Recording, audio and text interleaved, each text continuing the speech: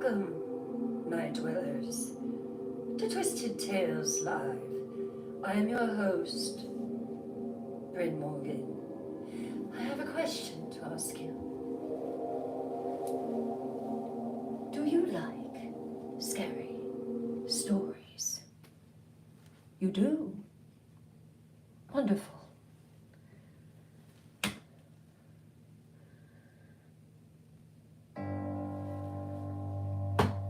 Then welcome. Hello everyone, how are you doing tonight? Happy St. Paddy's Day to everyone.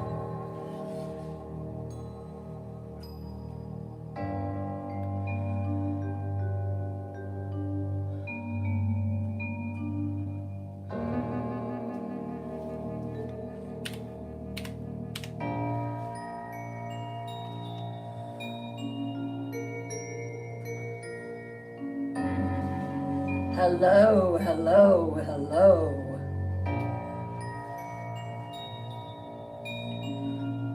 Hello everyone. Tiara ready? Awesome. Hello everyone and welcome in. Night Watcher, Becca Lynn, Lady B. Let me know when you're ready to come in and make announcements, please. And thank you.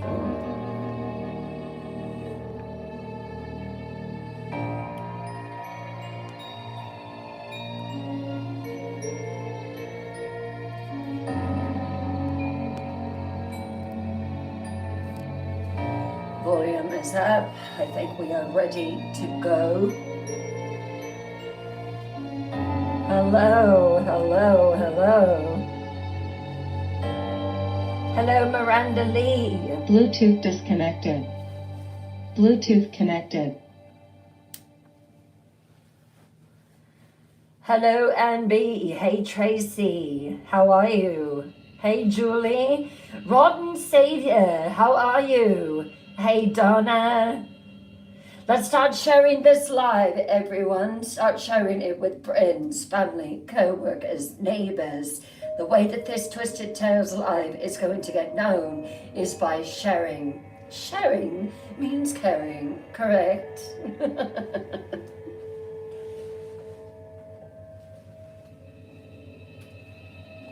Just let me know when you're in and ready, Becca Lynn.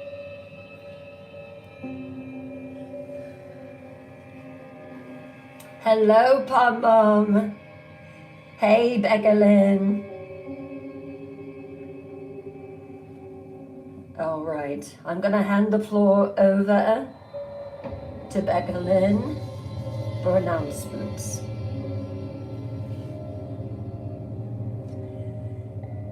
Hey, Becca Lynn. Hello. How are you? Queen, how are you? I am good. How are you, Lady B? I am good. Sorry I'm a couple minutes late. No I was trying problem. to get in. Uh-oh. My goodness. Hi, everyone. Hello. How are our night dwellers doing tonight? I think they're ready. They are ready. Okay, guys, I just have a couple of announcements.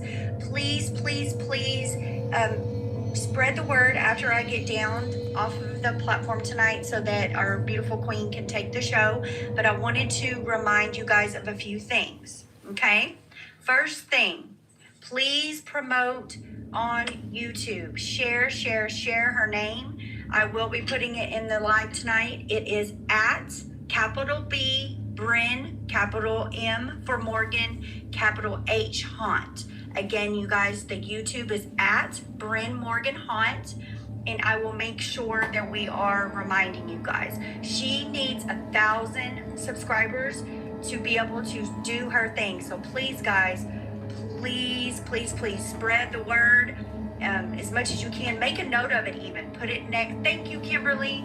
Put it on a piece of paper to remind yourself to push, push, push. We want her to be able to go onto YouTube as fast as possible. Also, you guys, this is a very exciting announcement that just happened. Are y'all ready? She has joined Cameo. That is Cameo, C-A-M like Mary, ERO.com. It is an app that you can send each other special individual messages just for Brent as a surprise. Check it out. There's more to come on that. It just happened, but we want her to be nationwide, worldwide. Like, we love her, and we want everyone else to see the amazing Night Queen that we have been very blessed to meet. So please, so YouTube, Cameo, also subscribers. Thank you to our new subscribers. Friday we had 9 new subscribers. So if you are not subscribing right now and you've been in here at least 2 or 3 times, make sure you're hitting that subscribe button, because we have a lot of things coming up that has been discussed over the weekend, and we want everyone to be able to be included in that. You will see a few of those goodies tonight. And share tonight. If you know 5 people, 6 people, somebody loves scary stories. So let's get that word out there. And thank you very much for your time, you guys. I am so grateful for all of you and everything that you do. I will be putting some notes in the chat as reminders throughout the evening. So I'm gonna hop down, and thank you so very much for everything that you continue to do and showing up and showing out. Thank you, Rain. Rain subscribed, Night Queen.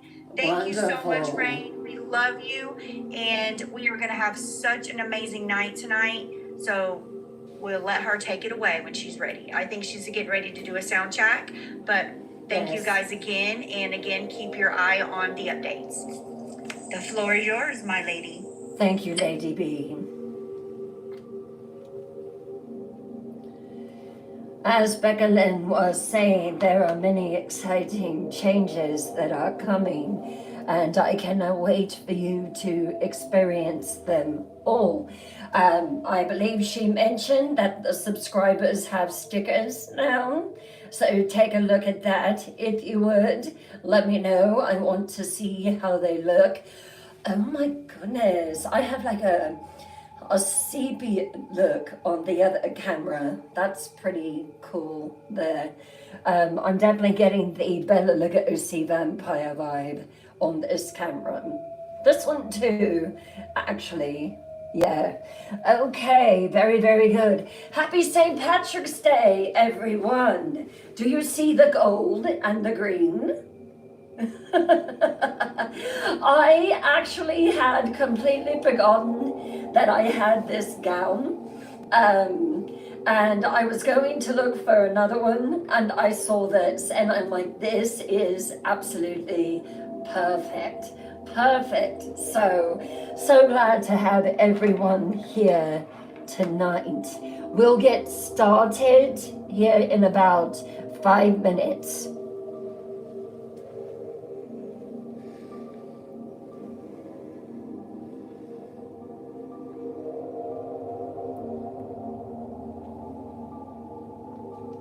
Thank you.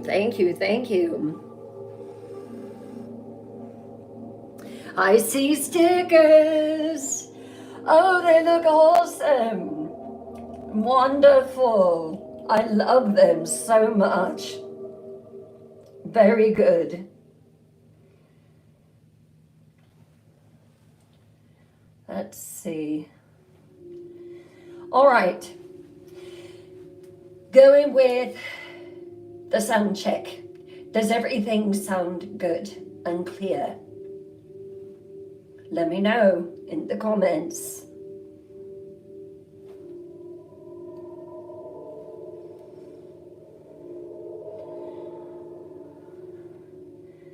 Wonderful. Hello, Eric. How are you? So glad you like them, Pom Pom. Oh, they look amazing. They look really good. Hello, James Swartz. How are you, my lord? Sounds perfect. Very good. How does everything look? How does everything look?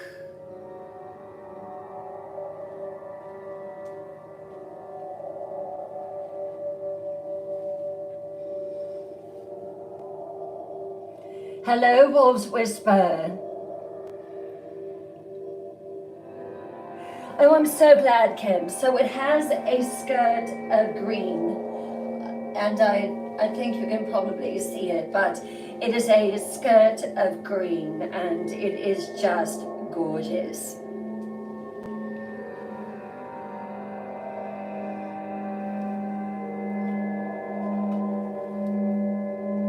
Let's let a few more come in.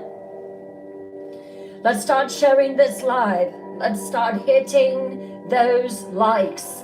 It's going to start activating the algorithm on TikTok and going to shoot this out to more people.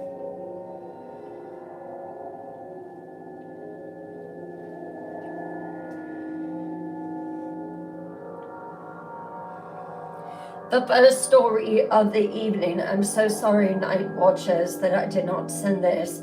The first story of the evening is the black leprechaun.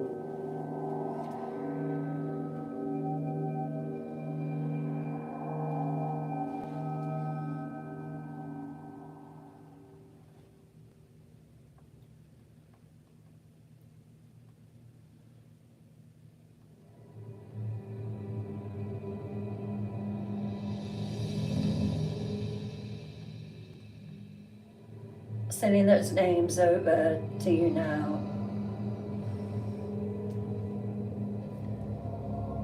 Hey Tracy, hey Roxy. Oh, I love it. So today I was very busy doing things, but I was putting those stickers in. I want to thank every subscriber for subscribing to this live. Thank you so much. Thank you, thank you. And there are more stickers coming. Leprechaun in the Hood. I've seen that. I have actually seen that. In fact, tonight after the live, I am going to be watching Leprechaun. I've got to watch it.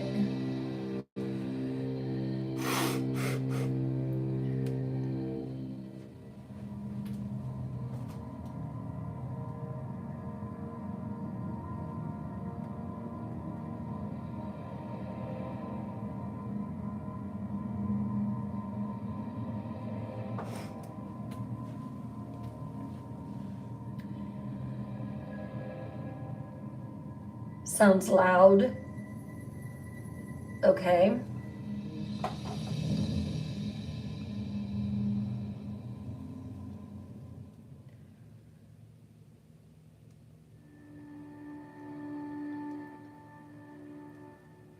It's barely up now. It's like almost completely down.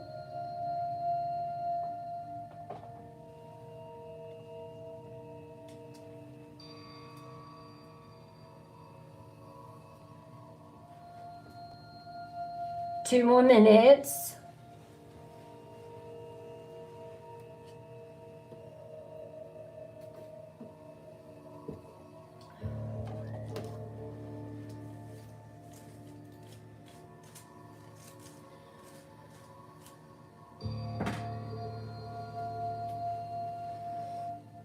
Very hot in this room again.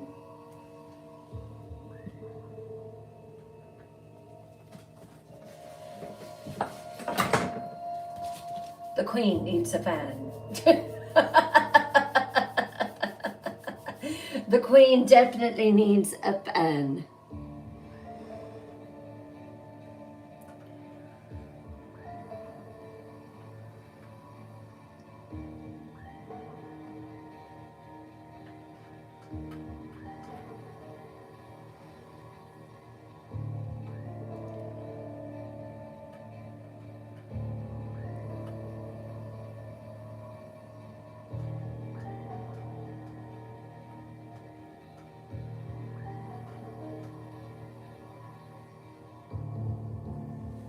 Come on in.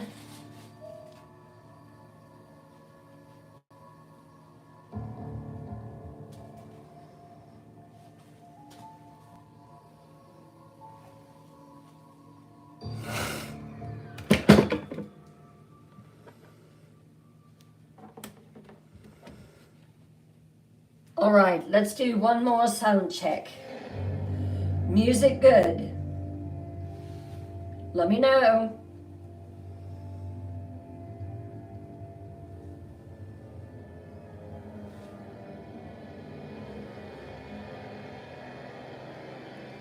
Wonderful. Good here? Lydia X?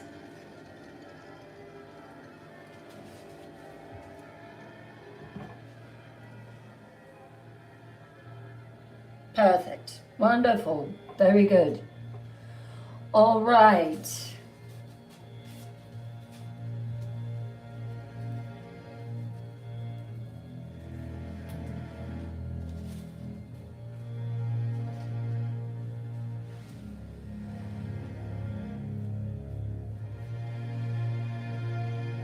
Tonight, we are celebrating St. Patrick's Day, but we are also finding out that Ireland is a very, very haunted place, full of folklore and legend.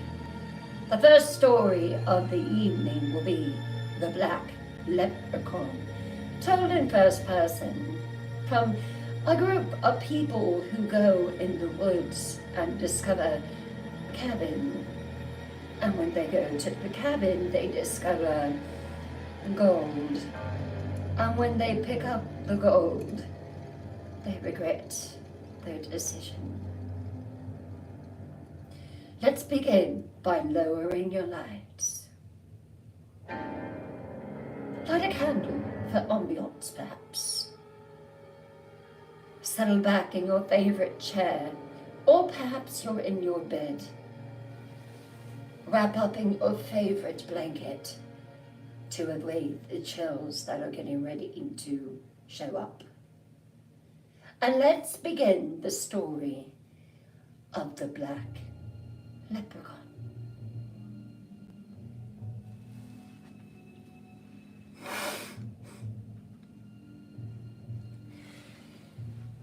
Night Dwellers, this isn't just a legend.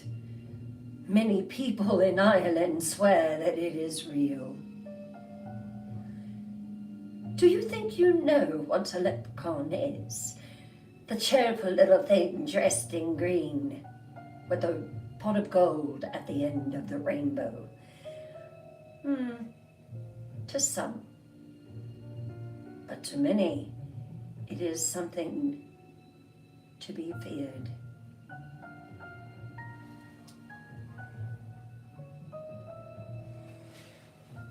He is not just a tiny trickster or a mischievous fairy guarding his gold. What if I told you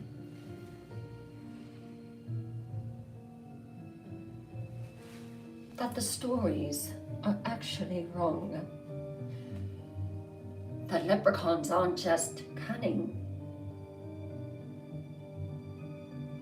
They are ancient. Centuries old.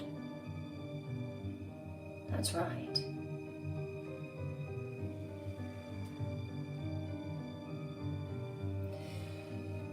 They are cursed. They're not friendly little green men. No. And if you think that, it's already too late. You must be on your guard when you see a leprechaun. And whatever you do, don't touch his gold.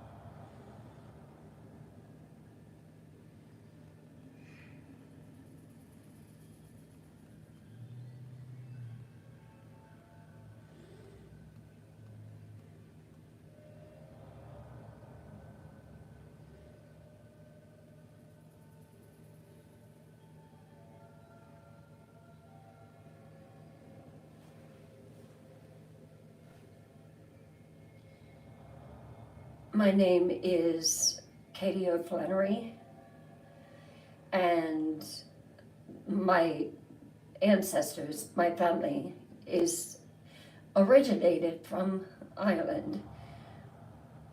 They told me that I should go visit my homeland. So I decided, why not? I went with my husband and my 2 cousins.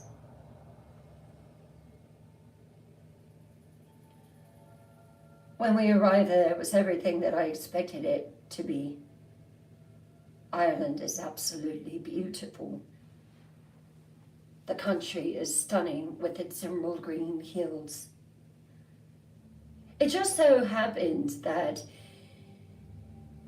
before we ventured to the place that we were going to stay, we went to this pub. We had a delicious meal and drank some good, well, you know what's in a pub. We were walking out and we were all excited. We probably were a little too loud. I know my husband was quite rambunctious. We were walking out and I stumbled into this old man. He was old and reeked of whiskey. His eyes were watery and bloodshot. He grabbed me, and before I could move away from him, his grip tightened on me. I will never forget his voice, what he sounded like.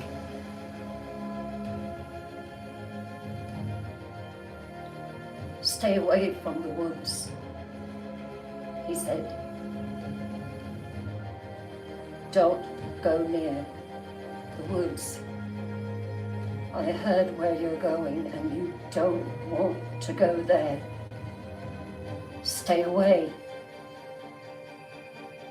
Out of curiosity, my cousin asked him why. He said, I don't have to give you a reason, young man. Just stay away. And if you don't heed my warning, if you see a piece of gold, don't take it. Out of curiosity, I asked him a question too. Gold? As in leprechaun's gold? Is that real?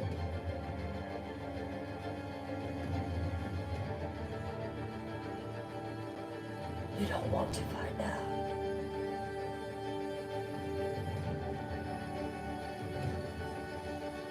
I stepped backward.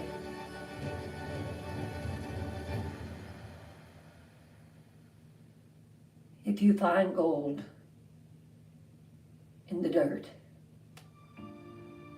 don't touch it. You're far too pretty a young lady to end up like my Emmy did. Emmy, I wanted to question more, but I decided to let it go.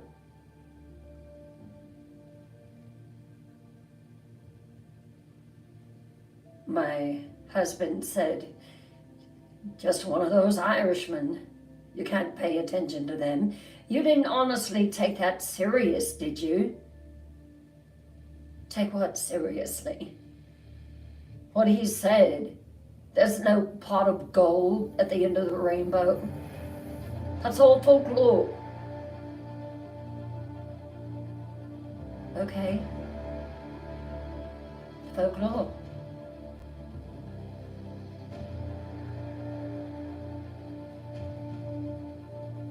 But we should have listened. We should have listened to what that old man said. Because we found out that night that it was real.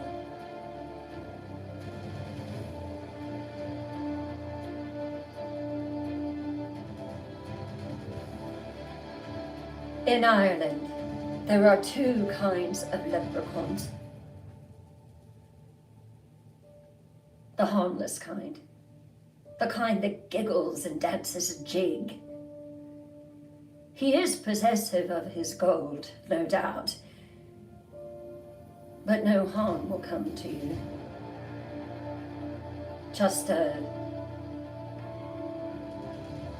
bit of wee luck. Bad luck.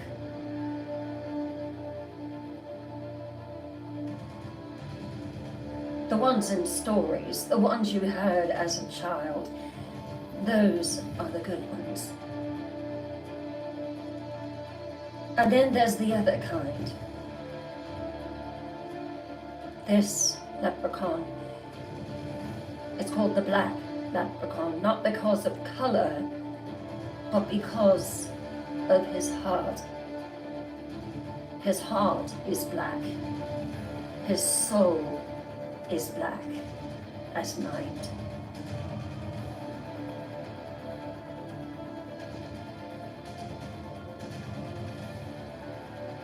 The leprechauns that were banished.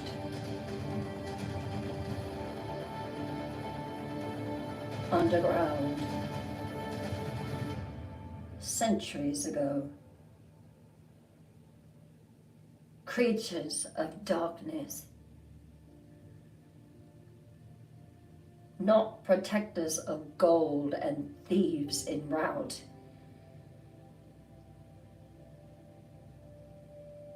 The Daon Fedhells, the black leprechauns. It is said that they once walked among men. But they were cursed by the gods of old. And now they only walk in shadows. That is the only place that they can walk. Their laughter is a death sentence. With the good leprechaun, if they laugh, it's cheerful and happy and upbeat. But with the black leprechaun, it means you've been marked. It means that your end is very, very near.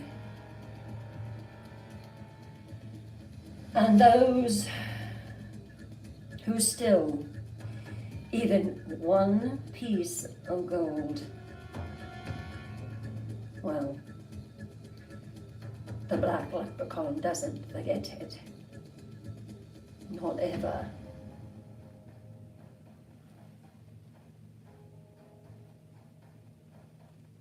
I didn't believe in curses. I mean, I've heard the stories of the leprechaun and the pot of gold, and people finding wealth and riches, and then the leprechaun coming back and demanding for their gold back. But they give it back to them, and then it's happily ever after.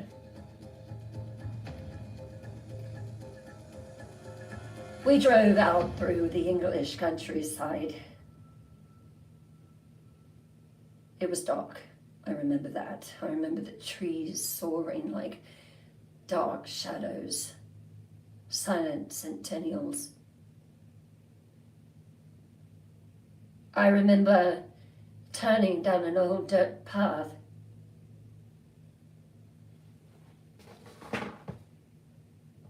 I remember the headlights shining.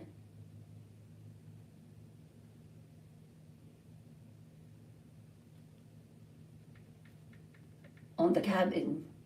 It was old, very old.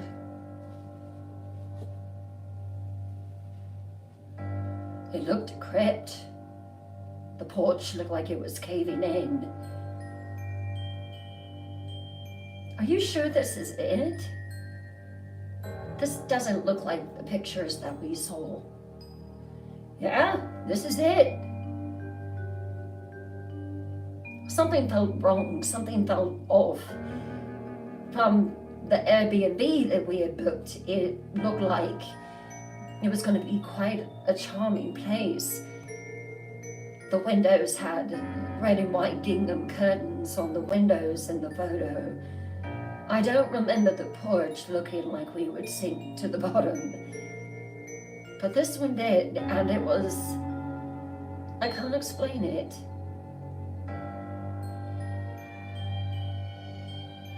I honestly thought that we had just found an old ruin deep in the woods. The air was wrong. It was heavy. I couldn't put my finger on it, but something was wrong.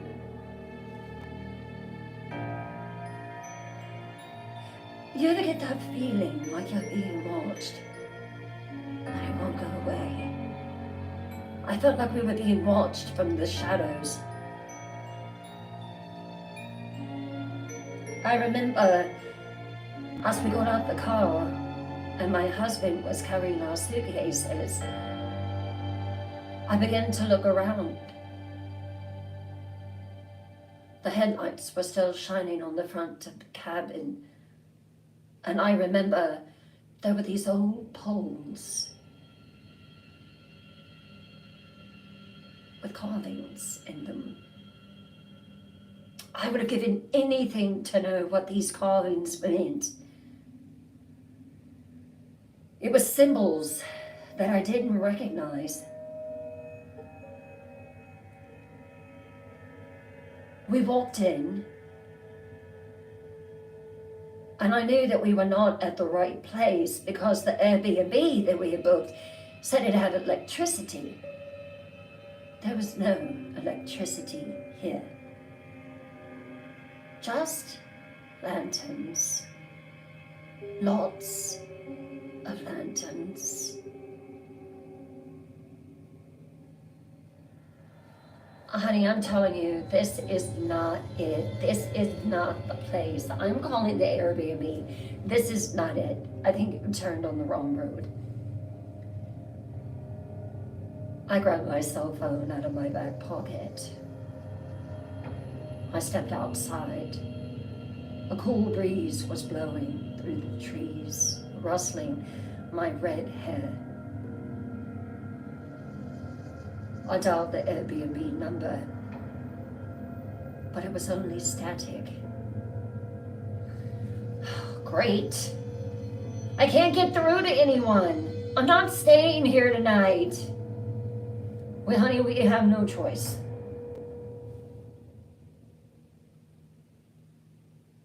Just then, my cousin, he came running out. Guys, you've got to check this place out. This place is incredible. I swear some little wee one lives here. I went back in the cabin even though I really did not want to. We began to look around.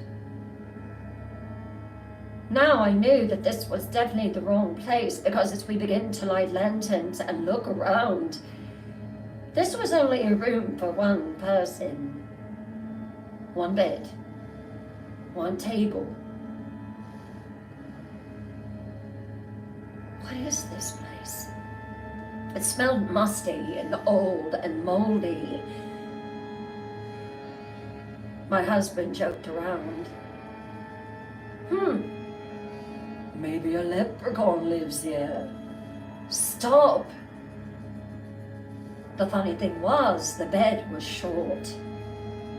It was for a child, it looked like.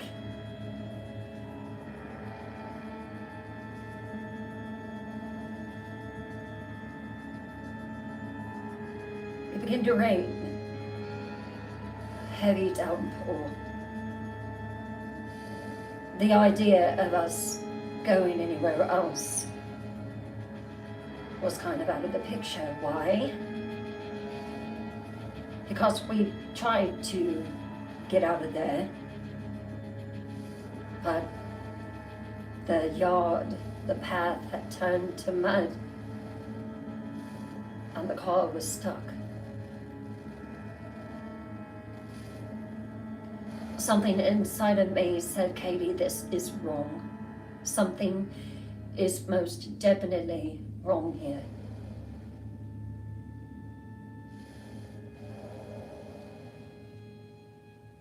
I wish to God that we had never went back in that cabin. I wish that we had stayed out. Around midnight, we began to see things, sparkles, black sparkles in the air, just tiny little quiggly sparkles.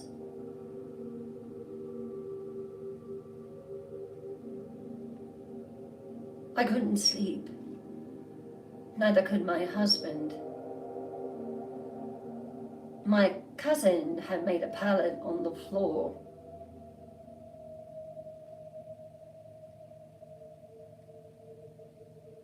I heard him make a sound. Ouch! What is that? We had kept a lantern dimmed to be able to see.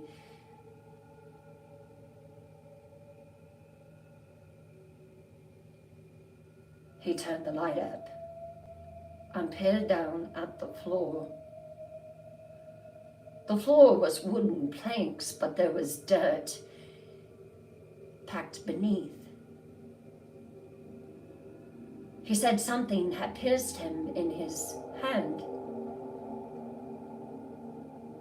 He looked down closer with the lantern. Holy crap, he said. What is it? I think it's... Let me look closer. Dude, this is a piece of gold. Don't touch it, I said. Everything that the man had said at the pub came back to me. It's a piece of what? My husband came out of the bed and knelt down on the floor, and they both looked at it. And then, so foolishly, my cousin picked it up out of the crack of the floor. Look at that. It almost seemed to glow with a otherworldly glow. Green. Enchanting. Mesmerizing. He held it in the palm of his hand. This thing looks ancient, y'all. Put it down. Please. Put it down, Tim. It's just a piece of gold. And was it here earlier? The room was, it was dark. I mean, we don't know. I don't believe in all that superstition. But look at this. My husband then, he brushed it with his fingers. Why did you do that? Why did I do what? Honey, you're being ridiculous. We'll get out of here first thing in the morning.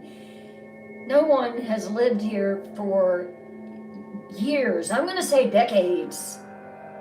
Don't you think so, Tim? For sure, but for sure.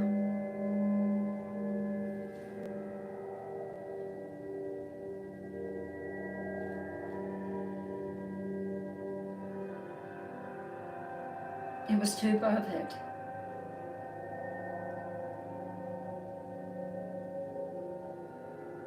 It was polished. And to my eye, it looked as if it had been placed there.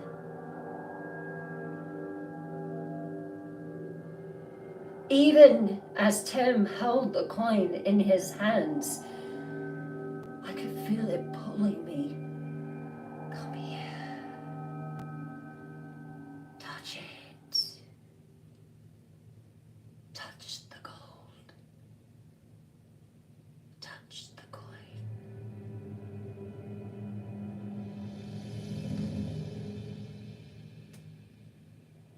I took a step back.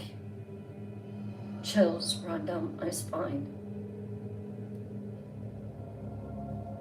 A deep, unnatural cold came in the cabin.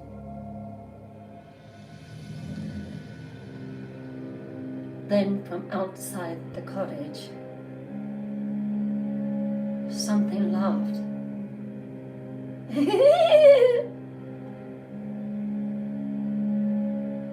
What was that?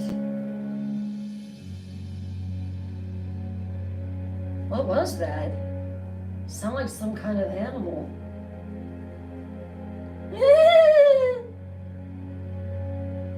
It was no animal.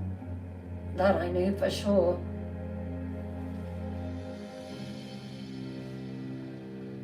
A low, high-pitched chuckle in the darkness. Like something had been waiting. Waiting.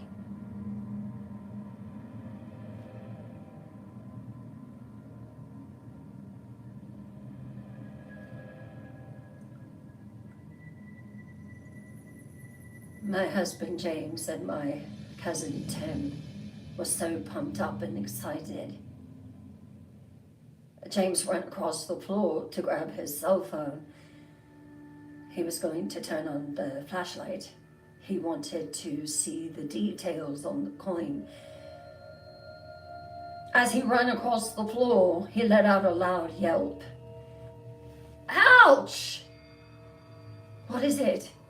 I stepped on... I saw blood on the bottom of his foot. Hold on a minute.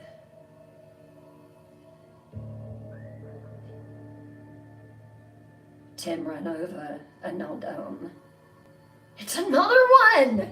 It's another coin, man! Don't touch it, Tim. Don't touch it.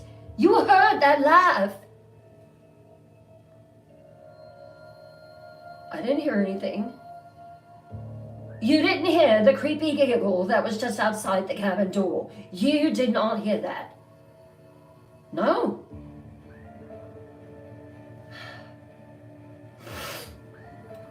He picked it up in his hands.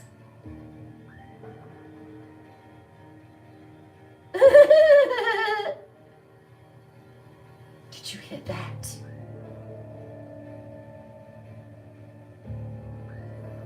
I promise you, whatever is outside that cabin door, I can take on.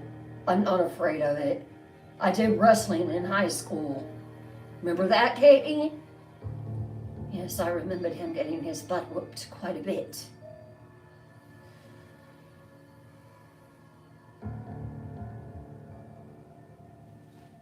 Tim started to do this weird dance right there in the floor.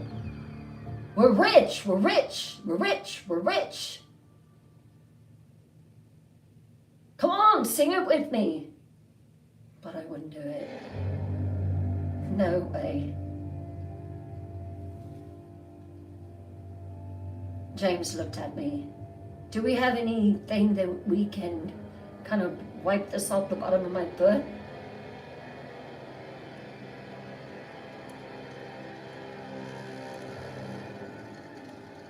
He hobbled over to the side of the bed, and I found an old towel of sorts.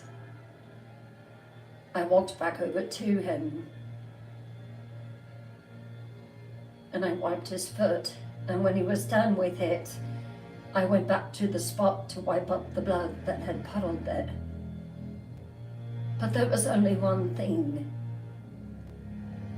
The blood was gone. As if it had evaporated into thin air.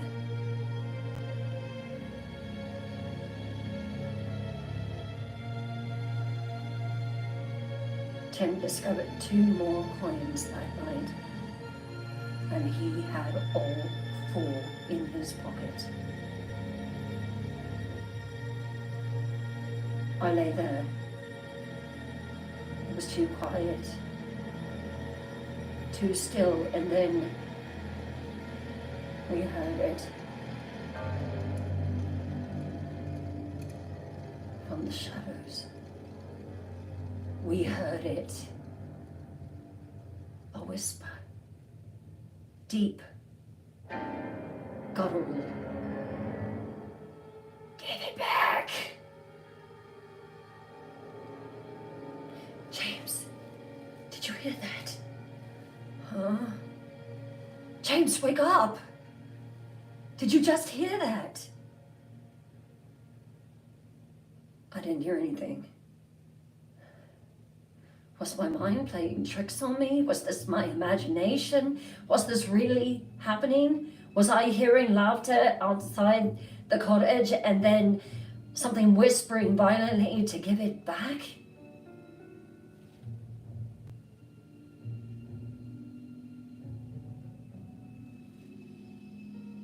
I lay there a few more minutes, and then I heard it again. Give it back. Give it back.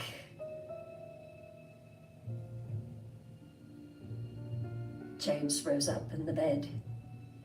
He too had heard it this time.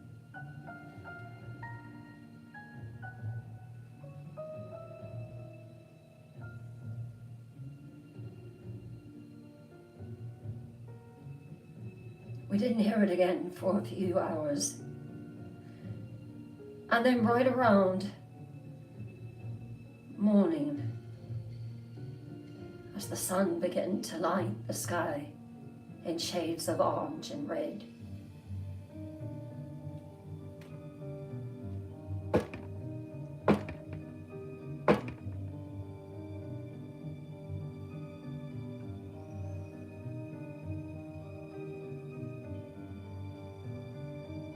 James got out of the bed.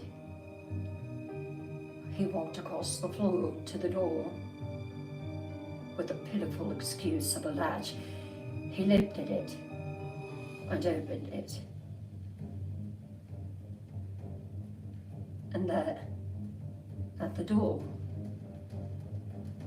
was a carving of some sort, just like what we had seen on the poles when we arrived,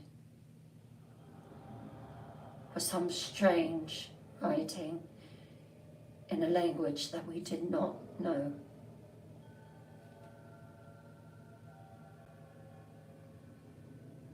He turned around to come back to bed. Tim lay on the floor.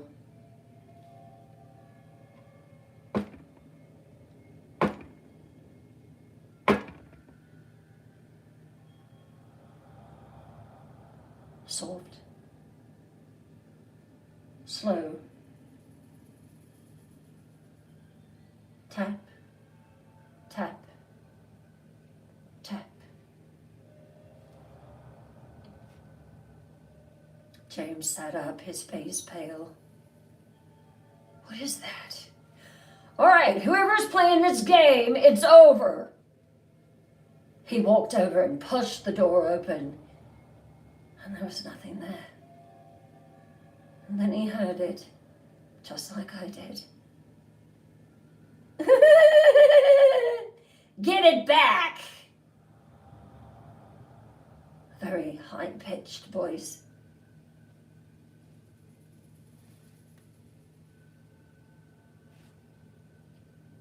We tried to get out of there that day, but the rain just kept coming in sheets.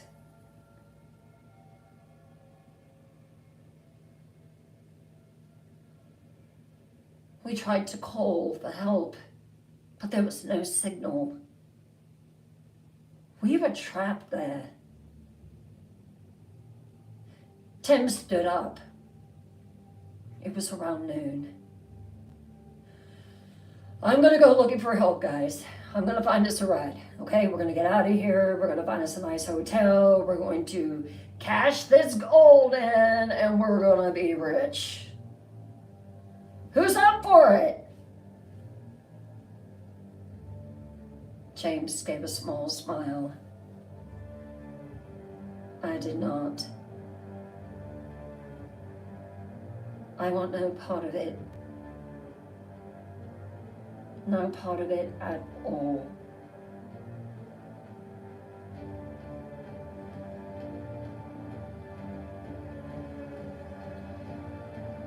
We watched him put on his tennis shoes and open the door. James was always so foolish. The reason he was excited that he had found this gold was because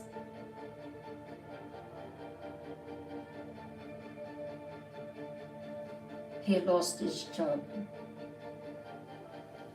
So he thought that this was perfect for him, that he could bide his time finding the right position because he had the gold. He had this old hat. He loved the hat. It was a Clemson football hat. I remember seeing him walk out the door. It was pouring down raining. He wore my poncho. We watched him disappear into the rainy mist.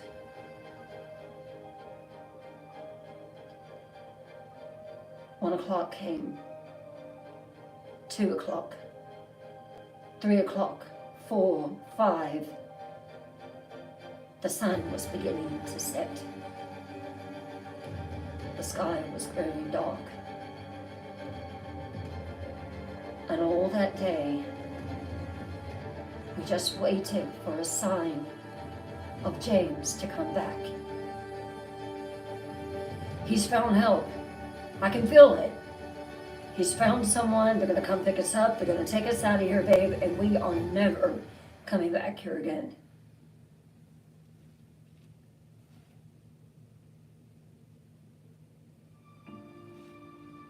The sky grew darker, black as night. James still wasn't there.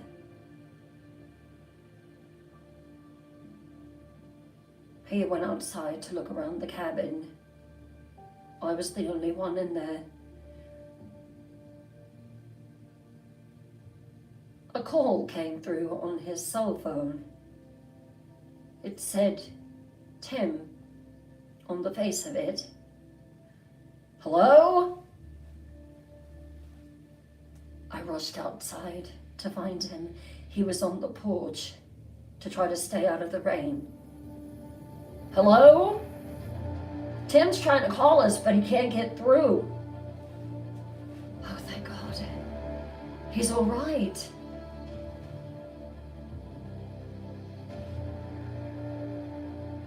James tried to call him back, but there was no answer.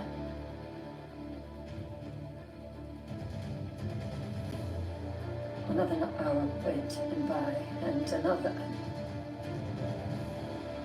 The sun had fully set now. And then we heard it.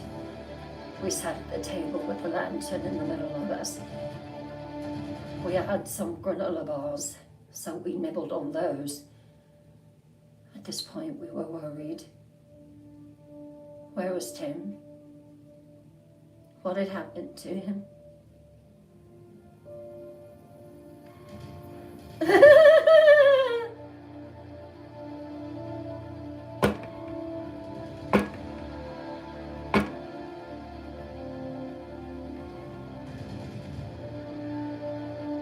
Give me gold.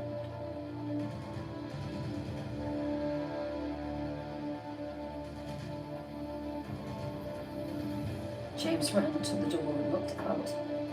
All he saw was trees, rain, and mist. The room grew cold again. Something was inside it.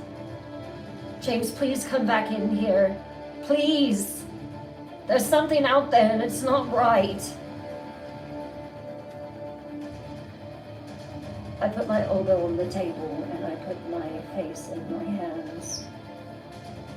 And then I saw it.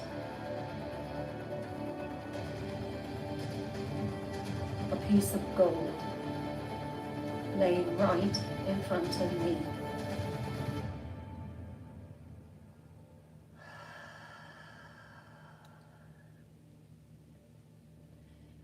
Come see it.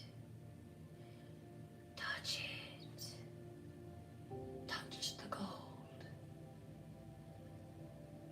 I raised my hand, and even as I watched it, I did not want it to go where it was heading. No! James shouted. Don't touch it. Don't touch it.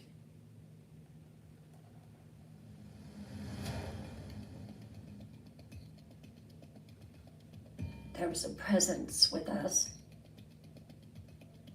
Something small. We began to see it bleating in the shadows around the small room. From the corners. From the ceiling. Little black squiggles of light.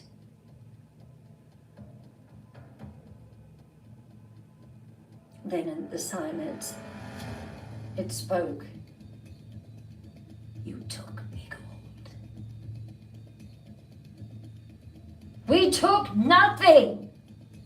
You placed it there. We touched nothing.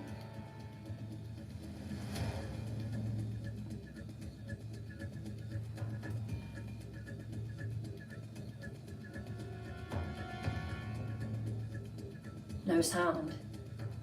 Perhaps it was gone. Perhaps what I said had changed its mind.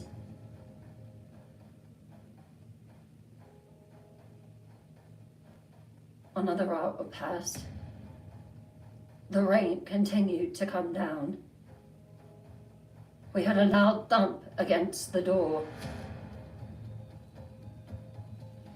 Stay here. It distinctly sounded like a body had slammed into the door. James got up and walked over to the door. I could see the fear and trepidation on his face. He tried to push it open, but it wouldn't even budge. He pushed again, and this time, he stopped.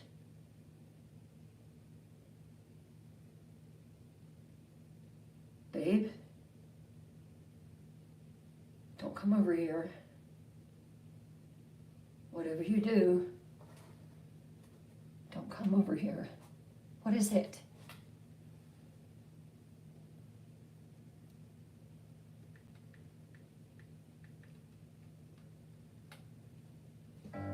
James peered closely at whatever it was that he saw. What is it, James? What is it? We gotta get out of here. We gotta get out of here now. Is it Tim? Yes. Okay. Well, is there a back entrance? Is there anything here? Anything at all? We gotta get out of here. I don't know what pushed me to go to the door, but I wish that I hadn't, because I will never get over what I saw. Tim. Carvings. Blood. Words etched into the skin of his face, his arms, his chest.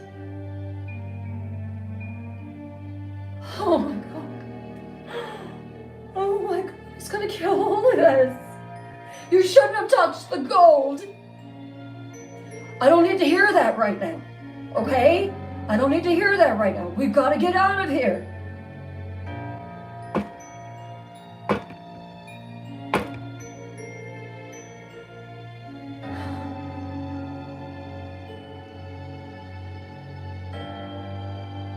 Give me back my gold.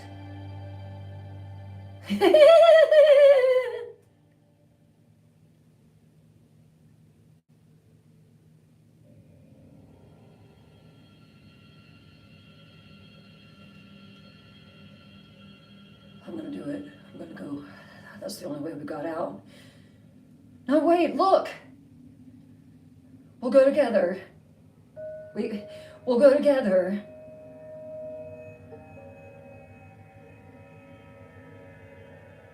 James tried to push against the door, and this time it moved just as easily as anything. He looked out, and Tim was gone. Did he take those gold pieces with him? Did he take them? Yeah, I think they're in his pocket, maybe. Well, we need to get it out, and we need to put it back on the table where it was. We need to put every piece back where it was. I'll do it.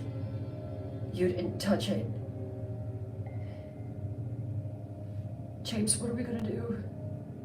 What are we gonna do? Tim's dead.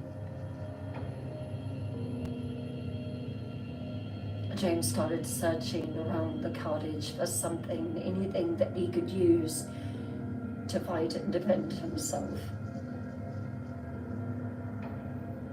He found an old stick in the corner. This is pretty hefty. It's got some weight to it. If I see it, I'll hit it. I'll hit it hard. But that wasn't to be. The lanterns went out.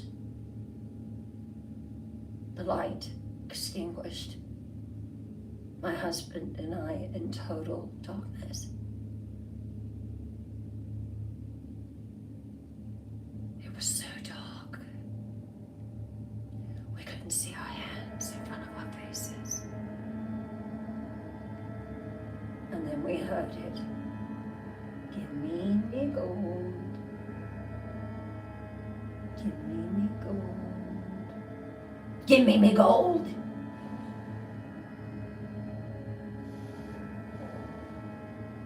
I couldn't pull James. I knew he was there. I was trying to reach out for him. And then I came in contact with his hand. I touched his hand and I jerked it back. It wasn't James' hand. What was it? It moved.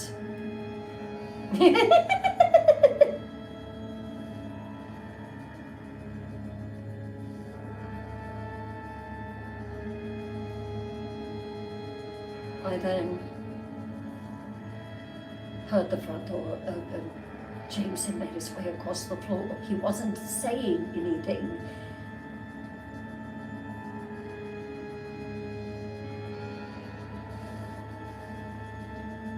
James?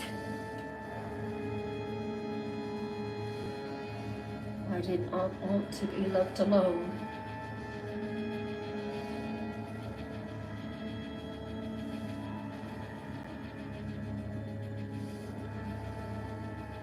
And then I heard a voice again. Gold is gone, but now I take more. I didn't touch your gold. No, you didn't, lass. But James did.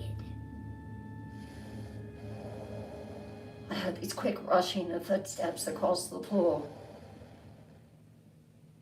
And then I heard the front door open and slam. James? James?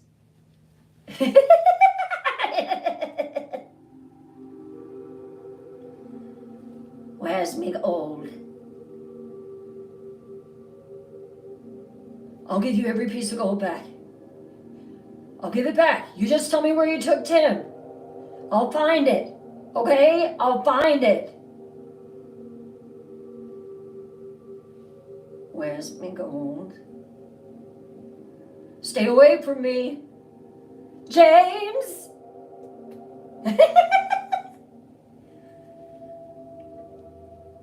Katie, stay in the cabin. Tell me where he is. I'll give it to you. I'll give you every piece of it. We don't want it. It's yours. Too late for that.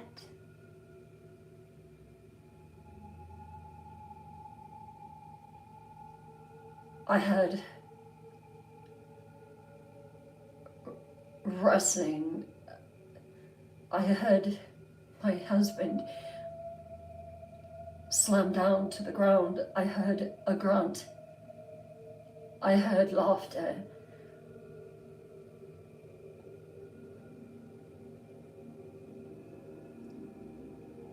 I heard a hit, a blow.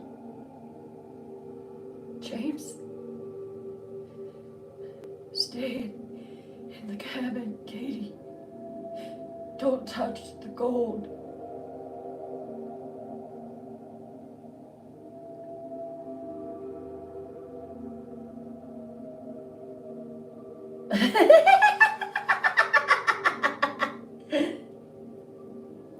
Where's me gold? You have it. Those were the last words that I heard my husband say.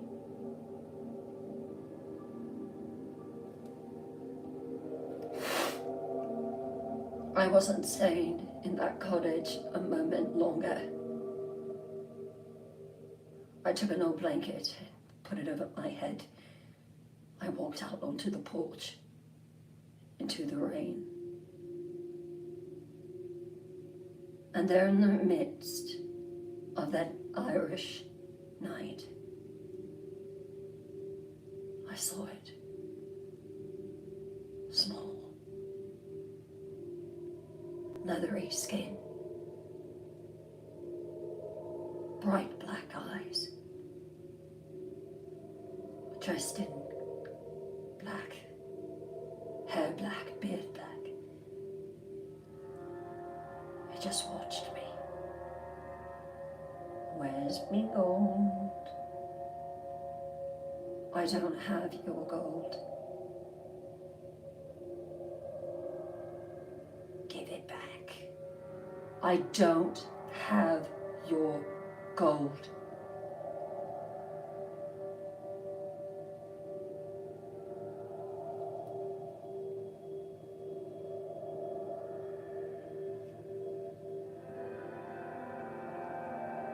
Suddenly, this thing, this demonic thing, this evil, unholy thing came toward me, its eyes glinting.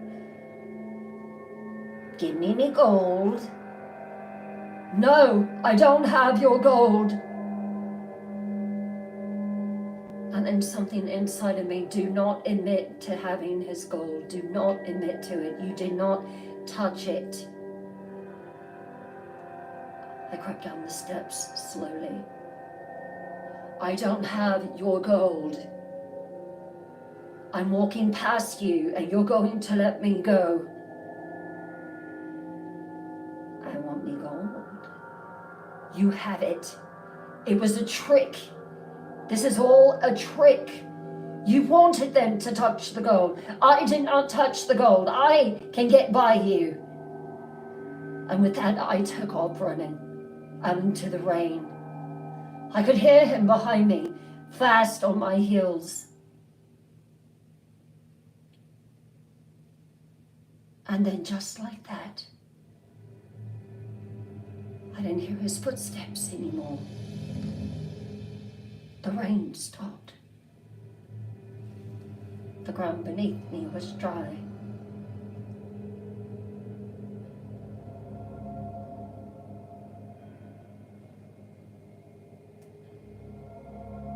I looked back, and just a few feet beyond where I came from, it still rained. ground was still solid mud.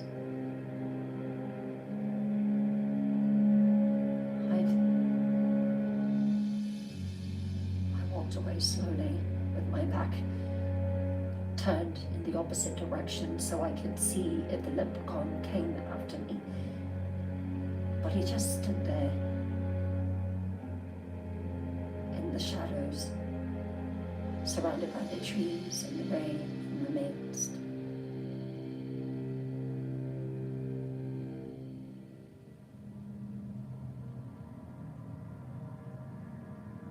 Don't touch the leprechaun's gold, night dwellers. Don't touch it. If you do, you will have what happened to poor James and Tim happen to you. Katie went back to the States alone. Look where greed will get you. I hope you have enjoyed this story of the Black Leprechaun. The next story is chilling as well. We'll take a 10-minute intermission. Do what you gotta do. And I'll return for the second part of Twisted Tales Live.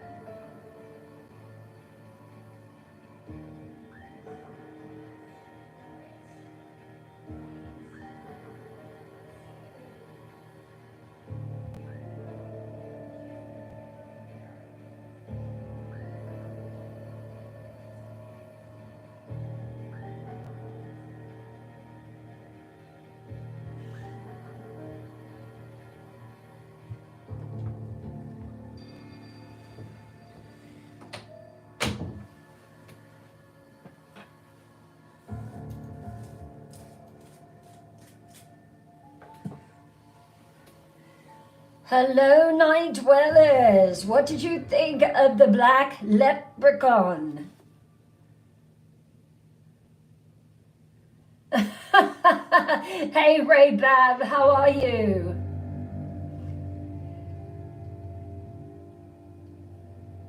You like it, Kathy? Yes, different music. Very scary, Miranda? Good.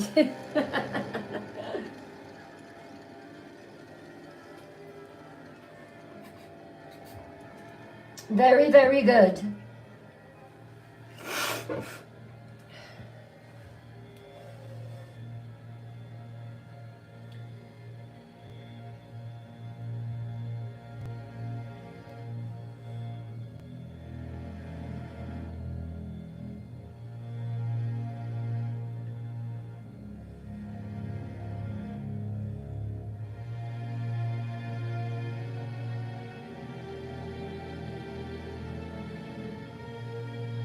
The next story, Bridget Cleary, is also an Irish horror story.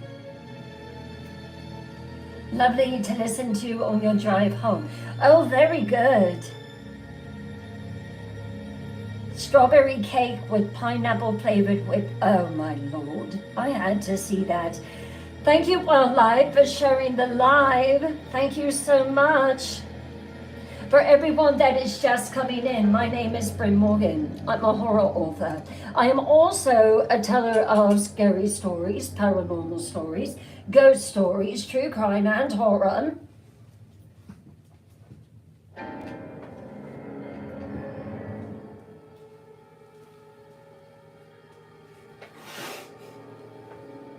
It was through my love of the scary, the paranormal, the supernatural, that I began to wonder what it would be like to write my own book. The Haunting of Hastings House, my first book that I ever wrote. Chilling, indeed. And then I took my love of stories and storytelling and decided to tell stories around the country and then around the world. This is it, the original, the first one, The Haunting of Hastings House. Soon there will be competitions and you will get a signed, autographed copy of The Haunting of Hastings House by Bryn Morgan. This is the back. This is the hardcover edition. You can also get it on your Kindle. It's on Audible, so you can listen to it on your commute home. And it is also in paperback. You can get it on Amazon or wherever ebooks are sold. So that is it. Now, Night Dwellers, I want to thank everyone. New followers for following me. I want to welcome you in. So excited to have you here. Come in, tell me where you're from. I would love to meet you. Thank you so much, Tara. Thank you, thank you. I finally found it when I was cleaning yesterday. I was like, oh, I've got it. New stickers, check those out. I was actually very busy, but I had the perfect time to go ahead and apply the stickers, and I am so glad that I did. Hello, Brian Saylor from Kentucky. How are you? Thank you so much for the likes. Thank you for the love. Thank you for the sharing. Thank you for the gifts, whether it is a small gift or a grand gesture. It is so greatly appreciated. Did we hit that first goal?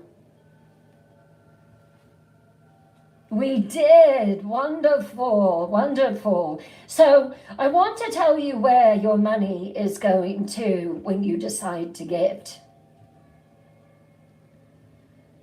Slowly, but surely,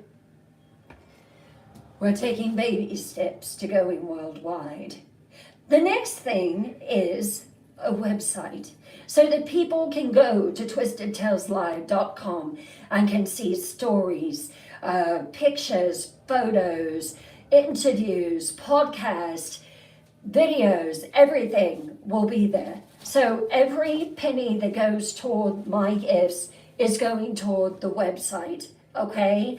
Now, you say that you love the stories. You say, oh, I cannot miss a night of it. I am so happy that it is coming on tonight. You like it? Let's keep it going. Let's keep it live and thriving. Thank you so much. Also, do you have a birthday coming up? Or perhaps you would just like to have me say hi to you one-on-one. Well, I am now on Cameo. Birthday wishes, anniversary wishes, a little bit of motivation, whatever you need. Go to Cameo and make a request. Just like that. I believe that my night watcher, Lady B, posted that for us, and I'm sure that Lady X posted as well. So we want to go ahead and just let everybody know that. So happy about the stickers, so happy about it. I'm telling you, none of this would happen without my night dwellers. It just would not happen. And I thank you so much. Let's share this video. Share it with 5, 10 people. I have had people direct messaging me for the past 2 days saying, I had no idea you existed. How did I not know that you existed, Bryn? I didn't even know that there was a Night Queen. Well, there is. And she wants to meet her court. Oh, I love that track. That is really, really good. I love that one. Are you ready for Wednesday night? Are you ready to tell the Night Queen your scary paranormal experience? I cannot wait to hear the telling.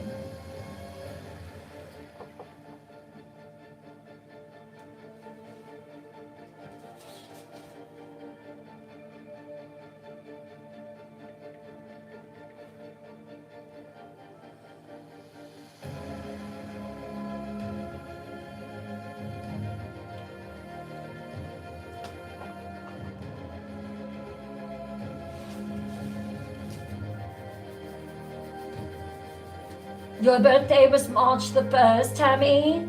Happy belated birthday, darling.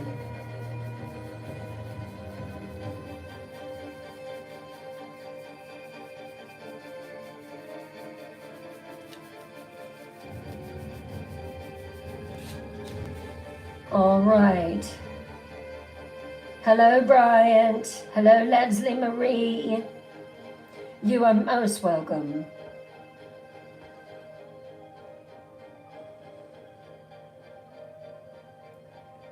Wonderful.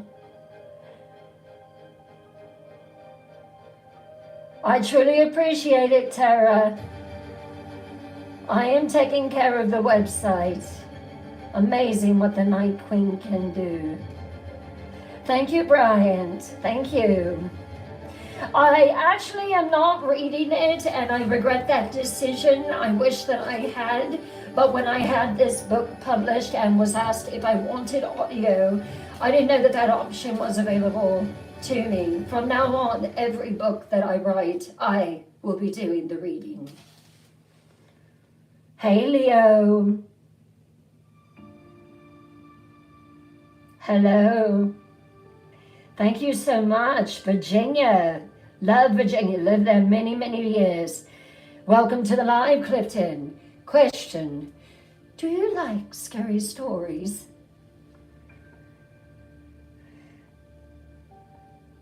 It's in your Amazon cart. Wonderful. Don't touch the gold. Don't touch the gold. No matter how cute that little leprechaun is. This next story is true.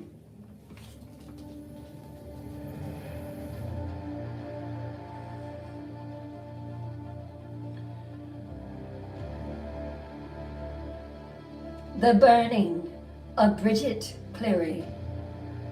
Have you heard of it? If you have, let me know in the comments.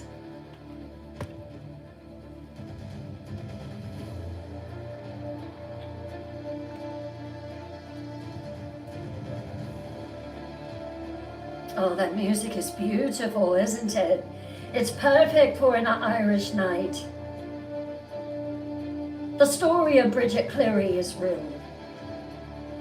A woman accused. A husband consumed by madness. A belief in something far darker than folklore. Let's go through our beginning of the story. Lower your lights. Light a candle for ambiance. Close your curtains. Lock your door. Wrap up in your favorite blanket to ward off the chills that are about to hit your body as I tell the story of the burning of Bridget Cleary. Another Irish story. You're welcome. In 1895, Bridget Cleary was burned alive. Not because she was a witch, not because she was a criminal,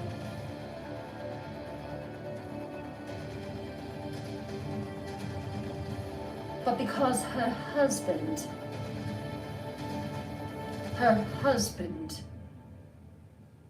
believed that she had been taken and was no longer his wife.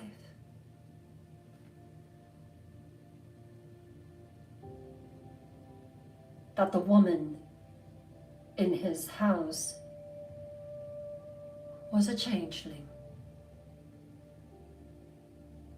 And changelings do not deserve to live.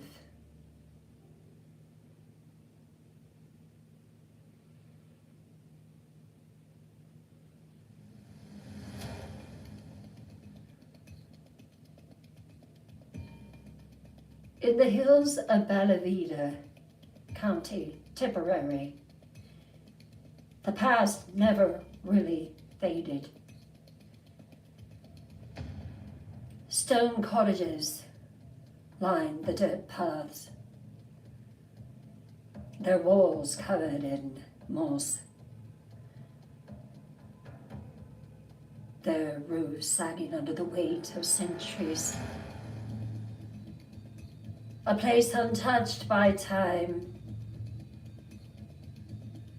a place where tradition has more power than logic,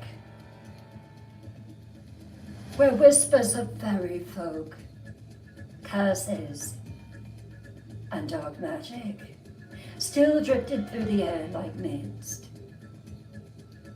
A place where Bridget Cleary would meet a fate so terrifying that her story would never be forgotten. And yet, no one spoke of it. No one spoke of her being burned alive. No one.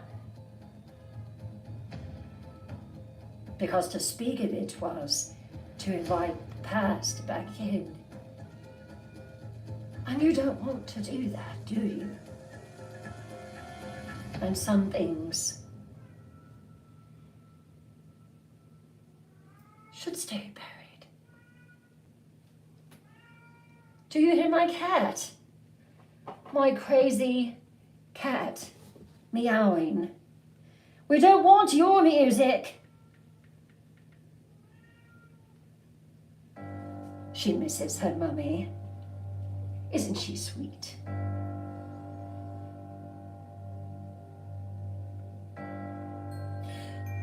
Bridget wasn't like the other women in Ballavida. No. She was independent, strong-willed. She wore fine dresses made from fabric she could afford with her own money. She traveled alone, which was a faux pas in that time, delivering her fine handmade lace to wealthy customers in neighboring towns. Her lace was intricate, delicate, like gossamer wings, in shades of white, black, red, green, gold, silver, whatever color you desired. Bridget could do it. She was highly sought after.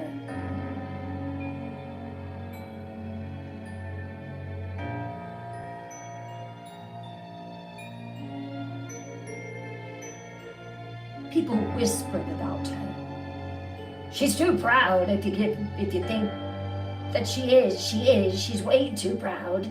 She walks around like she's royalty or something.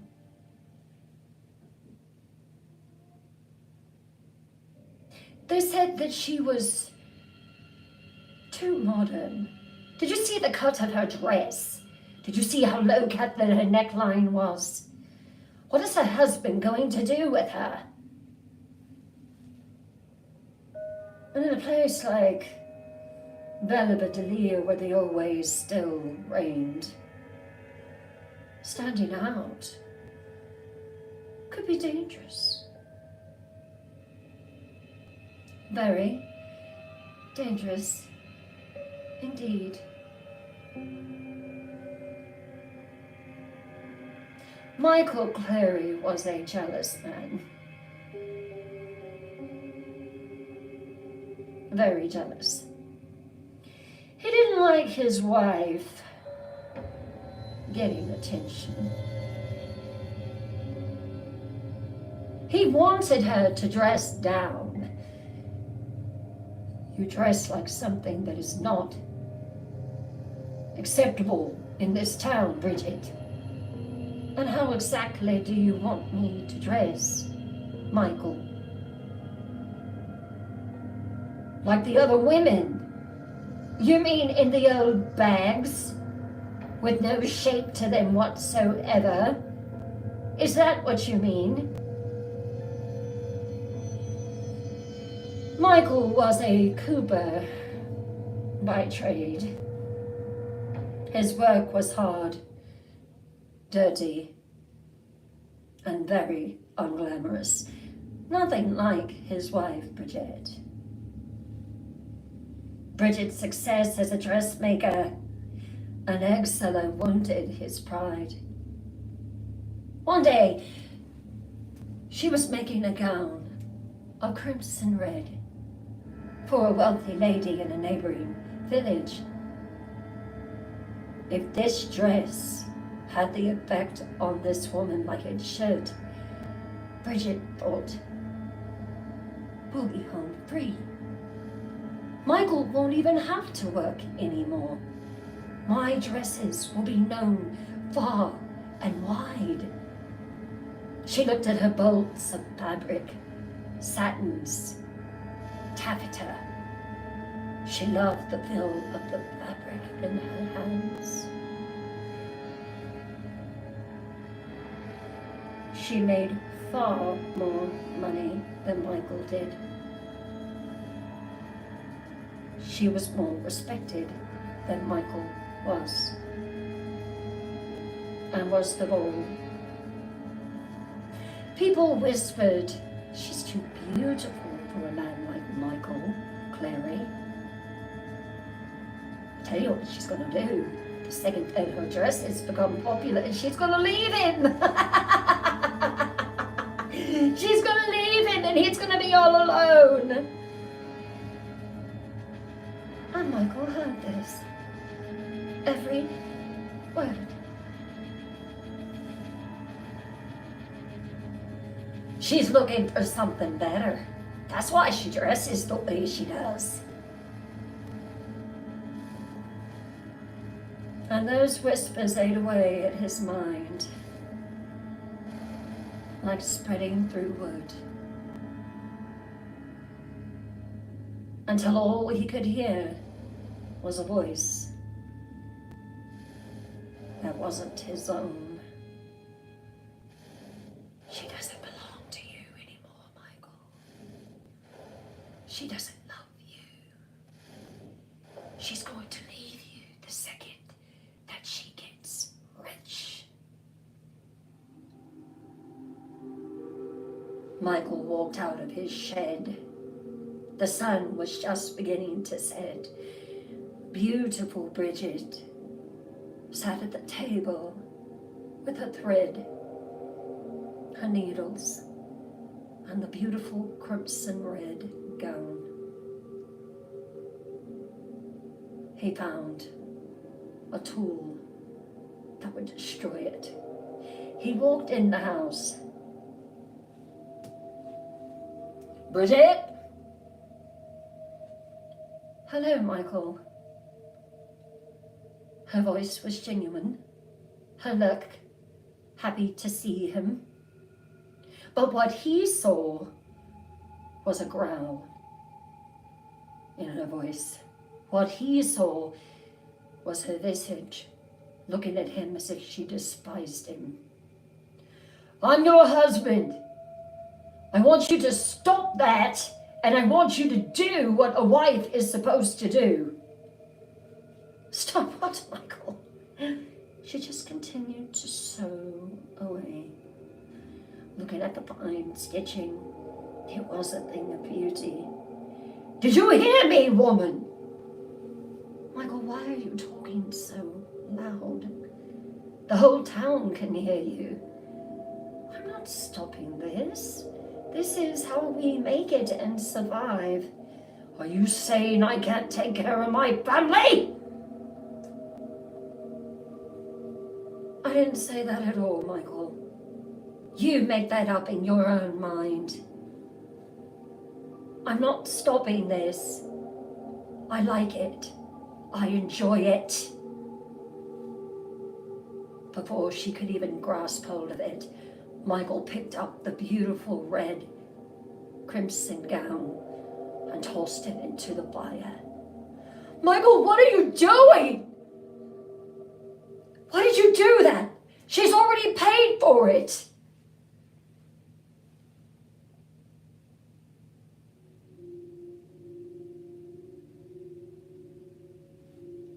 Michael insisted that Bridget was to make no more clothes. In March of 1865, Bridget fell ill. What started as a mild fever soon became something worse. She shivered under thick wool blankets, her body drenched in sweat. She refused to eat. Her once bright, vivid green eyes became sunken and dark.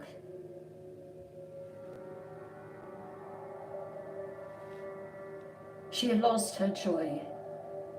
She had lost her happiness, not being able to make her gowns for the wealthy ladies. Lady O'Donnell had demanded her money back. You did not finish the dress. I want every shilling back now. So she did. Michael stood on the sideline, watching, loving, seeing Bridget humiliated before the town.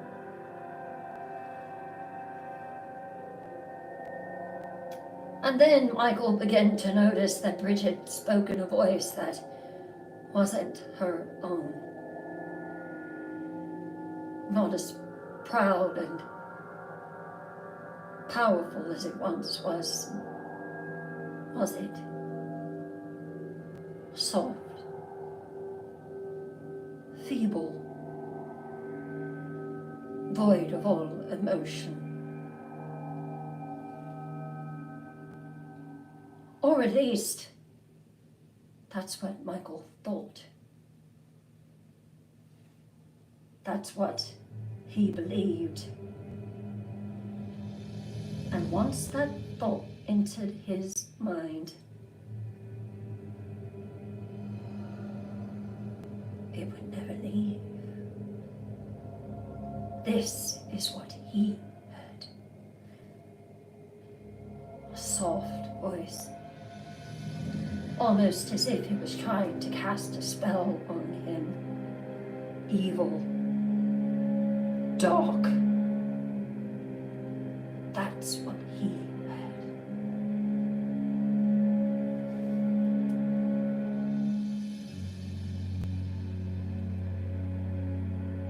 The days passed.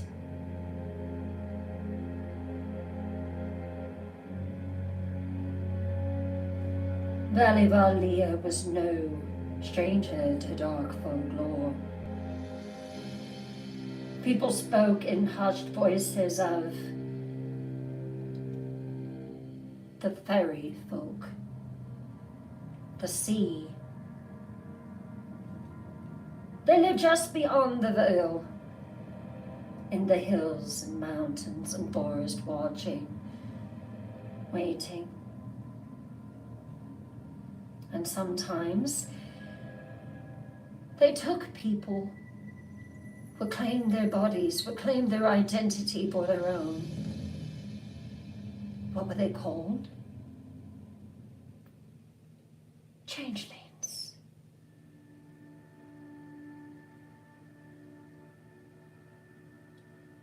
leaving behind a changeling, a creature that looked human but wasn't. Michael had met a new woman. She was the daughter of one of the neighboring farmers. Michael was out in his shed one day. She had taken a fancy to him. Where is Bridget? I don't know. She in the house? I thought I would go see her. No, she doesn't want to see anyone. That's terrible what happened to her in front of Lady O'Donnell. I wish I could make dresses as Bridget did. He turned and looked at her.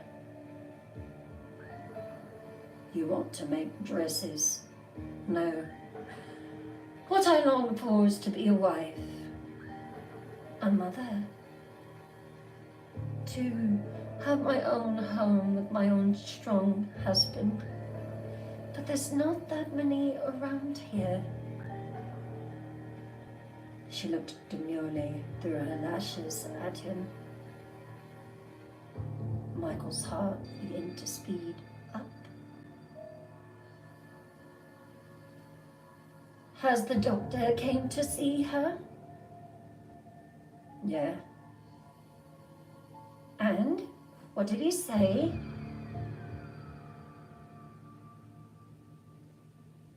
He just said she's sick. Sick. Oh, poor Bridget. Mary reached out and put a hand on his shoulder. We will pray for her healing.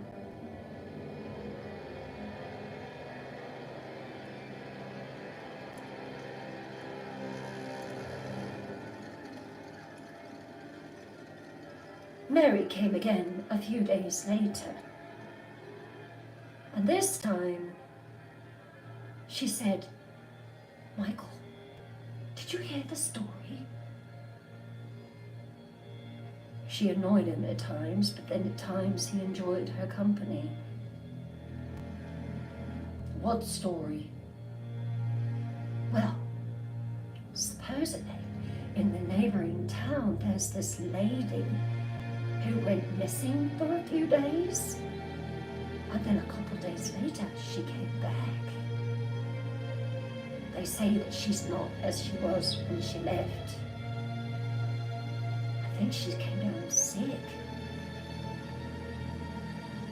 That got Michael's attention. Sick, you say? Yes.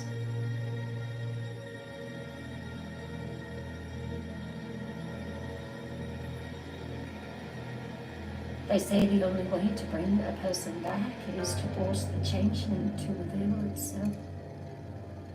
Apparently, they did it with this woman. And she's fine and dandy now.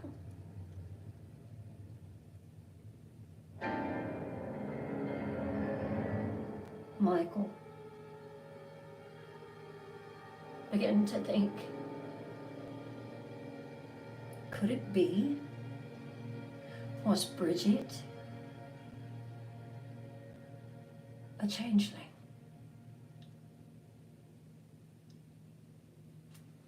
Tell me, what did they do? Oh, it's pretty hard what they had to do to bring her back, but in the end, it was worth it because now she's back to normal. What did they do, Mary? Oh, well, I don't know if it's my place to say. But I'll tell you anyway. They burned it out of her. Fire. That is the only thing that will bring her back. Fire.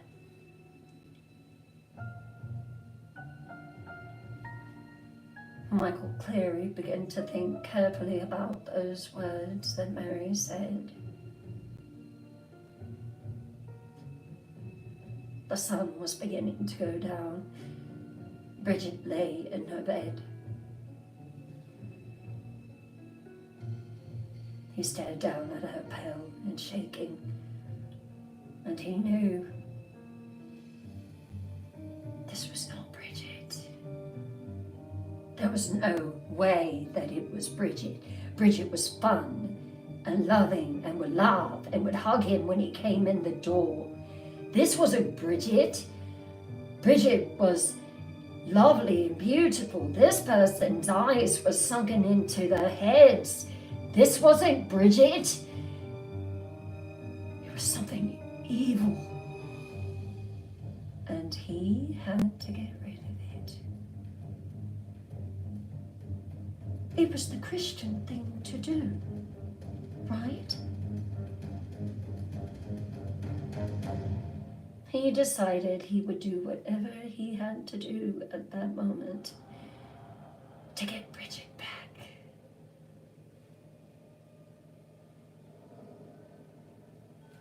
Mary told Michael of a local fairy doctor, a man known for his knowledge of old magic, dark magic. He's really good. He was the one that helped this other lady. This so-called folk doctor came in and studied Bridget clearly and carefully. Then he whispered gravely, "Yes, it's as I feared. She's been taken. That thing in there is not your wife, Mr. Clary. She's been taken."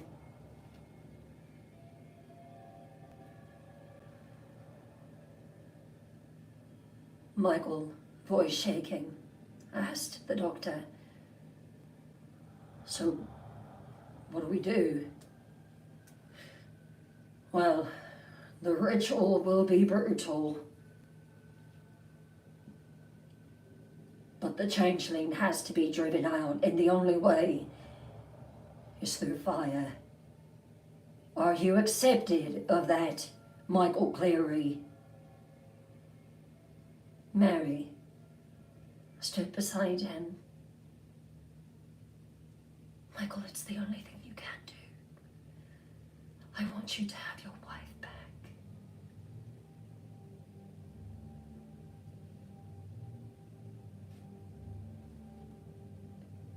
"If you don't do it, Bridget is destroyed. You won't have her back." Inwardly, Mary was just hoping that that would be the case.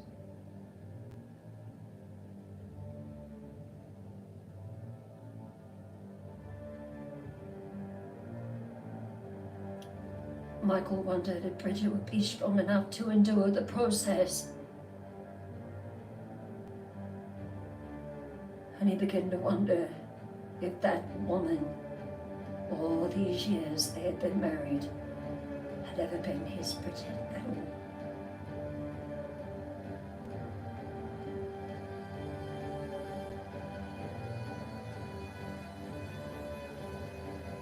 Michael, along with Mary, forced Bridget to drink bitter herbs and potions that the doctor concocted. She gagged, trying to fight back.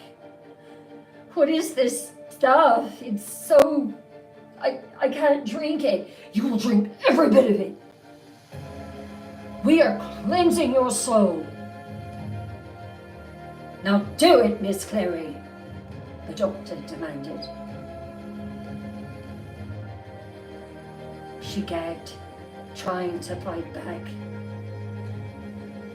Michael and the doctor and Mary held her down as the doctor voiced the liquid concoction down her throat.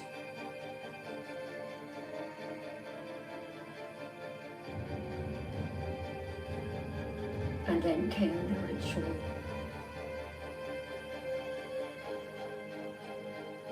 Mary did, the doctor instructed. Take 2 hot irons and put them in the fire. When they are hot, let me know. How will I know that they're hot? They'll glow orange.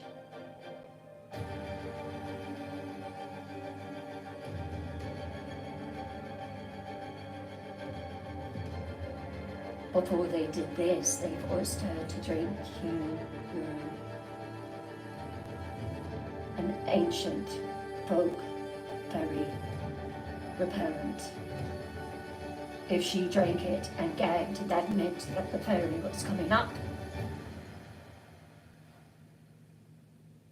She screamed.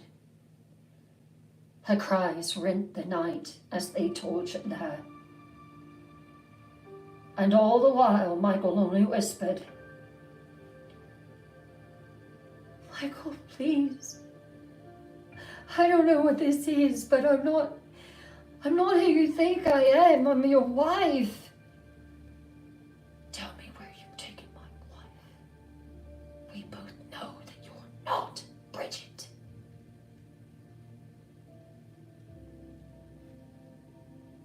March the 15th, 1895. The rituals hadn't worked. Bridget was still sick and now covered in burns. Still not herself. Michael felt like he was running out of time. So he did the only thing left to do. Apparently, the hot irons was not enough. Maybe it was just not enough. Mary walked in, again, supposedly to deliver eggs. You know, Michael, that's not how it was done in the other town with the other woman. What do you mean? They actually burned her, like with fire, with flame. That's what drives it out. What? Yes. Well, supposedly, after it was done, and yeah, she was burned, but every bit of it was gone. It went with the changeling. When the changeling left, her body was perfectly normal again. Do it, Michael. Do it.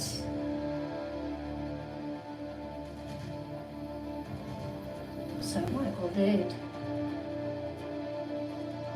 He tied her to the iron bars near the fireplace. She was weak, already at the point of death. He doused her in lamp oil.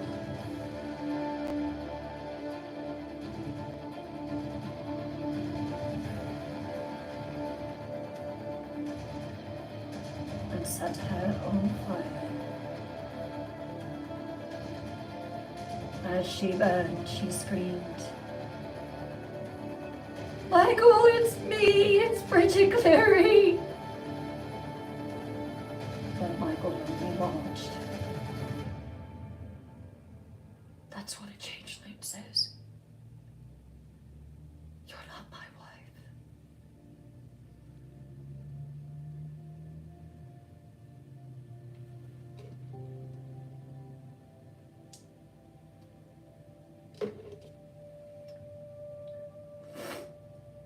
By morning, there was nothing left but bones and charred remains.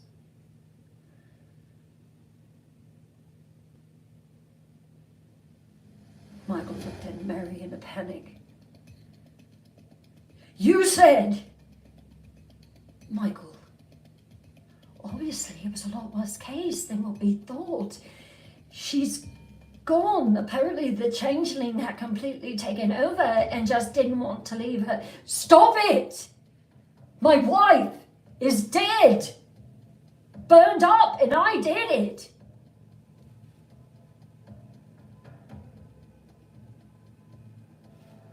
Mary tried to grab him and Michael tossed her out the cottage onto the ground. You did this. You said these things. Michael, please, I love you. Michael turned around and shut the door. He decided to tell the townsfolk that Bridget had went to the ferries, that his real wife would return in 3 days. He believed it because he had to believe it, because the truth was too terrible to face of what he had done.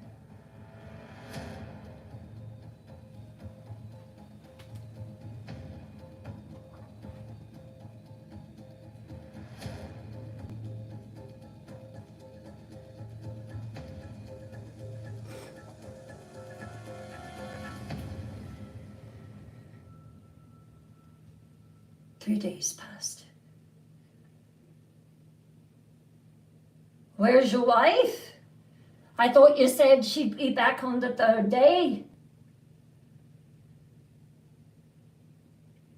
It's just taking a little longer. That's all. Really? Did you do something to her, Michael?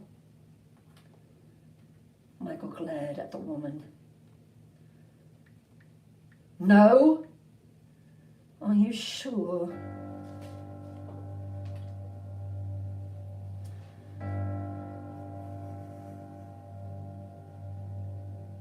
Michael had to come up with a plan. How was he going to make it out of this?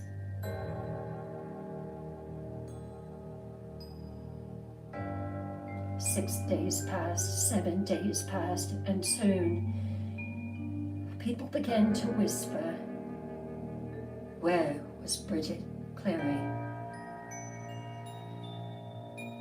Suspicion continued to grow, because after a month, Bridget still wasn't there. Until one night, someone found a shallow grave in the woods, and inside it they found the half-burned remains of Bridget Clary.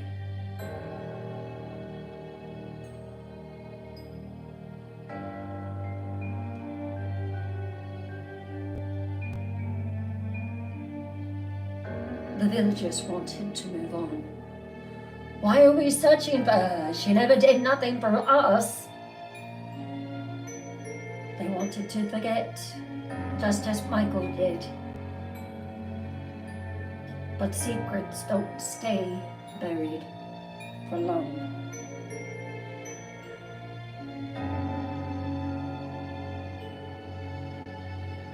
And neither did Bridget. Her remains were found in a shallow grave not far from her home, on the same property. Her body was burned beyond recognition,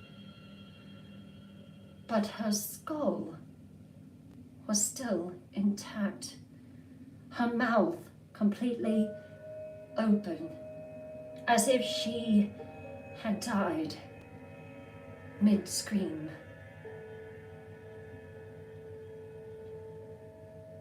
As if she had died, begging for mercy.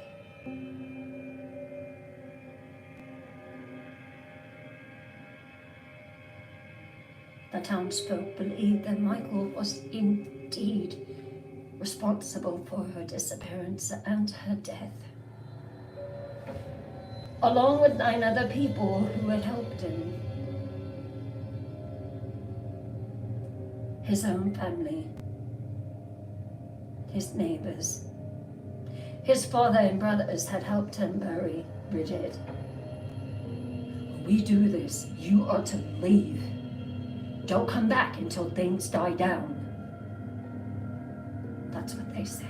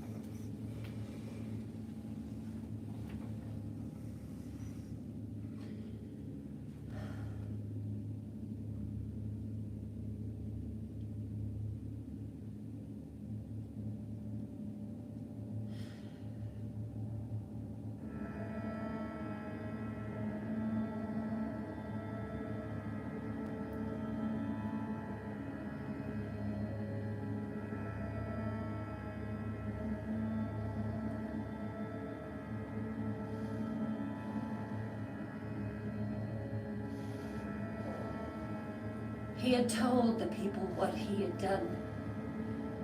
Only his family members. Well,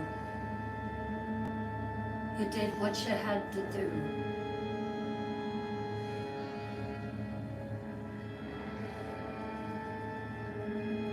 The court heard the truth.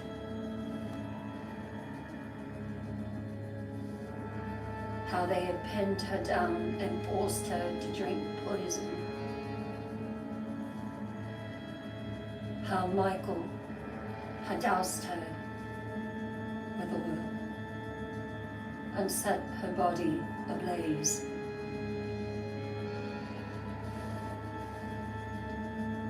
How her screams had been heard that night.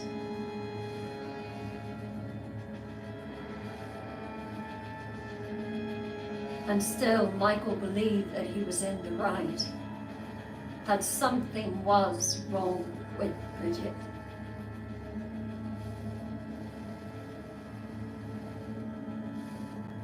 Before Michael's sentencing,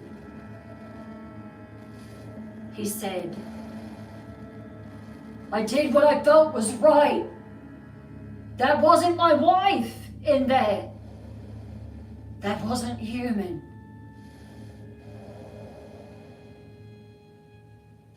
She was a changeling."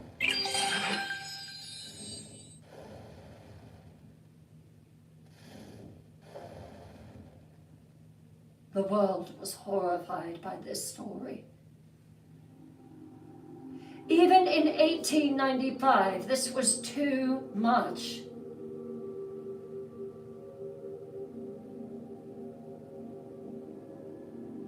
There were no more witch burnings in Ireland at this point. And for this to happen at the hands of her husband, the jury found Michael Cleary guilty of manslaughter. Not murder, manslaughter. Just manslaughter. Because in their eyes, he hadn't killed his wife. No, he had just killed a monster.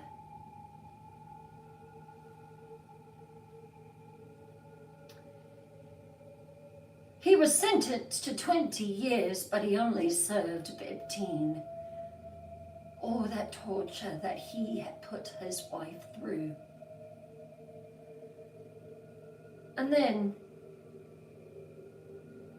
he disappeared. Poof, gone. Some say he changed his name. Others say he went mad in prison.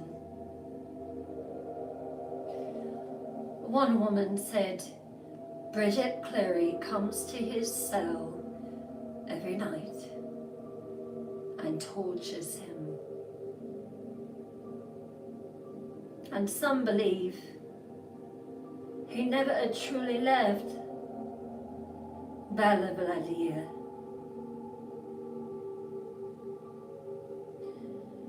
The trial ended as they all do.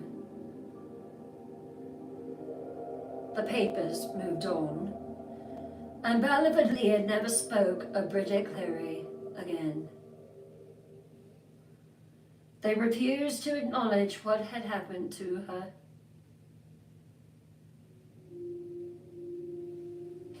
The Irish still fear the fairies. Even to this day, they do.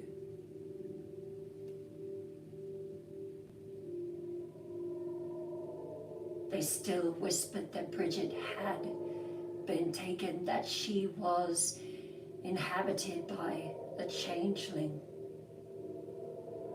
And some swore that at night they could still hear the screams of Bridget in the wind.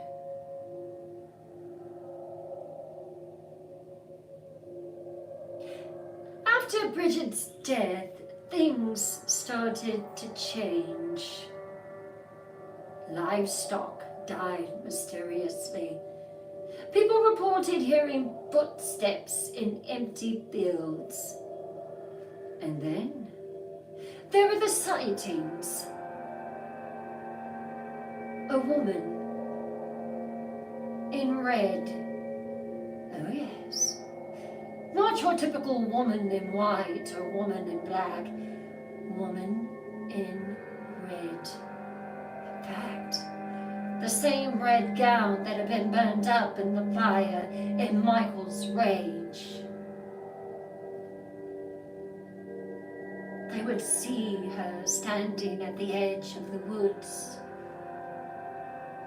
in red, watching, waiting. And if you got too close, she would vanish.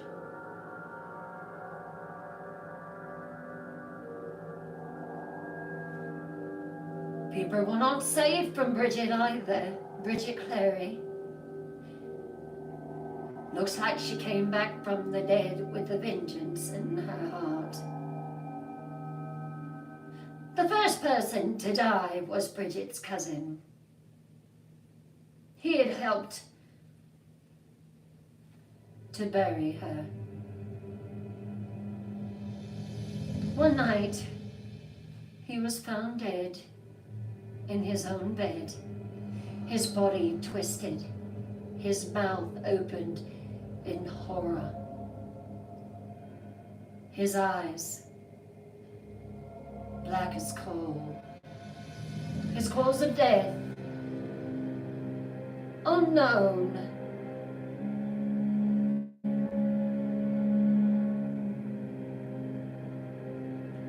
Even in prison, Michael, Bridget Clary's husband, was not free.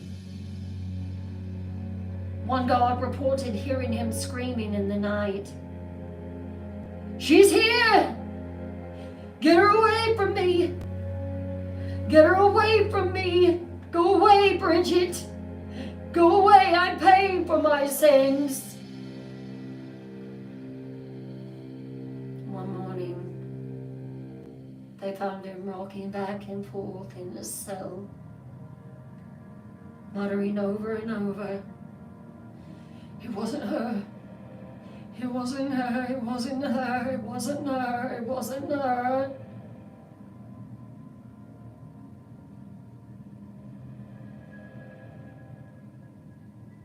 The townsfolk decided some years later to take Bridget's body and give her a proper burial and a proper grave with a proper tombstone. They even put flowers on it. But Bridget was angry, and her spirit never rested.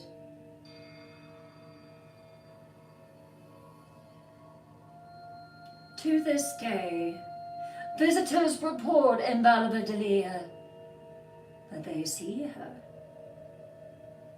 Bridget Clary, the woman in red. A woman in a long, tattered red dress, standing in the moonlight, eyes full of anger,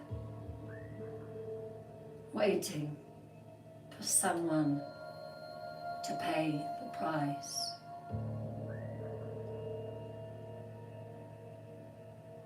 If you ever visit the ruins of Bridget Clary's cottage, Night Dwellers, if you ever hear footsteps behind you, if you ever see a woman watching from the trees in a red, tattered gown, singed, do not speak her name. Do not acknowledge her, even when she looks at you. Don't look at her. Don't look at her eyes. Her mouth gaped open in horror. And whatever you do not step closer to her.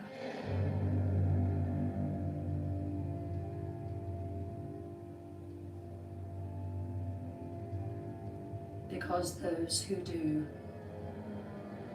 they never come back.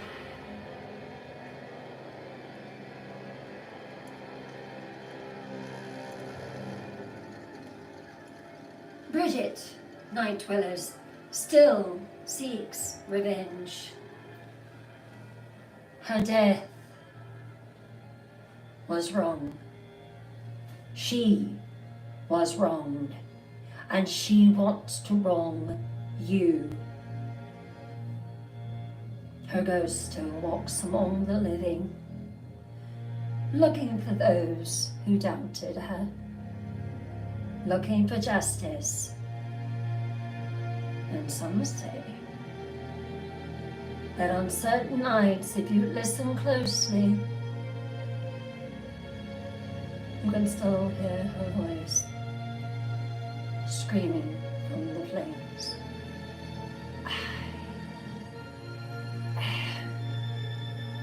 Bridget Clary.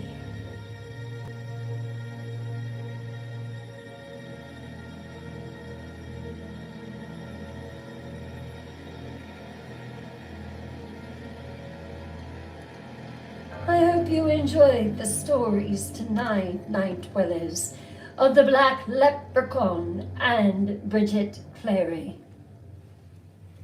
I enjoyed the telling.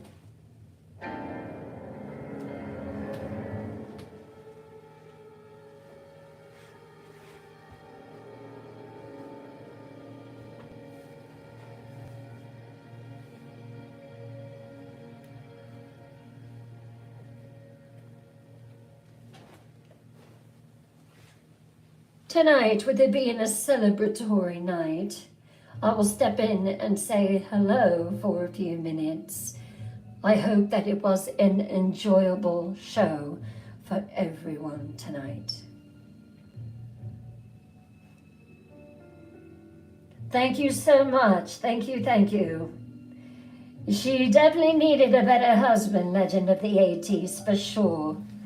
Isn't the music perfect, Tracy? Isn't it great?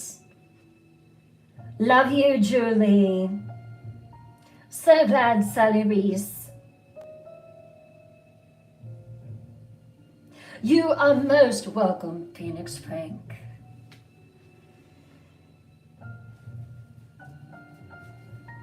You love it? I just wanted to try something different. With us getting bigger, we're venturing into touchy real estate. So I was like, well, let me see if I can come up with a soundtrack. Voila.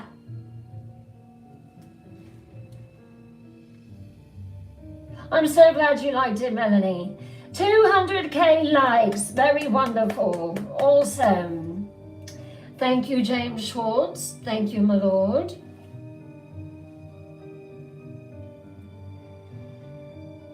Thank you.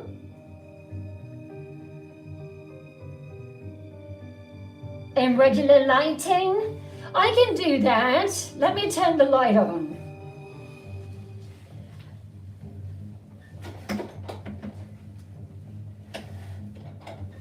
I need my throne.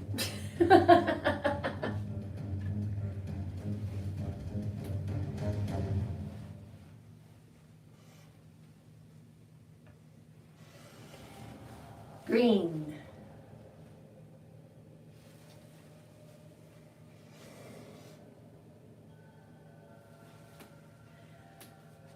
A green train. How fitting.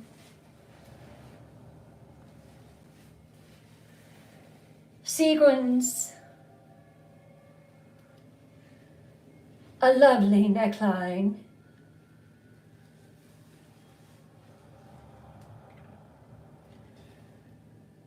thank you, Miranda, thank you, Boone,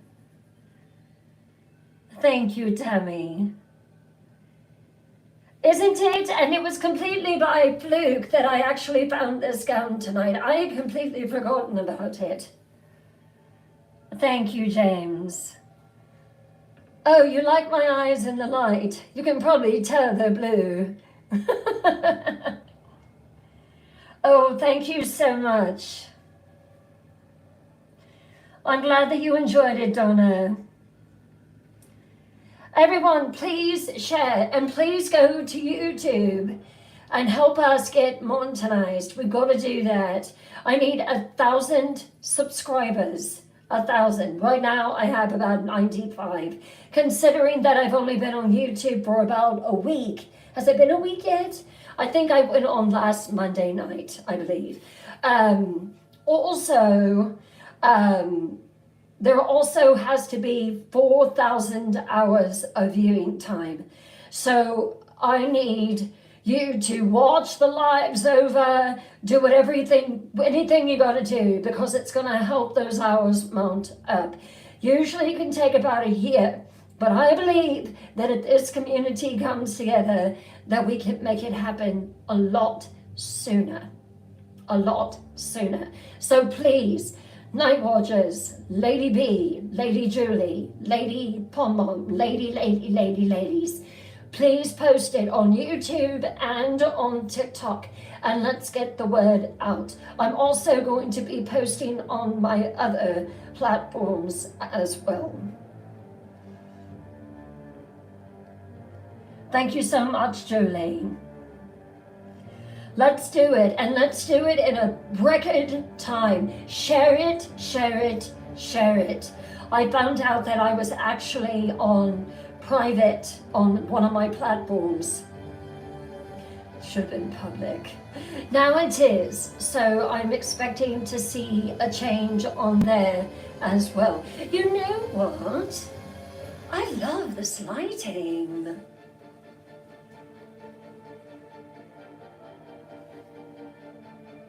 Thank you, my dear. I appreciate it. Yes, please, please, please, please. If you've noticed, Night Dwellers are coming together. We are banding together. We are creating videos that are professional. So we are upping our game, and we believe that we've got something here that can go global. And that is what I want. I want to be able to tell stories night after night, worldwide.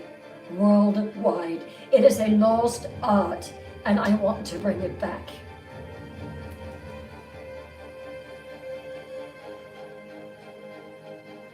I have no idea, Melanie. I have absolutely no idea. I'm not going to get rid of the original soundtrack, I promise. I am actually a ginger. I have red hair. Good night, Miranda.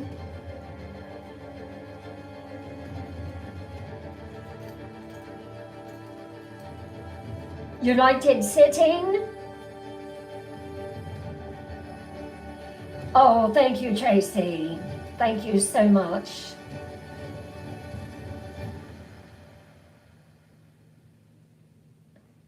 Hey, Matt Granny, how are you?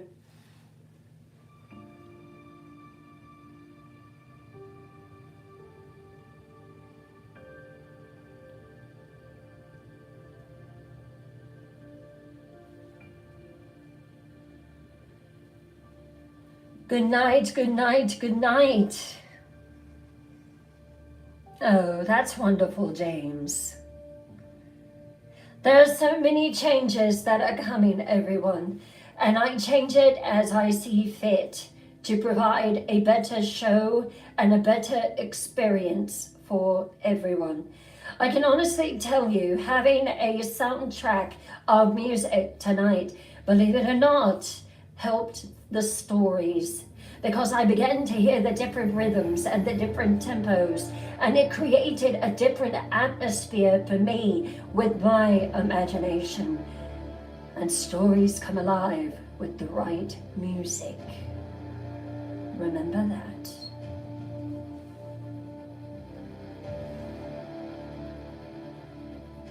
Thank you, James.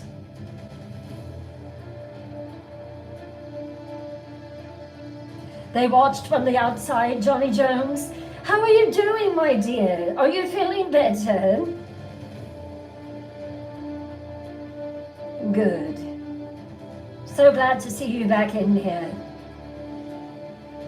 Night Watchers, if you could please post the YouTube name for me, I would greatly appreciate it.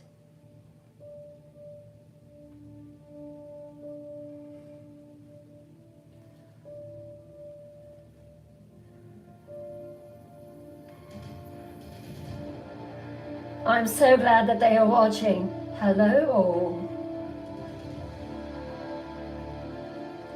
Thank you, Roxy. I will be really honest with you all. I am beginning to find the Night Queen. The Night Queen is domineering me now. And there are many exciting changes that are coming. Don't be a bit surprised when you see it. You never know what you're going to get with me.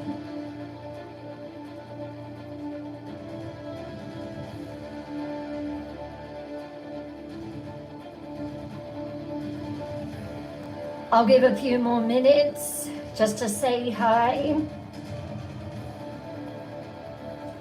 I know it. If we can get big enough, and if I have a big enough audience, it will be Saturday and Sunday as well. One day.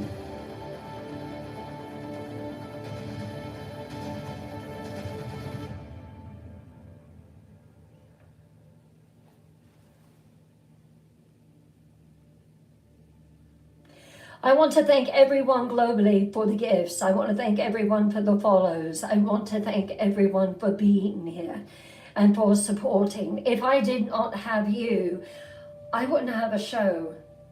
There would not be a Twisted Tales Live. I happen to think that every platform is in need of genuine talent. And so bringing these stories to you is my passion. And I will do it as long as I breathe.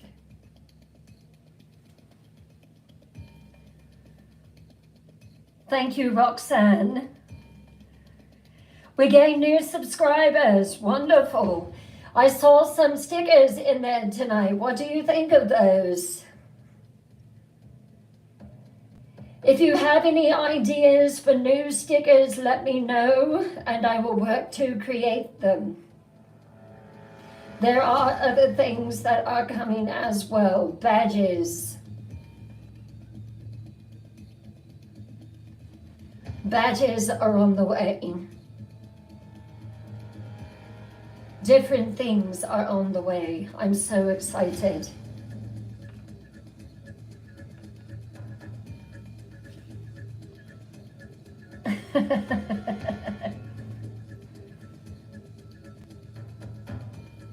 If you are brand new, got about 5 minutes. If you're brand new and you joined tonight and you are a new night dweller, if you were christened a new night dweller, let me know who you are. I want to say hello. Hey, kiddo at heart. How are you, darling? Who had on their crown tonight? From what I'm understanding, this is becoming quite the thing.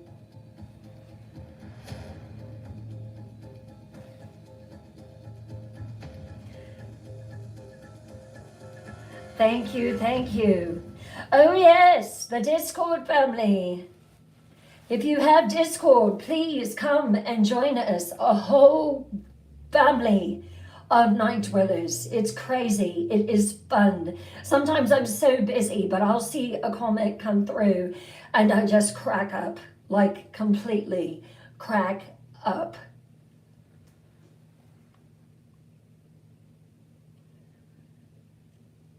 Wonderful, kiddo at heart. I'm so glad you did.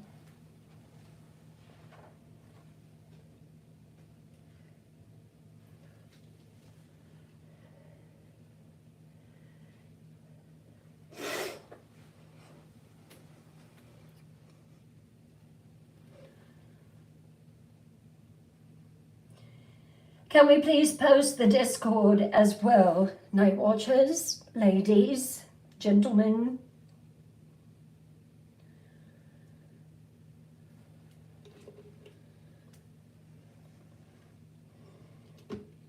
Thank you so much.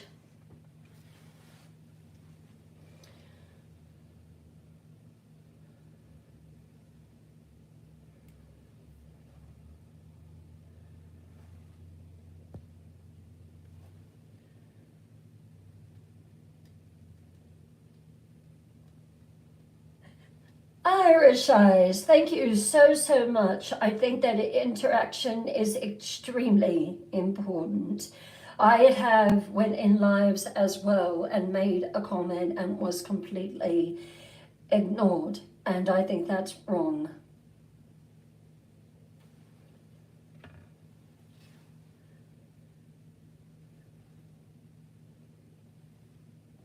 Thank you, Boom Bear Grub. Thank you so much.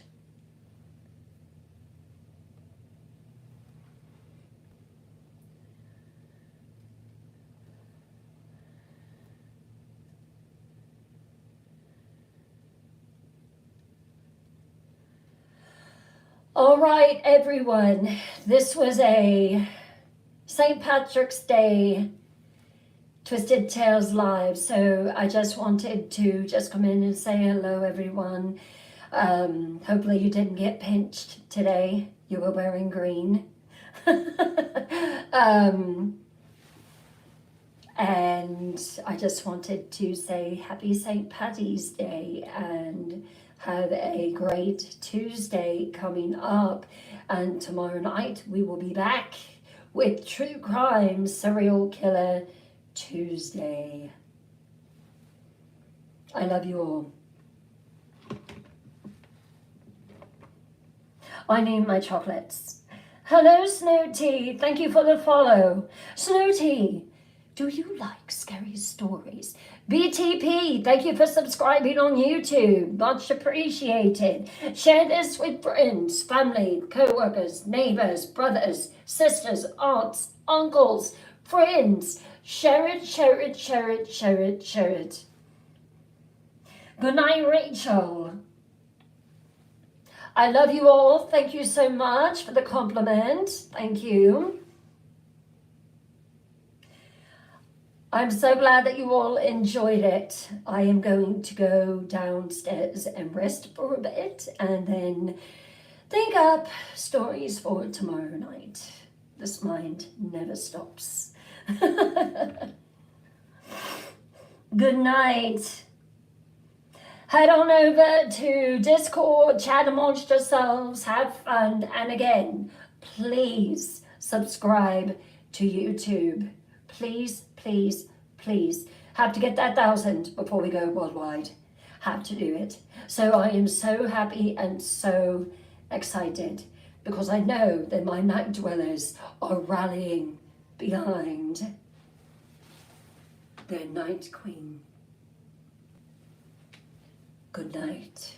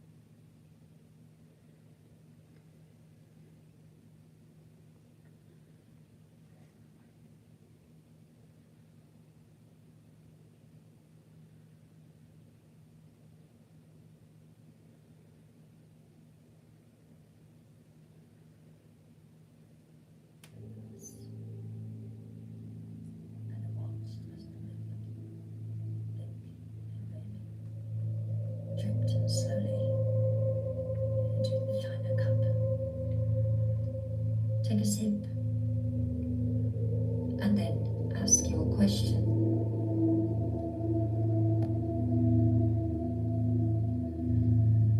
You said that when you were changed, that it was not of your own free will. How long have you been a vampire?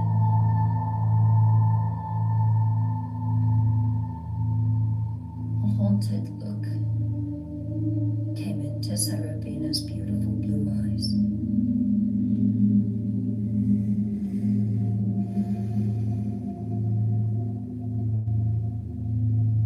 600 years.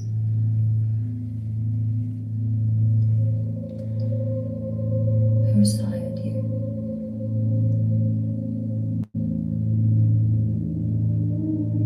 My son.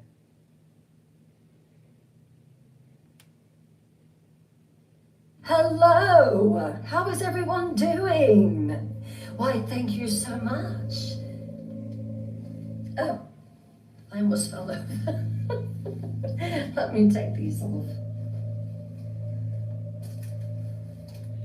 There we go, so much better. How is everyone doing on this Friday night? The weekend is here.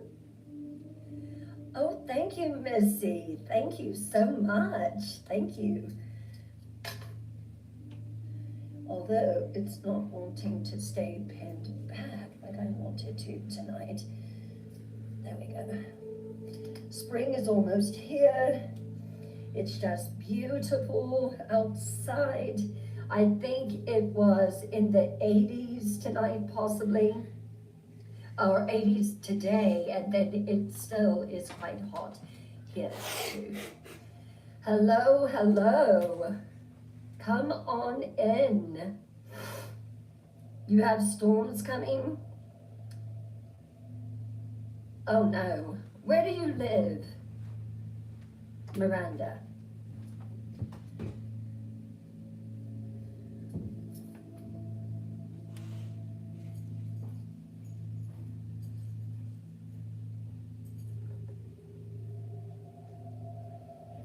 We're just going to hang out tonight like a bunch of buddies. I haven't even like put my makeup, my necklace on or anything. Everything is good there, Kitty? Hey, Kitty-O, how are you? So good to see you all here. So I just wanted to do a meet and greet. I'm going to try to do these as often as I can. And when you're coming in, just kind of let me know where you're from. If anyone wants to come into a box and say hello, you are more than welcome to do so. Very excited about tonight. This is Viewer's Choice. Hey Julie, thank you for pinning. I will tell you that there are some good stories tonight. Some that have been highly requested for quite some time. And I am finally going to do it tonight. So y'all are seeing me kind of get ready behind the scenes. Judy from North Carolina. I lived in North Carolina for many, many years. Where did that little thing go? I know I had it. There it is. I lived in North Carolina for many years. Hello, Jonica. How are you? I love your name. Hey, Susie Blues. How are you? Now, just so everyone knows, we are still having the live. This is not just a meet and greet tonight. This is just to come in and just say hi to everyone. If anyone has a question about anything, this is it. This is the time to just pick my brain and, learn what you can and what have you. Where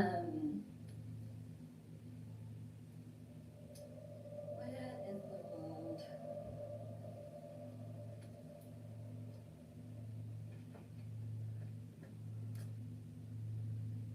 There we go. Got my ring.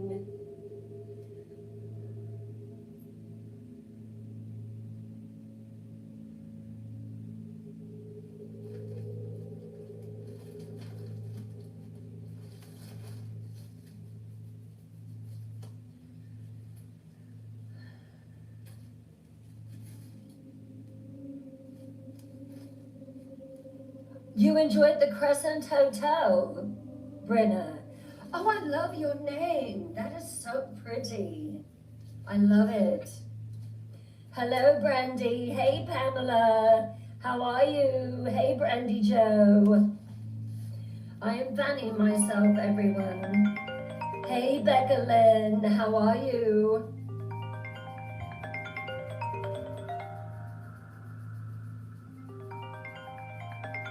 You're retired, Tracy? I look forward to that day. You live in North Carolina, so I lived in a little place back before I got married. I lived in a place called Pilot Mountain. Has anyone ever heard of the Andy Griffith Show? Well, that is the town that this was based off of. Hey, Angela. Sometimes I wake up and I'm just like, there will be a day when I will be able to just lay down and sleep. You've been there? Yes, it's interesting. So, Angela, I have a story behind this. So, as you know, I get my gowns on Temu, Shein, TikTok shop, and when I opened my package the other day, because I had ordered 2 more dresses from this seller, and I saw this gown.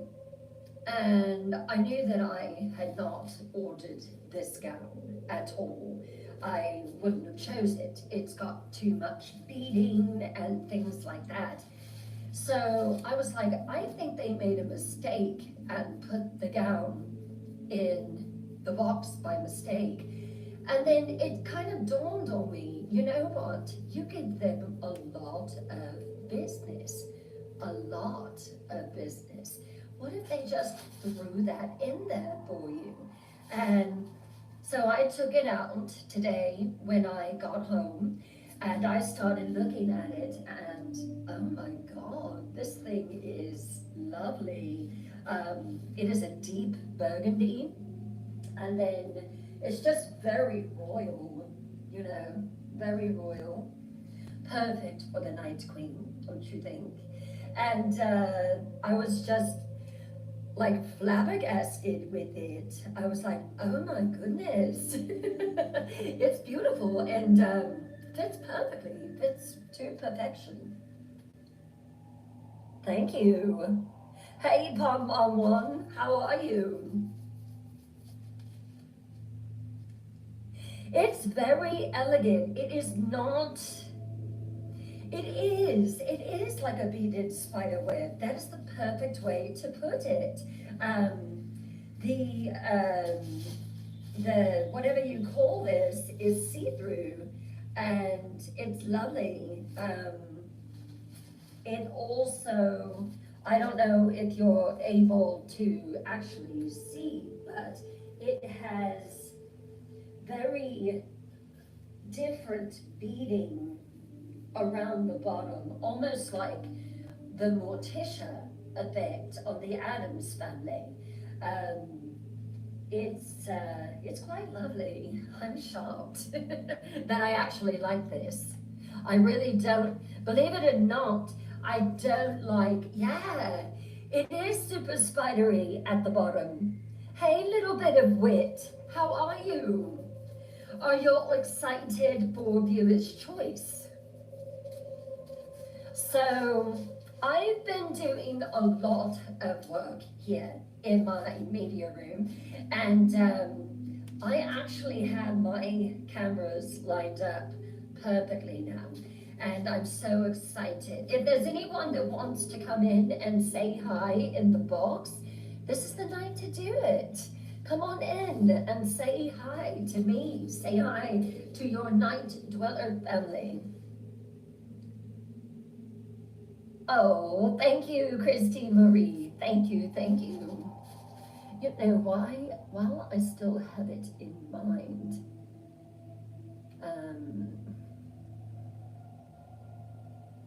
I think I already have a goal set for tonight.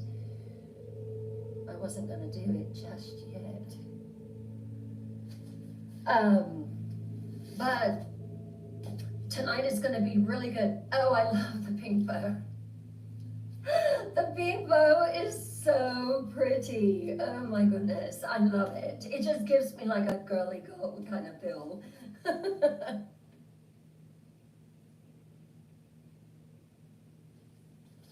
Hold on 1 second.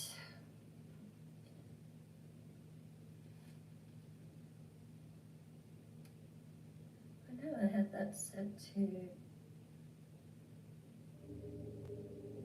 I don't know why they did that. Lock, loop the video. There we go.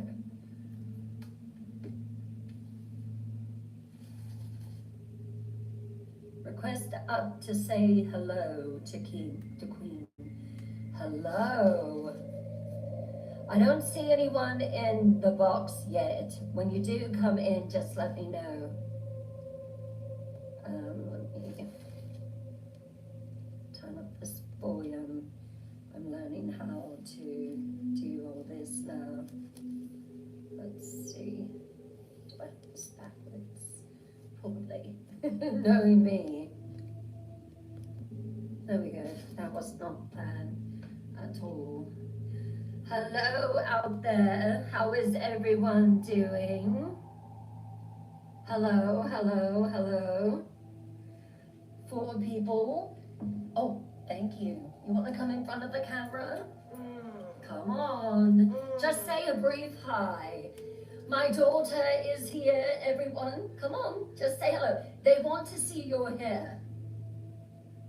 That's her hand. Come a little closer. Don't be shy. They're not all going to come in the room. Come and say hello. Just say hi. Hi. No, with your face. Come on. Come on. Let's encourage her, everyone. Everyone's saying hi, sweet girl. Come on. Sweet Over. girl. Yes, come on. Mm. Just once.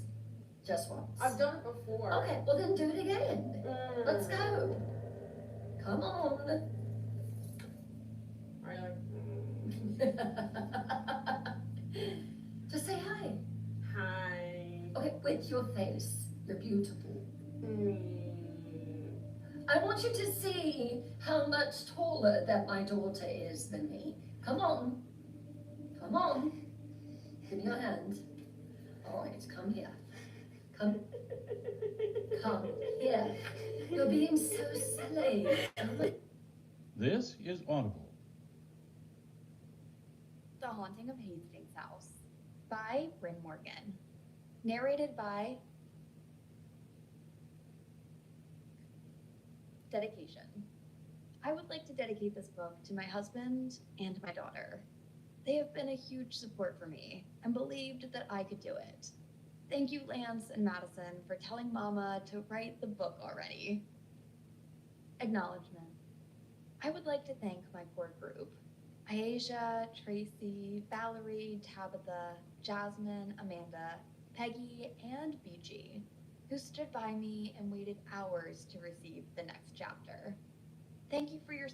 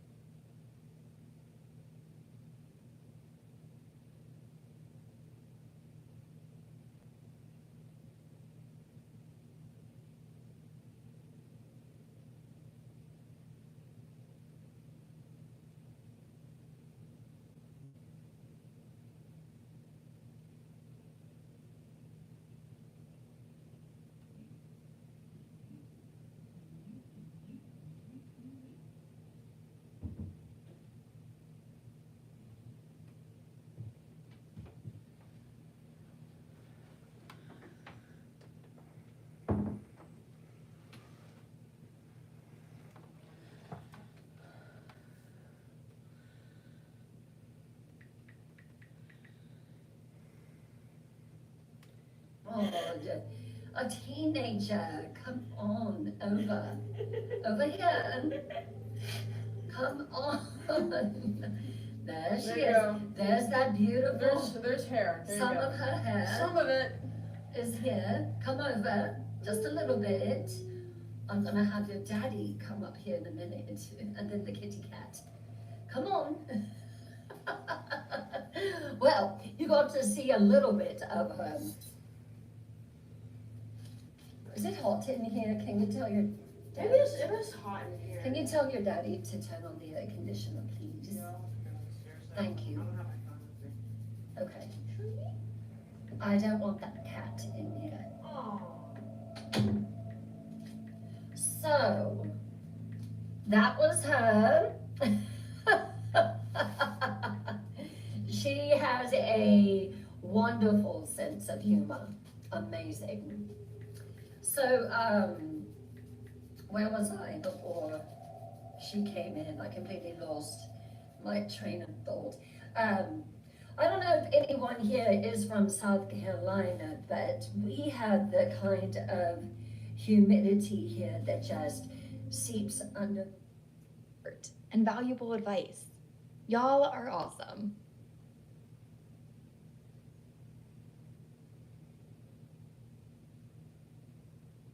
I would also like to thank the incredible Amazon team that worked hard to make it happen.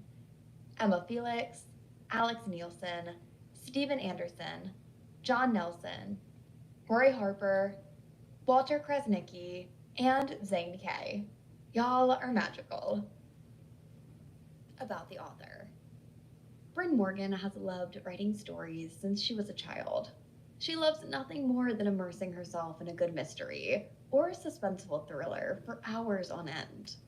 Bryn lives in South Carolina with her husband, daughter, 2 ginger kitty cats, 1 dog that hates the ginger kitty cats, and a super sassy parrot called Mr. Nibbles. Chapter 1. The sky was heavy with rain, and from the looks of it would deliver at any moment. Emily hurried across the parking lot to the real estate office, and the bell above the glass door chimed above her as she entered the peaceful, air-conditioned interior of the office. Emily was thankful she arrived inside when she did, because the sky opened with a torrential downpour just a few seconds after she had. Emily stood there, watching the raindrops pelt against the glass windows. She could not believe how quickly the weather had turned. She turned to the receptionist, who was staring at her amusedly. "Looks like you made it just in time," the receptionist chuckled. Emily smiled, feeling a bit embarrassed. "Yeah, it's coming down out there." The receptionist nodded. "It's been like this all week. I'm ready for some sunshine." Emily laughed. "Me too. I'm here to meet Amori Black about a property she wanted to discuss with me. Do you know if she is available?" The receptionist nodded. "Amori's in her office. I will let her know that you are here. Just take a seat in the waiting area." Emily thanked her and made her way to the seating area. She could not help but feel nervous. Emily saw a mirror above a leather couch, smoothed down her wavy red hair, and pinched her ivory cheeks for some color. She heard a door open in the back of the office, and a high-pitched feminine laugh came from the hallway. She plastered a smile as her high school friend from years ago appeared around the corner. Emily saw Amori approach her with open arms, ready to embrace her old friend. She forced a smile and hugged her back, trying to ignore the feelings of inadequacy that washed over her. They parted, and Amori looked at her with a delighted expression. "Why, Emily Buchanan, if you aren't a sight for sore eyes," Amori exclaimed. They both sat on the couch, and Emily felt Amori's piercing blue eyes. She shifted uncomfortably under the gaze, feeling self-conscious. "So, Emily, I have a proposition for you that I think would be perfect for you." Amori said, handing her a folder. It's an old mansion on the outskirts of town. The former caretakers returned to their estate to be with their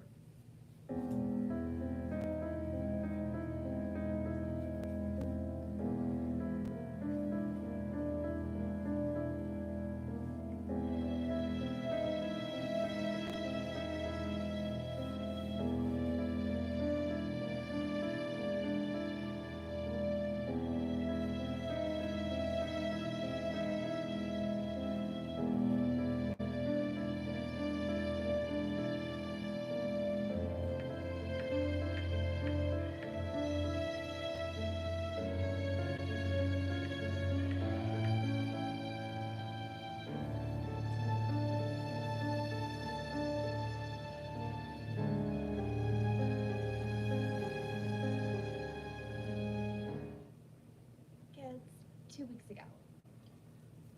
Amori Black was the pretty local realtor who gushed sweetness and southern hospitality. She was tall and imposing, with platinum blonde hair and a high ponytail that showed off her gorgeous cheekbones, and her full lips were painted a knock-em-dead red that revealed the showstopper high-wattage smile. Emily cringed under the scrutiny of her. She visibly shrunk in posture at Amori's perfection compared to her mousy, plain appearance. Amori grabbed Emily softly around her shoulders and pulled her to her. One of her long red nails brushed hard against the side of her neck, and Emily winced, but she did not draw away. Emily accepted the hug. Amori smelled like Coach Floral. It was a fragrance that she had worn since Emily knew her in grade school. It smelled great. It was then that Emily felt it. The bump. Amori was pregnant. She glowed in an intelligent, cheery red pantsuit that hugged her tightly. God, why did I come here? Emily thought thoughtfully. It was a mistake to come here. Amori wore a white satin blouse unbuttoned halfway, showing smooth, tanned skin and cleavage.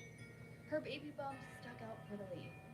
She was announcing its impending arrival in what Emily guessed to be maybe a few more months. She stilled and ended the hug. Amori's smile faded for just a moment, but then returned as brilliantly as before. I am sorry, I was not thinking. I am so sorry. Amori apologized. Now Emily felt very awkward, and she just wanted to leave. Amori touched her on the small of her back with her hand. Let's go to my office. Amori led Emily down the hallway. You just have a seat here and we will do some paperwork, okay? Emily was led to a large and bright sunny room, painted a cheery bright yellow with gray laminate floors that made Amori's red high heels click on the surface with every step she took. Have a seat here and I will be right back.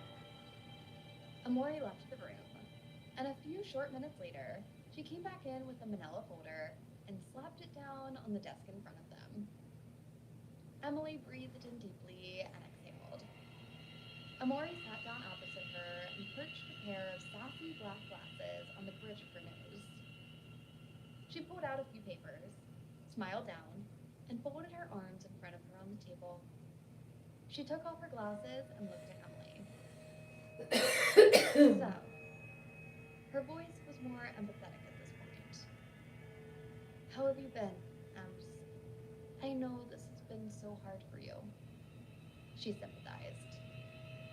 Amori's expression looked sad. Emily sighed and shook her head. I've just been taking it daily and dealing with it as best as possible, she said softly. Amori pulled a small glass bowl with the lid before her and took off the top with a flourish. Amori had filled the dish with green candies and yellow wrappers. Jolly Ranchers, Amori exclaimed. I have been craving them like crazy since carrying this little lady. Emily's green eyes widened in her pale, heart-shaped face. She bowed her head. It was as if Amori had taken just a little bit of pleasure in revealing the sex of her baby was a girl. Emily knew that Amori had a side like that. She liked to rub salt in the wound. This wound was wide open and bleeding still. It always would be. Amori noticed the dark shadow pass over Emily's face. Fuck, Ems, she exclaimed. I just can't keep my mouth shut, can I? Emily shook her head slowly. It is okay. You cannot tiptoe around me forever. You have your life to live and a beautiful baby girl on the way. Congrats to you and Philip. Amori had that glow about her again. Thank you so much, Ems. It sure has been long enough. I was beginning to wonder if IVF would ever work. Would you like one? She held out an apple Jolly Rancher in her left hand. Emily held up her hand. I'm fine, but thank you. She discouraged.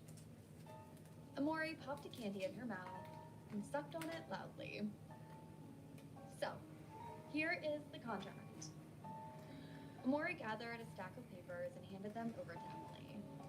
On the top of the pile was an old, grainy, black and white photo of an old mansion. Emily took the stack of papers in hand, but her eyes remained fixed on the photograph.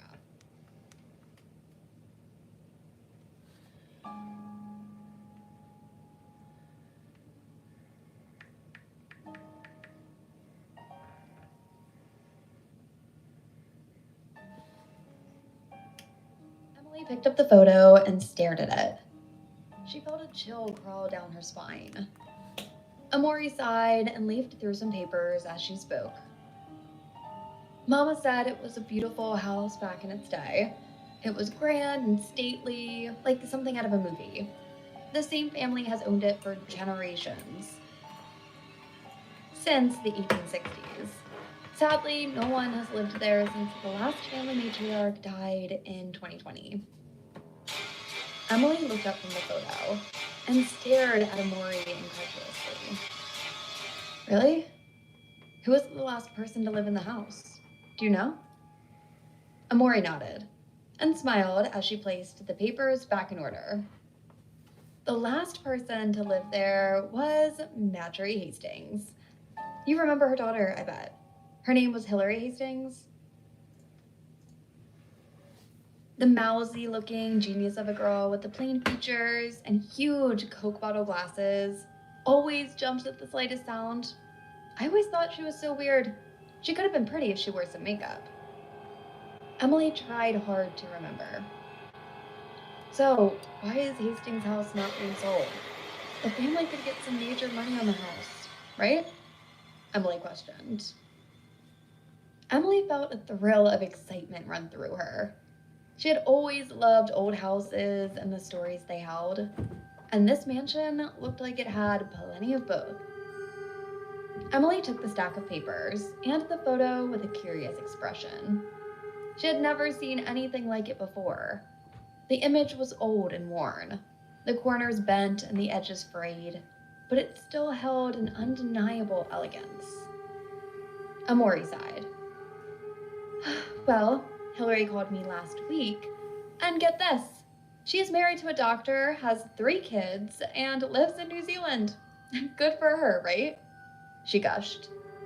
Emily nodded in agreement. Yeah. Amori grabbed another Jolly Rancher and took it out of the wrapper. Hillary told me that she was forbidden to sell the mansion on her mother's deathbed, and she promised her mom that she would not. So she's gonna fix it up and keep it. She finished and grabbed a pen out of a plastic cup on the corner of the desk with the name Dafford Real Estate printed on it. She desires to have someone there to take care of it, and she'll hire contractors to bring it back to its former glory and maybe break it up into units down the road or something. But it'll always stay in the family. She volunteered. Emily stared at the picture again and felt a sense of foreboding, which was strange because she did not usually sense things like that. But there was something about the picture that drew her in. It was another black and white photograph of the old mansion. which seemed to her to have a dark past. Emily could not help but feel as if secrets were hiding behind the walls of the grand estate. She studied the picture, trying to decipher clues about the mansion's history, but the image remained enigmatic. I appreciate you looking for me, Amori, and for thinking of me when this house came open. It is enormous, and I cannot afford to spend money on anything. I am barely making it as it is financially. I've had it so hard since Luke and Isla passed, and it is a true struggle to make it. Are there some cheaper options available? Like a room for rent or something? I'm only getting 20 hours at work right now. I just cannot afford the apartment anymore since our savings were used for the funeral expenses and bills. I need money for gas and food, and that's it. She felt so low having to explain all of this to Amori. What must she think of her? She was at the bottom of the barrel, and there was no way out. Emily saw no light for her at the end of the tunnel. It is your only choice right now, I'm afraid. Hastings House is vacant and needs care. And with the economy what it is, renting is not going to be easy for you right now. No one is leaving and they are staying put. Hillary will let you stay for free if you agree to remain in the house and take care of it. Emily, I know you have your reservations, but I think it could be a win-win situation. You get to live there for free. And Hillary was happy to hear you were willing to take care of their old mansion. She remembered you and heard about the tragedy of losing your husband and sweet Isla.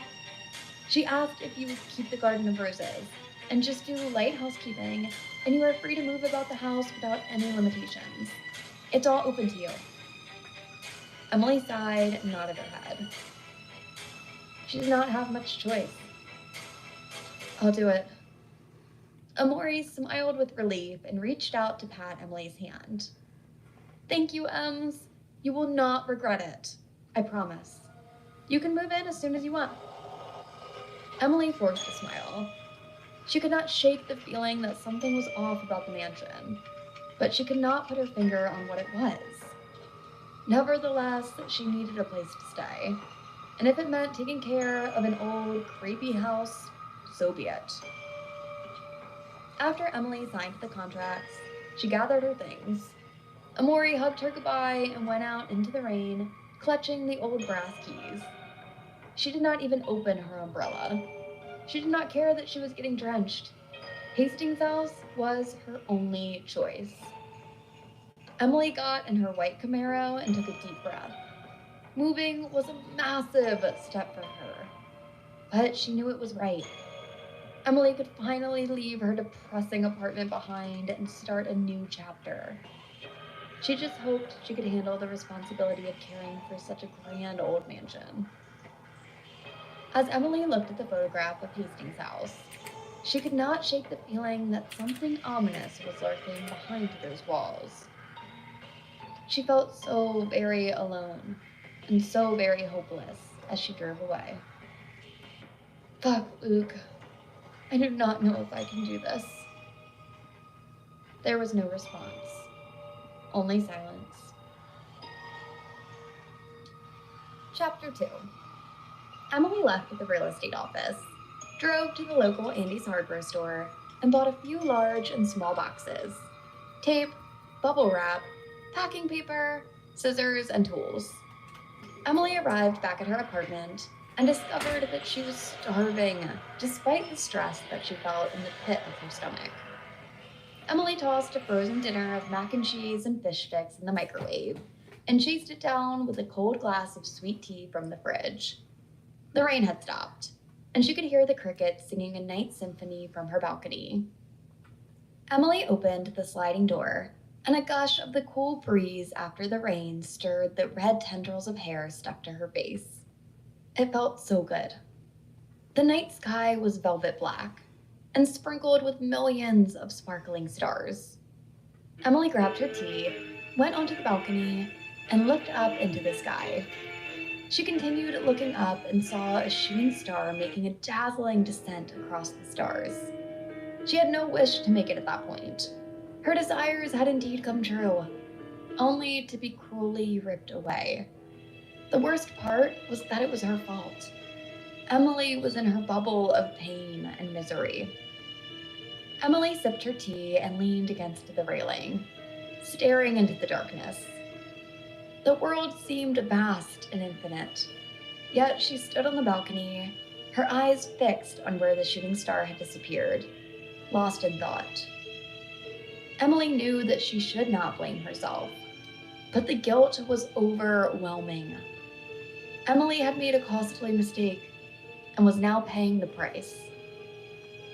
As she stood there, lost in her thoughts, she heard a noise from inside her apartment. Her heart skipped a beat as she quickly turned around, her hand going to the pocket where she kept the small knife she always carried. But it was just her cat, Mr. Nibbles, knocking over a vase on the coffee table. Emily sighed in relief and returned inside, closing the balcony door behind her. Emily looked at the boxes she had bought earlier, and for a moment, Emily was tempted to start packing at once. But she knew she needed to eat something first. She opened the microwave and took out the now hot meal of mac and cheese and fish sticks. Tears filled her eyes at the memory of 6 months ago, when life was so perfect and beautiful. She and Luke had been married for 5 years. Their daughter, Isla, was 3, and Emily was due to deliver their son any day. Luke had started an IT company with his best friend from college, and it just looked like life could not get any better. Emily woke up with an intense craving for ice cream around midnight all those months ago, and discovered that she was starving. Chapter 2. Emily left Chapter 1. The sky was heavy with rain, and from the looks of it, would deliver at any moment. Emily hurried across the parking lot to the real estate office, and the bell above the glass door chimed above her as she entered the peaceful, air-conditioned interior of the office.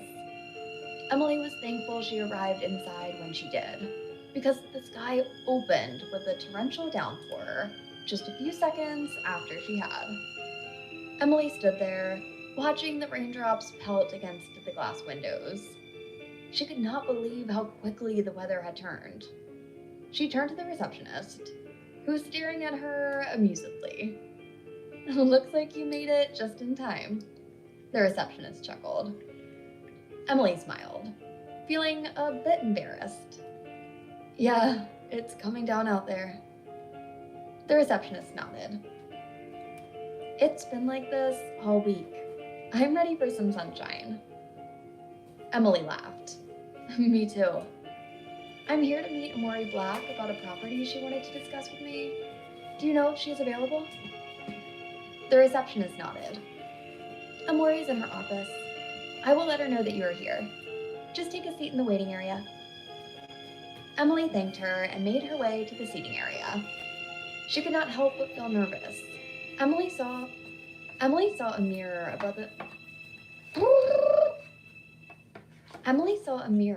a leather couch, smoothed down her wavy red hair, and pinched her ivory cheeks for some color.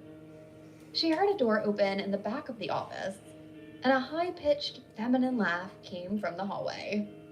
She plastered a smile as her high school friend from years ago appeared around the corner. Emily saw Amori approach her with open arms, ready to embrace her old friend. She forced a smile and hugged her back, trying to ignore the feelings of inadequacy that washed over her. They parted, and Amori looked at her with a delighted expression. "Why, Emily Buchanan, if you aren't a sight for sore eyes," Amori exclaimed. They both sat on the couch, and Emily felt Amori's piercing blue eyes. She shifted uncomfortably under the gaze, feeling self-conscious.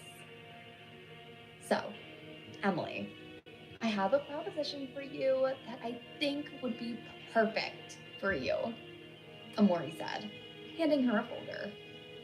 "It's an old mansion on the outskirts of town, The former caretakers returned to their state to be with their grandkids 2 weeks ago. Amori Black was the pretty local realtor who gushed sweetness and southern hospitality. She was tall and imposing, with platinum blonde hair and a high ponytail that showed off her gorgeous cheekbones, and her full lips were painted a knock-'em-dead red that revealed the showstopper high-wattage smile. Emily cringed under the scrutiny of her. She visibly shrunk in posture at Amori's perfection compared to her mousy, plain appearance. Amori grabbed Emily softly around her shoulders and pulled her to her. One of her long red nails brushed hard against the side of her neck, and Emily winced, but she did not draw away. Emily accepted the hug. Amori smelled like Coach Floral. It was a fragrance that she had worn since Emily knew her in grade school. It smelled great. It was then that Emily felt it. The bump. Amori was pregnant. She glowed in an intelligent cherry red pantsuit that hugged her tightly. God, why did I come here? Emily thought silently. It was a mistake to come here. Amori wore a white satin blouse unbuttoned halfway, showing smooth, tanned skin and cleavage. Her baby bump stuck out prettily. She was announcing its impending arrival in what Emily guessed to be maybe a few more months. She stilled and ended the hug. Amori's smile faded for just a moment, but then returned as brilliantly as before. I am sorry, I was not thinking. I am so sorry, Amori apologized. Now Emily felt very awkward, and she just wanted to leave. Amori touched her on the small of her back with her hand. Let's go to my office. Amori led Emily down the hallway. You just have a seat here and we will do some paperwork, okay? Emily was led to a large and bright sunny room, painted a cheery bright yellow with gray laminate floors that made Amori's red high heels click on the surface with every step she took. Have a seat here and I will be right back. Amori left the room, and a few short minutes later, she came back in with a manila folder and slapped it down on the desk in front of them. Emily breathed in deeply and exhaled. Amori sat down opposite her and perched a pair of sassy black glasses on the bridge of her nose. She pulled out a few papers, smiled down, and folded her arms in front of her on the table. She took off her glasses and looked at Emily. So, her voice was more empathetic at this point. How have you been, Ems? I know this has been so hard for you. She sympathized. Amori's expression looked sad. Emily sighed and shook her head. I have just been taking it daily and dealing with it as best as possible, she said softly. Amori pulled a small glass bowl with the lid before her and took off the top with a flourish. Amori had filled the dish with green candies and yellow wrappers. Jolly Ranchers, Amori exclaimed. I have been craving them like crazy since carrying this little lady.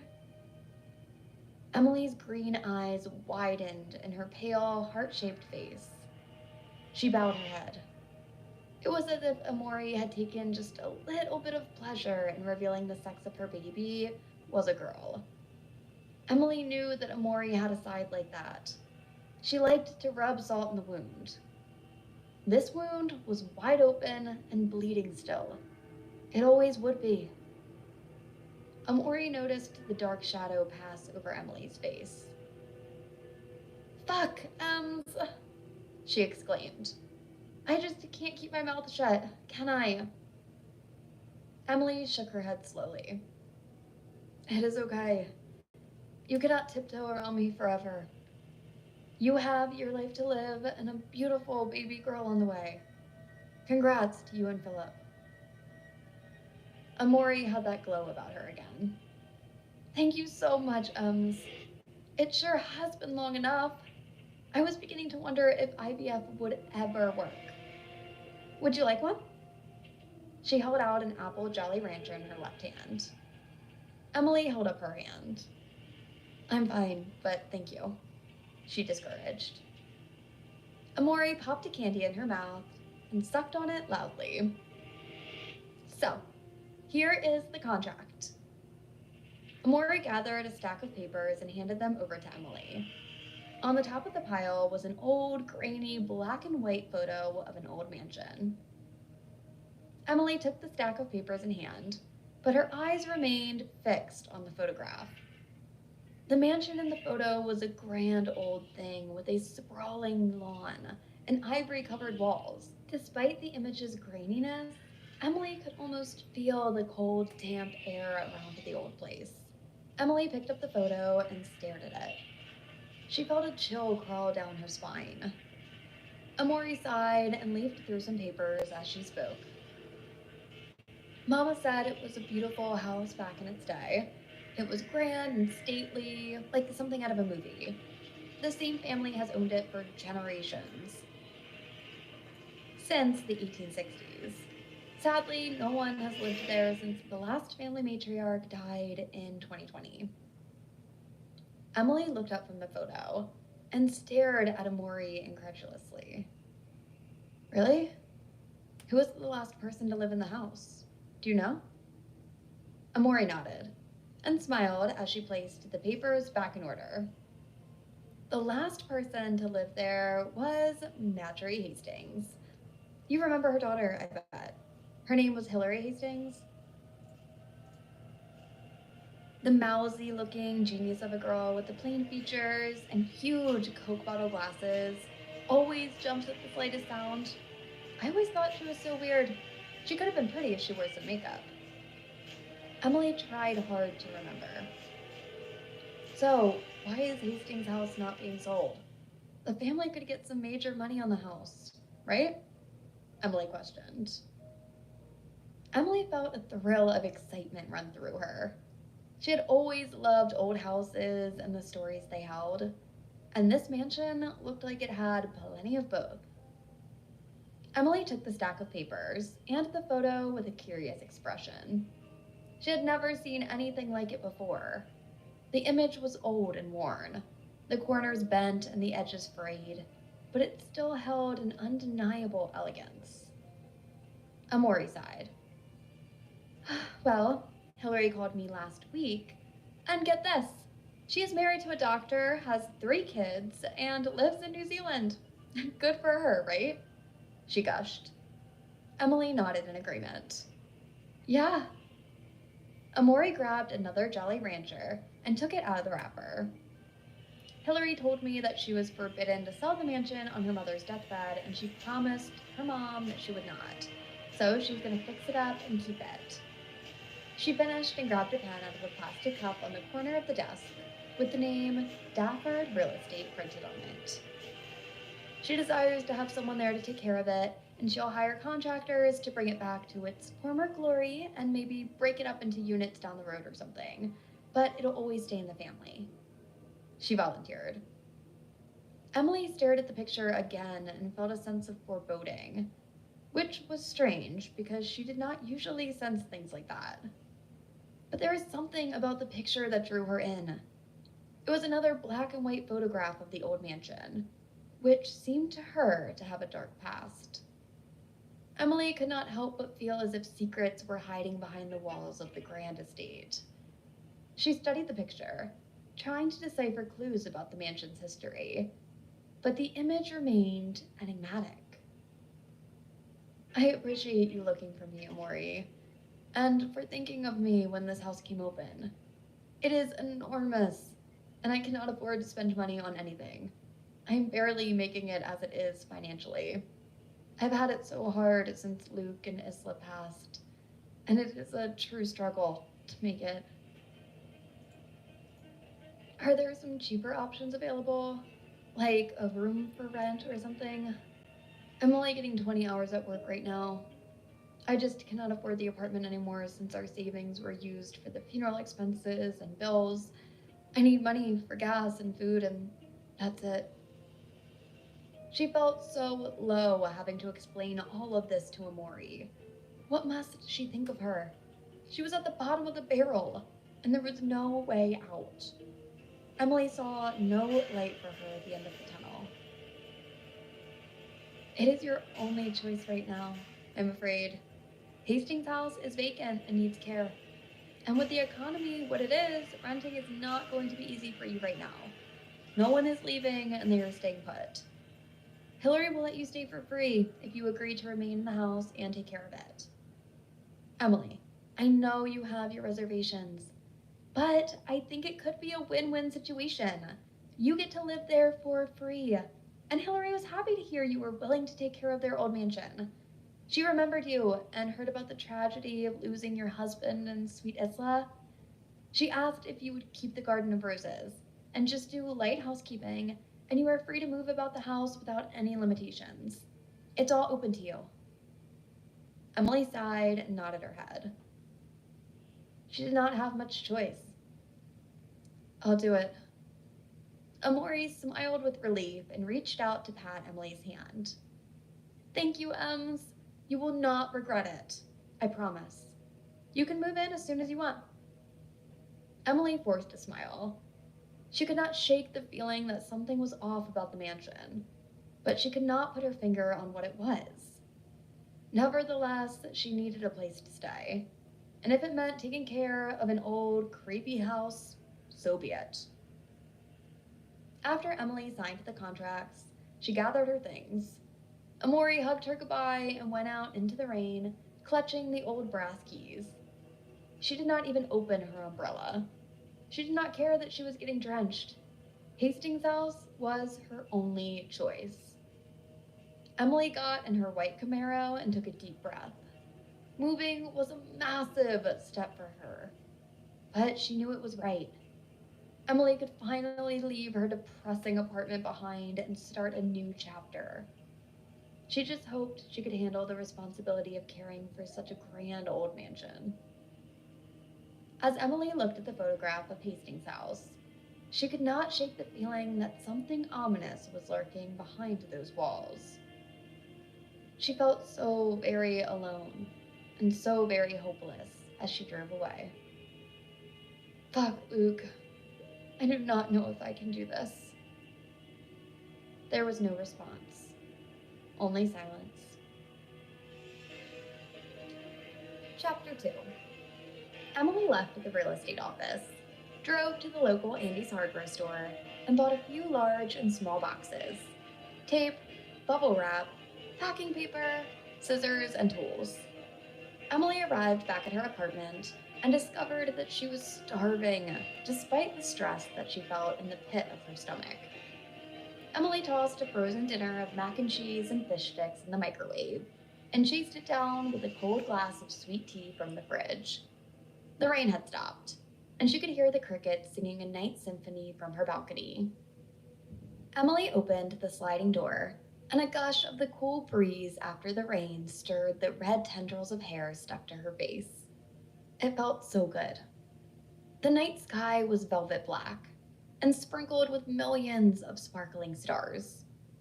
Emily grabbed her tea, went onto the balcony, and looked up into the sky. She continued looking up and saw a shooting star making a dazzling descent across the stars. She had no wish to make it at that point. Her desires had indeed come true, only to be cruelly ripped away. The worst part was that it was her fault. Emily was in her bubble of pain and misery. Emily sipped her tea and leaned against the railing, staring into the darkness. The world seemed vast and infinite, yet she stood on the balcony, her eyes fixed on where the shooting star had disappeared, lost in thought. Emily knew that she should not blame herself, but the guilt was overwhelming. Emily had made a costly mistake and was now paying the price.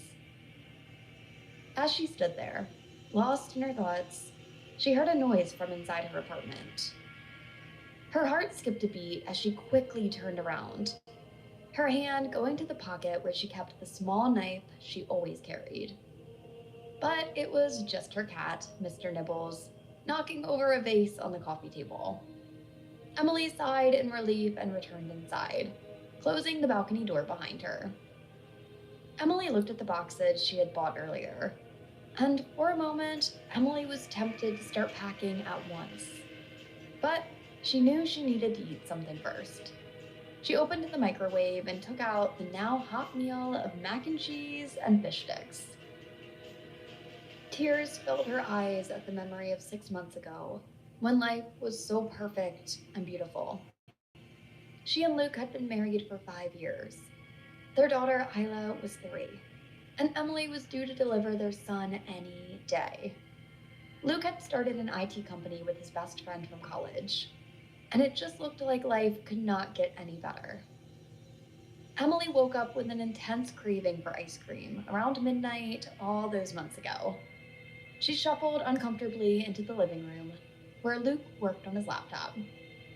Her wavy red hair was in a loose bun, and she wore one of Luke's white t-shirts that was 3 sizes too big, even with her extended belly. Luke looked up when she walked in and smiled at that gorgeous, disarming smile of his that made her melt. He still had such an effect on her. Emily sat on the couch next to Luke, snuggled up to him, and breathed in his scent. He smelled freshly brewed coffee and a hint of his favorite cologne, Paul Sebastian. She closed her eyes and sighed contentedly. "What are you working on?" she asked, trying to start a conversation. "Just some last-minute client requests. Nothing too urgent," Luke replied, stroking her hair gently. "How are you feeling?" "I'm all right, just a little restless," Emily said, shifting her weight. "I can't stop thinking about ice cream." Luke chuckled. "Well, we can't have that now, can we? Let me see what I can do." He got up from the couch and disappeared into the kitchen. Emily smiled to herself. She loved how Luke always knew how to make her feel better. Luke returned quickly. "No ice cream, my love, but I'll make a run," he said, and leaned down to kiss her belly. "You are keeping your mom up, son," Emily giggled, because the whiskers of Luke's dark beard tickled her through the fabric. In response, their son kicked against her stomach. They both laughed. Emily kissed at the top of Luke's head, and then heard a small laugh coming from behind them. They turned and looked. "Isla, you're supposed to be in your bed, young lady," Emily said, in her low, mock, stern voice. She could not be mad at her. Emily held her arms to her, and Isla flew across the room into them. She grabbed Emily's neck and tucked her little blonde head into her shoulder. Luke's brown eyes met Emily's tenderly, and he rubbed Isla's back slowly. "Butter pecan, huh?" he asked with a smirk. Emily smiled prettily. "Yes, please." Isla looked up and shouted, "Ice cream, Daddy! I want ice cream!" They all laughed that endearing family way, and Luke ruffled her curly blonde hair.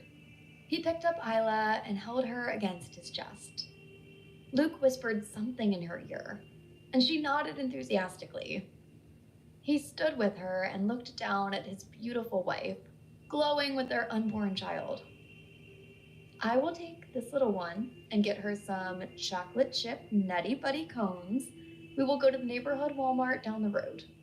Be right back, babe," he said. Luke grabbed his wallet off the hallway table, helped Isla put on her jacket and Crocs, and they left the apartment. Emily wandered back into the bedroom and collapsed on the king-sized bed. She let the ceiling fan above the mattress blow over her and lifted the t-shirt, exposing her bare, swollen belly. The soft, whirling motion of the fan above her lulled her to sleep. She would sleep until they got back with the ice cream. Emily thought only a few minutes had passed when she heard a loud knock on the front door. She was disoriented and stumbled down the hallway to the front entrance. Why was Luke knocking? Did he lose his keys? Emily did not bother to look through the peephole in the steel door. She unlocked it and opened it up. Her blue eyes widened in her heart-shaped face, and the blue lights from the squad car reflected against her white Camaro parked in the driveway. Mrs. Buchanan? The female police officer questioned softly. Her partner, a young guy in his early 20s, stood beside her. Emily nodded her head as if in a dream state. I'm sorry to tell you this, but there was an accident about an hour and a half ago. She trailed off when she saw Emily's eyes fill with tears. Emily smiled softly. No, you are mistaken. Luke and Isla are fine. They went to get me some ice cream at the store. She finished, as she saw the officers shake their heads. The man spoke up when he saw she was far along in her pregnancy. Ma'am, maybe you would like to step inside where it is cooler? He suggested kindly. Emily braced her hands against his chest and pushed him away roughly. He stumbled back, almost falling off the side of the steps. No, she whispered, shivering from the shock her body was entering. She knew. They did not have to tell her. Luke and Isla were dead. She could feel it in every fiber of her being. They did not make it. She turned away from them and walked down the steps and onto the driveway. Emily was barefoot, and her heart pounded violently. She peered down the road, hoping at any moment that Luke's black Chevy Silverado would come around the curve with its loud V8 engine roaring. She would smile, walk to the truck's passenger side, and open it. Emily would unbuckle Isla's seatbelt and pick her up, and they would walk into the house, have ice cream, and go to sleep afterward, and everything was going to be okay. But there was no truck. Emily continued staring, and the female police officer touched her on the shoulder. Emily turned quickly and looked at her pleadingly, but the officer's expression did not change. Emily let out the loudest, gut-wrenching sob that they had ever heard. The sky opened and icy shards of the coldest, hard rain began to pour down, drenching her and the officers. She sank to the pavement on her bare knees and collapsed on the stone pavers. The officers ran to her side, dispatching the paramedics, and she grabbed her stomach in a blinding pain that made her gasp for air. Emily screamed angrily into the night. She was going into early labor. She still had a few months to go. It was too early to have her son. Her belly seized her and she cried out, clutching the young male officer's hand. He held it as she opened her legs and began to push. She cried. She screamed. Neighbors looked on silently and sadly at the scene, knowing something terrible had happened to the young mother. In the middle of the thunderstorm, Emily gave birth to her stillborn son. The paramedics took her to the hospital in the ambulance, and when she arrived, they were taking her out of the back of the transport vehicle. She heard that it was a drunk driver in an 18-wheeler truck that had hit them head-on, coming back from the store. Luke hit a guardrail and went over the embankment. Luke and Isla were killed instantly. The stress of the accident had caused Emily's body to go into early labor and brought on a premature delivery of her baby boy. Emily wept as she accepted this reality. There would be no Luke, no Isla, and no baby boy. They were gone forever. Emily lost her family in the space of 2 hours. Emily wanted to die. It was all her fault. Luke, Isla, and their son, who she named Nathan Luke, were buried side by side in the family plot at Edward Cemetery. Luke's parents flew back from their trip to Paris and helped Emily with the funeral expenses and getting all of Luke's documents in order. They were devastated as they stood by the graveside on a beautiful, clear, and warm day and watched their caskets lowered into the soft ground. Luke was well loved, and many attended the services to pay their respects. After the funeral, Emily asked her in-laws to take her home, and she hid in the bedroom as mourners brought boxes of food and reminisced about old times.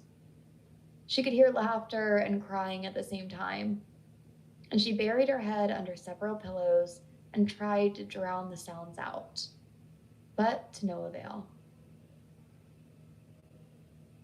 Emily pressed her head back against the chair she was sitting in and took another sip of her tea. Even though it had been 6 months, she could still feel the baby. She could feel its ghost movements against her belly, and she cradled her flat tummy inside. "I'm so sorry, Nate," she told her phantom child, that she only wanted her family back, and she could not have it. There was no way to get those moments before, and Emily realized that even in her wildest wishes, could not make her family return.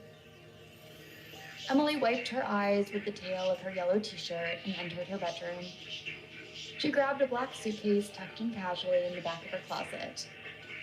She unzipped it, retrieved a framed photograph of her family on the beach in Hilton Head last year, and placed it inside the bag. She zipped it up tight and hugged it close to her chest. She would take it to Hastings' house, put it in a particular spot, and always keep it close. The following day, Emily smiled through her sorrow as she looked around the apartment one last time. She lightly chuckled as she remembered she and Luke making love, christening every room when they first moved in.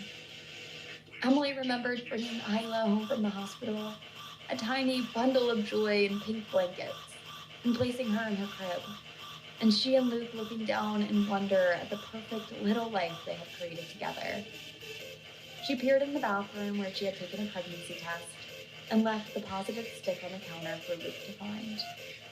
So many beautiful memories. The streets were silent and empty that following day. Emily loaded up the boxes and started her car.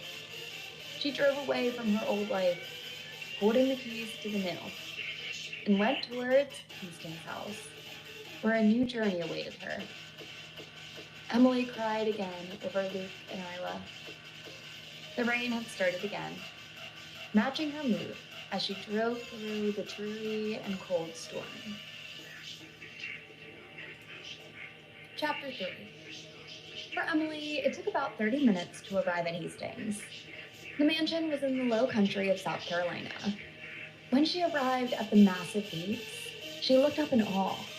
She slowly drove through them and up the curling driveway until the gray facade of the mansion came into view. She pulled up to the old mansion, surrounded by tall weeping willow trees that swayed slowly with the summer wind. "Oh my God," she said in shock. She took a deep breath where she parked her car and turned off her engine. Emily sighed heavily and released her seatbelt. She stepped out of the vehicle, and standing in the light rain, she smiled up at the sizable looming structure of Hastings' house. And Emily felt that sense of dread again. She grabbed her bags and suitcase and slowly made her way up the pavers to the door. The house's exterior walls were old and faded gray brick adorned in climbing green ivory, and the windows were shrouded in thin spider webs. She took the large brass key and clutched it tightly. Emily had to brace herself as she opened the large double oak doors and stumbled into the darkened hall of Hastings' house. The cold welcome chilled her to the bone, and she half expected a ghost or two to try to scare her off. But nothing happened. "You don't believe in ghosts, Emma?" she reminded herself. The air was cold and damp, and the smell of age wafted. Emily felt uneasy, as if someone were watching her. She took a deep breath and steeled herself as she stepped further into the massive foyer. Emily looked up in wonder at the crystal chandelier above her. She thought that if it were to fall, she would be dead. Emily stepped deeper inside the first floor and looked around the grand living room with large draped windows and an intricate rug that looked like it belonged in a palace. The second floor was bright, with the light from the large windows shining down on the marble floor. Emily could see a grand piano to her left, and a hallway with doors lined up leading somewhere. As she ventured further into the dimly lit rooms, she got an overwhelming sense of presence, as if someone were walking with her. Emily dismissed it. She picked up her suitcase and took a few steps further into the room on the left. A gust of chilly wind blew through the open hallway, making her shiver. She quickly shut the door, and the breeze dissipated. Emily laughed nervously. She gasped and looked around at the tall ceilings and the intricate moldings on the walls. Emily was surprised by the beauty and elegance of the room that she was standing in. Although time had taken its toll, the room still had a sense of grandeur. This feeling of not being alone heightened as she stumbled into an extensive library and saw a figure standing in the far corner, dressed in white, facing the wall.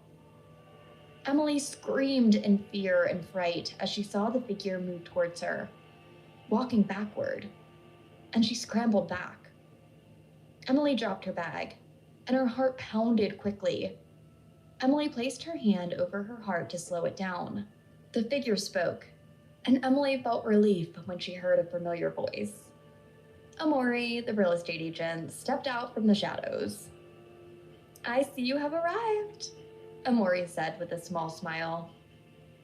Emily cried out, "Amori, you scared the shit out of me," she yelled, but her face was relieved.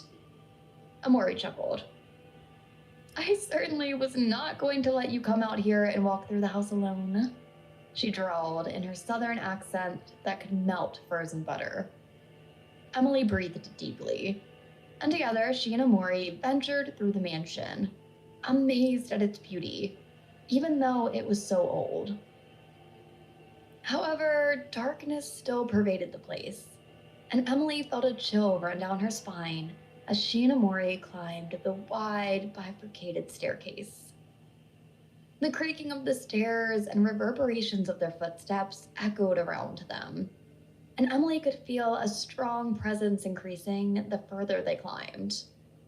The wood railing was smooth beneath her palms. Amori looked pretty in a long, white, flowing dress, with her blonde hair pulled back in a half-up, half-down style, with tendrils framing her face. She looked back at Emily and smiled. "So, this mansion was built in the 1850s, and is it not just like stepping back in time?" she gushed excitedly. Emily saw the haunting family portraits that had been hung on the walls, gracing both sides of the grand double staircase, and it seemed as if their eyes followed her. She shivered and hurried up the stairs to catch up to Amori. Emily agreed with a nod of her head. "Yes, it is for sure." They arrived at the top of the second floor, then turned around and looked back down. They had climbed a lot of stairs. Emily placed her hand on the wooden rail in front of her and had a flash of something so horrific that she stumbled backward. She backed into a large potted plant and almost knocked it over. Amori knelt in front of her with great concern on her face. She grabbed her hand. "Are you okay?" Amori asked, concerned. Emily closed her eyes to erase the image that she had seen. She never wanted to see that again. Not ever. A woman or girl stood where she stood, and then placed her hands around the railing, hauling herself over the bar and falling. What in the hell? Why had she seen that? It was as if the person wanted to jump. The creepiest part of all, she was smiling as she was doing it. Emily took a few deep breaths and tried to steady herself. She looked down at her hand, which was still trembling. I don't know what just happened," she said, her voice shaking. I had this sudden feeling like something terrible happened here. Amori looked at her with a mix of curiosity and concern. What kind of feeling? She asked. It was like a flash, Emily said, trying to find the right words to describe what she had experienced. Like a memory, but not my own. It was like I was seeing through someone else's eyes. Amori's eyes widened. That's unsettling, Ems, she said. Emily nodded, still feeling shaky. Yeah, I do not know what it was, but I do not think I want to stay up here any longer. Amori stood up and brushed off her knees. All right, let us head back downstairs. Emily could not block out the face with an unholy visage as they descended the staircase. It scared her. Are you okay? She asked again. Emily sighed. Yes, I'm just so tired and did not get enough sleep last night. The mind was playing tricks, she said softly. Amori smiled again and chuckled nervously. What did you see, Ems? Emily questioned curiously. Emily shook the image away. She did not want to resurrect it again. It does not matter. Let us continue our tour, shall we? She dismissed the subject, and Amori said nothing else. They continued to traverse the mansion inside and out, and for a moment, Emily had forgotten about the vision she had seen at the top of the stairs. She started to adjust to the atmosphere of the mysterious old mansion, and was beginning to enjoy the thought of living in a beautiful place such as this.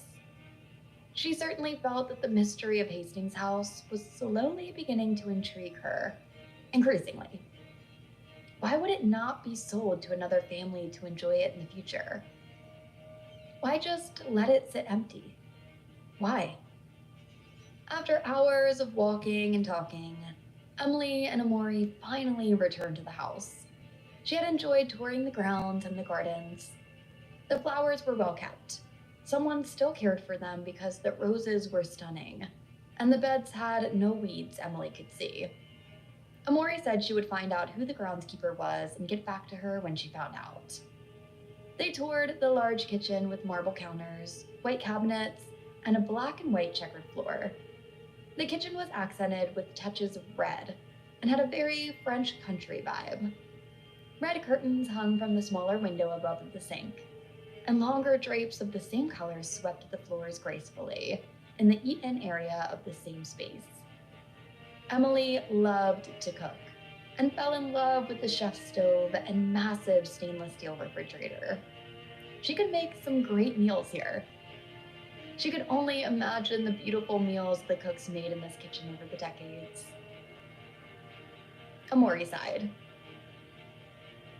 Girl, I am pooped. This place is massive and just gorgeous, Amori exclaimed. I'm going to head on out, but you are sure you don't want one of my many suites upstairs? She asked incredulously. I mean, there are 14 bedrooms up there, and the only one that appeals to you is the maid's quarters off from the kitchen? She questioned, like Emily was strange. Emily leaned against the massive island and folded her arms. I like it, she spoke. It has personality and color, and I felt very homey there, which suits me just fine, she finished. It was by accident that Emily found the room. She looked back toward the house from the garden and saw the room built off from the kitchen, and saw the cheery daffodil yellow curtains adorning the large bay window. Emily looked at it and returned to the house, leaving Amori in the garden. She walked through the kitchen door, wandered down a small tiled hallway, and found a closed door with a delightful stained glass pane in the middle of the wood door.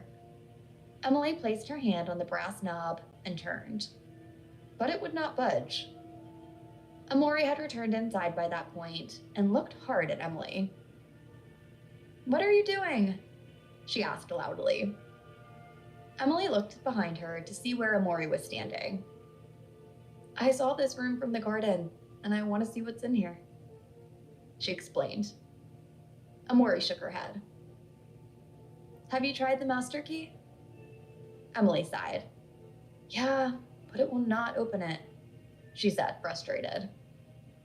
Amori returned to the kitchen, picked up the manila envelope with the contract, and reached down to the bottom, and her fingers closed around a set of keys. To what they went to?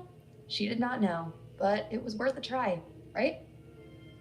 She walked back down the hallway and handed the keychain to Emily. Emily took the keys and smiled. She tried the first one, but it did not fit.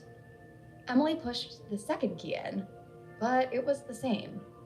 Then she tried the third key, and it opened with a satisfying click. She opened the door and beamed as she stepped inside. The room was tiny compared to the others, but the colors were impressive. Vibrant yellow adorned the walls, while a laminate floor and a lively hue lit up the space. Someone had dressed the large white iron bed in cobalt, patterned pillows, and a fluffy white bedspreading comforter. Emily opened her arms and declared, I think this is it. Amori looked around in approval. It's certainly you, Ems. Emily could agree. She admired the small gas fireplace in the right corner and the adjoining full-size bathroom with an inviting soaking tub. She was also pleased to find a cozy area with a TV and entertainment center for relaxing.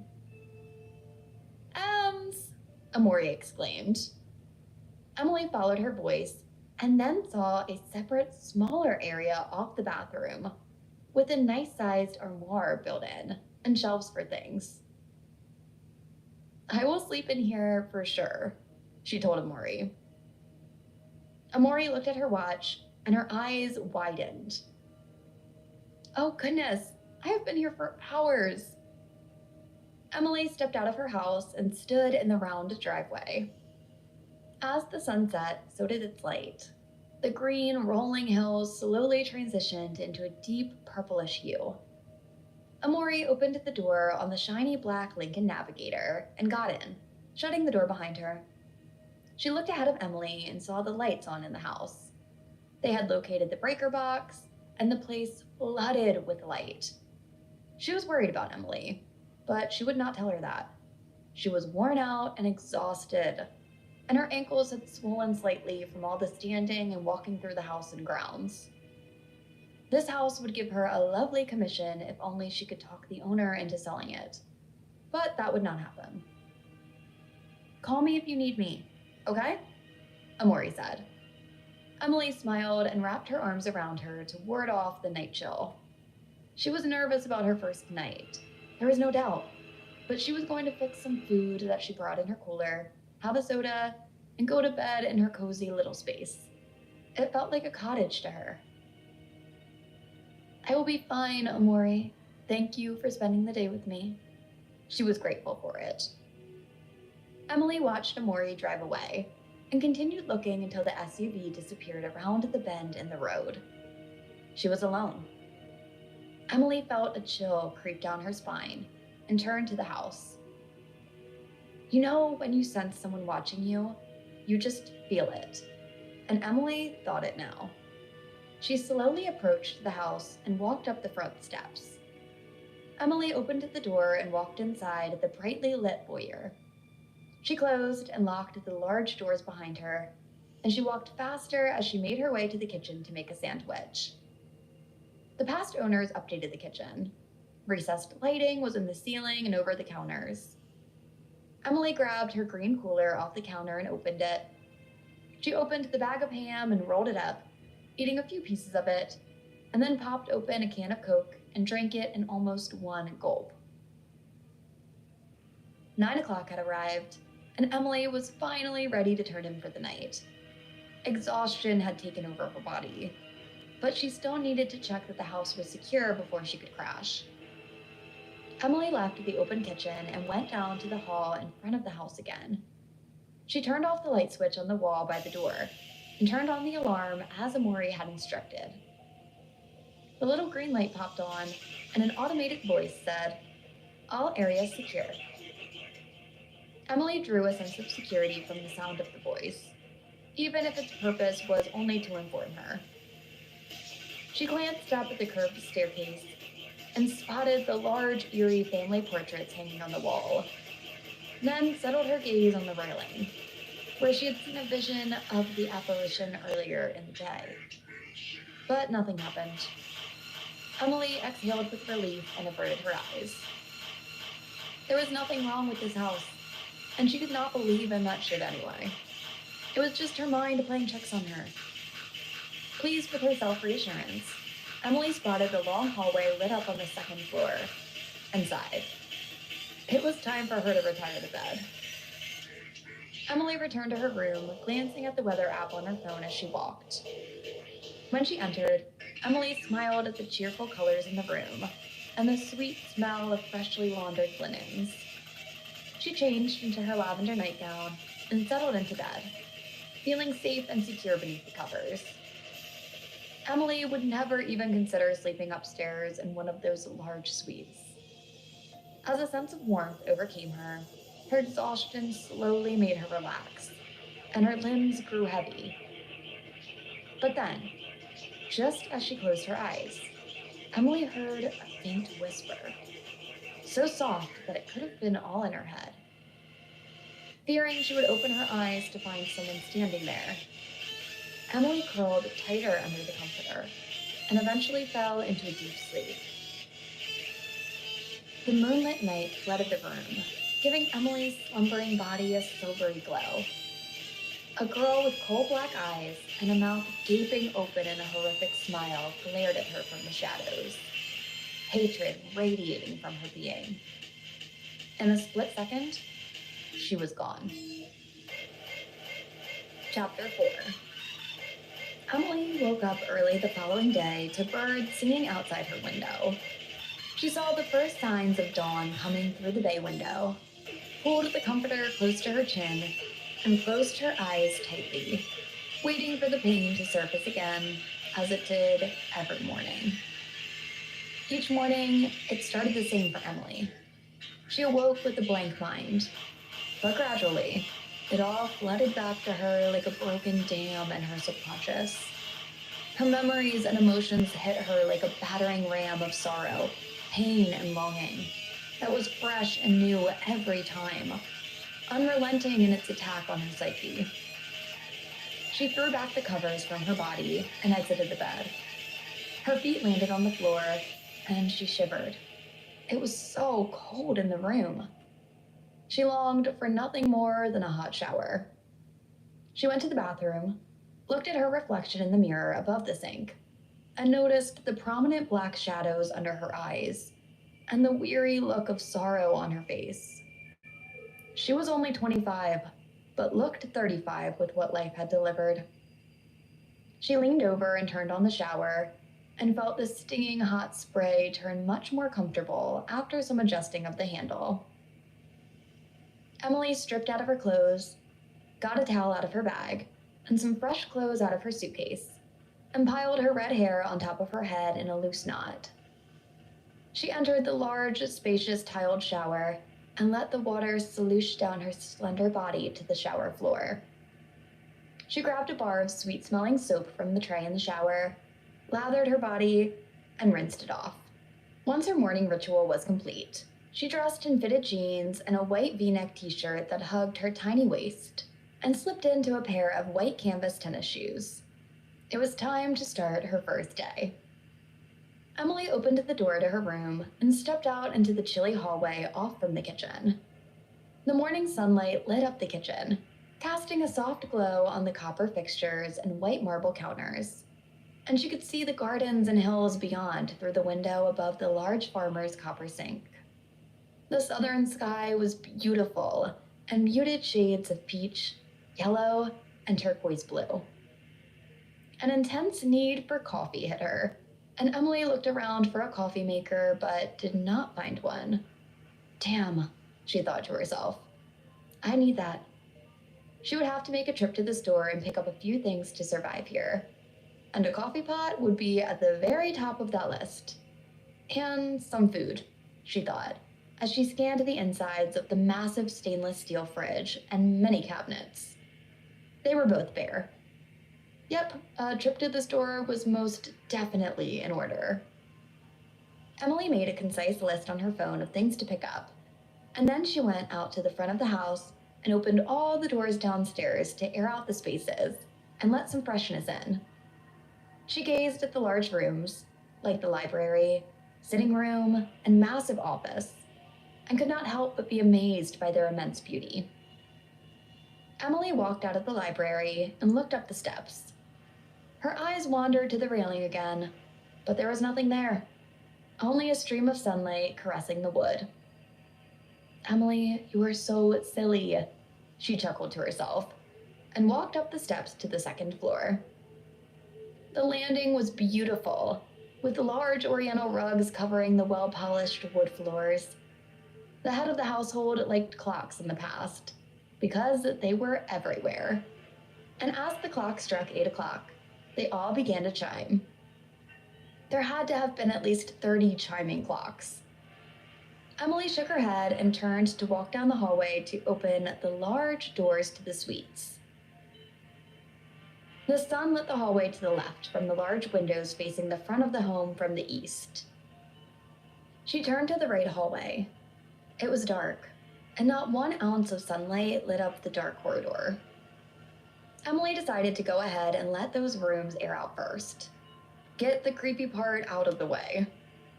She turned the flashlight on her phone and pointed it down the hallway.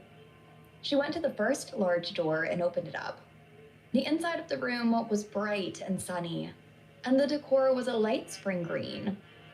It was lovely, with a high canopied bed, green rugs, and touches of green and yellow everywhere her eyes landed. The bedding, the drapes, etc. "One room down," she whispered to herself. Emily explored a pink room, a blue one, a yellow one, and a red one that was too much. Then there was the white space before she reached the last chamber. It was only accessible through 3 steps of stairs. When she went to open it, however, the door would not budge. Someone had locked it from the inside. How strange. Emily dismissed it for a moment. She would have to get in there eventually, though. Emily turned to walk away and heard what sounded like a slight knock on the door from the inside. She turned back quickly, grabbed the knob, and turned. But it would not. Emily stepped back and glanced over her shoulder. The sight of the door made her sick, as it had the previous day. She felt weak and on the verge of throwing up. Even though there was no lock on the door, it would not budge. It would have taken a lot of effort to open, more than Emily had to spare. As she moved away from the door, the nausea started to subside. It was completely gone when she reached the middle of the landing. The bedrooms had light streaming in from their windows, but not from the door at the end of the hallway. All that came from there was an oppressive force that frightened Emily. Emily towed it back downstairs quickly. Once in the foyer, she heard the clock strike 9 o'clock, and the chime of the bells echoed loudly throughout the house. Emily grabbed her wallet and keys and left the house. She got in her car and drove away. Emily needed some distance. She glanced through the rearview mirror, and the place looked so still and lifeless. The weeping willow trees surrounded the mansion even seemed to sag with sadness. The house was not still and quiet, though. Something was wrong, and Emily knew it all surfaced from that dark room at the end of the hallway. The door would not open. Someone did not want that door to open, and they fixed it so it would never open again. Chapter 5. Driving away from Winston's house, Emily felt a sense of relief. She had only been there 2 days, and though she had hoped for an improvement in her mood, it had not happened yet. With more time, it would. As she drove along the winding country road, she noticed a pretty store at the side of the highway, Gordon's Country Market. So, Emily pulled into its overflowing parking lot and went inside. A tantalizing aroma of freshly cut flowers surrounded her as soon as she stepped through the open doors. There were buckets full of colorful blossoms resting on the windowsills. Taking a basket in hand, Emily chose some red carnations and white and yellow daisies to brighten up her room decor. Even though Hastings House had its own garden that she had yet to explore, flowers always cheered Emily up, and these would be no different. Emily entered the bustling store that looked like it had been there since the 1930s or 1940s. The building was charming, covered in white aluminum siding and large windows with bright red shutters. A couple of older adults sitting on the benches outside sent her a warm smile as she passed them. She recognized their faces. They reminded her of her grandparents, whom she had not seen for an extended period. Soft country music played from the speakers at the front. Emily noticed a sign above the blue Formica counter reading, "Fresh fudge and cookies ready to devour." She followed her nose towards the candy section. Sample cups of blonde fudge and chocolate chip cookies lined up in rows were calling her name. Emily could not resist taking a bite out of one. The sweet butter and cocoa melted in her mouth, making her eyes roll in pleasure. "Pretty good, huh?" a female voice behind her said. Emily turned and saw a pretty young woman with the reddest hair she had ever seen, and tons of freckles all over her face and arms. She was lovely, and her green eyes flashed with warmth and kindness. She was Marita from the Disney movie Brave, brought to life. Emily smiled back. "Yes, it is perfect." The young woman stepped out from behind of stacked boxes, filled with chips and other snacks in the center of the store. She had the most genuine smile, and held a box cutter in one hand and a box cut down in the other. "We are running a special, buy one, get one for free deal," she said enthusiastically. Emily smiled. "Well then, I will take advantage of that deal." Clarissa walked over to her and patted her right on the shoulder. "Hang right here," she said in a sweet southern accent, and put down the box and the cutter. She went behind the counter and grabbed 2 boxes. Clarissa stood before a glass cabinet displaying the sweets, and slid the door back to the access to the cookies and fudge. "What's your poison? We have blonde fudge, maple walnut fudge, and my personal favorite, California walnut fudge. For cookies, we have chocolate chip, sugar, and..." She leaned back in the cabinet and pulled out a tray. "And my mom's famous peanut butter cookies."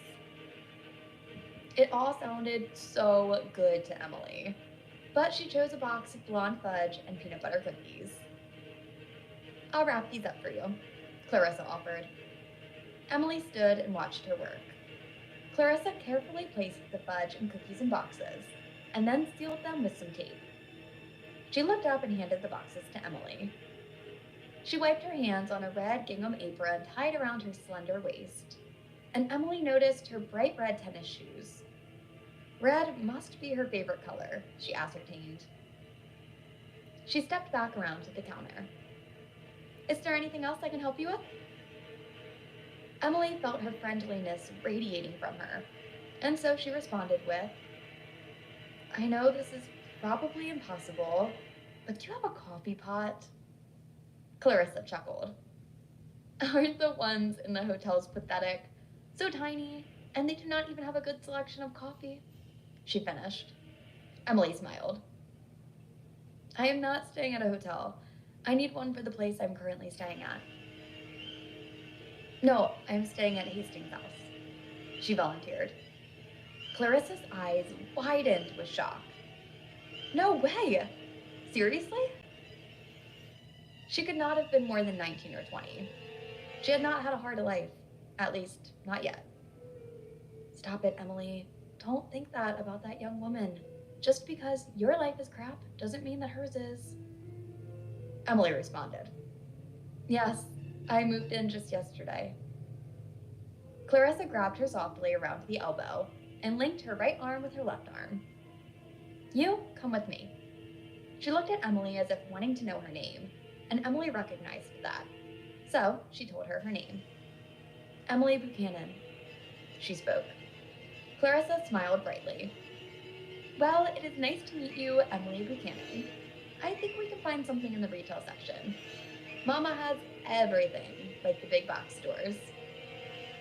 She led her down aisles of canned goods, meats, produce, fruits, and vegetables. And then they turned down another corridor and came to a set of double doors that opened electronically. This part of the store had a boutique atmosphere. Down the aisles, an array of decorations, appliances, and jewelry was on display. Clothes hung attractively from racks. A worker had toys, bedding, and colorful pillows piled up on a daybed in the corner to catch a customer's attention. Right back here, Emily, Clarissa said, and Emily followed her.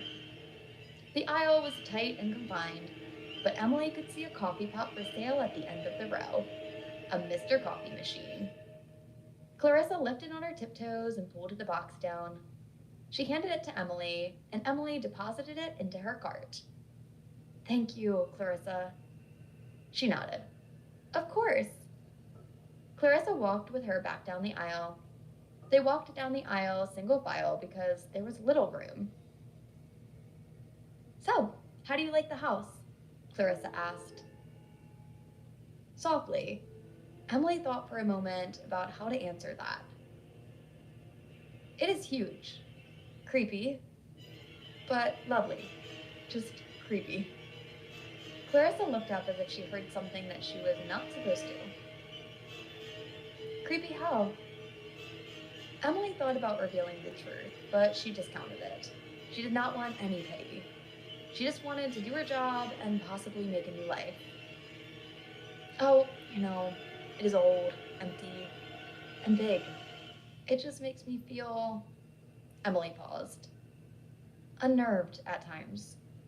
I have been there for only 2 days, and already I feel uneasy with how large it is. Like I could get lost and never find my way back. Clarissa nodded.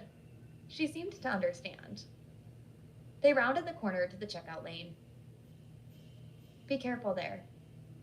For some strange reason, Clarissa said that as if she knew something she was not telling. Emily smiled. Of course, I always am. I bought some flowers to spruce up the mantels, and now that I have a coffee pot, I can make it.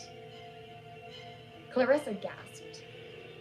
Oh, do you like blueberries? She exclaimed. Emily liked this woman. I do, she stated. Well, do I have the coffee for you then?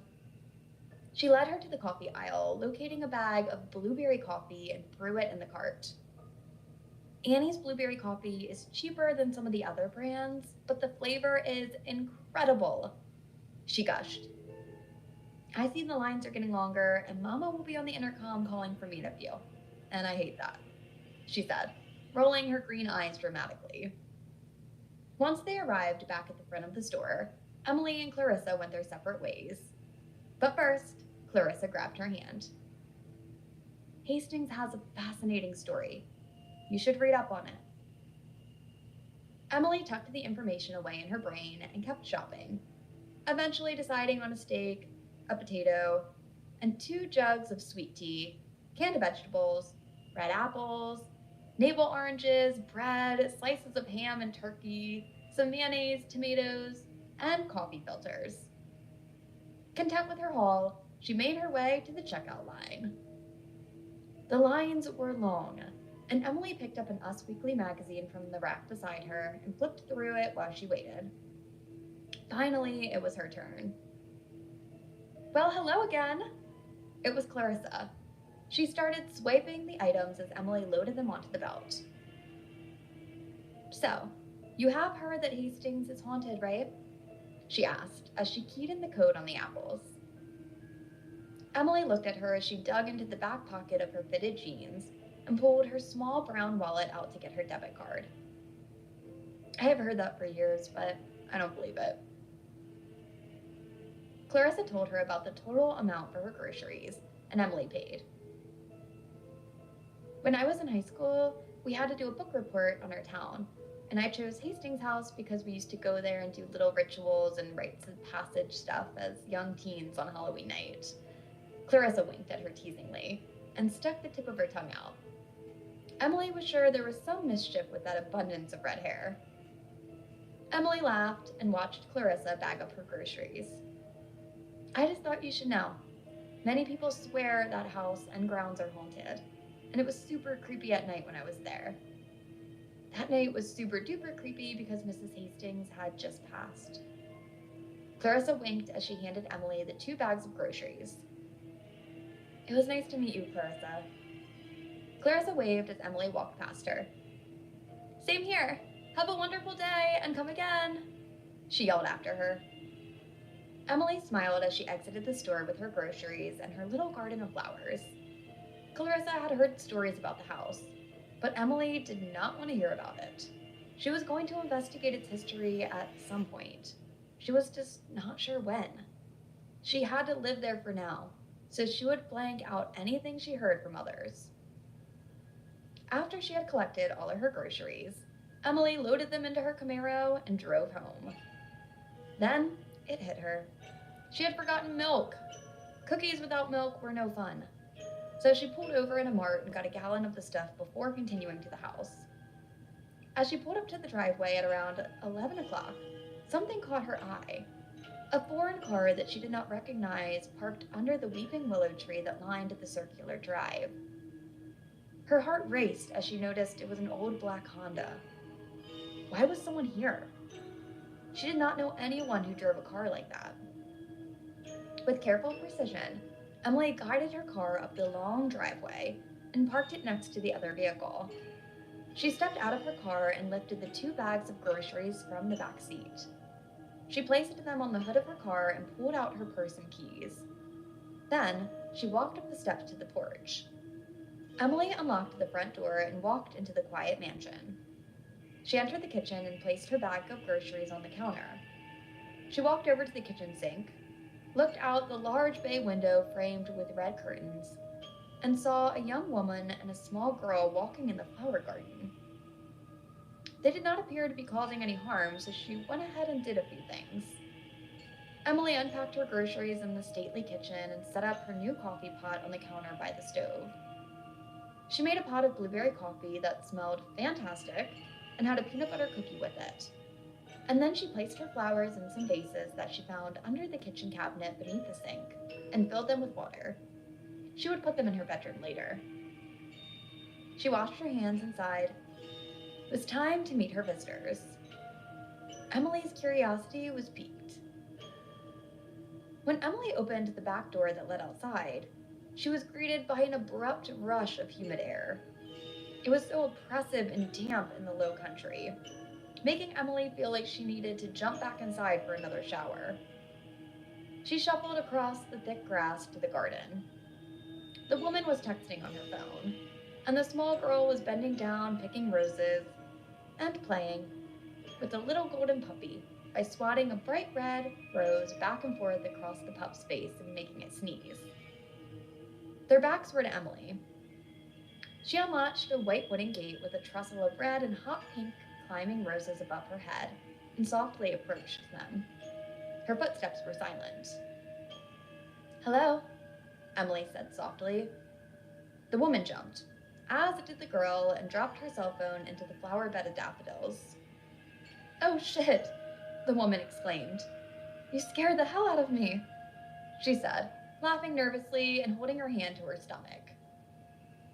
Emily held her hand up in a truce position. "I'm sorry, I didn't mean to scare you. I just wanted to come and introduce myself. I'm Emily Buchanan. I'm the housekeeper here." The woman was pretty, with short, deep brown hair cut in a pixie, warm brown eyes framed by dark, long lashes, and she was close to 6 feet. She looked in her mid-30s and had an olive complexion, showing off her high, model-like cheekbones. She was slender and wore lavender nurse scrubs with a baby elephant print in cheerful yellow. She wore white tennis shoes with canary yellow shoestrings. a lanyard around her neck, and a name badge that said Cypress General. Emily would guess that she worked in the neonatal unit. The woman held her hand to her forehead and had an embarrassed look on her face. "Oh, I am so sorry. I heard that someone had accepted the job, but I wasn't clear on who or when the new caretaker would arrive," she gushed in a low country accent. She smiled apologetically. "I'm Lainey Griffin, and this is my niece Bella," she said, pointing to the pretty girl playing with the adorable puppy. "We live just down the road, a piece to your left. We have the horse farm, Griffin Farms," she told Emily. Emily gasped. "Oh, wait! I saw your farm on the way to the store this morning. It was a white fence with beautiful horses in the pasture." Lainey nodded enthusiastically. "Yep, that is the one." Emily sighed. "I love horses." "So does my brother Davis. He raises and breeds Arabians." Emily found that so fascinating. She smiled. Lainey shook her head in apology. "I would have never just shown up like this if I knew someone had been living here. It's been vacant for so long. At least 2 years since Mrs. Hastings passed away. I feel like I'm trespassing," she said nervously. Emily shook her head. "No, you're fine," she assured her. Lainey visibly relaxed in her face and her body. Emily looked around her at the garden and the surrounding property. "You are familiar with this place?" she questioned softly. Lainey laughed dryly. "I should say so," she spoke. "We may not be Hastings, but we are close enough with all of the relatives that have worked here through the years for the family," she chuckled. "We have been heavily invested." Lainey strolled to a spot away from the little girl who was still plucking flowers, and Emily trailed her. She could tell that Lainey had something to share, but she wanted to be sure they weren't close enough for the child to hear them. Once they had stepped away, but she could keep an eye on the girl, Lainey spoke. "My family has worked for the Hastings family for many years. My grandmother, mother, and sister were all housekeepers here." Lainey smiled. "I broke the chain and became a nurse," she spoke. "Thus the kid scrubs." She pointed to the elephant fabric and then continued. "She is my niece, as I said. I am her sole guardian since her mom passed away a few years ago." Lainey shared it with Emily. Emily looked over at the child. Her hair was the lightest shade of cotton blonde and rolled down her back in gentle waves. Her skin was porcelain white, giving her a delicate, otherworldly air. She had thought the child was shy due to their quietness, but now she could sense something else. Bella has selective mutism. She used to talk as much as any child, but she stopped when my sister died. Emily's heart went out to the little girl. Lainey walked over to a stone bench in the middle of the garden path and sat down with a heavy sigh. "I bring Bella here when she gets agitated, which calms her. She will only communicate by writing. She has not spoken one word. It helps her to be where Tristan is and makes her feel calm and close to her." Emily's blue eyes widened. "Close to her? Here?" she questioned. Lainey nodded in response. "Yes, Tristan served as Mrs. Hastings' housekeeper, her loyal companion, and whatever else you might call it. She had been with Marjorie for 5 years, and they had a good relationship. One morning, my sister was vacuuming the stairs to the second floor when she fell backwards." Emily felt pure horror run through her body. Lainey looked at her and nodded to affirm what Emily was thinking. Bella saw it all. "Oh my God," Emily gasped. Lainey's eyes watered up.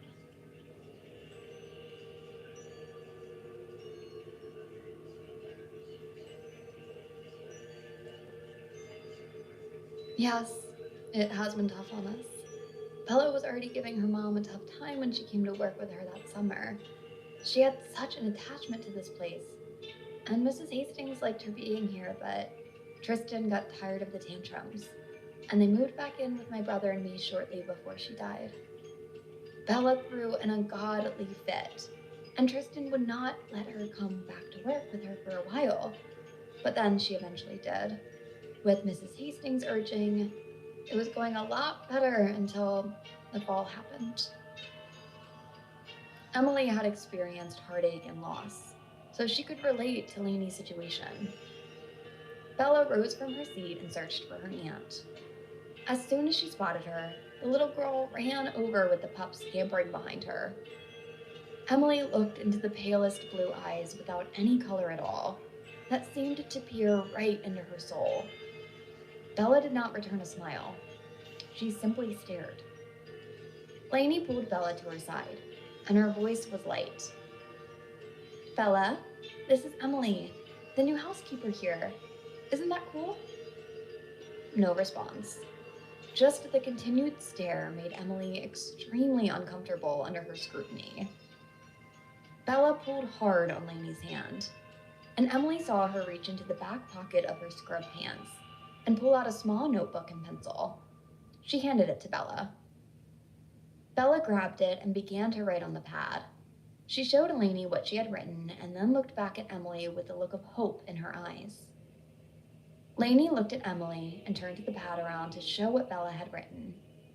In big, bold letters it read, "Have you seen my mommy?" She looked intently at Emily, and Emily shook her head in the negative. She did not know what to say. She looked to Lainey, and then she looked back at Bella. Emily knelt on the grass before her, and her voice was kind. "I have not seen her yet, but I have only been here a few days," she said. "I know her name now, though, and if I see your mom, I will tell her now that you miss her."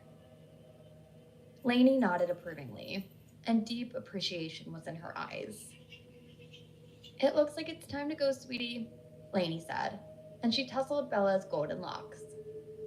"I need to get you and Goldie back home, and I have a shift coming up soon." With that, the trio began making their way out of the garden and towards the mansion. Emily strolled with her companions, the little pup galloping after her sneakered feet. She stopped and bent down, giving the pup's downy fur a good rub down as it wagged its tail. "She is so adorable." The little puppy squirmed like a wiggle worm, and Emily released her. "Y'all can come through the house if you like and not have to walk around this huge house," Emily offered. Lainey looked at her and down at Bella beside her, who was looking up at her with hope in her big blue eyes. "I would prefer to walk around if you don't mind," she said, tapping her watch face. "Steps," she declared. Emily laughed. "I hear that," she agreed. But there was a guarded and haunted expression on Lainey's face that Emily could not miss. "Well, y'all take care and come back whenever you want." Emily watched the car pull out of the drive, and it hit her hard in the gut. Bella reminded her of Isla so much. For a child that young to witness a parent's death, it was so unspeakably horrible and tragic. That child would never be the same having seen that. Emily was so desperate to hold her daughter in her arms again. Her cheeks were wet with fresh tears as she gazed at the bright blue sky. She imagined being reunited with Luke, Isla, and their unborn son. It felt so cruel that Emily had been left behind. The bitterness in her heart mounted, and she swiped away the tears from her face with a quick, angry motion. She would never heal from this loss. Emily stepped into the house, into the chilly atmosphere of the entryway, and glanced up at the stairs. She recalled her vision. She had seen a young woman or a girl on that first day perched atop the wood banister, who had glared down at her with those obsidian eyes and smiled emotionless, before sheaving herself over the railing and plummeting to her demise.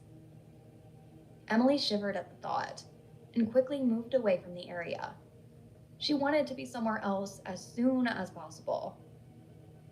Emily hurried to her bedroom and retrieved a medium-sized red box with a handle, which she brought over to the leather sofa in the sitting area. It was a vintage record player Luke had given her on their second anniversary, which she treasured. Emily rummaged through her collection of classic albums and grabbed an old Frank Sinatra record out of her closet. Then she took it and the record player to the kitchen and put them on the center island. Plugging it into the wall outlet, she felt relieved as old blue eyes crooned through the halls and up the stairways and hallways of her grand home. Emily got so busy putting things away that afternoon that she did not notice the sun beginning to set, the house growing dark, and the shadows creeping in. It was dusk at the old Hastings mansion. Emily cooked a steak and potatoes for her dinner. Finding 2 white plates in the cupboard above the sink, she placed her food on it before hastily consuming it while standing at the kitchen island. Emily was so greedy that she did not even sit down to eat. 2 glasses of sweet tea quenched her thirst, but she longingly wished for a nice glass of wine or a few beers to go with her meal, only to find there would be no such indulgence tonight. After Emily finished her meal, she tidied up and stepped outside to see the sunset that painted the sky orange, with royal purple and turquoise aqua as accents. The sultry night air blew a promise of rain or a thunderstorm later. She returned to the garden and sat on the bench Lainey had occupied earlier. Emily swapped her tennis shoes for some flip-flops, which she removed to let her feet rest in the cool grass. With her head reclined, she closed her eyes and enjoyed the moment. Emily felt so much better out there than she did in the house.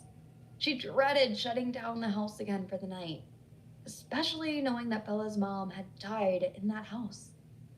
Emily prayed that she did not re-encounter her or have that vision again because it shook her to the core. She turned back to gaze at the massive structure, and a breeze stirred her messy bun.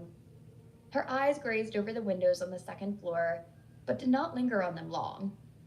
A shiver ran down her spine, causing her to wrap her arms around herself to shake off the feeling of being watched. Emily stared at the gauzy white curtains on the middle window of the front of the staircase. It felt like someone was looking through those curtains at her. But how could that be true? She knew no one else was living in the house with her, and she did not believe in ghosts anyway. They were not real. They were fantasies told by people who wanted to scare others. Chapter 6. Emily felt the raindrops smacking the top of her head and running down her cheeks as she heard thunder growling from somewhere in the clouds above. She flung her flip-flops aside and dashed across the lawn to the house, yanking open the kitchen door and barging into its chilly shelter. When she shut the door and twisted the lock, angry streaks of pink lightning crackled across the sky. Emily arrived in her room, kicked off her shoes, and grabbed a towel off the rack in the bathroom. She dried her arms and face off before opening the medicine cabinet to retrieve her antidepressant medications. Her doctor had prescribed trazodone and paroxetine after the tragedy, but she tried to avoid taking them whenever possible. However, on stormy nights like this, when the memories of that night came flooding back, it became increasingly difficult for Emily to cope with her emotions without medication.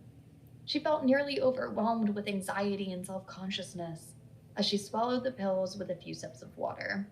The thunder roared, and the lightning illuminated the shadowy hallways as Emily crossed from the kitchen to the front of the house. As usual, her gaze shifted towards the stairs before confirming that the entrance was securely locked. Emily thought she heard something coming from the stairs. She saw nothing when she spun around to check it out. The night and the storm had tricked her mind. Then, Emily remembered what Lainey had told her earlier, about how Tristan tumbled down the stairs. She felt a chill wash over her as the temperature seemed to drop in the room. As a bolt of lightning illuminated the area, Emily heard a creak and felt herself shiver.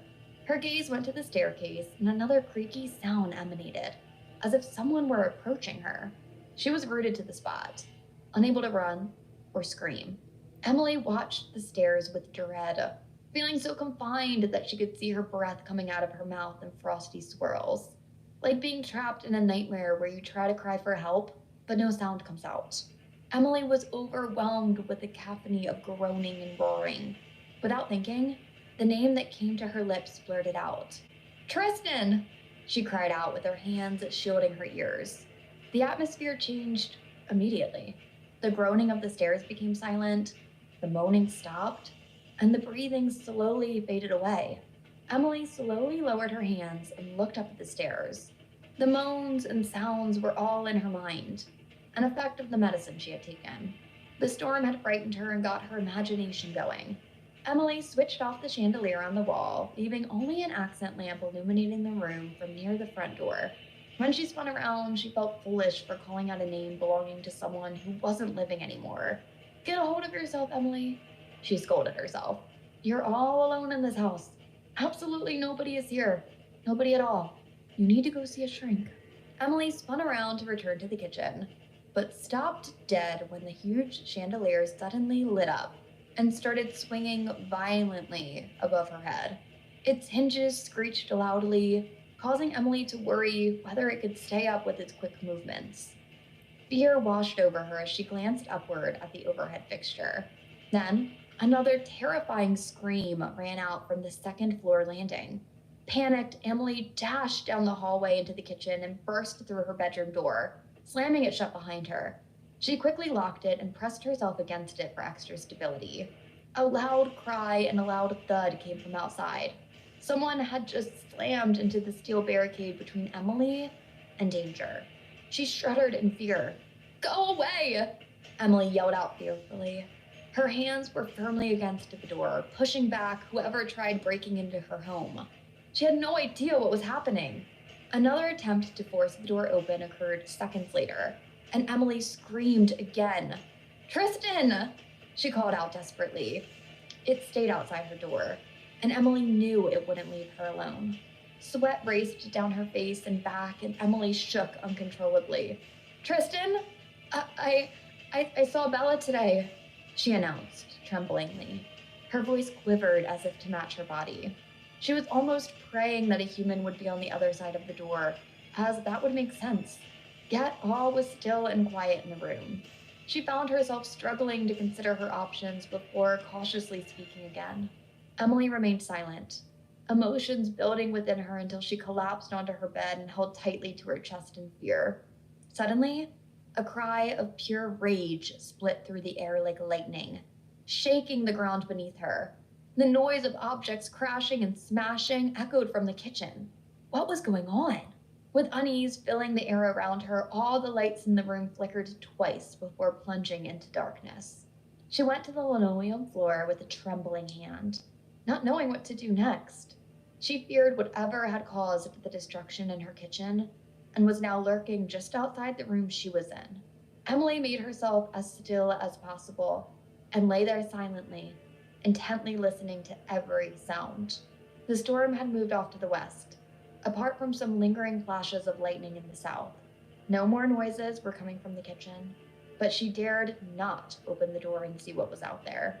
Instead, she clambered onto her bed and pulled out her phone, discovering it was almost dead.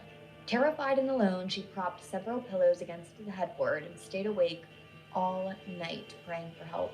As the medications took effect, it became challenging for her to keep her eyes open. "You cannot sleep, Emily," she told herself. "You cannot sleep." Chapter 7. Emily endured the long night. She stayed in the same position on the bed, and her body felt like it had been through a ringer. Her thoughts raced. Should she sneak out through the kitchen, or make her way out of the bedroom window? Emily stayed as quiet as possible, slowly lowering herself off the mattress before tiptoeing to the window. Unlatching the lock, Emily opened it bit by bit until there was enough room for her to climb through. Still deciding if anyone was still inside the house, she did everything she could to keep herself concealed. The curtains shifted slightly with a cool breeze, and Emily glanced out the window to see the sky change from black to light pink and gold. She scrambled for her tennis shoes by the bed, only to remember she had left her phone charger plugged in the kitchen. Even though she did not want to stay another moment, she had no choice. Her phone was dead. In a hurry, Emily grabbed her duffel bag and shoved her phone, car keys, and house keys into the front pocket, then hastily slipped on her shoes. In a rush, Emily opened the window and flung her bag outside. She spun around when she heard a creak from the hallway behind her. Without hesitation, she threw herself over the window frame and landed with a thud on the wet grass below. Wiping her hands on her jeans, Emily picked up the bag again and glanced back into the bedroom. Another creak floated out of the hallway, and with that, she began running as fast as she could past the kitchen windows and doors. Suddenly, Emily stumbled backward from the dew-covered lawn and hastily regained her footing. Without pausing for breath, she sprinted down to the side of the house. Fumbling in her pocket, she extracted her car keys and clicked the unlock button on the remote fob. The soft beep echoed in response. Emily did not dare look back, but she felt like someone was watching her again, just as they were last night. Someone wanted to frighten her away. It was working. She got in the car and fumbled for the start button, feeling relieved when the engine roared to life. Emily shifted into reverse and backed out from her driveway before throwing the gear into drive and hastily making her way out of the gates and onto a country road. Emily desperately needed to call the police but had no phone. Fear began to creep in as she felt helpless against the situation. There was nobody who could help her. She frantically glanced around, trying to figure out what direction to take, when suddenly, she noticed an entrance sign to Griffin Farms. Lainey from yesterday might help her, Emily thought. Let her use her phone or charger. She turned down the long gravel driveway and soon spotted a white stable and a big farmhouse ahead. She slowed down as she approached and saw parking in a circular driveway. As she opened the door and reached for her bag, Emily felt the thick, muggy air hit her face. Emily could hear horses neighing and whining in the nearby pasture. In front of her was a sidewalk that ran up to the extended covered porch, with wide wooden steps leading up to it. And there he was, standing on the porch with a Hard Rock Cafe mug of steaming coffee in his hand. He wore a John Deere green hat, loose jeans, a white t-shirt, and brown work boots. When he saw Emily approaching him, he smiled kindly and said, "Good morning, ma'am." That was the last thing she remembered before feeling lightheaded and passing out at his feet. Emily awoke to the sound of voices. When her green eyes fluttered open, she saw the man from earlier, and Lainey seated on the opposite side of the spacious room. They were whispering, trying not to startle her. She was lying on a comfortable gray microfiber couch with a cold compress over her forehead. As Emily tried to sit up, Lainey quickly exclaimed, "Whoa, you should rest some more." Emily heaved a sigh of embarrassment before she spoke. I apologize for causing so much trouble. All I needed was a cell phone charger." The tall, dark-skinned man who looked like Lainey stood up and walked over. His brow was furrowed as he gazed at her with concern. Lainey took over again and said gently, "We can help you with that, Emily. Are you okay?" She shook her head and replied weakly, "I need to call the police. Somebody broke in last night. I ran away and locked myself in my bedroom before climbing out the window. I did not know where else to go, so here I am." "Someone broke in?" the tall man asked with concern in his dark eyes. "Did you get a good look at them?" Lainey observed the exchange intently. "This is my brother, Davis," she said, sitting beside her on the sofa. Davis repeated his question in a deep, raspy voice. "Did you see them?" Emily shook her head, her eyes wide with fear. "No, I could hear the intruder wrecking the kitchen, pounding on my door like the intruder wanted to get inside." Davis pulled out his phone and stepped away from the two of them. He went into another room. Lainey sighed in relief. "Davis will call the authorities and they'll investigate things for you." Emily was still trembling from the experience, so she shut her eyes to block it out. Lainey then stood up and unfurled a multicolored blanket, spreading it over Emily to keep her warm. I'm going to make some tea for us while you rest until the deputy arrives, she said with a kind smile. Emily gave a small smile in return before shutting her eyes again. Suddenly, she felt tiny fingers on her face and opened her eyes wide in surprise. It was Bella, the little girl. Bella stepped back and gave Emily a reassuring smile. She reminded Emily of Isla and touched her forehead before stepping away when Davis walked back into the room. Deputy Hardy will be out soon, Davis said. Vandalism in these parts isn't taken all too seriously. I'm going to check it out for you, ma'am. You relax here. He asked if she had keys, so Emily pointed to her bag next to him, and he handed it over. She retrieved the keys and gave them to him. I'll update you once I know something, he promised. Lainey entered the kitchen with 2 hot mugs of pink tea and offered to Davis. You should bring Clive along, just in case. Davis gave her a nod. Good idea, sis. I will head over to the stable and get him. He began to leave, but then turned around again. Lainey aided Emily in sitting up and leaning against the cushions for support.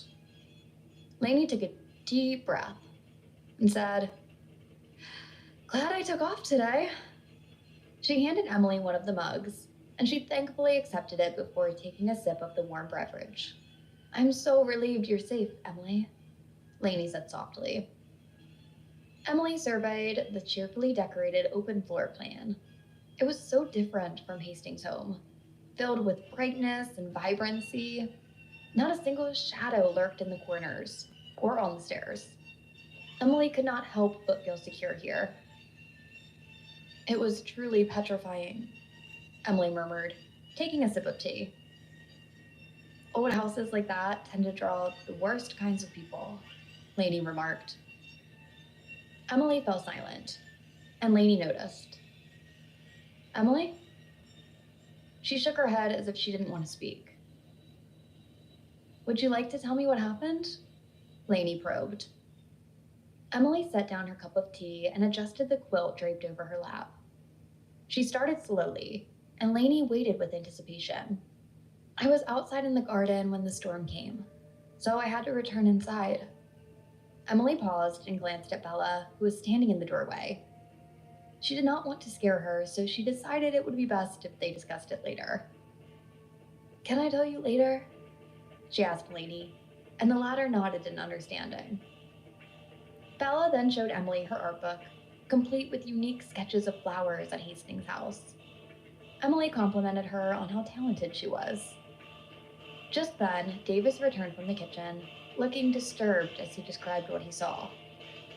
The fridge was upended, cabinet doors ripped off their hinges, glass everywhere from broken dishes and glasses. Lainey let out a breath of disbelief. Oh my God. Emily recalled the loud cries and banging on her bedroom door from the previous evening, and shuddered. What if they had managed to get to her? She became quieter and paler from fear. Lainey, noticing Emily's distress, offered, You can stay here until the police sort it out. Emily, I have a few days off, so it could not be better timing, right? Emily refused the generosity. No, I don't want to impose. Lainey placed her hand comfortingly on Emily's knee. Don't worry, that's what neighbors are for. Emily was thankful she did not have to return home that night. Chapter 8. The deputy finally showed up around 4 o'clock at the Griffin farm in the afternoon to ask Emily some questions. But what could she tell him? He strolled in wearing sheriff's khaki pants and a dark green polo shirt that read, Charleston County Sheriff's Department. Lainey offered him a glass of sweet tea, and he sat down in the great room and asked Emily questions. He pulled out a notepad and a pen and looked at her with piercing blue eyes. So, ma'am, can you tell me exactly what happened last night? He questioned. She had not seen anything, she told him, just heard it. She told him that she had run to her room and locked herself in the bedroom, and that someone had screamed and tried to knock on the door in a rage. Did they say anything at all? he asked incredulously, in a thick southern drawl. He looked like Santa, and she imagined he was highly uncomfortable with his big beer belly and bushy white beard in the ungodly summer heat wave. He was in his 60s. Emily nodded her head. No, I did not hear one word, Emily said softly. Davis had been leaning against a lounge chair. He had a very protective presence toward her. She was glad that he was here. John, I hope you all find whoever did it, because that kitchen was destroyed, he said in a deep baritone voice. I would not feel safe with her living there alone if whoever this is still on the loose. He told Davis and Emily that he had a few ideas of who it could be and would do a little investigation and update them. They followed him to his patrol truck, and he turned and addressed Emily. Sorry that this happened, ma'am, but we will find them. And if you remember anything at all, call me and let me know. He drove away fast down the dusty gravel road, leaving a cloud of dust. Davis looked at Emily and chuckled. Charleston County's finest right there, he said sarcastically. She smiled slightly. Emily took in the surroundings. It was a beautiful farm with new white stables and red tin roofs that glinted under the sun. The majestic Arabian horses grazed lazily on bright green grass. The gravel crunched under Emily's shoes as they walked up the sidewalk to the house. Lainey was waiting on the porch with the screen door open. They walked into the air-conditioned house and poured another glass of tea. They sat down on the comfortable couch, and Bella came and sat beside Emily and petted her little puppy that she was holding in her arms. Emily smiled down at her and rubbed her hands over the softest red fur. Emily sensed that Bella wanted her approval, so she bent down and allowed the puppy to lick her on the nose and cheeks. The pup sneaked a quick lick on her lips, though, and she laughed. What type of breed is she? Emily asked. It looked up at her with brown, soft eyes. Davis answered. She is an Irish setter. She was a gift for Bella's 8th birthday. Lainey smiles. She keeps me busy with all the mess she makes around here. The afternoon passed quickly, and Emily enjoyed the downtime with her new friends. That night, Emily was treated to steaks on the grill, fresh salad, and a piece of strawberry pie with coffee. Bella went to bed at 8, and Davis retired to his office upstairs. It was just Lainey and Emily sitting in the cozy living room, with the lamps emitting a soft amber glow on the walls and light wood floors. It calmed Emily. She sat on the couch with her legs tucked behind her, as did Lainey on the opposite couch, and they relaxed. Lainey took a sip of coffee from her mug and leaned it slightly towards Emily. They had both changed into lounge pants and t-shirts after filling supper, and both had fuzzy, cozy socks on to keep their feet warm. Lainey told Emily that Davis usually cranked up the air and froze her to death. Emily's clothes were a little too big because Lainey was taller than her, but they were extremely comfortable. So, would you like to continue where you were this morning? She asked softly. Emily sighed and smoothed the quilt over her lap. I don't know how to explain it, she spoke. You will think that I'm crazy. Hell, I feel crazy myself, she finished. Lainey smiled assuredly. Not at all, Emily. You are in a judgment-free zone. Emily believed her, so she started telling her about the events from the night before. Her voice was soft. The storm came through last night, and I was sitting on the bench in the garden. It started raining, so I ran back to the house. I was doing my nightly shut of the doors and turning off the lights in front of the house, and it got frigid. She spoke. Lainey listened intently to Emily's every word.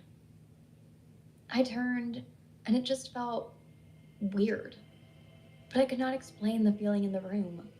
It was so cold that I could blow frost out of my mouth, she said in a strained voice, and paused. Lainey waited anxiously. She nodded. I turned to the wall to turn off the chandelier and flipped the switch. The room was dark except for the small lamp on the table by the front door, and then she stopped. She shivered from the memory. Lainey leaned forward even more. Her eyes had widened, waiting. The chandelier came back on, she told her. Lainey remained quiet and just listened. I looked up and it started moving, as if pushed by a powerful wind, and that is when I froze. I could not move at all. I felt paralyzed in that spot. I could not move. I felt something. She bowed her head and then looked back up at Lainey. I don't believe in stuff like that, Lainey. I just don't, but Lainey did not look at her like she was weird. She was just listening. What did you do? She asked intently. Emily shook her head. I heard this groaning sound in my ears and moaning inside my head. It became so loud that it was hurting my eardrums. Emily stopped speaking and leaned close to Lainey. I said her name, Lainey, she breathed. Lainey gasped. Who? She asked. Emily whispered. Tristan. Lainey's mouth opened, and she calmly placed her coffee mug on the table. Her hands were visibly trembling. She stood up and paced back and forth in front of the couch. She turned quickly. What happened when you said her name? She asked. Emily sighed shakily. It stopped, she said. It had stopped for a moment, Emily remembered. But then it moaned again, and she felt anger and hatred, and it wanted to hurt her. She thought that she was being chased. Emily shared this with Lainey, and then she closed her eyes. Lainey walked over and sat down beside Emily. She placed her hand on her shoulder. I believe you, Emily, she said, with a haunted look in her warm brown eyes. But I do not believe that it is Tristan. Chapter 9. Amori drove her brand new Mercedes-Benz SL55 AMG up the driveway, a gift from her husband for her upcoming baby shower on Saturday. She parked it far away from the willow trees to keep its shiny silver surface pristine. She was proud as a peacock of this car, knowing that nobody else owned one like it. Amori climbed out of the car, feeling a wave of dizziness from the sweltering heat. She stumbled up the driveway to the steps in front of the mansion.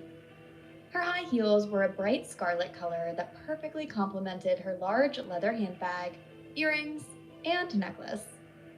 If only the circumstances were different, she thought with a sigh. In just a few short days after Emily moved in, news of a break-in had spread like wildfire, and Amori was there to survey the damage and report back to Hastings' owner. She could not believe it. Amori stood at the door and rang the bell. She had something to share with Emily about her stay, but she was trying to conserve it for as long as possible. The poor woman had already been through enough. Now she would have to search for a new home more suitable for a single guest than this vast house. Amori rested her hand on her protruding baby bump and waited in anticipation. Her irritation grew when no one answered the doorbell. She even glanced around to see if Emily's car was parked nearby.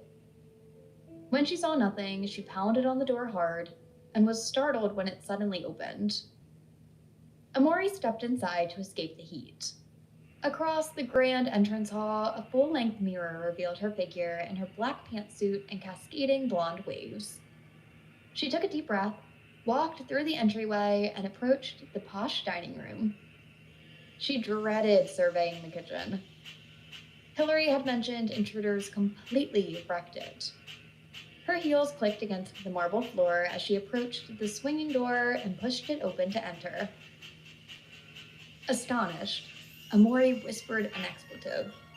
Hillary would be livid when she saw the photos taken on Amori's phone and sent them to her. She had put a ton of money into renovating the kitchen. That morning, Hillary had told Amori this in a phone conversation. It was chaos. After taking the necessary shots, Amori strongly wanted to use the restroom. She made her way back down the back hallway to Emily's room. She used the bathroom, and just as she flushed and stood up, she heard a door close somewhere in the distance. "Ems," she called out, drying her hands with the butter yellow linen towel from the countertop. No response came. Amori fished through her handbag for her cell phone. No new messages. "I'm up here, Amori," came Emily's voice from upstairs. A flood of relief ran through Amori as she looked up at all the steps leading to the second floor landing. Pregnancy meant she didn't want to make it up there. "Hey, I saw the kitchen. Whoa, what a mess. Were you scared? Did you see who did it?" No answer echoed back down to her. Amori's frustration was palpable. "It's rude that you're not coming down here, Emily," she said, patting her stomach with the palm of her hand and still waiting for a response. She carefully climbed the steps, breathing heavily, when she reached the top. A smile crept onto her face as she remembered a saying from down south. In the South, women don't sweat, we glow, honey. Amori saw the sprawling lawn and garden from the large half-moon window. She heard something coming from down the hall and began walking towards it, peeking into each room as she passed. She felt an uneasy sensation in her stomach until Amori eventually had to stop and hold her stomach. The chicken biscuit she'd eaten earlier that morning threatened to reappear. Turning around, she walked back down the hallway until the feeling dissipated. Amori remembered when Emily got sick up here the other day, and she felt a little bit of apprehension being up there on the landing now, all by herself. She suddenly felt so cold. Amori was shivering. She needed to get out of there. She was not feeling good at all. I do not feel so well. Can you help me down these stairs?" she asked, feeling very scared for some odd reason. Amori's turned towards the steps and she waited. No response. And then she heard footsteps behind her. "Yes," she heard, a soft voice. Amori turned, grateful that it was Emily, and as she turned, her eyes widened in unspeakable horror. It was not Emily.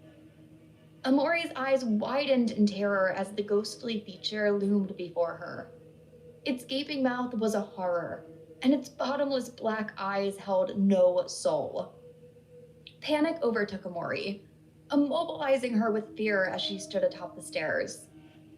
Denying what she saw was real, she shook her head rapidly. But it made no difference. The spirit moved forward until it violently pushed her down the steps. Her body seemed like a rag doll as she helplessly tumbled down each curve of the wooden staircase, coming to a stop when she slammed into the floor with a sickening thud. As life left her in those last moments, Amori looked up at the floating woman above her with the neck broken.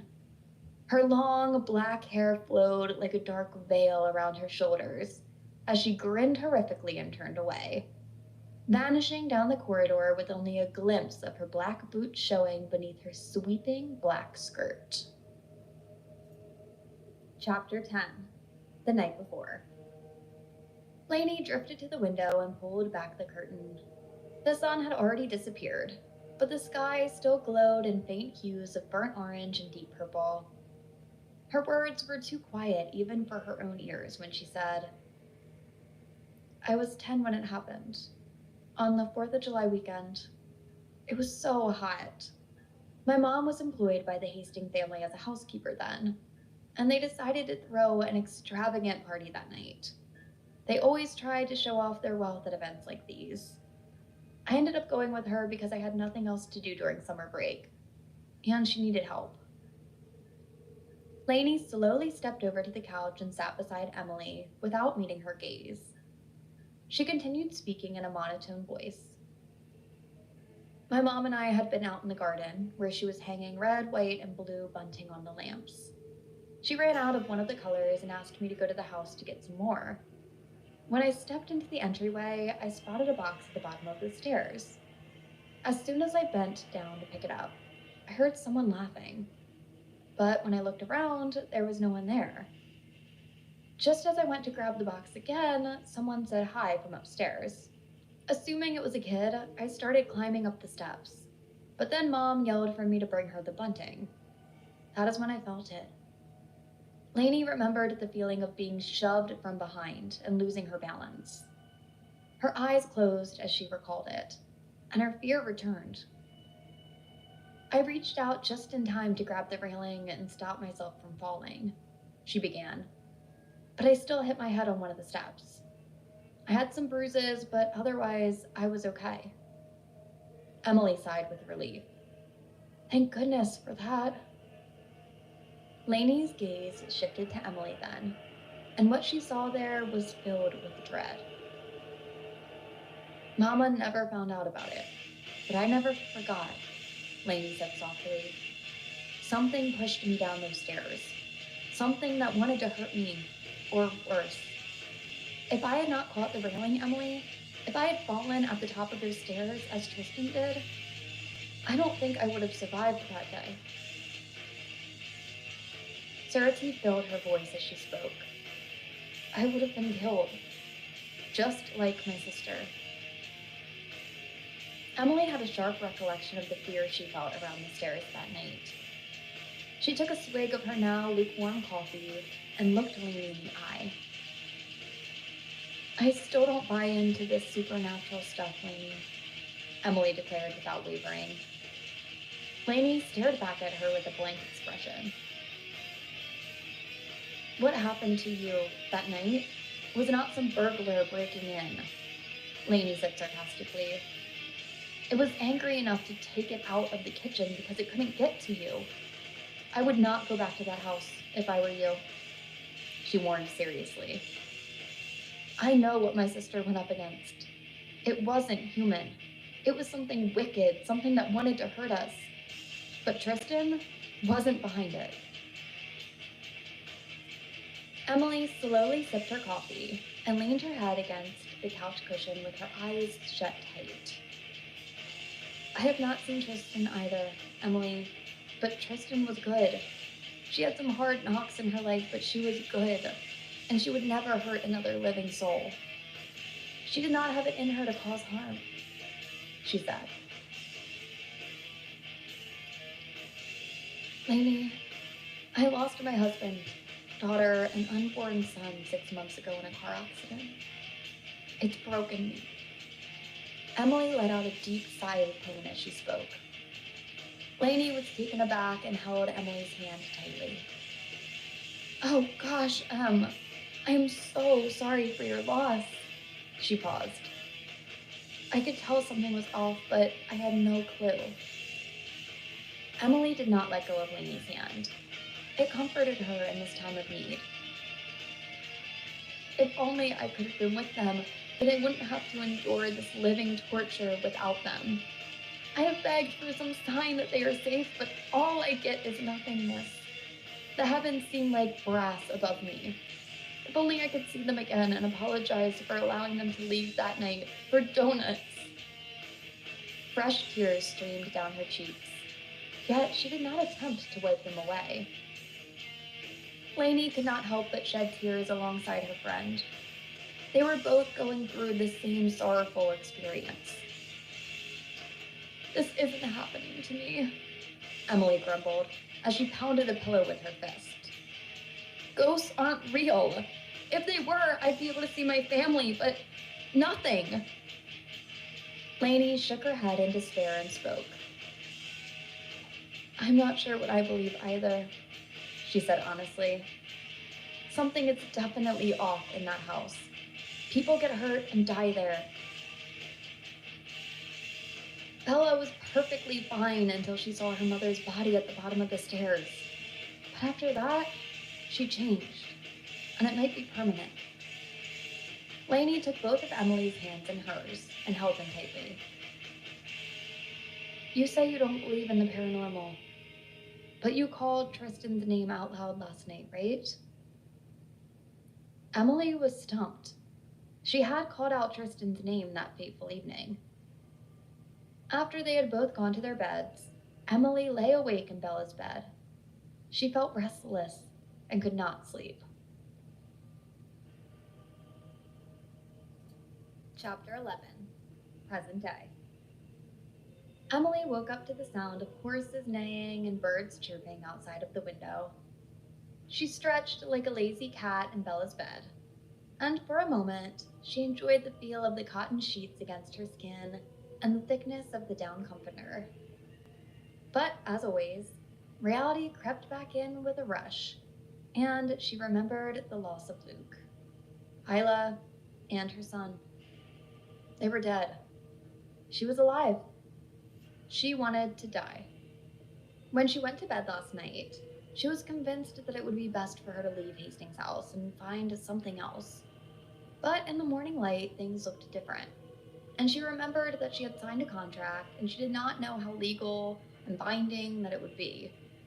Emily could be sued for breach of contract. It was not as bad as it seemed, she thought. It was a house, and there was nothing terrible there. She was making more out of it than it was. She picked up her charged phone and dialed Amori's number. It immediately went to voicemail. She waited for the beep. Hey, it's Amori. Leave your name and number, and I will get back to you soon. Your call is important to me. Her southern accent was exaggerated. Emily did not leave a message and ended the call. Just then, there was a soft knock on the door. Yes, Emily said. Morning. It was Lainey. Emily walked over to the door and opened it. Lainey smiled at her, wearing her yellow PJs, and her short black hair had a red headband holding back her bangs from her forehead. She had a couple of turquoise towels in her arms, a washcloth, a bottle of shampoo, conditioner, and body wash in one. I thought that you might need these, she said. Emily took the items from her gratefully. Thank you so much, Emily said. Lainey patted her on the shoulder. No problem at all. Davis went into town this morning and he's coming back with Biscuitville for breakfast. So do not take too long, she said with a wink and left the room, softly shutting the door behind her. Emily took a much-needed hot shower, dressed, and put her wet red hair in a loose bun. She exited the room and went downstairs. She heard a lively conversation coming from the kitchen. The kitchen was lovely. With white shiplap walls, light gray wood floors, white granite counters, and a long island in the center made of butcher block. It was a very modern kitchen with floating shelves and 2 large windows over the sink, overlooking the stables and horses. There were 3 large round copper fixtures hung over the island with amber glow Edison bulbs that created a hookah effect. It was very warm and a welcoming space. Davis, Lainey, and Bella looked up from the biscuit bags and smiled at Emily. Davis beckoned Emily over with his hand. Come on and get you some breakfast, his deep voice boomed. He wore the same John Deere hat, white crewneck t-shirt, and Wrangler jeans with his trusty brown work boots. He had to be at least 6'4" or more.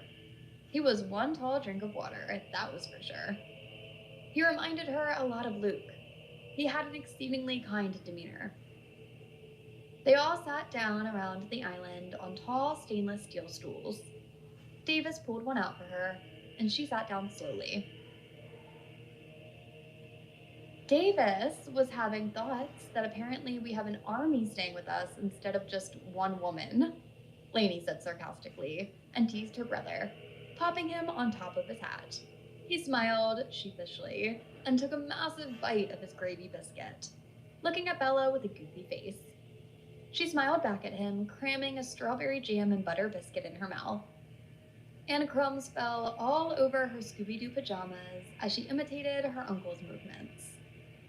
Emily could tell that they had a good relationship, and she smiled, as did Bella when he nudged Lainey, trying to push her out of her stool. Lainey held her own, though. She did not budge. Emily chose a bacon, egg, and cheese biscuit. and Lainey poured her a cup of coffee to go along with it. Emily was hungry and had another biscuit when she finished that one. Once breakfast was over, Bella went into the living room to watch cartoons, and the adults still gathered in the kitchen. Emily cleared her throat softly, and they both looked up. Lainey was loading the dishwasher, and Davis fed the puppy a leftover plain buttered biscuit. "I have decided to try and brave it out at the house," she announced. Lainey looked at Emily with a shocked expression, and Davis looked at her as well. "I thought you had decided not to do that. I thought that..." She trailed off. Emily sighed. "I had, but I signed a contract. And I just do not know that it'll be easy to get out of. I've just spooked myself. I'm sure that the house is fine. I just got scared because of the break-in," she ended. Lainey slowly closed the dishwasher door, stood up, and said, "Do what you think is best for you. But Emily, make sure you are completely comfortable with this decision. Okay?" Emily nodded. "I will," she said. "I'm going to go and pack my things and drive back over there." She left the room with her shoulders slumped in despair. Depression was already creeping in and making her feel overwhelmed. 1 hour later, Emily returned down the stairs with her duffel bag and her car keys. Davis and Lainey waited in the foyer for her.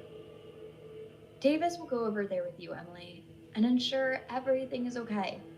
You know the kitchen is a total mess, so you can come over here and have meals with us if you'd like," Lainey finished. Emily had not known her for but a couple days, but she felt like they would be lifelong friends. She walked over and hugged her, and Lainey returned the hug tightly. Bella came in from the living room, ran over and hugged Emily around her left leg. Emily looked down and ruffled her cotton blonde hair like she used to do to Isla. Davis followed Emily into the hot and humid southern air, and Emily gasped from the heat. "It is going to be another hot one," Davis commented. He hopped into the cab of his massive Silverado that looked like a monster truck to Emily, and she loaded her bag into her Camaro. He pulled out first, and Emily followed him back to Hastings' house. Emily drove to the house through the massive iron gates and down the long drive.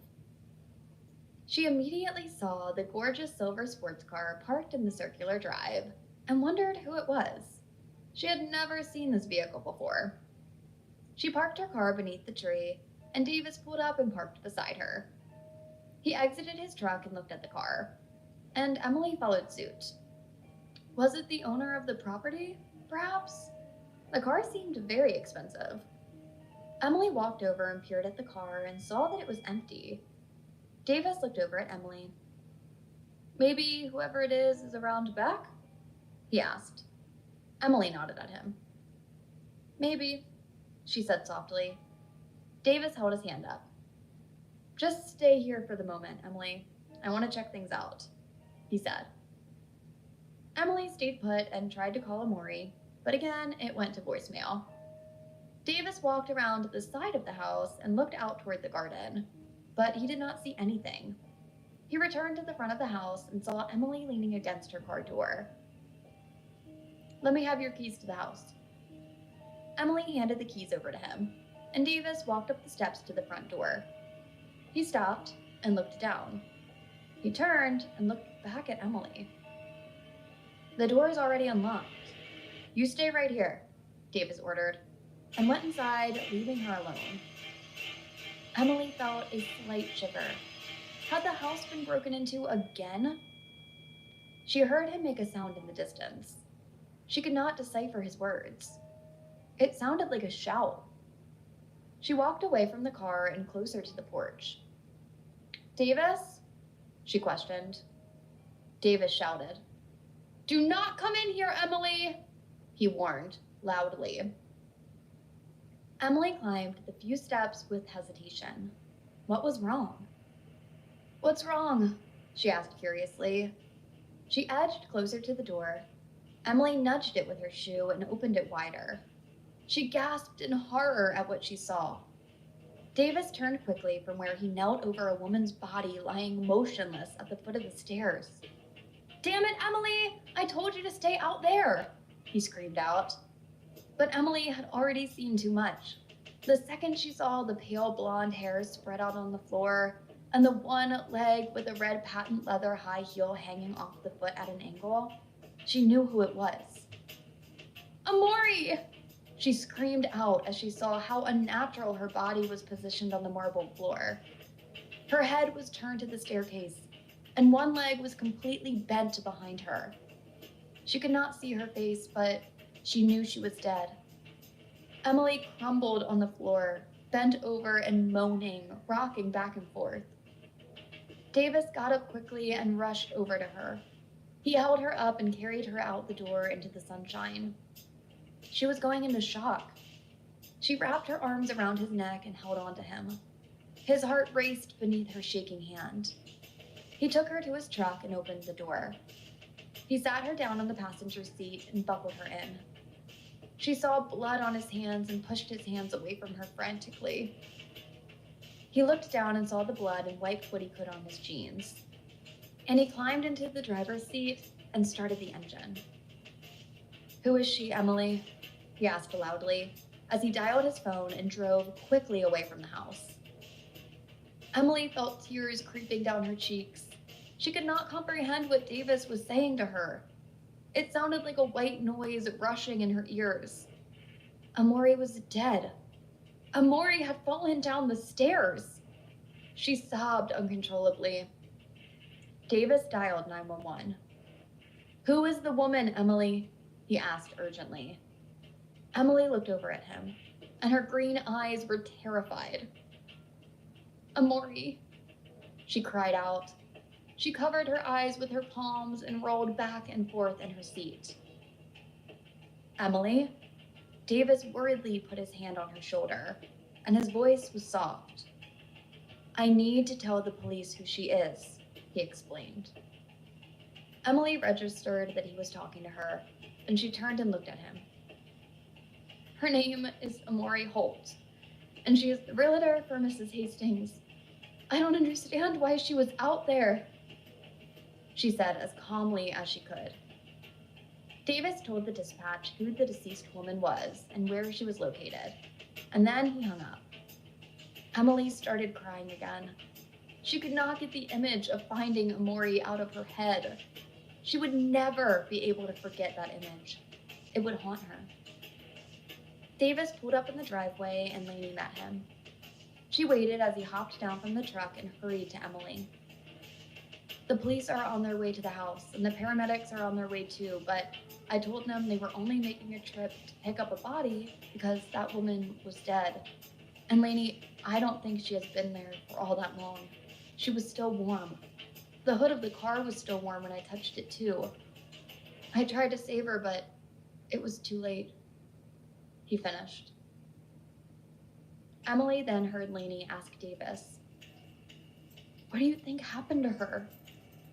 Davis replied, "From the looks of things, I would say that she fell down the steps and broke her neck." Lainey did not say one word. She felt so bad for Emily. It was only more devastation for her.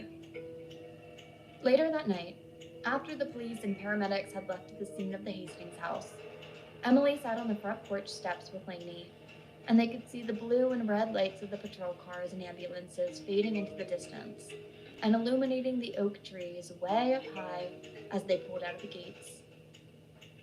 Emily was numb.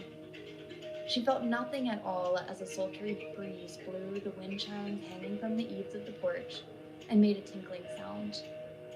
Usually she would have loved the sound of the wind chimes, but not tonight.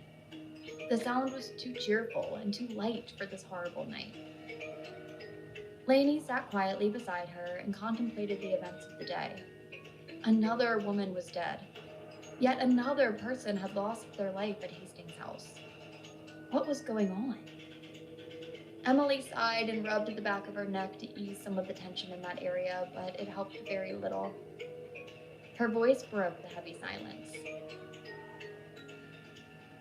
Amori and Philip had been trying to have a baby for years.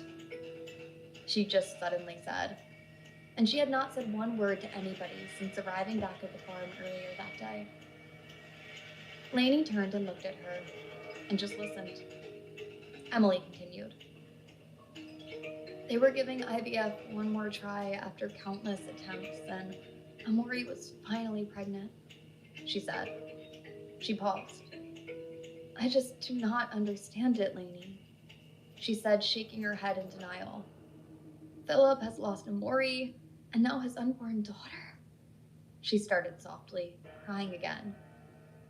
I just do not understand.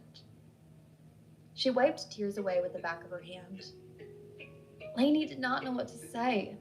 There was nothing to say. Who up there is so cruel and so ruthless to destroy our every happiness? Emily asked in a high-pitched voice, nodding toward the black velvet sky. Does this supposed higher power, if there is one, just sit back and laugh at all of us and our pain and suffering? It is just too cruel, if that is the case. Emily stood up from the porch steps and walked out into the yard. She looked in the direction of Hastings' house and felt the most profound chill invade her very soul.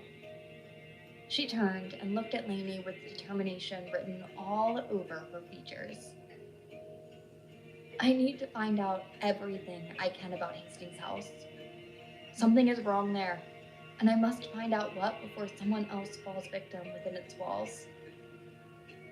Lainey stood up as well and nodded her head in agreement. I will help you, she said softly.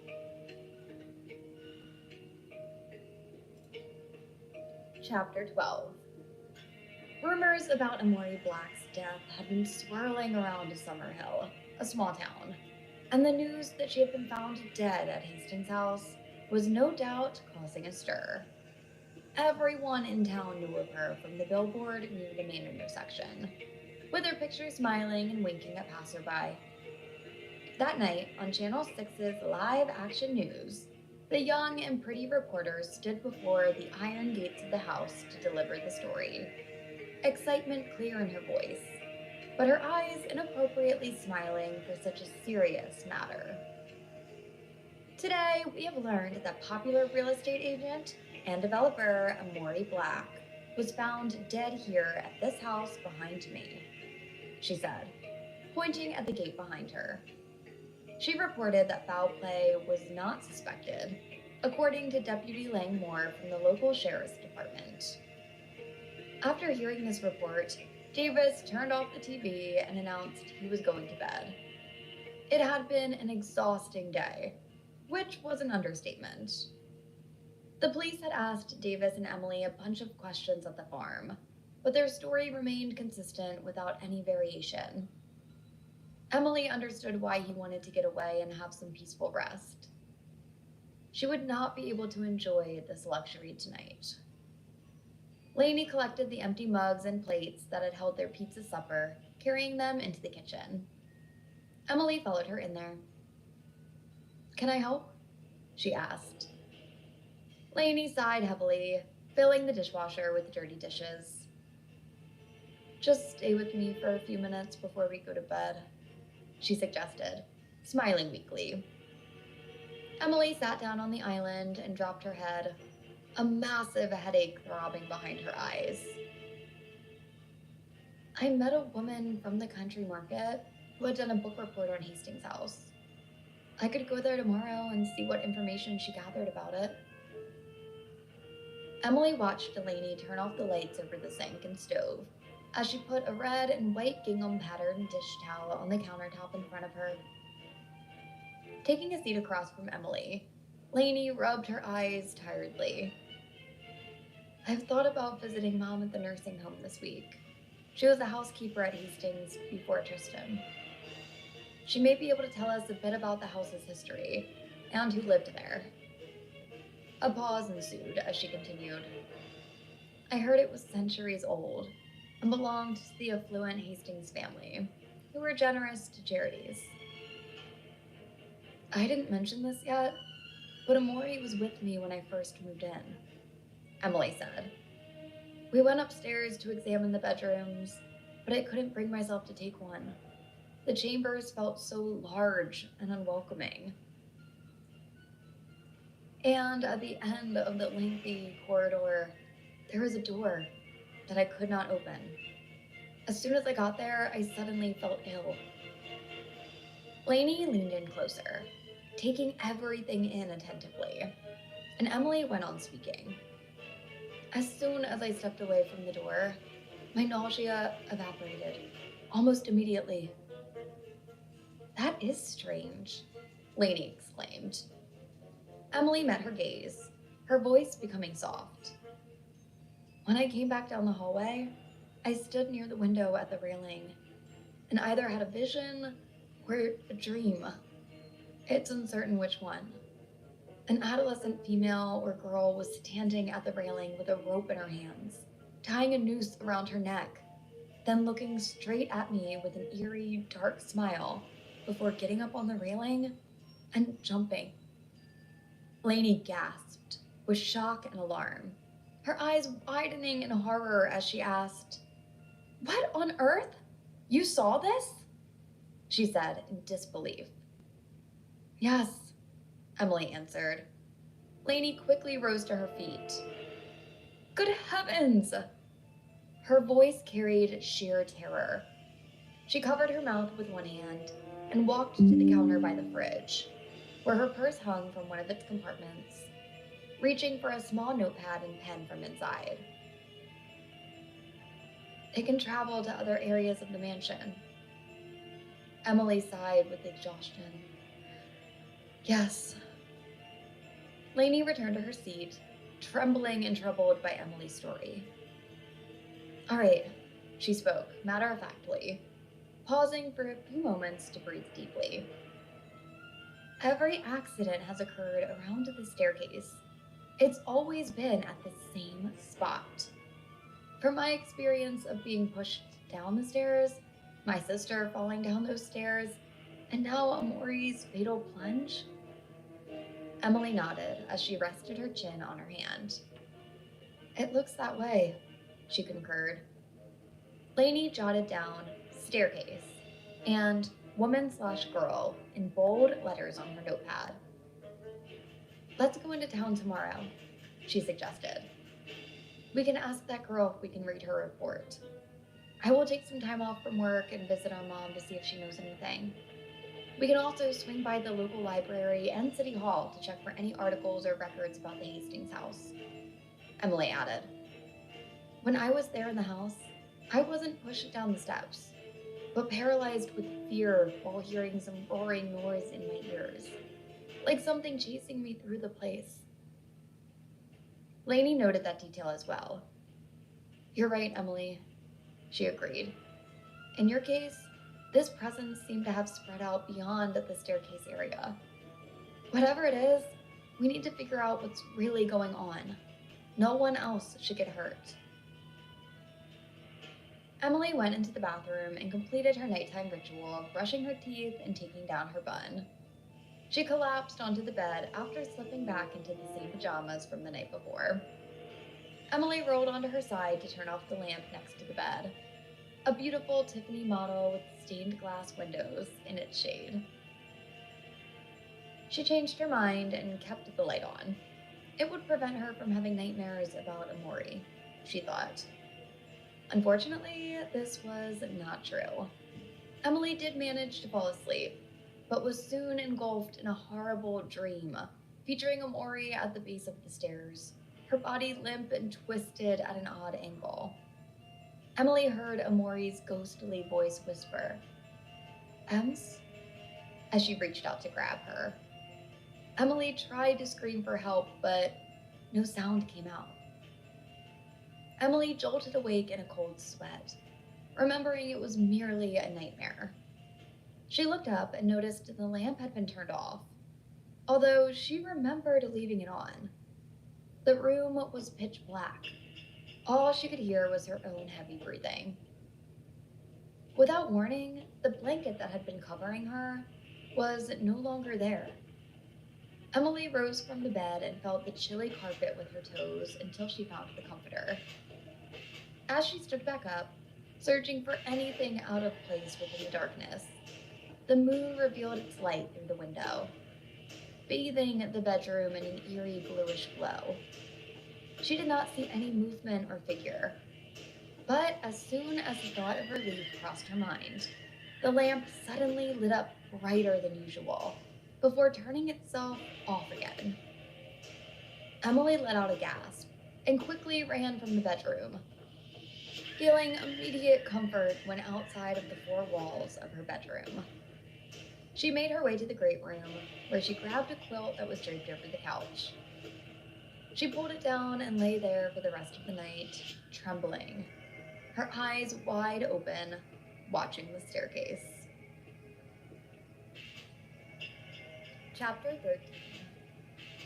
Silence blanketed the house until Emily's soft moan disrupted it. Davis stepped out of his downstairs bedroom and into the hallway.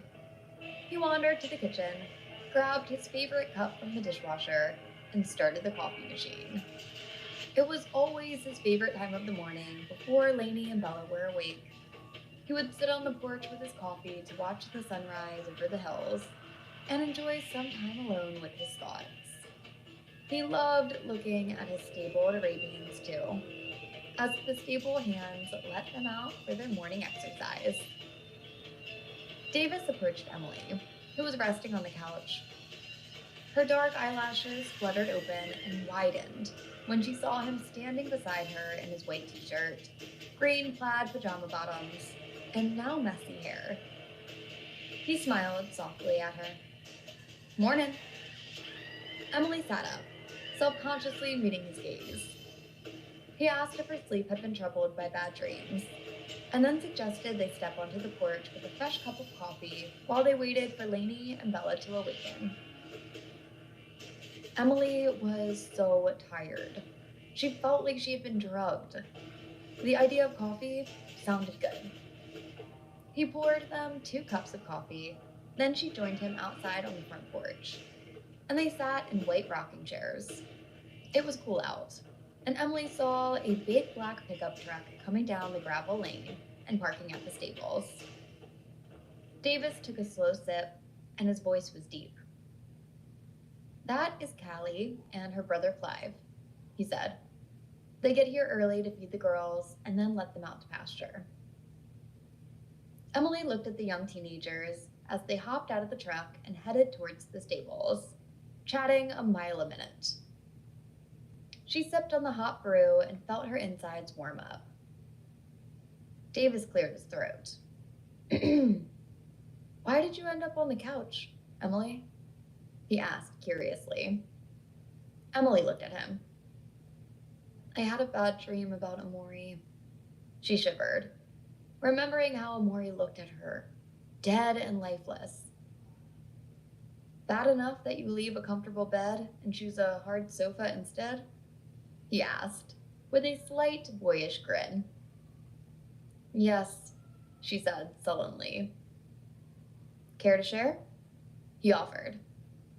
Emily sighed and breathed in the cool morning air. She was quiet for a few seconds, and he thought that she had passed on that suggestion. But then she spoke softly. Her voice was tiny and just above a whisper. Davis had to strain to hear her. "I was in the house and it was dark. I saw Amori lying on the floor. She then started to move and looked at me with the most soulless eyes. She approached me and I tried to scream for help, but I could not form the words." Davis looked at her and noticed how tiny she was. She was so fragile, like china. She looked like she could fall and shatter into a million pieces. Lainey told him a little about what Emily had endured, and his heart went to her. She was so young to have suffered so much loss. Davis knew about loss, but of a different sort. He lost many of his men in Afghanistan. That could mess a man up, so he could only imagine what it must be like to lose his whole family. He knew about nightmares too. The kind that would wake you in a cold sweat, sheets soaked through. Yes, he knew about loss. It was only a nightmare, Emily. It is not real, and you are okay, he assured her, and reached out and touched her hand. She looked down at the tanned hand on top of her ivory one and let it remain there. She did not pull away. That was not why I came down here, though, she spoke. Davis stared at her. Okay. You will think I'm insane when I say this, she spoke. Davis left his hand on top of hers. Try me. She stared at him, and then her eyes landed somewhere beyond him, and he knew she was seeing something else, beyond him or anything around them. I was scared, so I left the lamp on. But when I woke up from the dream, my comforter was gone, and the lamp was off, Davis.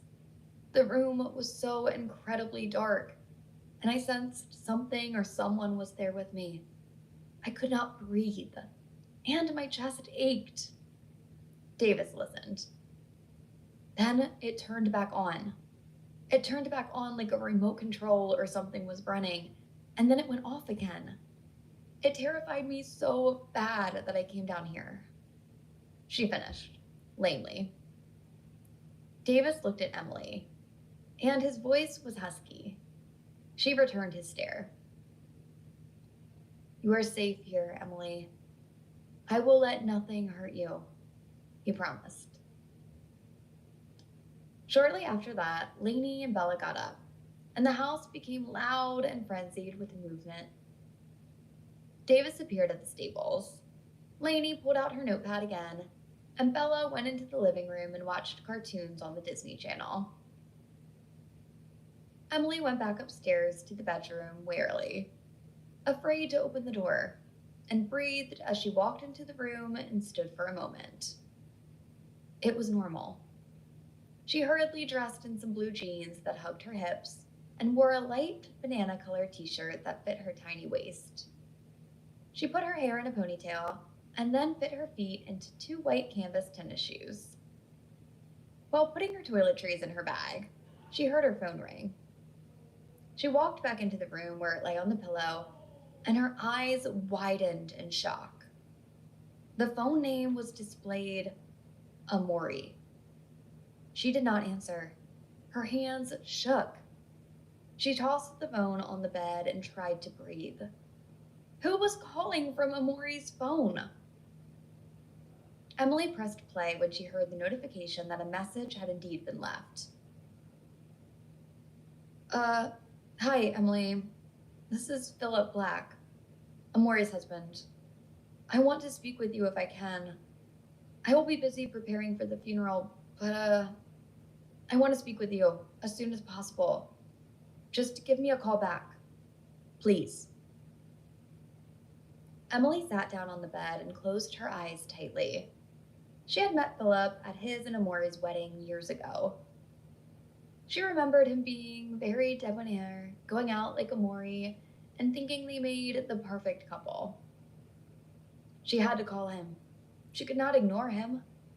She dialed Amori's number. Philip noticed the first ring. Emily? Emily spoke softly. Hi, Philip. I just got your message, she said. There was a sigh, and then he spoke. Thank you for calling me back. He sounded like he had been crying. He said so pitifully, and Emily's eyes watered up. I heard from the sheriff that you were out there and found Amori, Emily. He paused, and she could hear him break down. What happened to her, Emily?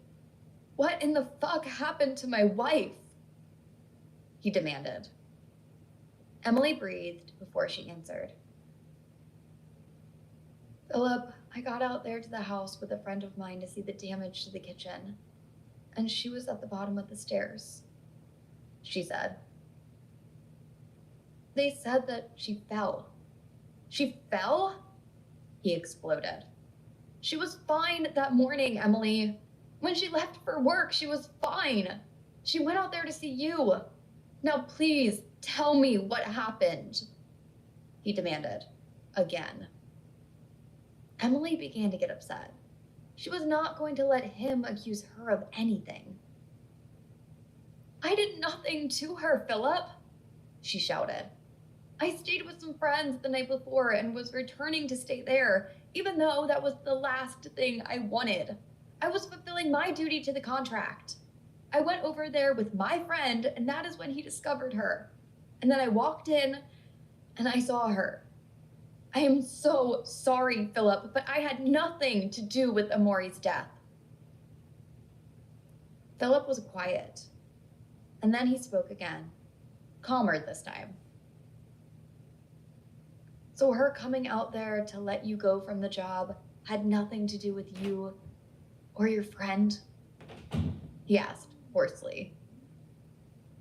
Emily spoke questioningly. What? Let me go? I knew nothing about that. Did you get a phone call from her? I see she tried to call you earlier that day. He sounded so accusing. Emily was feeling very defensive.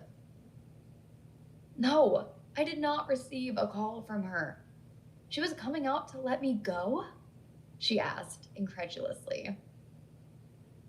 Philip sighed into the phone receiver. Yes, I went through her messages, and Hillary Gant called her last night and told her that she did not think it was working well for you there and wanted to release you from the job. She said something about how she had rehired her former caretakers and they would be there within the week.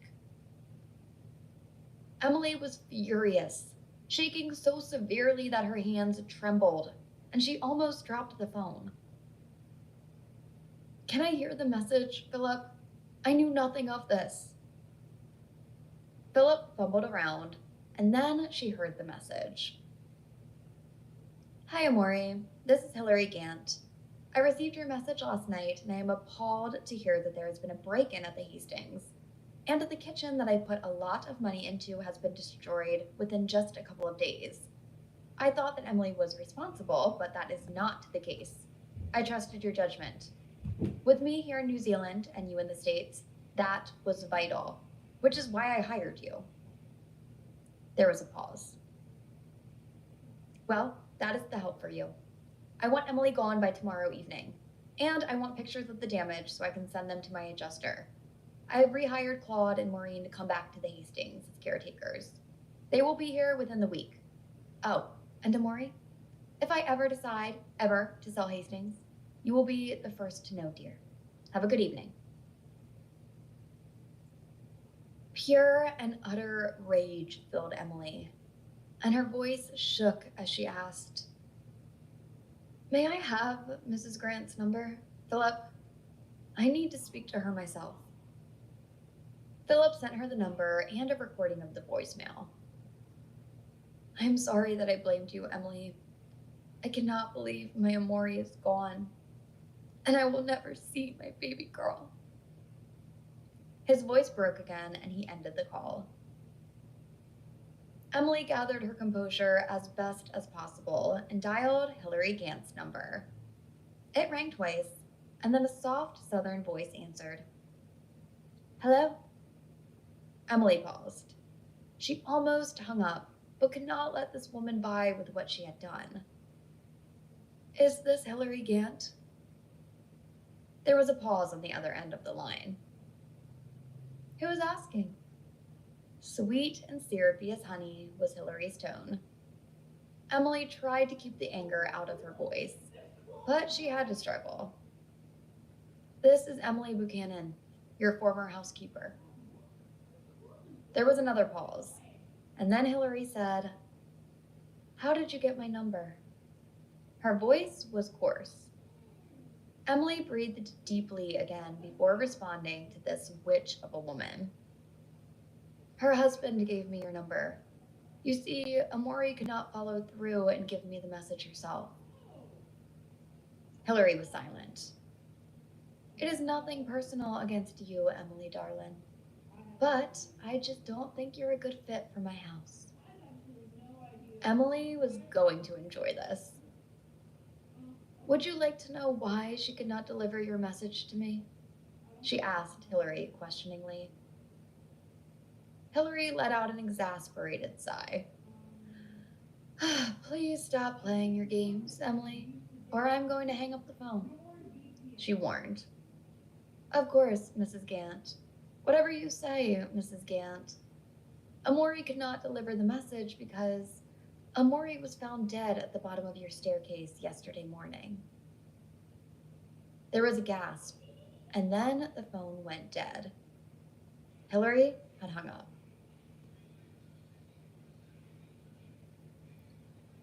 Chapter 14. Emily and Lainey drove a few miles to Gordon's Country Market. The parking lot was filled with shoppers, and when they got out of Lainey's burgundy SUV, people noticed her and said hello as they passed by. Just about everybody knows me because I'm a nurse, and I've either assisted in bringing their babies into the world or been beside their parents as they passed, Lainey explained. They walked through the automatic doors, and Emily looked for the young woman, Clarissa. She did not see her. Lainey walked over to a young guy bagging groceries at a register and asked if Clarissa was working that day. He was tall and lean with copper hair and bright green eyes, and wore a red apron with the store name in white letters. He must be kin to Clarissa, Emily thought. Yeah, Brissa's working over in the produce section today in Building B.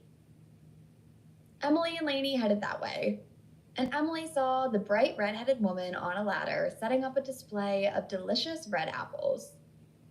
Emily walked up to her. Hi, Clarissa. Clarissa looked down, holding a shiny apple in her palm. At first, she looked at Emily like she did not recognize her. She saw so many faces every week. But then she looked closer and smiled. Hi, Emily. She smiled brightly. How did you like the blueberry coffee? Emily looked up at her. It was perfect, she said. Clarissa climbed down the short ladder, folded it up, and placed the apple in her hand on top of the pyramid of apples. I told you that it was good, she gushed, and propped the ladder against her hip and looked at Emily quizzically. Want more peanut butter cookies, don't you? She teased. Emily smiled and looked over to Lainey. Would it be possible to talk to you briefly? Emily asked. Clarissa looked down at the white Apple Watch on her wrist and back up at Emily.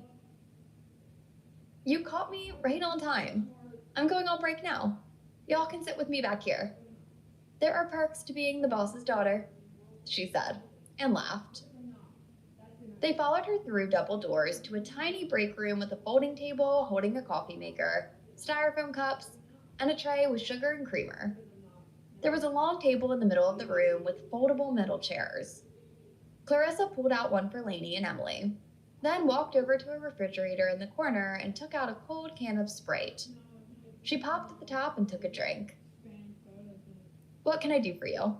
She asked, pointing to her soda. Forgive my manners. Would y'all like one? They both declined. Emily pointed to Lainey. This is my friend, Lainey Griffin, she said. Clarissa's green eyes sparkled. I know Lainey. She has worked at the hospital for years, and she was there when I came in with the sprained ankle last year. She finished. Lainey chuckled. Yes, I noticed you right away, Rissa. It should not have surprised Emily that they knew one another. It was a small town. Clarissa's eyes widened in her freckled face. I heard what happened at Hastings' house. That poor woman falling down the steps. It is just horrible. You are not still living out there, are you? She said, addressing Emily with a horrific look. Emily sighed. No, I am not. Clarissa blew out of her mouth. Thank goodness. When you told me you would be staying there a few days ago, I was genuinely concerned for you, Emily. Lainey propped her elbows on the table and asked, "Why?" Emily held her hand up to stop Lainey. "You said you did a report on the house years ago. Did you get a lot of information? Can we read it?" Lainey did not mind that Emily had interrupted. Clarissa took a long swig of the Sprite. Yes, of course. I pulled the folder from my closet when I talked to you the other day. It is lying on the kitchen table at my apartment." She stood up. Her break was over. "Do you know where the Crown Mallard Apartments are located, Lainey?" Lainey nodded. "Yes. Y'all are welcome to come by and pick it up. I mean, y'all could go to the library and look stuff up, but I have already done a lot of legwork. I gathered a lot of information that would be helpful to you both." Lainey looked at Emily and they both nodded. "Yes, we would appreciate that." Clarissa beamed at them. "Great! All my hard work will finally pay off." Lainey reached down in her bag, pulled out a notepad and pen, and handed it to Clarissa. Clarissa took and jotted down her address and phone number for them and handed it back to Lainey. "I get off at 5, so let's say 6:30? Again, they both agreed. "Great. I will see y'all then." To be honest with you, I do not even know where to begin with this, Lainey, Emily admitted. Lainey was driving and she glanced over at Emily and then back on the road. "I know what you mean, Emily. It seems so overwhelming, but we do have to find out what's going on there. People have died in this house, and something is causing it. I can say that I am terrified to find out what it is." Lainey pulled her car into the family-only parking spots in front of the single-story brick-assisted living home where her mother was. Along with Emily, she made her way across the parking lot and into the mid-century, modern-styled area that held a giant glass desk where a receptionist looked up to wave at Lainey. "Hey, Miss Griffin, here to see your mom today?" she asked with a nasal tone. Lainey smiled back at the older lady with reading glasses perched on the end of her nose. "Yes, ma'am.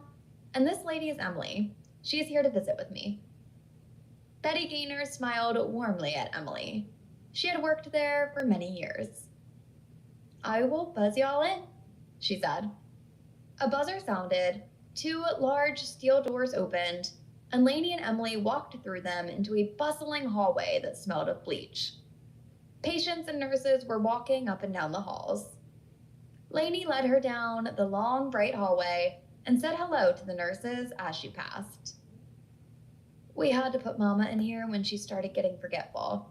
She started going downhill when Dad died 10 years ago, but she could still work and function. But then she lost Tristan, and her mind just went." It was so sad, Emily thought. They rounded a curve in the hallway, and there was a large desk on the left and a section of rooms with the doors open. Lainey lightly tapped on the inside of the door, and a nurse looked up at her as she helped an older lady in her early 70s into her recliner by the window. "Well, look who is here, Mrs. Griffin," the nurse exclaimed excitedly. Lainey smiled. "Hey, Mama," she said loudly, and placed her bag down on the hospital's bed. Her nurse's name was Maureen, and she wore hot pink scrubs, and her hair was up in a high ponytail, showing her cheekbones. She patted Lainey on her shoulder. "Today is a good day," she said with a smile, and left the room. Lainey walked over to her mom and hugged her gently. "Lainey, your hair is so short," her mom announced, in shock. Lainey smiled at Emily. She smoothed her hair down. "Mama, my hair has been like this for 2 years now. I want you to meet someone." Lainey motioned for Emily to come over. Emily walked over to Lainey and her mom. "Mama, this is Emily. She is a new friend of mine." Mella Griffin looked at Emily with kind brown eyes. She saw now where Lainey and Davis got their dark looks and high cheekbones from. They looked just like her. She noticed Mella's long black hair streaked with gray. Was she Native American? Hello, Emily. Her voice was very feeble and soft. Emily smiled warmly. Hi, Miss Griffin. Mela looked at her and smiled. My name is Kimiala, but you can call me Mela. Emily nodded. Your name is lovely. Where did it originate from? Mela smiled again and spoke. It's Sue. Emily had guessed right. Lainey sat on the bed and patted the seat beside her for Emily. She then turned her mom's swivel recliner to face them. Emily was living at the Hastings house for a bit. Mela's eyes widened in her tan face. The Hastings house? She asked. Her voice held a note of fear. Yes, Lainey said. Mela's eyes were haunted, and she looked away. Lainey spoke softly. Mama, another lady fell down the stairs at Hastings house the other day. Her mom turned quickly and looked at her. Like Tristan? She said. Lainey nodded. Yeah, Mom, like Tristan. Mela moaned and her eyes filled with tears. She looked at Emily with her lips trembling. My Tristan fell down the stairs too. Emily nodded in understanding. I know. Mama, did you ever see anything at Hastings house while working there? Mela became so still, and her eyes barely blinked. It was as if she had zoned out. She then grabbed Emily's hand and held it tightly, squeezing her fingers. She made her mad. I tried to warn her. Emily and Lainey looked at each other with cold chills forming on their skin, and then back at Lainey's mom. Who, Mama? Who made who mad? Mela moaned as if in physical pain. She put her hands to the sides of her head and shook her head back and forth. Tristan, she said in a cry. Lainey knew that she was distressing her, but she needed to know. Tristan made someone mad, and that is why she fell down the stairs? Evelyn looked at Emily and whispered. She took Bella away from her, and she did not like that one bit. I tried to warn her. I told her not to do it. Lainey was beginning to get stressed too. Who is she, Mama? Emily touched Lainey on the shoulder to try to calm her. Lainey's mother was becoming agitated, and she felt like they would lose her if they continued pushing her the way Lainey was. Maureen walked in and looked at the situation. Everything okay in here? She asked, with concern. Yes, Lainey assured her. Maureen smiled slightly and left the room, shutting the door behind her. Mama, Lainey continued, a lady died out there the other day. We think that she was pushed down the stairs. We do not think it was an accident at all. Mela stared out the window as she spoke. It was the girl. Her voice shook. She wanders the dark halls at night. I never stayed there at night as Tristan did. But I would see her as I closed the doors for the evenings upstairs. I did not taunt her. I stayed away from her. She would follow me at a distance some nights, looking at me and peeking around the corners at me. She would stare at me with her evil black eyes and smile with her gaping mouth. She scared me so badly. The girl liked Bella. She did not want her to leave. The girl pushed Tristan down the stairs because she was angry at her for taking her away. Mama, do you know who the girl is? Do you know her name? Mela looked very worn and tired suddenly. I am tired, Lainey. Can you get Maureen for me, please? Lainey was frustrated. Mama, who is the girl? The older woman was shutting down, her eyes closed. They had lost her. and then her eyes opened again. Don't make her angry, Lainey, she warned softly. Lainey looked at her mom and pushed the button for her nurse. Maureen opened the door and went in. Ready for a nap, Mrs. Mella? Lainey's mom nodded. Lainey and Emily stepped aside as Maureen helped Mella into the bed. She pulled the covers to her waist and closed the blinds to darken the room. Mella held out her hand to Lainey. I love you, Mama. I will talk to you later, Lainey said, as she knelt over and gave her mom a soft kiss on the cheek. Mella looked up at her daughter and then over at Emily. Leave the girl alone. She closed her eyes and then dismissed them. Chapter 15. Lainey and Emily were both contemplative as they left the assisted care facility. This talk of the girl had them shaken up, and Lainey had never heard anything about the girl from her mom before that day.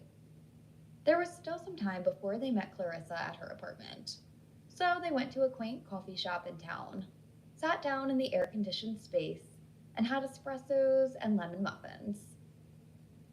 Had you ever heard about the girl? Emily asked Lainey.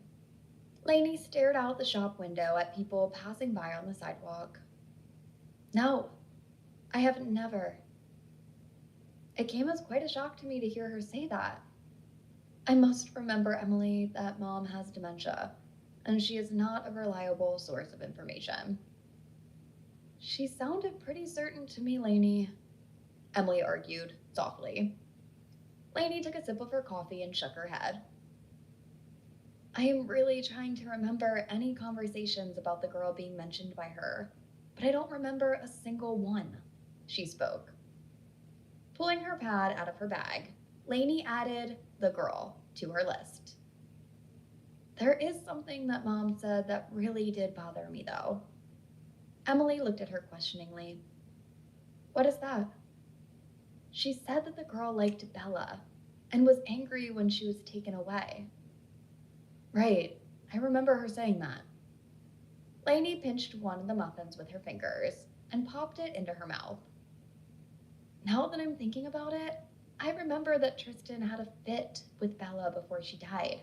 Tristan lived there full time at the house with Bella because Marjorie's health was going downhill, and she did not want to be there alone.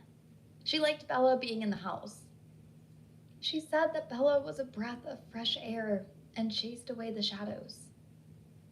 Emily got a chill, and it was not from the air conditioning. Lainey's eyes widened. Oh my God, she said in a whisper. Emily looked at her. I remember this one time that I went over to the Hastings house to pick up Bella for a doctor's appointment, and when I walked in, she was sitting on the bottom step and talking to someone, like little kids do. I asked her who she was talking to, and she said she was talking to her friend. I figured that it was like an imaginary friend or something. Emily was listening intently, and Lainey continued. I told her that we had to go or we would be late for her doctor's visit, and she pitched a fit and ran out the door saying that she wasn't going and that she wanted to play with her friend. What did you do? Emily asked. Tristan chased her down and forced her to get in the car that day. She was screaming and crying the whole way to the doctor's office. I was so stressed when I finally got her there. Lainey was quiet, as if she was thinking hard. Bella was making it hard on Tristan there for those few months. She flew into a rage one night when she made her go to bed early, and she scratched Tristan on the side of her face, drawing blood. She told her that she was a mean mommy and did not want her to be her mommy anymore.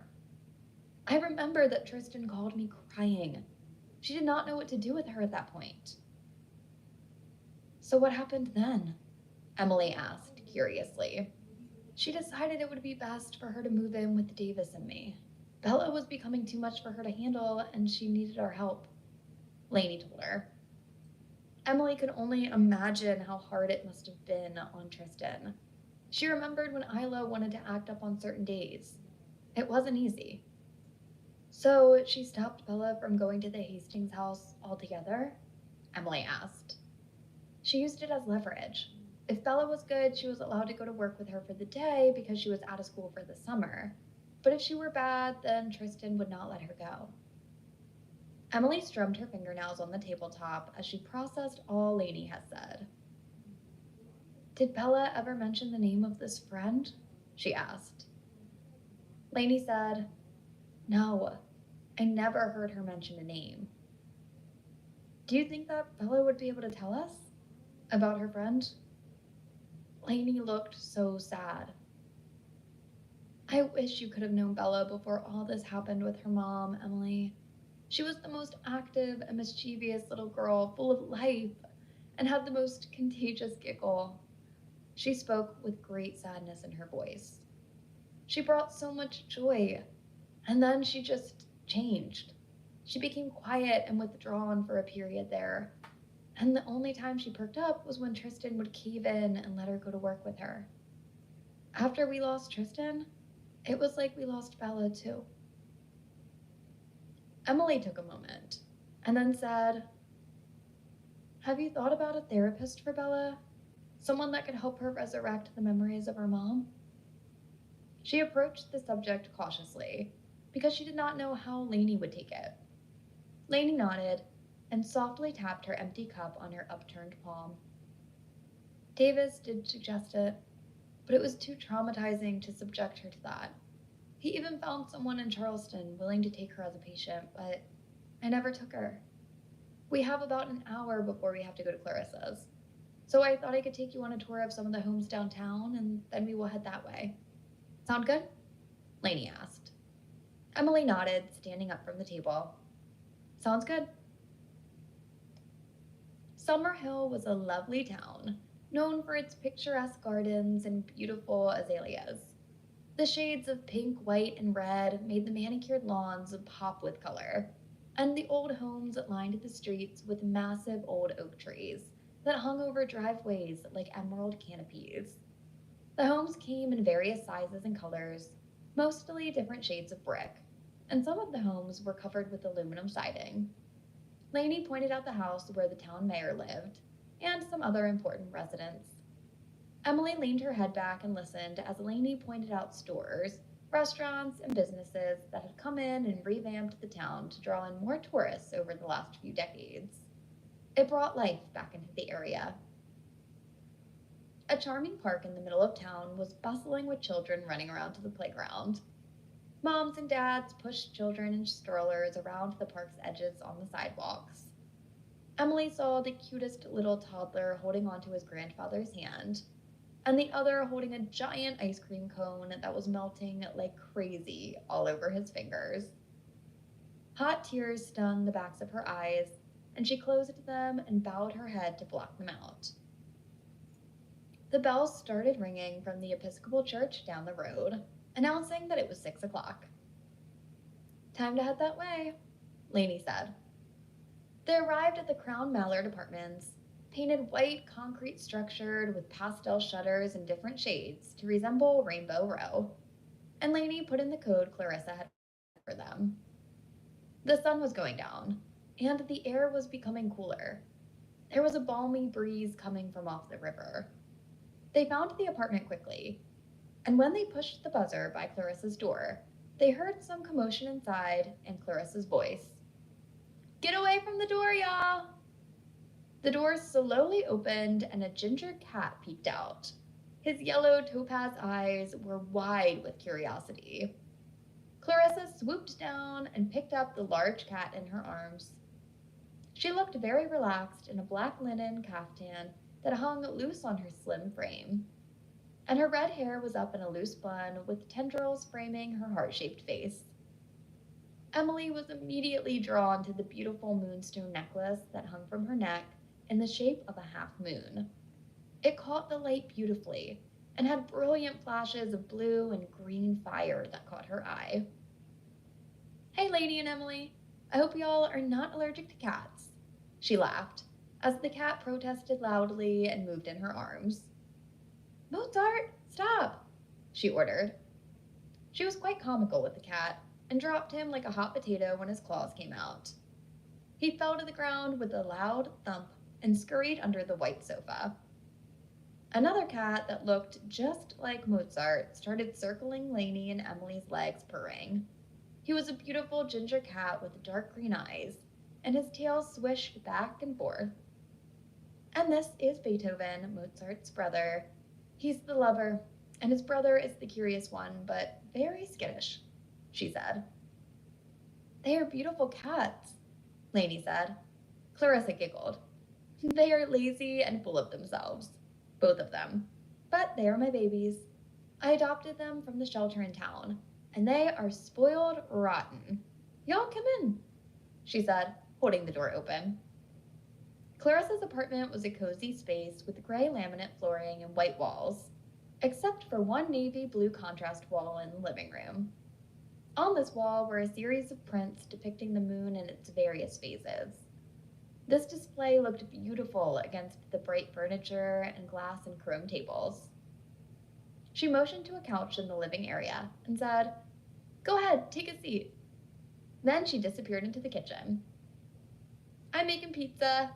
Are y'all hungry? I have a supreme pizza and the other one is Hawaiian with pineapple and bacon," she informed them. As if on cue, Emily's stomach rumbled. She was hungry. "We would be on board with that," Lainey said.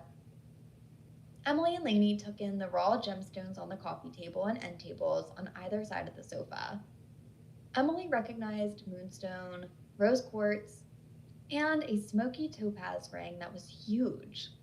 The curtains on the windows were deep navy blue and blocked out the sunlight. A small wooden altar sat in the corner of the living room, adorned with white candles aglow and incense sticks burning. A resin image of 3 women, with a large full moon in the center, was placed on it delicately. Clarissa brought in a tray carrying 2 pizzas and a few paper plates, and placed them on a cafe table with high chairs. The ladies joined her at the table and dined on pizza and bottled water. Once they finished eating, they cleared off the table and Clarissa brought out the folder with all the information she had gathered about Hastings House. She opened the folder, looked through a few pages, and flipped back to the front. "I remember how badly I wanted an A for this report," she chuckled. "I worked hard for it, but I got that A," she bragged. Lainey folded her arms on the table, and Emily leaned back in her chair, eager to hear what Clarissa had to say. So, Hastings House was built circa 1842. The original owners were James and Elizabeth Hastings, who hailed from Massachusetts. The house was a wedding present from Elizabeth's father. James had money as a wealthy banker's son. Still, Elizabeth's father was a steel tycoon, and he commissioned Asa Fiedler to execute the building of the antebellum mansion, which took 2 years to complete.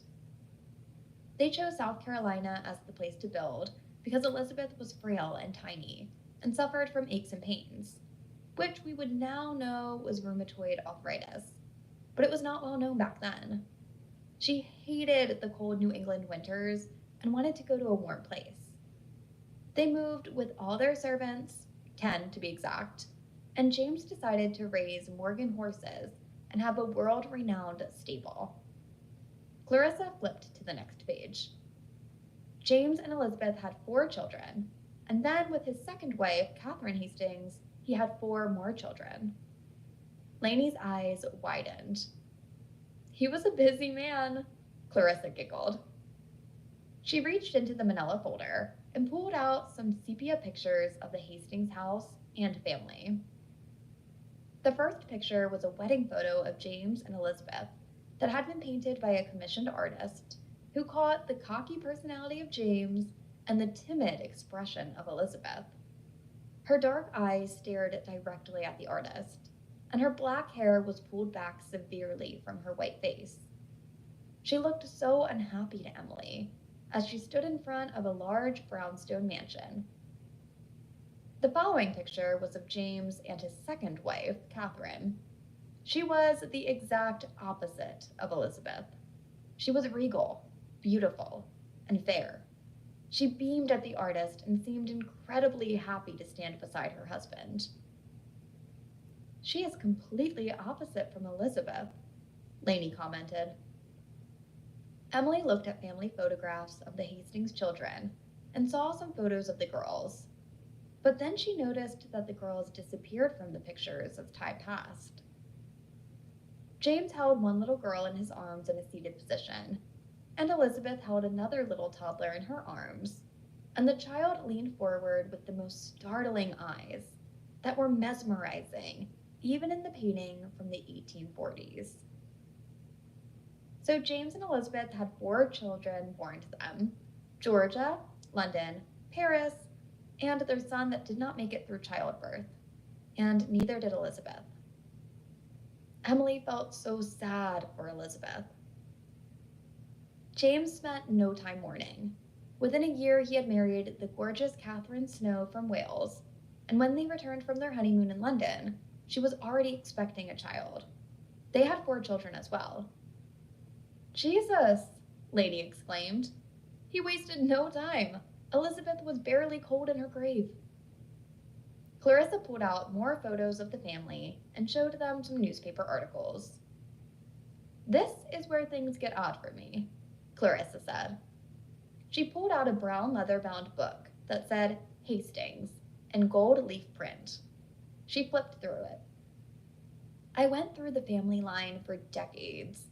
And did you know that Georgia, London, and Paris all died extremely young, and their cause of death is nowhere to be found? It was never decided. I went and visited their family cemetery." Lainey and Emily's mouths fell open in astonishment. "What?" Clarissa nodded and then turned the book around for them to see what she was referring to. Georgia died of mysterious causes at the age of 14. Paris passed at the age of 12. London died at 18 when she returned home from finishing school. All the daughters of Elizabeth Hastings died tragically young. So I thought that was weird. I searched further. Catherine ended up moving out of the house after London died because she was afraid for her life and for the lives of her daughters. She had twin girls with James, Anne and Elise. James let her go, but did not let her take his sons. The only girls born into the Hastings family from that point forward that survived were James and Catherine's 2 girls. Never let them return to Hastings House. There have been deaths at Hastings through the generations, not just the family. There have been servants and guests that have fallen mysteriously to their deaths. There have been reported sights of strange lights on the property at night. The many clocks inside the house will stop at a certain time each day and must be restarted. And strange occurrences in the house have been seen. One house servant was rumored to have gone completely insane by something that she saw in the house. Emily felt overwhelmed by all this information. All these girls had died there? What in the hell was going on? She wondered. Lainey sighed, exasperated. "I just want to know what happened to Elizabeth's daughters. That is just terrible. She had no legacy. They were all taken." Clarissa pulled a piece of paper out from the back pocket of her folder. "Take this folder with you for your research. I passed on this years ago," she said, handing Emily a piece of yellow paper listing Elizabeth's journals. Elizabeth Hastings had a series of diaries. Journals were donated to the country library years ago. I was just going to rent them and read them, but passed on them then, and just did this instead. But I bet it would be an interesting read. Emily looked down at the information. "This has been beneficial information, Clarissa, and we will check this information out," Emily said, and Lainey nodded in agreement. They left Clarissa's apartment after that and decided to get their hands on Elizabeth Hastings' journals that next day. Hopefully, they will still be available. Chapter 16. Later that night, after they had driven back to Lainey's house, Emily and Lainey shared with Davis what they had learned from Clarissa's report on the Hastings house. There was so much information that they had gleaned from Clarissa, but there was so much more that they had to find out. Lainey did not feel like they had even scratched the surface, nor did Emily. Davis listened intently to them as they revealed what they had learned, and he had to admit that he was intrigued. It was strange that all the Hastings daughters had died so young. He could not help but think that there was something targeting them. But what? Davis would not have called himself a skeptic. He did believe in the supernatural to a certain extent. He had seen things that could not be explained throughout his lifetime. So something, some entity, did indeed dwell at Hastings' house and was causing these falls down the stairs? He did not know. What he did know was on that day that Tristan died, he had walked in and looked at Bella sitting in the corner of the entryway, bent over at the waist, rocking wildly, and her eyes were glued to the top of the landing, as if she could not tear her eyes away from what she was seeing. Was there something? Davis now wondered. Did Bella see something that traumatized her so severely, besides seeing her mother fall, which caused her voice to be stolen from her? What did Tristan see as she fell to her death? Did she see what the Hastings girls had supposedly seen? What about Amori? What had she seen that morning of her tragic fall? So, what is the next step here? Davis asked curiously. Lainey was snacking on some pork rinds and drinking bottled water. Well, she said, with her mouth full of food, we are going to see if we can get our hands on these journals of Elizabeth Hastings tomorrow, and go from there. Davis nodded and looked at Emily. She was noticeably quiet, and then she said, if y'all do not mind, I think I'm going to bed. I'll see y'all in the morning. Lainey and Davis looked at her. She looked physically drained. Night, Emily, Lainey said softly, and Davis nodded at her. Emily stood up, walked out of the kitchen, and then turned around. I just wanted to say that I am really appreciative of you guys for letting me stay here these past few days. Lainey and Davis, I will start looking for an apartment tomorrow and try to get myself straightened out. Y'all do not know me from Adam, but you have opened your door to me, and I am humbled, she said. Davis spoke in a deep baritone. Emily, you are welcome here. Take your time and find the right fit for you. We are not asking you to go. Lainey looked at Davis as he spoke with Emily and reassured her that she could stay. Her eyes opened for the first time, and she knew as a sister that Emily had Davis's attention in an incredibly good way. She smiled knowingly. He liked her. Same night, Clarissa. Clarissa put a leftover pizza in a couple of Ziploc bags, tossed it in the fridge, threw the empty water bottles away, and went into the living room to her altar. She loved this time before bed. She had to contend with Mozart and Beethoven at her feet and around her as she knelt at her small altar. Pushing them away playfully, she lit some Palo Alto sticks and waved a fan over them to spread the smell throughout her apartment. She loved the scent. It was so magical, and it made her stress melt away with its pleasing aroma. Clarissa hummed softly to herself, touched her moonstone necklace around her slender neck, a gift from her sisters on her initiation, and closed her eyes. She blocked out the sound of the cat's purring and immersed herself in the moment. She was calm, peaceful, and serene as she lowered herself into a crisscross applesauce position on her woven grass mat and placed her upturned palms on her knees. Drifting off into a deep meditative state, Clarissa pictured herself surrounded by a brilliant white light. It was so warm as it invaded her body from head to toe. It was drenching her, soaking her in its white beams. She continued in peaceful meditation for a few more minutes, and then rose slowly from her mat and bent over to blow out her candles as always, but drew back suddenly as they extinguished themselves. Clarissa suddenly felt something in the room. She was not alone. Something had tapped into her energy. It felt wrong, and it was an extremely negative energy. The cats began to swirl around her ankles, beating their tails against her angrily, and communicating in hisses and disturbing purrs. She stepped away from the altar and turned around to face the kitchen. She was visibly shaken by what she felt surrounding her. It was not good. It was dark and oppressive, like a wet blanket. Walking briskly to the faucet, she turned on some water to cup some in her hand and splash on her face, and was hit at once with a strange vision. It hit her hard, like a slap in the face. She was reeling from the shock of it, and watched as it unfolded from miles away. In the vision, Clarissa was looking from above, but at a distance. It was nighttime. The sky was inky black, void of any stars, as if they had been snuffed out. There were hills surrounding the countryside.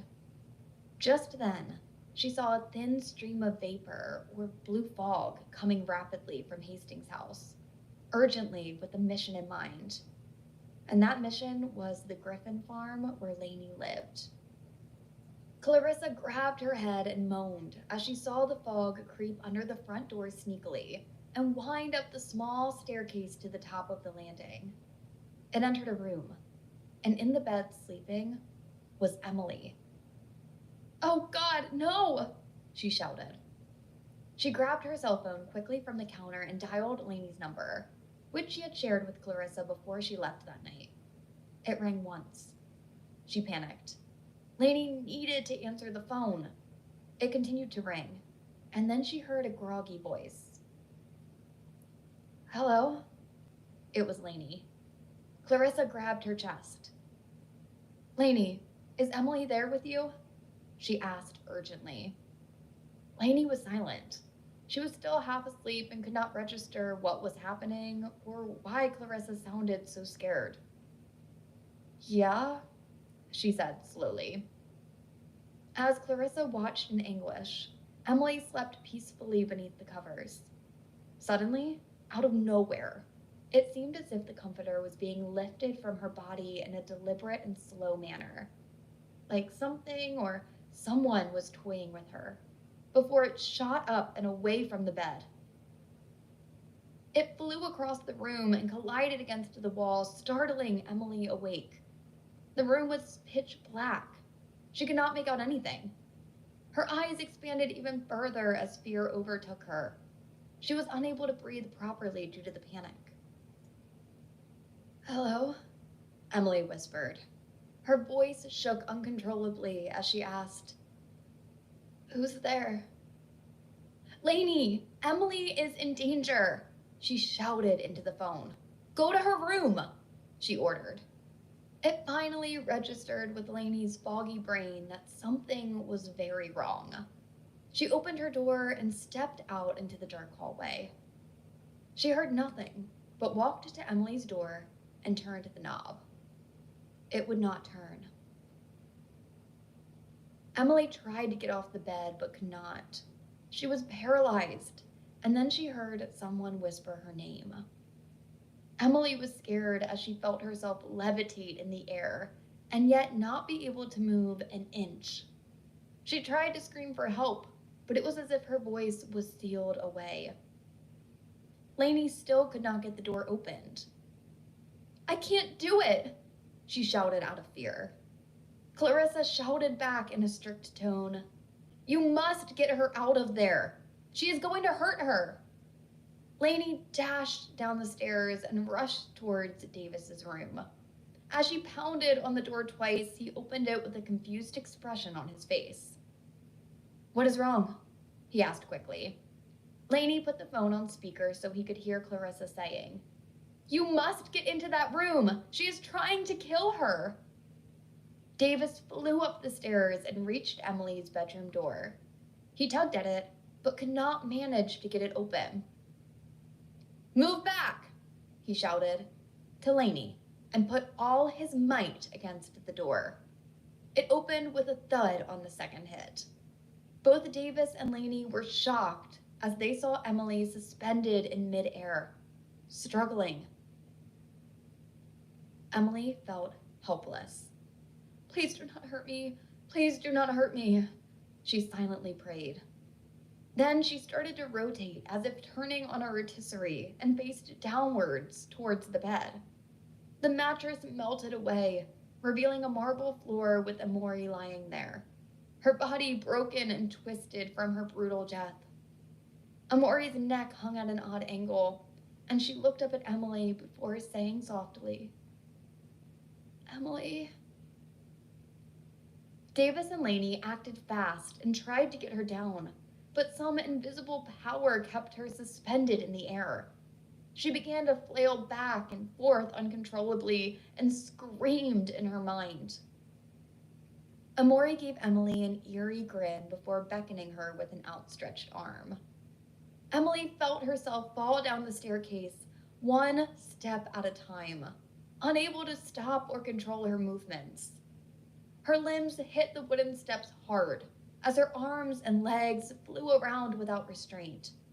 She thought about finally seeing Luke, Isla, and their unborn child again with comfort. The floor inched closer and closer until Emily wondered what would happen when she contacted the marble surface. Would it kill her? All of a sudden, something stopped her from falling further. She was pulled back up in a soft embrace, the most secure haven she had ever known. Davis pulled one last time with all his strength, afraid that he would break Emily's bones.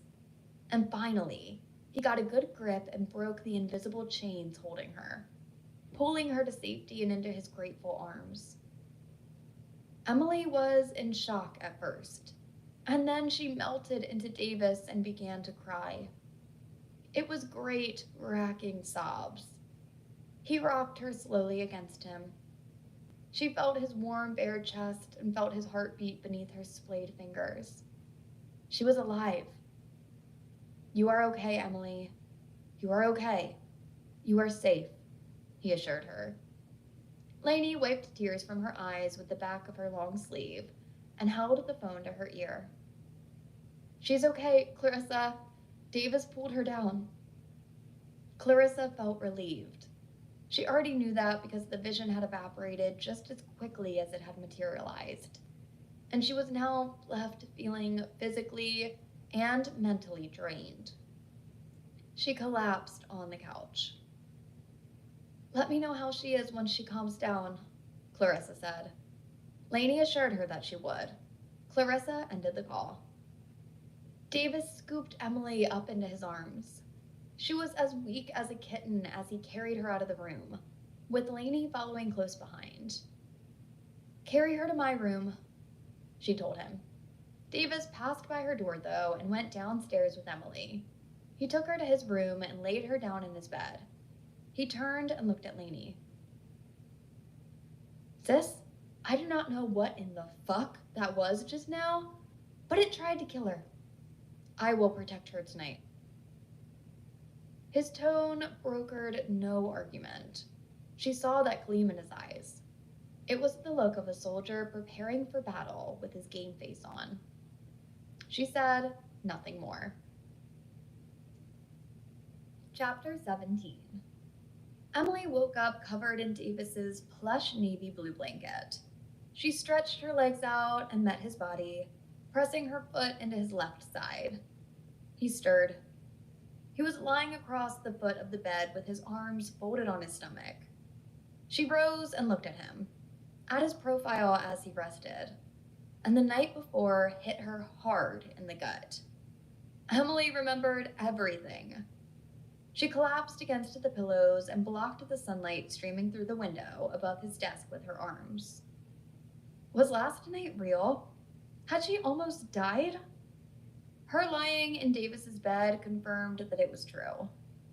Her head pounded like she had been hit over the head with a hammer. Her eyes ached and burned from crying. Did she remember having another nightmare during the night and feeling Davis shake her awake and smooth her hair back from her face? Emily shifted from her position and Davis stirred. He woke up and turned his head. He looked at her, and he was breathless with how stunning she was in the early morning light, with her wavy red hair loose around her shoulders, and her blue eyes huge and unreadable at that moment in her heart-shaped face. He smiled at her. "Mornin'," he said softly. Emily looked at him sheepishly and was not sure what to say or how to react to him. She was in his bed, wrapped up in his blanket. It just seemed so intimate to her. That was wrong, right? She tossed back the covers, hurried across the mattress quickly, and was dizzy with the effort. She held her head to try to stop the pounding. "Morning," she murmured, feeling very awkward and embarrassed from the events of the night before. And she felt super dizzy. Davis got up and walked to the connected bathroom, and she heard him turning on the faucet and getting something out of the medicine cabinet. "Here, take these," he said, as he walked back toward her and handed her the glass with water and a couple of Advil. She looked up at him and groaned as she took the meds and sipped the water. "Thank you, Davis," she spoke softly. There was a light knock on the door. "Come in," Davis said, and the door opened. Lainey walked in. She looked at Emily sitting on the edge of the bed. "Hey there, how are you this morning?" she asked as she folded her arms and watched her with concern. "I feel like I have been drugged and am so lethargic." Lainey nodded. "With what you experienced last night, that is to be expected, my dear. You're probably still slightly in shock." She spoke with understanding. Davis walked over and sat down beside Emily. "You have a nurse at your disposal, so you are in good hands," he said, slapped his knees with his hands, and popped up. "I will get some coffee brewing and make breakfast for us," he said, and left the room. Lainey took her brother's place beside Emily. "We were apprehensive for you last night. Do you need a rest?" she asked. Emily sighed and then looked at Lainey with a stern look. "What I need is to find out what in the hell attacked me last night, Lainey. Something was trying to kill me. What was that? And why me? I don't understand any of this." Lainey patted her on the shoulder. "I feel that a lot may be revealed once we read Elizabeth's diaries." Emily looked at her and hoped that she was right. Lainey and Emily drove to Summerhill County Library after breakfast, while Davis cared for Bella at the farm. The interior of the library was so quiet and relaxed Emily. She had always loved libraries. She loved the peaceful environment.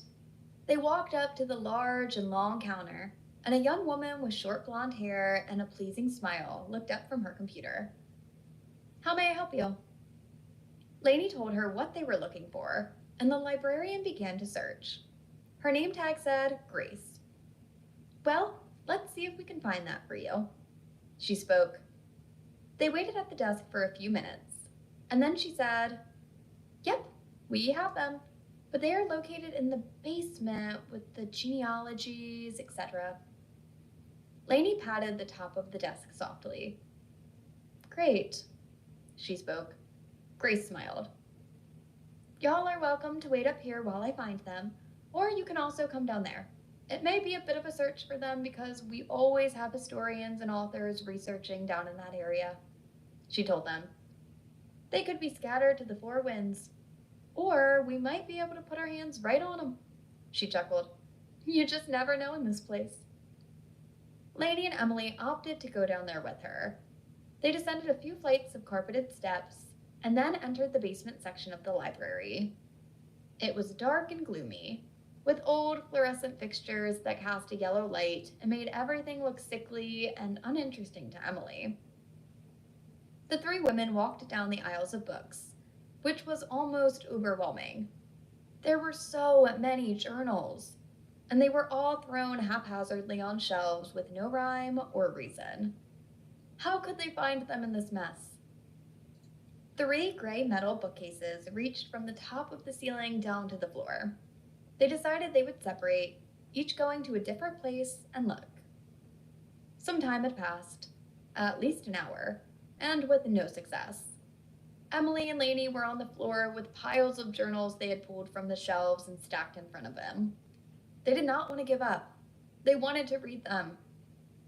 Finally, Grace exclaimed, "Eureka!" Lainey and Emily hurried over to the last bookcase and saw Grace with the leather-bound journals in her arms. She smiled at the ladies. "Here you go." She handed the journals to Lainey. There were 6 of them, and they were covered in brown leather. The stitching was exquisite, and the initials were etched deep into the leather. EMH on the cover. To be from the 1800s, they were in terrific shape. Lainey handed 3 of them to Emily, and she took the other 3. They looked at Grace. "Can we take these, or must we read them here?" Lainey asked. Grace studied their faces and decided that they were trustworthy. "I normally would say that they must be kept on the premises, but since they are not typical books, I can let you check them out." They were thrilled with her response. They went back upstairs and she checked the journals out for them. Lainey and Emily hurried to the car, and once inside, Emily ran her fingertips over the initials carved into the cover. "Do you mind if I read while you're driving?" Emily asked. Lainey shook her head. "No, not at all." Emily opened the leather cover. It had aged well and had a fine patina. She then turned to the first page, which smelled of dust and mothballs contained for decades in a box. The page crinkled beneath her fingers satisfactorily. September 10th, 1842. Today should be the happiest day of my life. I am getting married, but I am not excited, for I am being forced into a marriage with a man I do not love. I have no say in the matter. Father says and told me that he does not wish to hear another word about it. So, that is it. I have no say-so over my own life. I must marry James Hastings today. It will be a loveless marriage, I can assure you. I have known him for over 2 years and know of his ways. I have heard the whispers from the servants about his reputation in the hallways. He is a ladies' man, and we are only marrying because we are merging 2 very wealthy families with impeccable breeding. I am richer than him, however. September 11th, 1842. I am married, and I am miserable. I do not like him. He is mean, and he forced himself on me last night. I asked if I could have some time, and he cruelly laughed at me and pinned me down.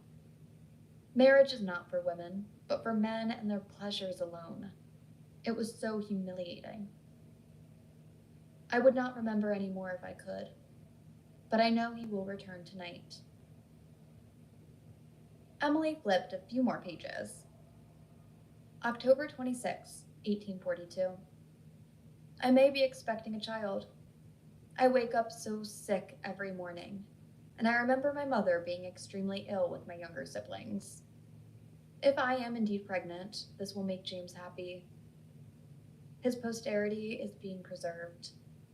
I know that he will want a boy. I am not going to tell him yet. I want to keep this secret to myself for the time being. November 3rd, 1842. I am growing now, and I will not be able to hide it from him or the servants much longer. December 24th, 1842. The secret is out. I told James that I was expecting, and he was overjoyed. He picked me up and swung me around, whooping and hollering. He is ecstatic about it, and gave all the men at the Christmas party cigars to celebrate. This child could be good for James and me. This baby could bring happiness to our marriage. The physician is predicting the child to be born in the late spring. May 5th, 1843. She is beautiful. I have named her Georgia since we visited friends in the fall who live in Atlanta. and I loved being there. I want to buy a country home there one day. She is a beautiful child, with James's fair hair and inherited my dark eyes. She is a quiet and agreeable child. She barely cries. She has made me so happy. I have something of my own now, and the void in my life has been filled. So that was the first daughter. Georgia, Lainey commented as she drove, and Emily nodded. Yeah, she sounded like she loved her, Emily said. Emily flipped through some more of the pages. August 17th, 1843. James is taking me to Paris for our first anniversary. I cannot wait to go there. I've heard it is a beautiful city steeped in history and culture. He commented tonight that he is ready for us to have a brother, for Georgia. He has left me alone for months now. I would not say I like the idea of him returning to my bed. He makes my skin crawl. Lainey chuckled. She did not like him, did she? She asked. Emily shook her head. Sure as hell doesn't sound like it. She kept reading. March 20th, 1844. I have never been so sick in my life. I am praying to God that I make it. The motion of the waves and the ship does not help me. Angry storms and rough weather have plagued us. I am tired of bending over the chamber pot with Anne holding my hair back. I was not this sick with Georgia, but this makes me miserable. I hope it is James, the precious boy that he wants so badly and will never touch me again. I long to see the shores of South Carolina and my home.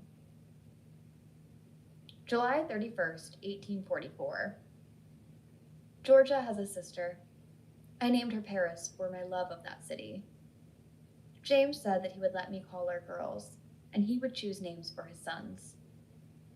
My physician recommended that I should not have any more children with how she had to be delivered. Paris was born by cutting my stomach open. I hurt so badly. He said that I could not have her naturally, which could cause problems for me with any future children I might have. Paris is the prettiest baby girl. She looks just like me with her head full of dark hair and deep brown eyes. She will break many hearts. I thought at times I would not survive this little one. I adore her, and I am happy that Georgia has a sister.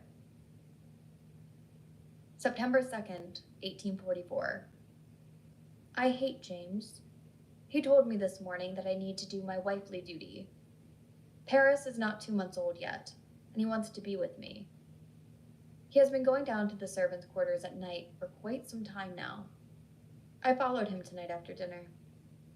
He is with the pretty Irish girl with the long red hair. Her name is Clara. He can go to her bed, because if he is with her, then he is not touching me. September 9th, 1844. I want to die. James burst into my room last night again drunk and forced me to lie with him. He was so rough and mean. I have bruises on my wrist and other private parts of my body. I wish to God that I could leave and take my girls with me. This is no kind of life, but I would not be able to survive if I did. My father would disown me, and I would lose my inheritance. November 6, 1844. I am pregnant. Please, God, no. I hope that I lose it. This child was conceived horribly, and if it is born, I fear I will hate it because of what James did to me. Emily paused. He raped her. How horrible for Elizabeth, Emily moaned. She felt great sympathy for her. He sounds like a real bastard, Lainey agreed. February 7th, 1845. I have done everything that I can to lose this baby. I avoid eating. It grows. I fell off my mare on purpose, and it still grows. It still grows. My waist thickens. No matter what I do, it still grows. I want it to die. Why won't it die? March 16th, 1845. It is hopeless now. James knows. He came into my dressing room this morning as I was changing, and I was unaware he was watching. He saw my swollen, distended belly, and he left the room with a smug look. I just wanted to smack him so hard and erase it. April 1st, 1845. This pregnancy has been different from the others, making me think it might be a boy. If it is, I will welcome it, because giving James the son he covets will make my life so much easier. I have not had one bout of morning sickness all these months, and I grow bigger, and the baby inside of me grows stronger every day. Please, be a boy. May 12th, 1845. I am due to deliver at any moment. I am bedridden because of my swollen ankles, and my back is aching badly. It is so humid and sticky in this room. The contractions started early this morning, and my servant girl told me that James was pacing back and forth in the library like a caged lion. He wants his son as much as I do. Lainey drove down the gravel driveway and parked. She and Emily entered the house, and Davis and Bella were nowhere to be seen. They must still be over at the stables. One of his mares is due to be delivered at any time, and his truck is parked over there, Lainey said, pointing to the stables. Lainey fixed sandwiches for lunch, and she and Emily sat down at the table in the dining room. Emily continued reading from the third journal. Emily had flipped through them, looking for only the most important entries. May 13th, 1845. God hates me. James hates me. I have delivered another girl. Emily stopped in her tracks. Hold on a minute. That is strange. Lainey took a sip of her water. What is? Emily grabbed Clarissa's report and flipped through the page with the children's names. Georgia was the firstborn, then Paris, and then London, which was a twin. And her brother had died at childbirth, she said slowly. I don't understand, Lainey said. Emily looked at her. Elizabeth says I have delivered another girl. And Lainey, this was in 1845. According to the family's genealogy, London was not born until late 1847. Lainey's eyes widened too. Keep reading. Something is not adding up here. May 22nd, 1845. I cannot look at her. I cannot hold her. I hate her. And I know down deep in my heart that my feelings are wrong. And I know that I will have to answer to God for it, and I will be cast into eternal hell for these thoughts. But I want nothing to do with her, and I do not claim her as my daughter. She was spawned in the evilest act committed by her father, and she is a reminder of how she was conceived and the tortured night that I endured at his hand. She was created by force, not by passion. I have not even given her a name. James says that she is a disappointment, that she should have a Christian name, but I do not want to name her, and he does not care to have anything to do with her. I hear her crying at night. She is hungry, but I cannot hold her to my breasts and let her feed. I tried, and I vomited. To me, she is just a girl. She is nothing to me. July 7th, 1845. I have moved the girl into a different room away from the nursery. I want her to be far away from Georgia and Paris. I have assigned Clara, my husband's whore, the Irish girl, to be her nurse, and she can take care of her from this point forward. She is her mother now. I heard her call Penelope this morning, and I told her she is not to call her that in my presence. And if she does, I will fire her and send her back to the hovel she came from. If she calls her that in private, fine, but she is the girl to the rest of us, and she will remain so. Emily held her hand to her mouth in shock and horror and looked fearfully at Lainey. Lainey! Her eyes were filled with distress. She called her the girl, just like your mother did. Lainey was speechless. Oh my God, Emily.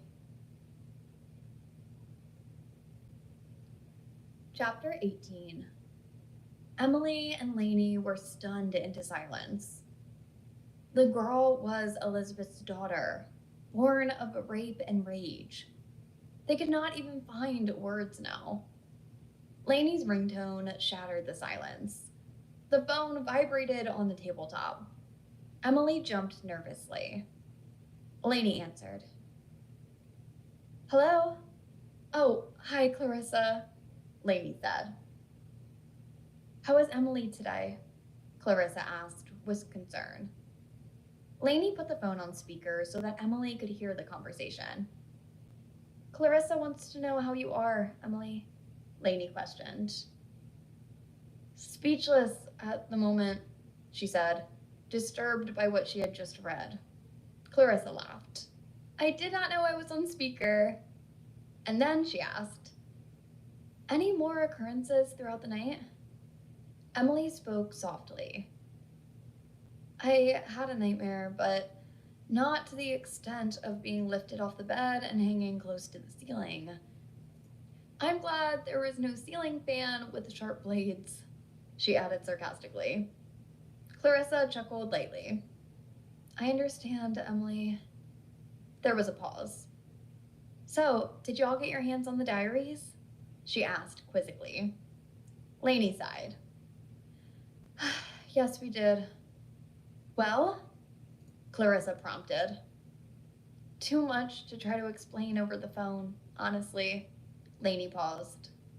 But what we found was quite disturbing. Clarissa gasped. I want to hear it. Would you all like to come over tonight after work and we can go over it? I have more pizza, she said in a funny, cajoling tone. Lainey looked at Emily and thought it could be a clever idea to discuss it with Clarissa.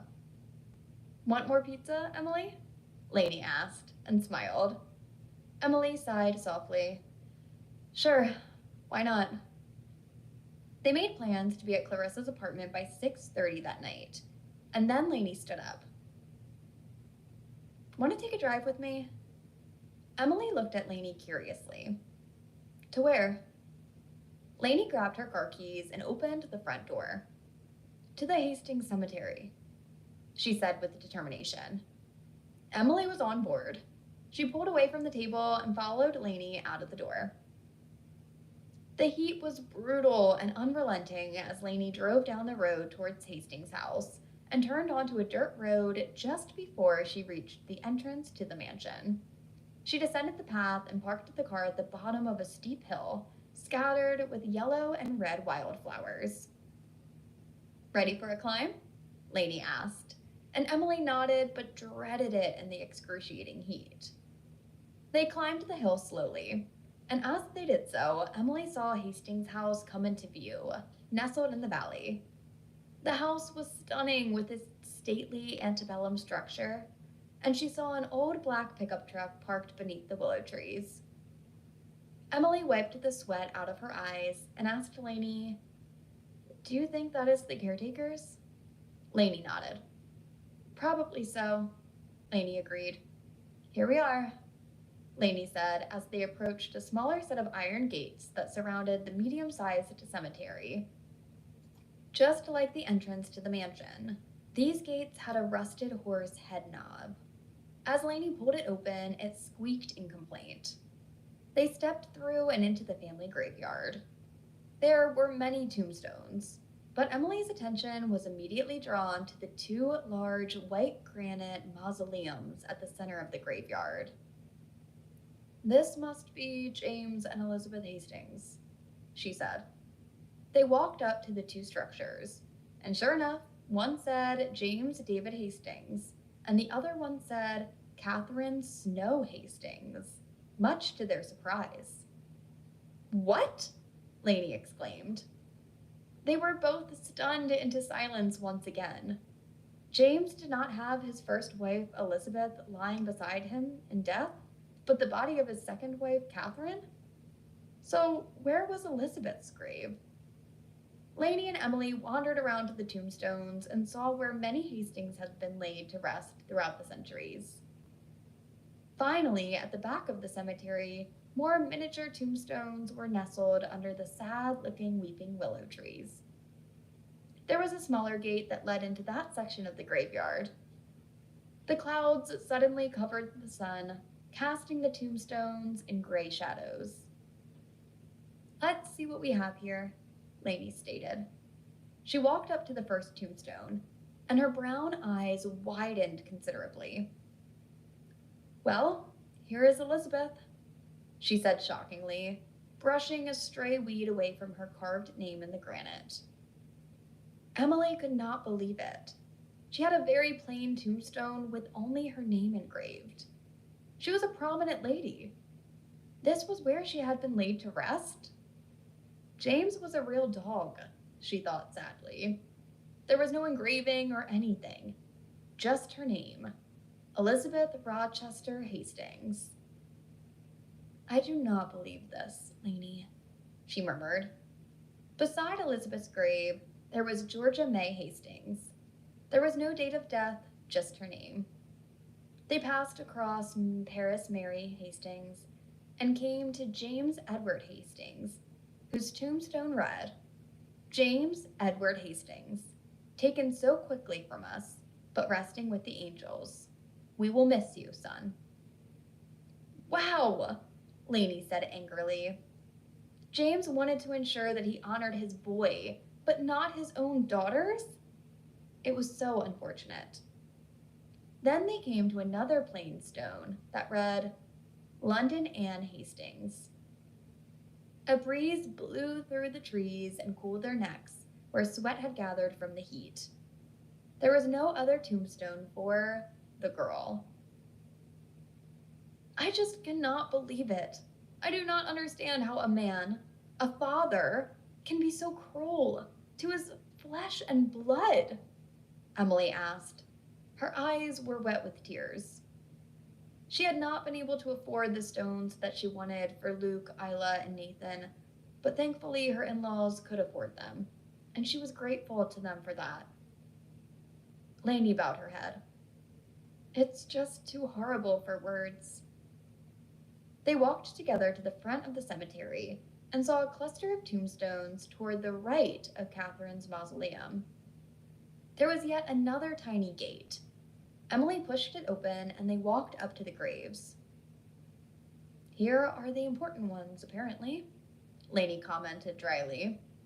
There were 4 tombstones with fancy engravings, and the name was David Thomas Hastings, born July 3rd, 1849 to 1922. Thomas Williams Hastings, born October 31st, 1851 to 1931. Rayford Thomas Hastings, born January 30th, 1872 to 1932. Bryce David Hastings, born October 4th, 1874 to 1934. "Sons and grandsons," Emily said. Emily looked down into the valley and noticed that 2 figures were standing out beneath the trees at Hastings' house, and they were looking directly at them. "I think it may be time for us to go, Emily," Lainey commented, seeing the man and woman staring at them. Emily looked right back at them, unafraid. "No, I think it may be time for introductions of my replacements," she said coolly, and stalked off towards the car. Lainey sighed. "Alrighty then."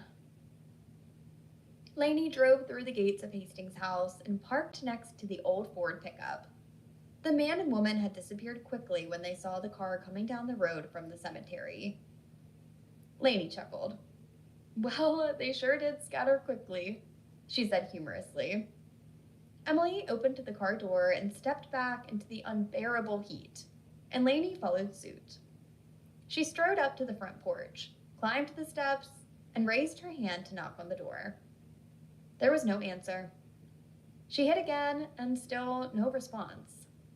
Finally, the door cracked open, and an older woman peered out with piercing blue eyes. "Hello?" she said feebly.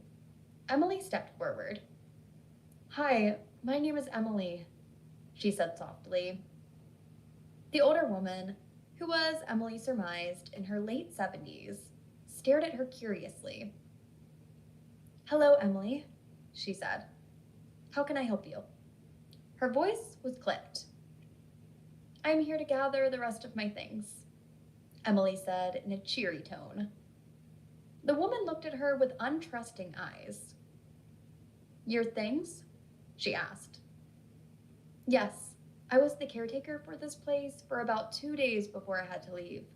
I left quite a few things in the bedroom off from the kitchen, and I would like to get those things now if I could, she explained. The older woman was very guarded, but then she visibly relaxed.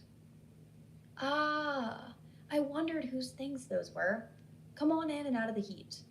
I am Maureen, and that man on the lawnmower is my husband, Claude. I picked up a few things that were spared, and they are on the back shelf, she spoke. Stepping back, she opened the door wide, and Emily hesitated. She froze as she saw the staircase in the distance, and felt extremely ill. Nausea almost doubled Emily when she saw where Amori had fallen down the stairs and died. Lainey stood frozen in place as well. She would not make a move towards the door. Emily turned around quickly and looked at her. She looked very pale and scared. I can't do it, Emily. I can't go in there. She had not been in that house since Tristan had died. She had no intentions of going in there now. Emily understood and turned to go in, but Lainey stopped her. Wait, Lainey said, with a conflicted look on her face. Emily turned and looked at her. We will go in together, Emily said, assuring her. Emily nodded and waited for Lainey to join them. The three women entered the house, and Lainey felt herself shake as she neared the staircase where Tristan had died. It had been 5 years since that day, and she would never be able to erase that image of Tristan lying at the foot of the stairs with a horrified look, frozen in place. What had she seen? The girl? She then looked up the staircase to the second floor and just stared. What was she expecting to see? The child with no name? Emily and Lainey followed the older woman down the hallway to the kitchen, and Emily was shocked at what she saw. This was the first time she had seen the kitchen since the night she was terrorized. The space was barren. It only had walls and pipes. Everything else had been torn out and had been moved out to dumpsters in the back of the house. How long have you all been the caretakers here? Emily asked as she walked around the corner, and her mouth gaped open in shock. She was not prepared for what she saw. The door to the bedroom was hanging off the hinges and had considerable dents in the metal door, and the bedroom was annihilated. Everything had been destroyed. What the hell? She whispered, with her eyes narrowed. The kitchen was destroyed. The bedroom looked like a tornado had hit it, and the wind had just swept everything away. Someone had attacked the room in a rage. When did this happen? She asked incredulously. Her voice shook as she spoke. Maureen said, it was like this when we arrived yesterday. She bent over, picked up a box of items, and handed it to Emily. Here you go. This was all that could be salvaged. Emily was shocked and scared. She then noticed that her records and record player from Luke were not in the box, which upset her. This is it? She asked. There were only a few items in the box. A picture frame with a picture of her, Luke, and Isla at the beach, and a few other things. Had the girl done this? Had she destroyed this room that morning after Emily escaped out the window? Had she been watching from this window as she ran to safety? Oh my God. She bent over sick and ran to the bathroom. She barely made it to the commode. Lainey ran after her. Maureen looked at the two women with confusion etched on her face. She held the box. Emily leaned over the commode and threw up, and when she was done, she straightened up and looked at Lainey with her legs shaking. This thing wanted to kill her. She could feel it in her bones.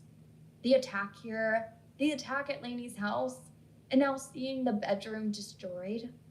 She felt like she needed to run and just keep running as far from this house as she could. But would it still follow her? Maureen brought her a wet paper towel and she accepted it gracefully. "Are you okay, dear? You are as white as the towel in your hand," she said. Emily breathed deeply. "I will be okay. It is this heat. It is getting to me today," she lied. "Do you and your husband stay here at night?" Lainey asked, as she watched Emily with concern. She was not okay.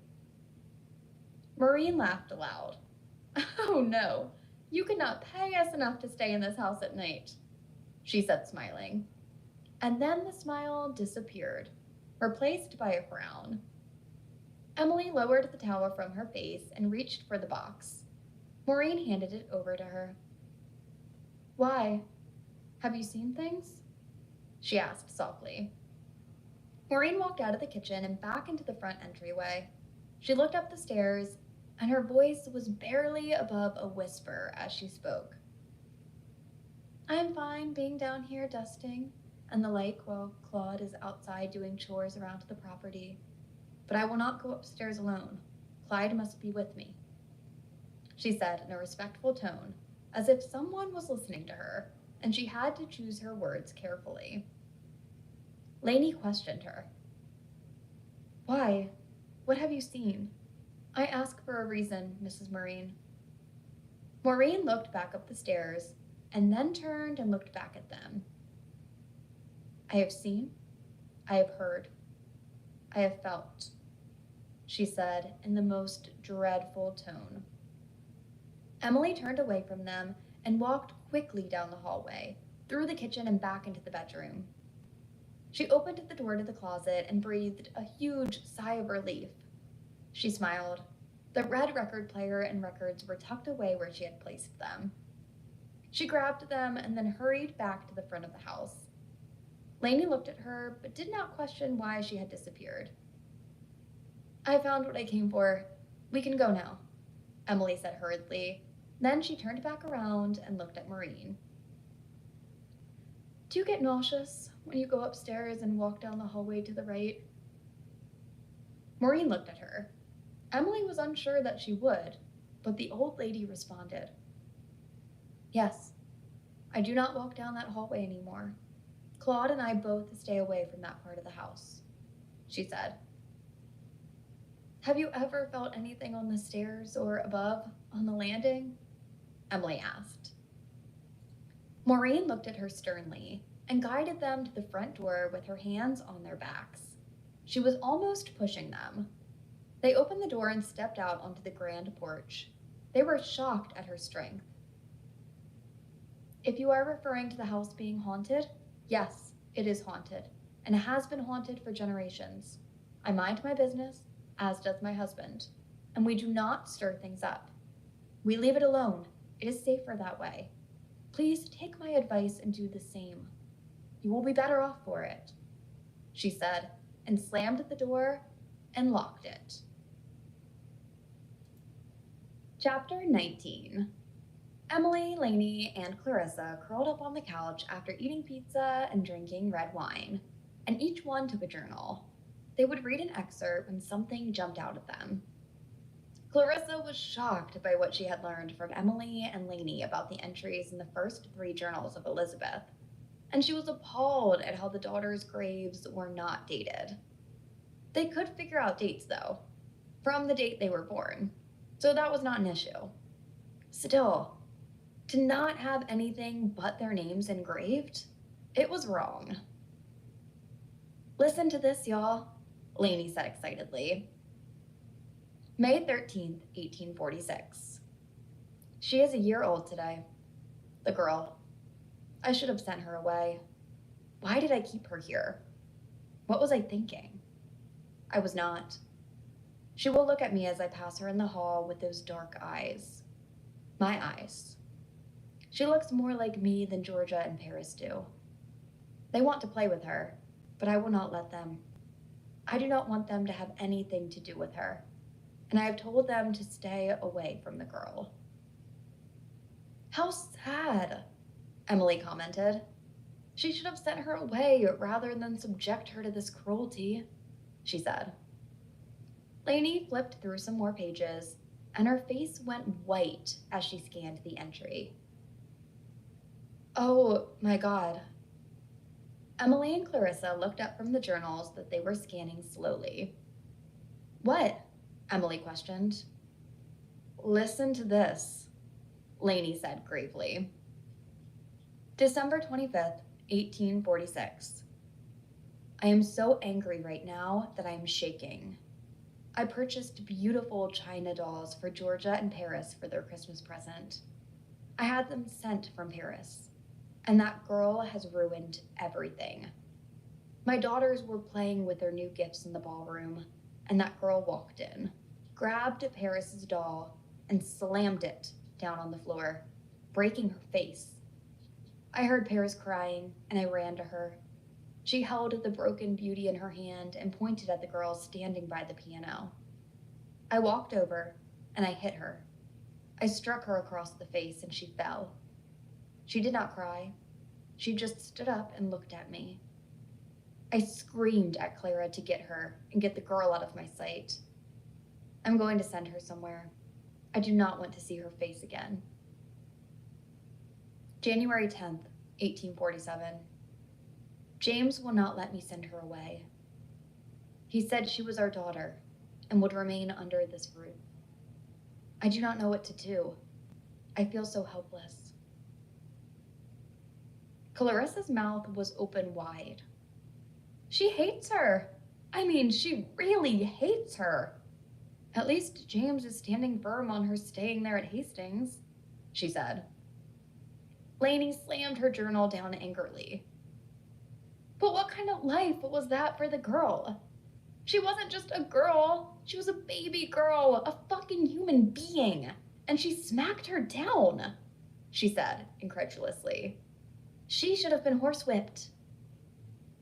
Emily understood Lainey being upset because it was very upsetting. It was child abuse. Lainey had a few more entries to read, but now she could not. It affected her to see helpless children being abused.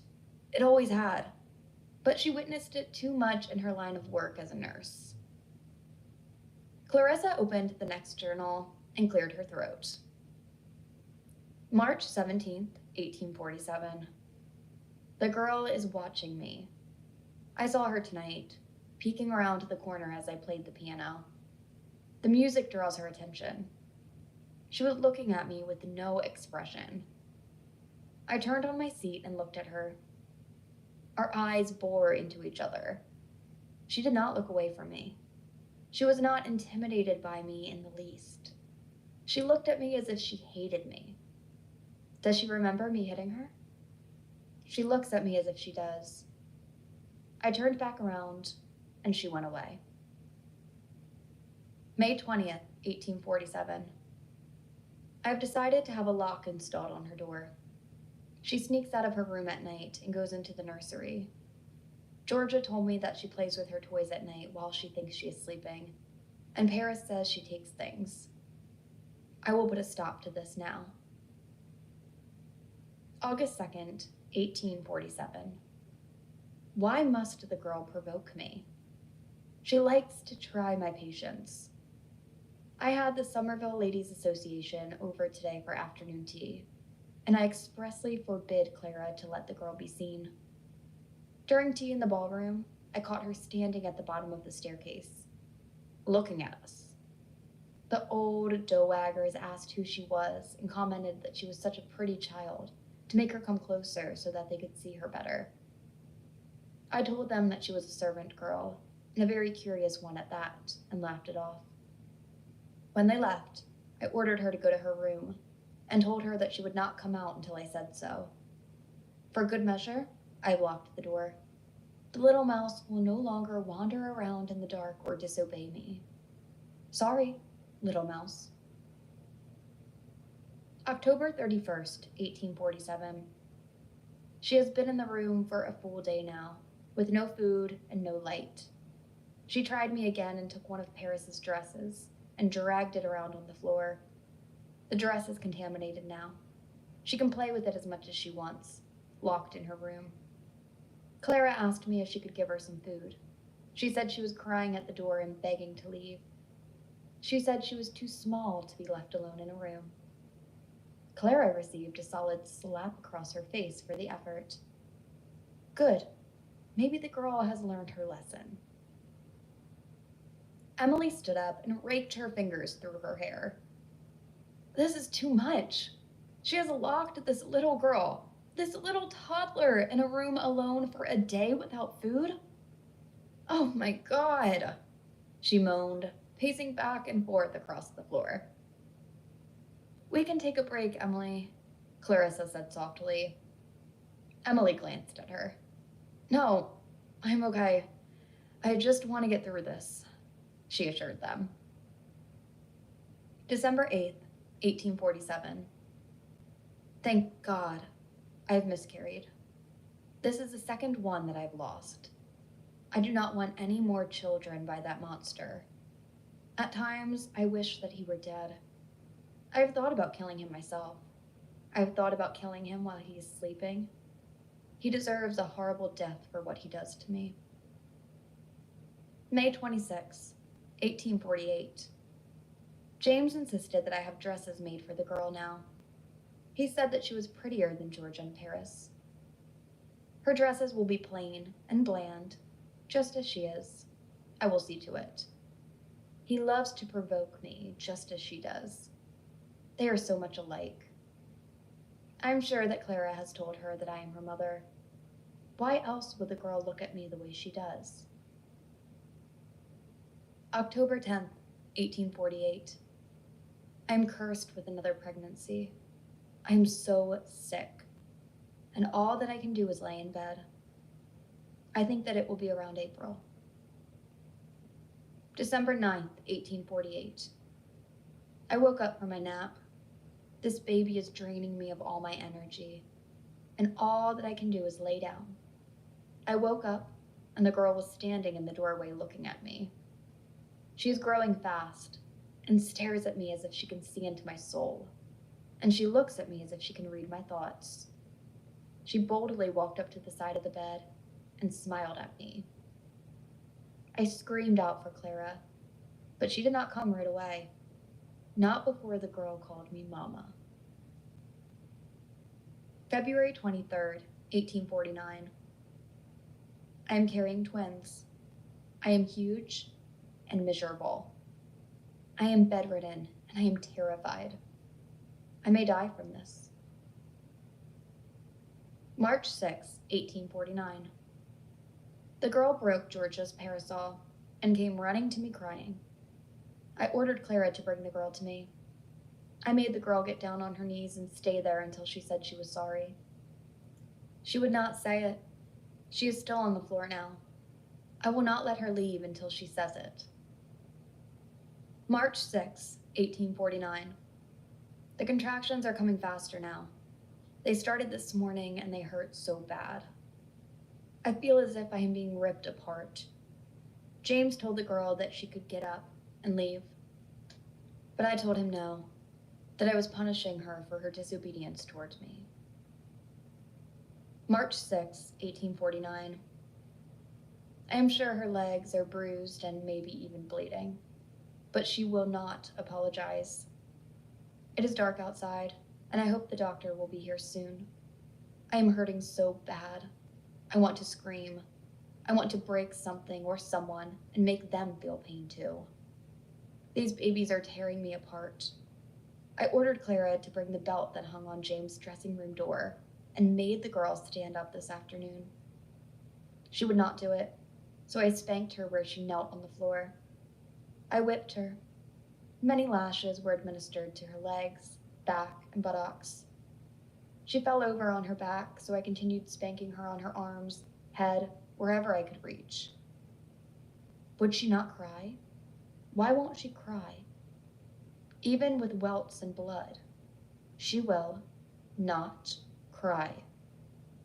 I feel the gushes of blood between my legs. I am so weak. Where is the doctor?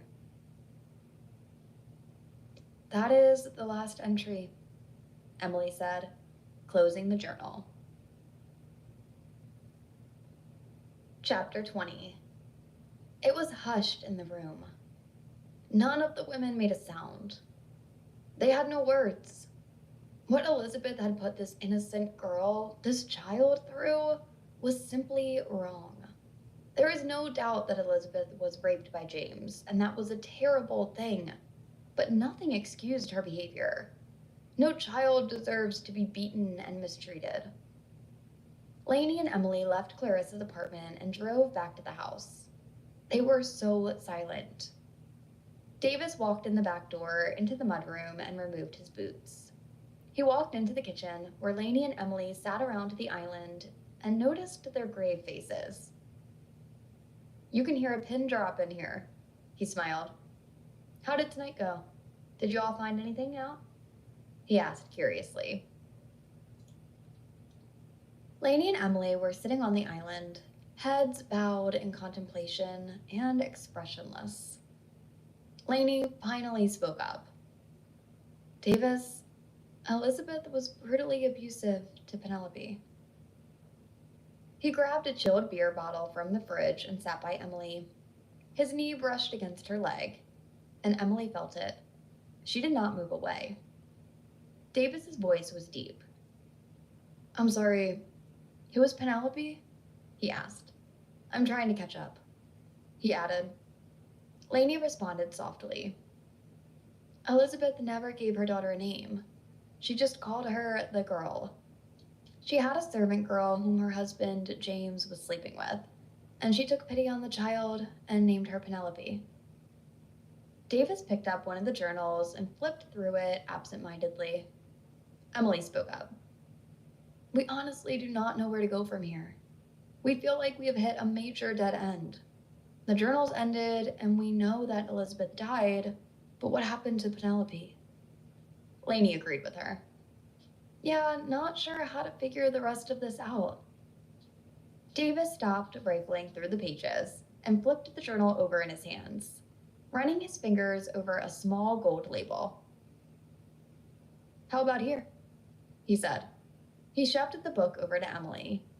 The label read, "Property of Sinity Goldsboro Hastings."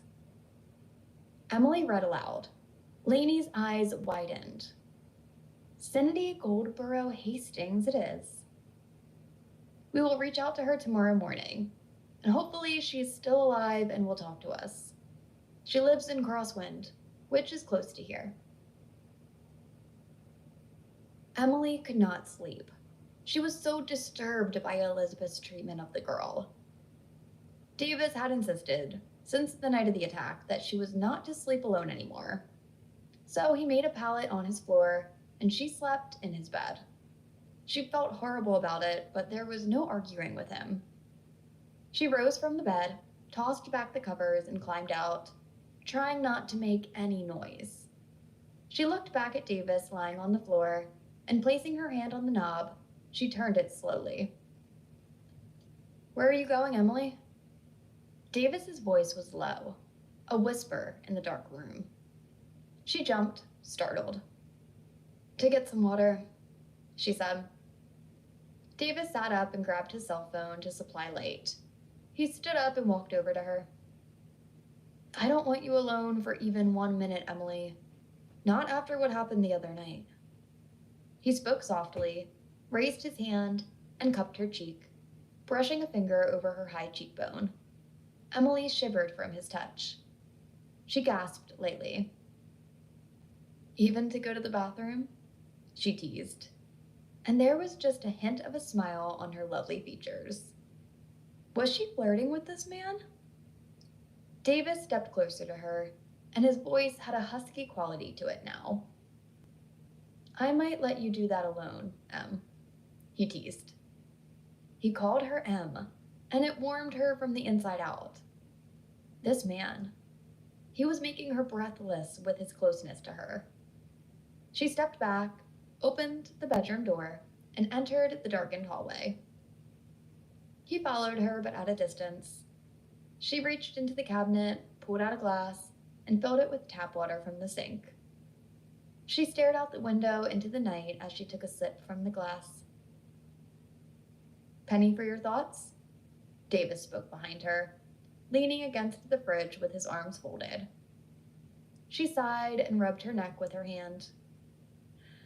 "I hope this lady can tell us more," she said. Davis hoped so too. Lainey looked up Cindy Hastings online that following day, and sure enough, she was alive, and she found a phone number. She called. "Hello?" An older woman answered.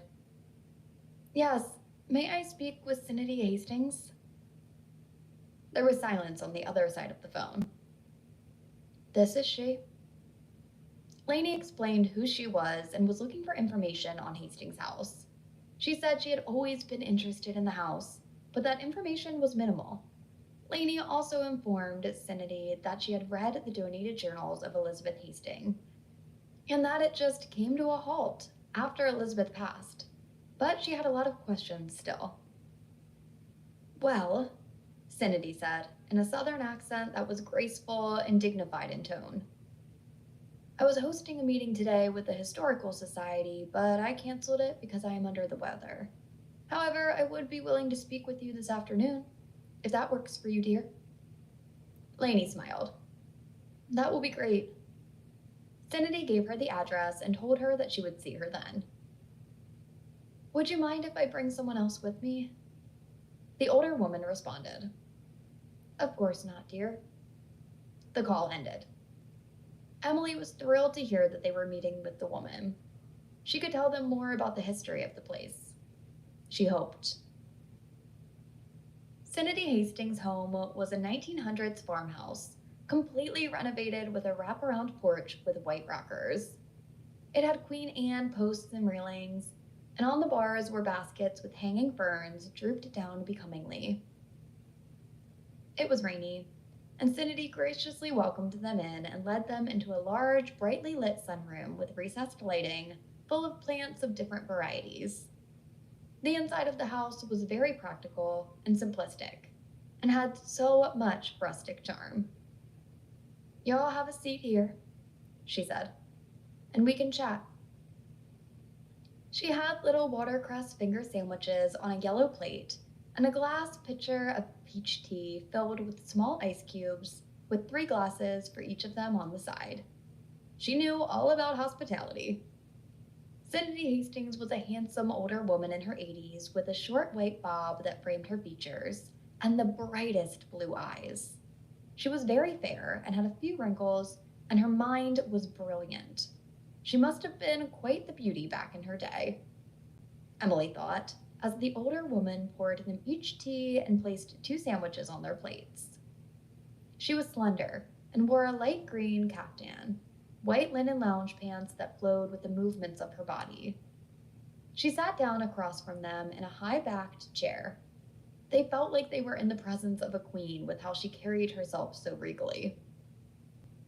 "So," she said, "you were doing some research on Hastings' house?"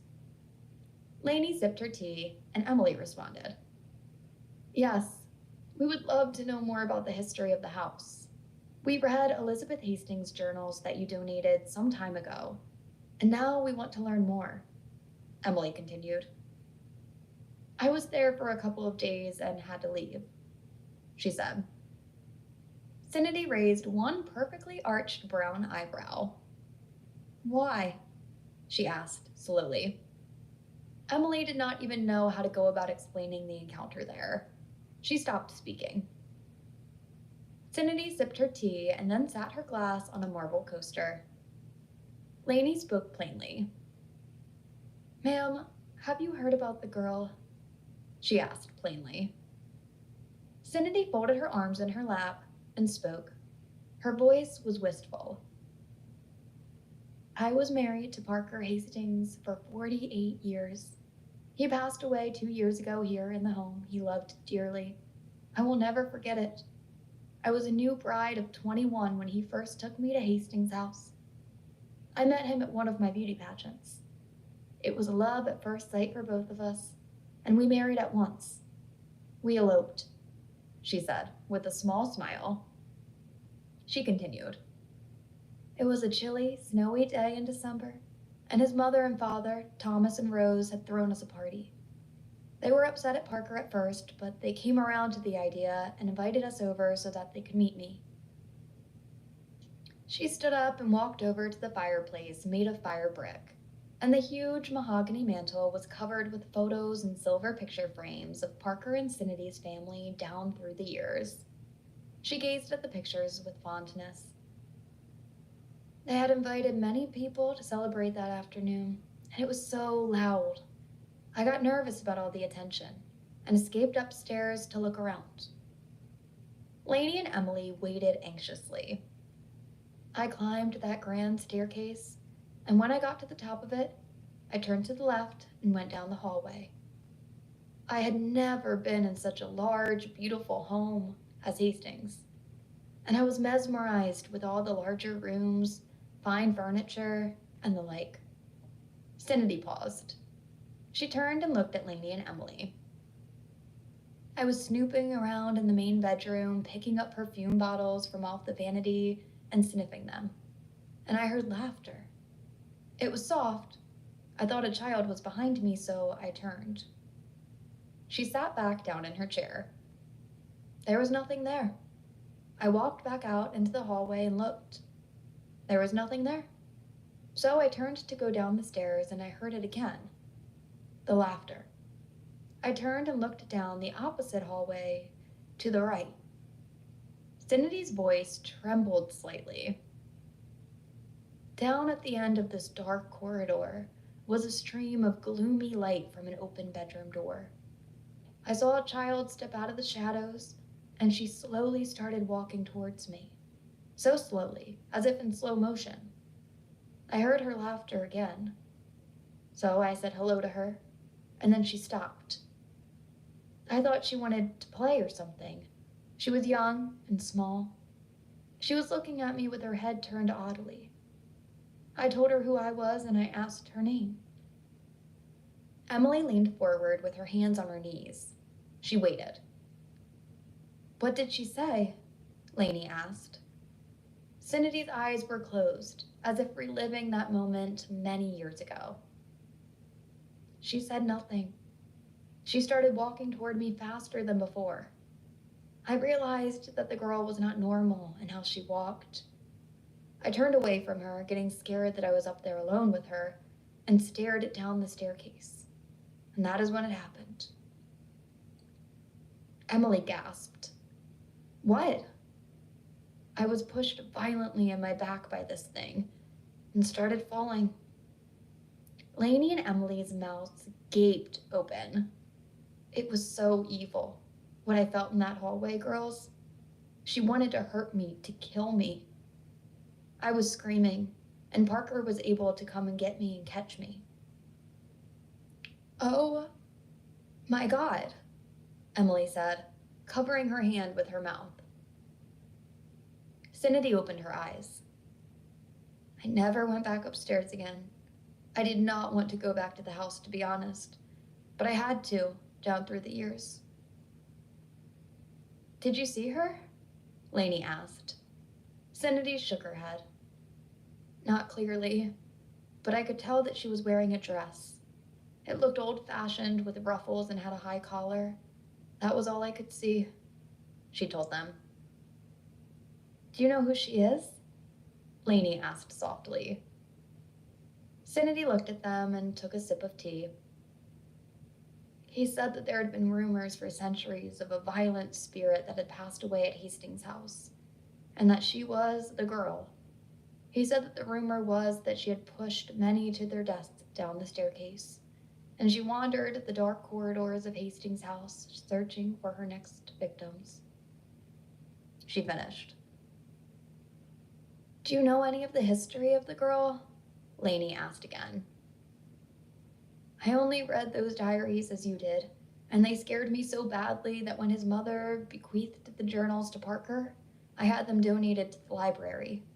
I did not want them in my house, she said. Cindy leaned back in the chair. I do not know what happened to the girl after Elizabeth's death, but I feel that room at the end of the hallway, where she was locked in sometimes, would contain some answers.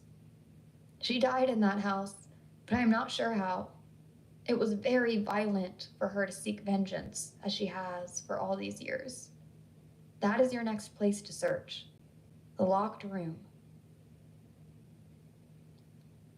Chapter 21. Do you know anything about Hillary? Emily asked. Cindy chuckled. Well, I should say so. Hillary lived with Parker and me from when she was 13 until she went to college. Emily found that extremely interesting.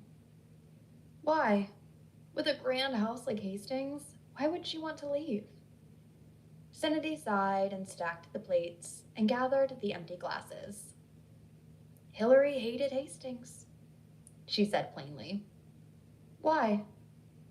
Hillary was going through a tough time, and Marjorie asked Parker if Hillary could come and stay with us for a while, just for a change of scenery. She laughed. That short time stretched out to 6 years, she informed them.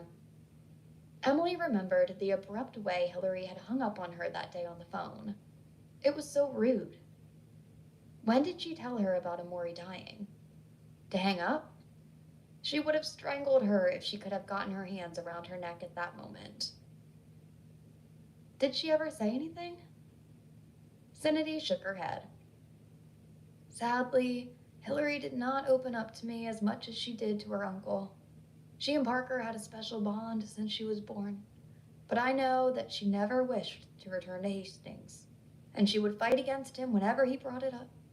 I will say this, though. She never went upstairs again. She went to parties and gatherings at the mansion, but as far as any relationship with Marjorie and William, they had to come to her. Lainey's eyes narrowed with speculation. I wonder if she encountered the girl at some point. It seems strange that she would stay away from there for years, she said. I always suspected something had happened there, as it happened to me all those years ago. But Hillary was so quiet and withdrawn. She would not talk about it. Cindy stopped for a moment and then said, You see, Parker and I could not have children. So I had been so excited for Hillary to come and stay with us. She was always so withdrawn and would barely speak. We never formed that bond that I so desperately craved. Emily remembered Hillary being like that in school. She was so quiet and withdrawn. Hillary wore glasses and her hair hung down on her face. She was brilliant. She was on the A honor roll list, but associated with no one. Now, when she went away for college, she changed. She developed from an ugly duckling into a beautiful swan. She went to medical school at Duke University and met Hans Gant. He attended medical school there as well. Parker and I were sad when they moved to New Zealand, but we felt it was best for her. She has only returned for the passing of her parents, and she stayed with us only during that time. Never at Hastings House. Emily sighed. We need to get in that room at the end of the hall. I do not know how to do that. Claude and Maureen are the caretakers there now, and she kicked us out when we went there to pick up the rest of my things. Lainey looked at Cindy. Guard dogs of Hastings, she commented. Cindy looked at the women. I will call Hillary. It's time that I find out what happened to her and has haunted her all these years. Do you think she will open up about it? Emily asked. She has no choice at this point, she responded. We will only get in through her. 5:18 a.m. Hillary Gant, New Zealand. Hillary heard the call come through as she rose early for her Pilates session. She let it go to voicemail. She finished her session about 30 minutes later and then checked her phone. Her dark eyes widened. Cindy? Why would she be calling? That was very strange. At this time in the morning? She did not have time now. Hans was out of the country for work, and she was taking care of the twins on her own and working at the hospital. She did not have time to call her.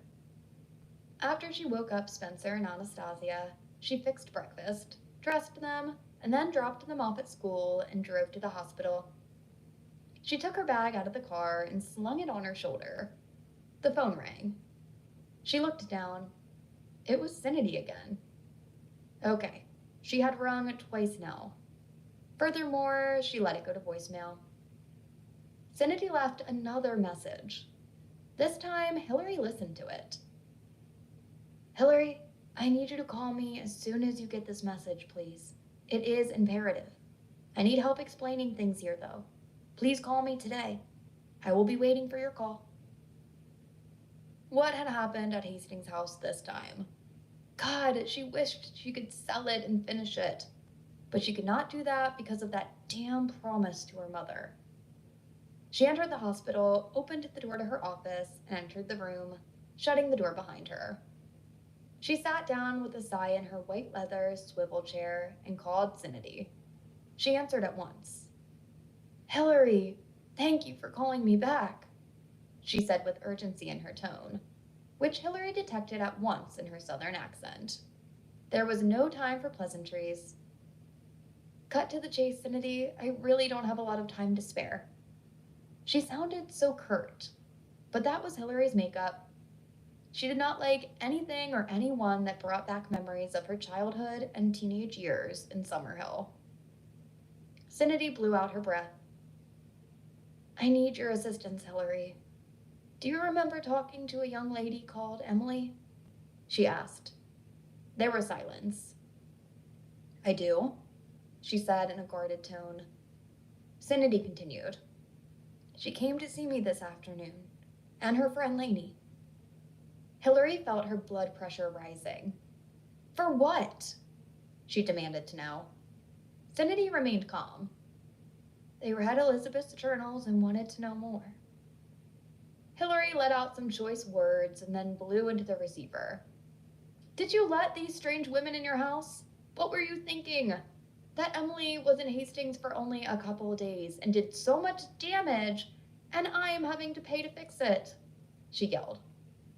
Cindy did not believe that at all. Not Emily. She's a very gracious and kind young lady, and I can't see her being destructive like that, she defended Emily. Hillary huffed. My kitchen was destroyed, and Maureen told me the back bedroom was too. It did not happen until she came, she argued. Cindy did not back down. That woman had nothing to do with it, and you know it. She paused. Have you ever read Elizabeth's journals? Hillary remained quiet. No, I have not. And why should I? Cindy sounded exasperated when she spoke again. It's time for you to stop hiding what you know and tell me why you insisted on leaving Hastings all those years ago. Cindy confronted her. Hillary's voice was as cold as ice. I do not know what you're talking about, she spoke. Yes, you do, Hillary. You have seen the girl, and she is killing and terrorizing still after all this time. And she simply will not stop. Tell me what happened all those years ago. Please, Cindy begged. Hillary was so quiet, but Cindy saw that she was still on the line. The last victim was Amori Black, Hillary. You hired her to find a housekeeper for Hastings. She was thrown down the steps a few days later. They found her with a broken neck, she exclaimed. Maybe it was just a natural fall, Cindy, Hillary said in disbelief. Cindy cursed softly under her breath. There is nothing natural about Hastings, Hillary, and you know it. Whatever resides there is pure evil and hell-bent on destroying lives. Hillary sighed, sounding so tired. I want you to tell me what happened to you when you were 13, and then I want you to let Emily and Lainey in the house to see what they can find. Hillary sighed, feeling overwhelmed. Why, Sanity? She questioned softly.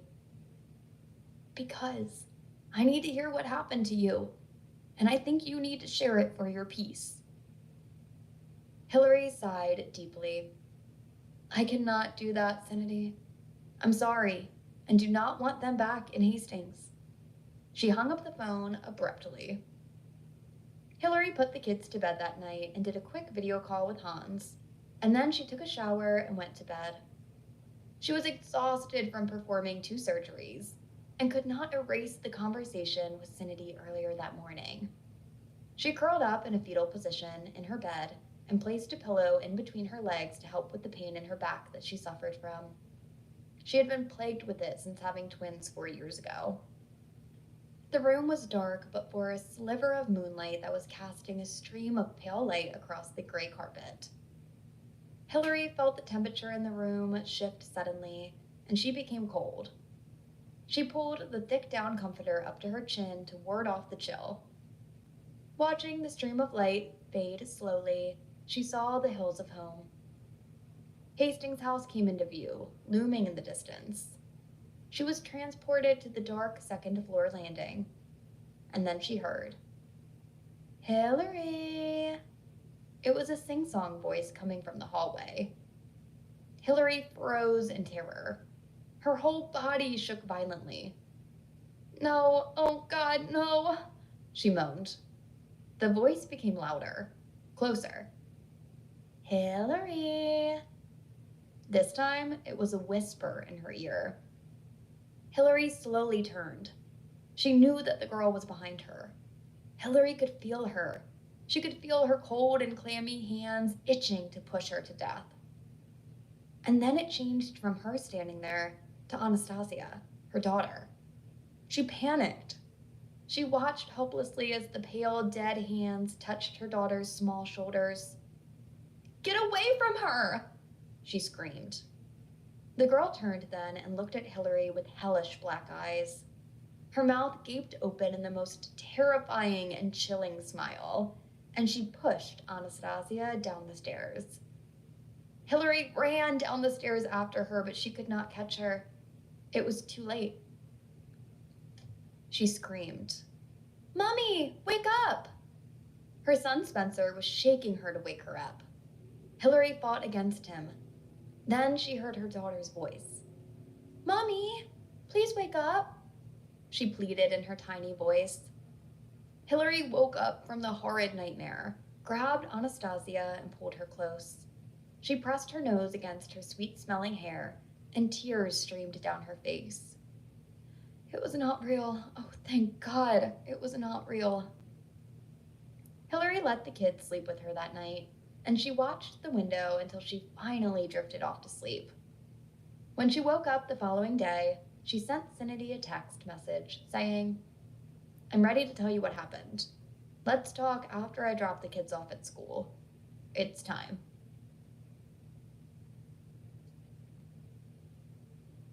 Chapter 22. Sanity and Hillary decided on a video call. The call came through Sanity's laptop, and she answered on the second ring. The picture was grainy at first, but eventually cleared up, and Hillary came into view.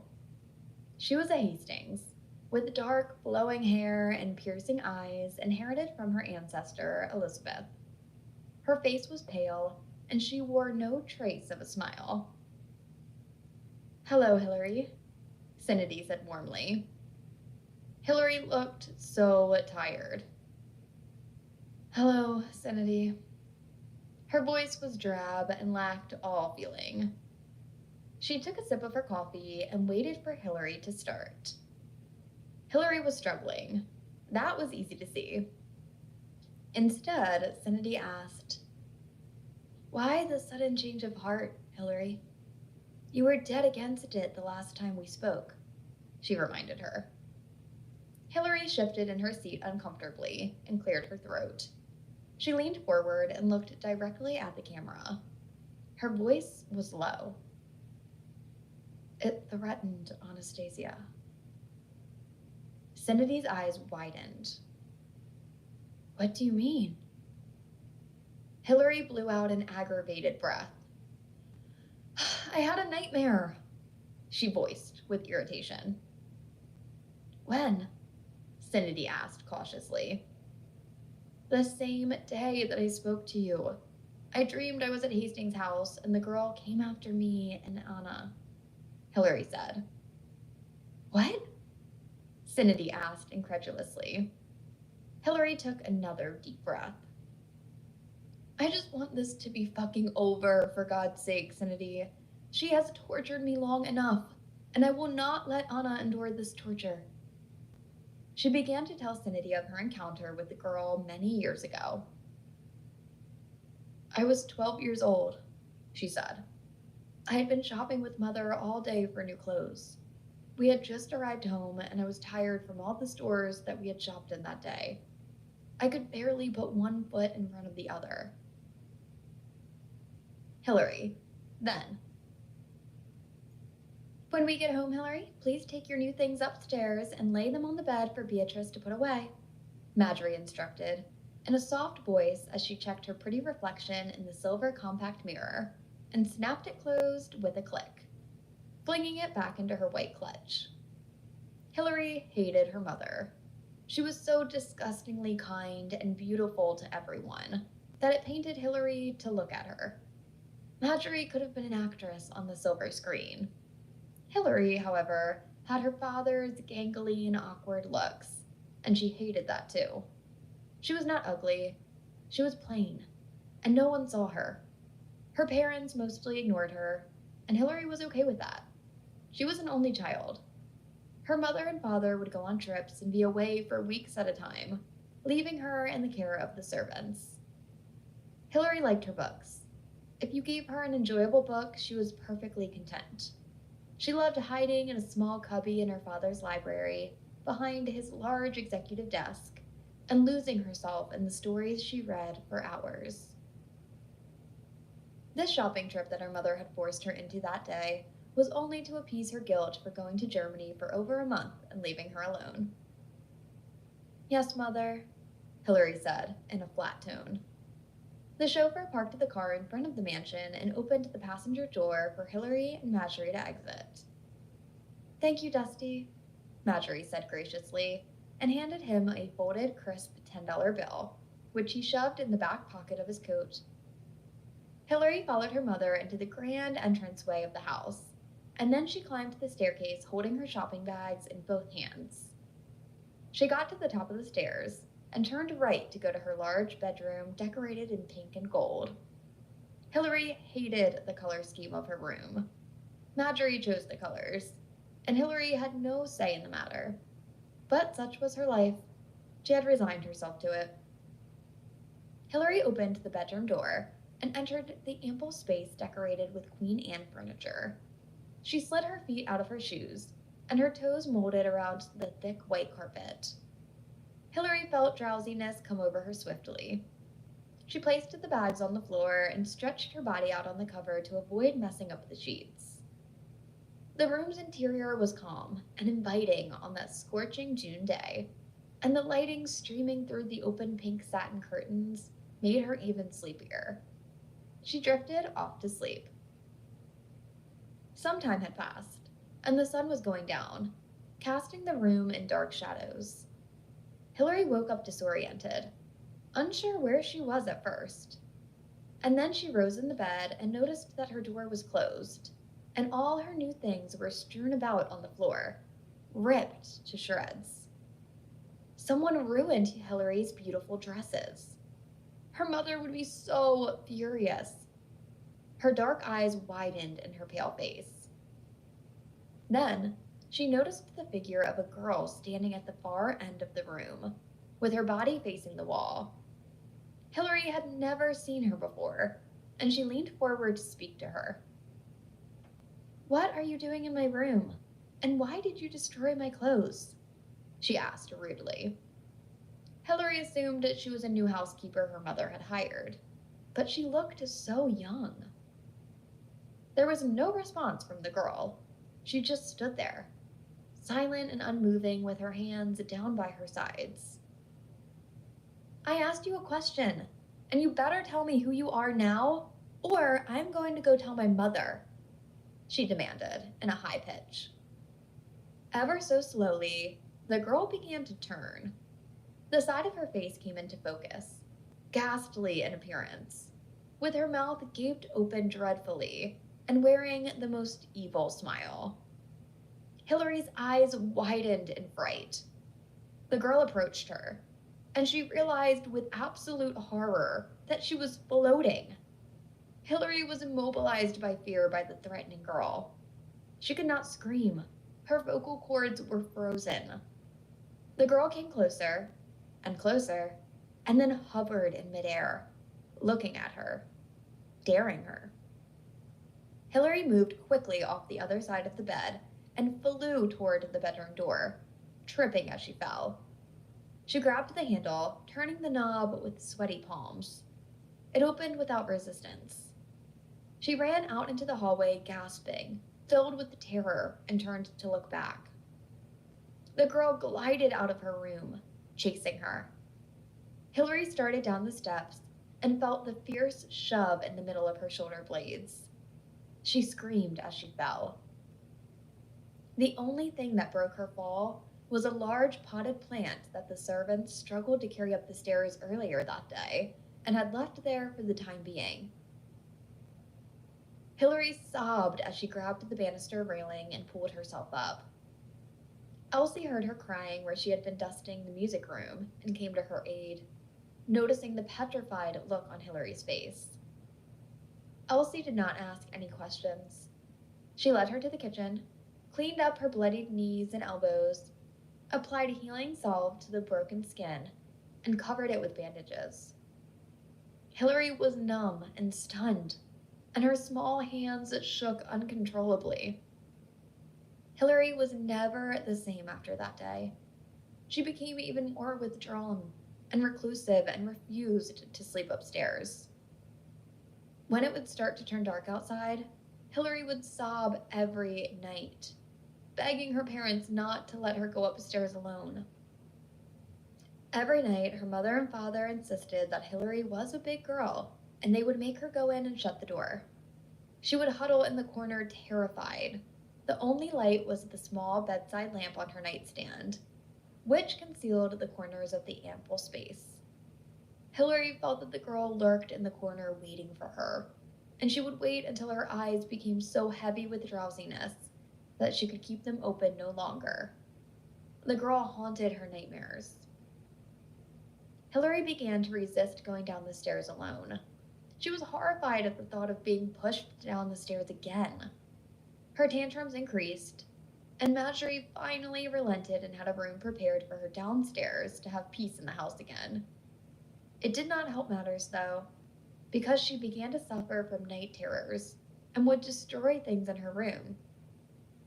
That is when Marjorie approached her brother Parker and asked if Hillary could stay with them for a spell. He thankfully said yes. Hillary, present. When I came to stay with you and Uncle Parker, I had hoped I could escape her, but I couldn't. And it was foolish to think that I could, she said in a harsh, bitter tone. She has plagued me for years and haunted my dreams for over 15 years. Sleep meds don't work. Hans holding me has no effect. I still wake up with cold sweats. She is forever there, watching, waiting. I hoped that when I escaped to the other side of the world, she could not haunt me anymore. And that was true for a while at least. And then she resurrected. Cindy felt so bad for Hillary. She had no idea that she had suffered so. I know that the girl is the cause of these deaths, but what can I do? She has been on a rampage for centuries, and I do not know who she is or how to stop her, she finished helplessly. Mother made me promise that I would keep the house in the family line, but it is torture for me to do so. I'm at a loss, Sanity. I truly am. I have kept the house so that she could take no more lives in it, but it is as if she lures them, draws them to her, like a siren to sailors. She will continue to kill. Sanity shook her head. Emily and Lainey want to investigate further, and they believe it all stems from that room at the end of the hallway. That is where I first saw her myself, Sanity said softly. Hillary's eyes widened in shock. You saw her too? Sanity nodded. Yes, I did. And it was the most terrifying experience of my life. Hillary's gasp was audible. That is why you never went upstairs again? She asked with realization. Yes, I never wanted to see that face again, Sanity stated with a shiver. She remembered that horrible face coming out of the shadows. Hillary sighed. Emily has my permission to enter the house and investigate the room. I will call Maureen and let her know that she will not hinder them in her search. I'm still determining how they will get into that room, though. It seems like it has been locked from the inside out. They can take whatever measures they need to get in there. She paused. But Sanity? Whatever happens is on them. They enter at their own risk, she said in warning, and her voice was grave. Sanity called Lainey later that afternoon and told her about the conversation with Hillary. She informed her that she had recorded the call, unbeknownst to Hillary, and would send it to her so that Emily and Lainey could listen to her telling story. She also informed her that Hillary had permitted them to enter the house. Lainey immediately called Emily and shared the news. Chapter 23. Lainey, Davis, and Emily sat at the table after Bella was in bed and listened to Hillary's entire recording. Cold chills covered Emily's body as she talked about her encounter with the girl and how she reached her in New Zealand. The fact that she was now zeroing in on Hillary's younger daughter was terrifying. You could hear the fear and dread in her voice. The girl had tortured her for so long. What has made Penelope so angry that she has gone on a killing rampage for centuries? Lainey asked. Davis sipped a beer and sighed, running long fingers through his black hair. He sat the can down on the table and looked at them. What would make you come back? He asked softly. Emily sighed and looked toward the living room. Being wronged in life or being murdered? I would come back seeking vengeance, no doubt, she said. A rumble of thunder sounded somewhere in the distance, startling them all. So, you have permission from Hillary to enter Hastings and investigate the room? Davis stated. Lainey and Emily nodded. Did you not say that you could not even get close to the door because you got so sick? He asked, with concern for Emily. She nodded in response. Yes, I had the worst nausea to hit me. I was so sick, but the second I turned and walked away from the door, I immediately started to feel the nausea dissipating. It was strange, Emily said, remembering. Lainey began searching on Google for spirits causing nausea. She had a dark look pass over her face. Listen to this, she said, and began to read an article that she found online. This is from Father Edward Mays in 1922 in Devonshire, England, she said. He says, a horrible smell was coming from the basement of an old farmhouse that we went to investigate. The smell was overpowering, and I had to cover my mouth and nose to enter the haunted site. Once I had entered the location, extreme nausea overtook me, and I had to get out. The cause for this is that the evil entity had passed there, and it was in a very violent manner. I could not return, even at the legacy of the family who pleaded for us to return and perform an exorcism, he wrote. Emily stood up and paced back and forth across the room with her hands tucked into the back pockets of her jeans. This sounds serious, and like we are biting off more than we can chew, she said, stressed. I do not know anything about this, And neither do you, Lainey. And we're going to waltz in there tomorrow like a bunch of ghost hunters, half-cocked? What if it backfires on us? She asked worriedly. What if one of us dies? I am not letting y'all walk in there alone. Someone will have to break down the door, Davis informed them with a grin. Emily and Lainey were grateful to hear that. They needed all the help they could get. I thought about asking Clarissa to join us, but I don't know if she would want to, Lainey said. Emily thought asking Clarissa to join them would be a clever idea. She radiated positivity and light, and could bring a peaceful aura to the house. I don't think that's a bad idea, Lainey. I think that it could be a really good idea, Emily stated. Lainey walked away from the group and dialed Clarissa's number.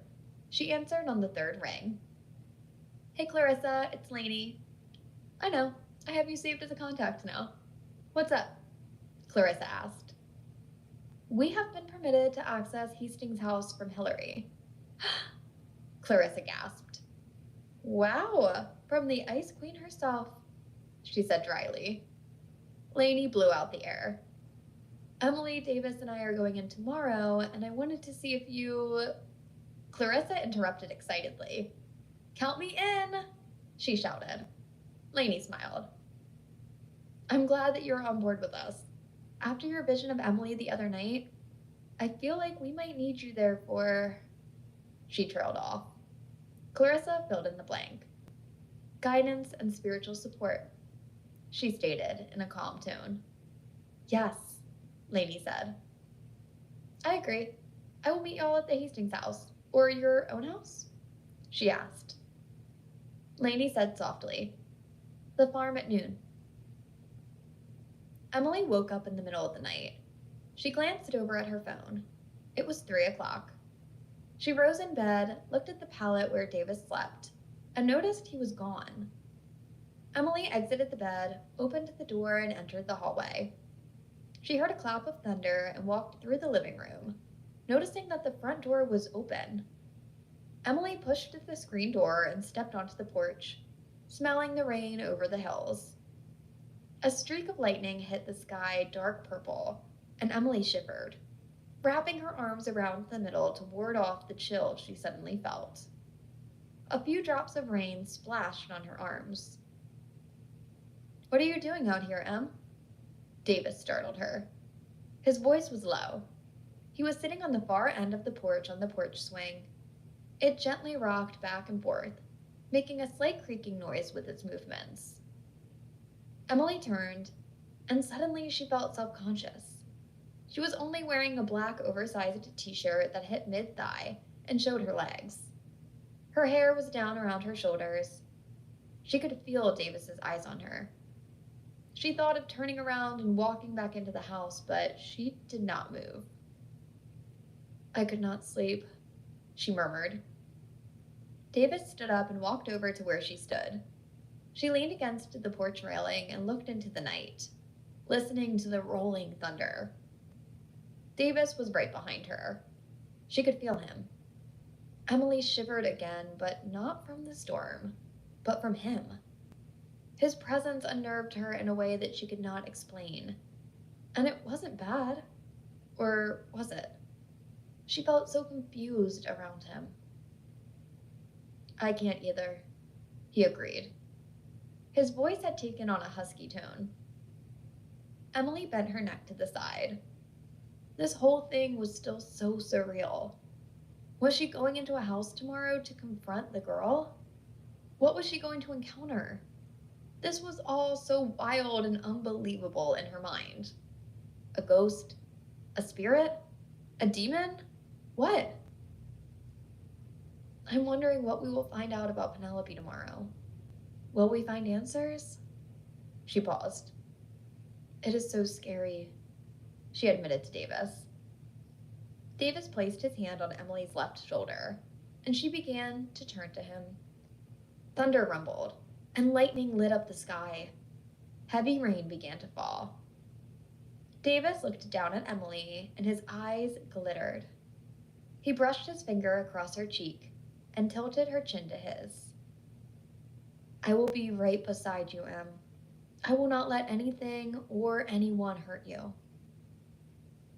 Davis leaned down and softly brushed his lips against hers. She pushed at his chest. You can't make promises like that, Davis, she said sadly. Luke told me that night that he would be right back and never returned. Do not make promises to me that you cannot keep, Davis. Davis pulled her back to him, and Emily did not draw back this time. She lost herself in the moment and leaned into him. She let him kiss her slowly, and then his kiss deepened, and he pulled her closer. She moaned as he lifted her leg, and she wrapped it around his waist. He breathed in the smell of her. She was intoxicating to his senses. She felt good, smelled good, and buried her face in his neck as he caressed her back. She raised her face to his again, and he kissed her thoroughly. Davis was strong, and he made her feel so safe. Emily needed that. A lightning bolt came down in the distance, hitting a tree in the field. It was loud, breaking Davis and Emily's kiss. They looked at each other, both breathing heavily. Emily touched his chest and lightly pushed him away, putting some distance between them. Davis, it's too... Her words trailed off. Her lips were slightly swollen and parted. Davis stepped toward her and gently held her face in between his hands. When you are ready, Emily, he said softly. She looked up at him and then placed her cheek against his chest. They said nothing. They just held one another as the storm raged around them.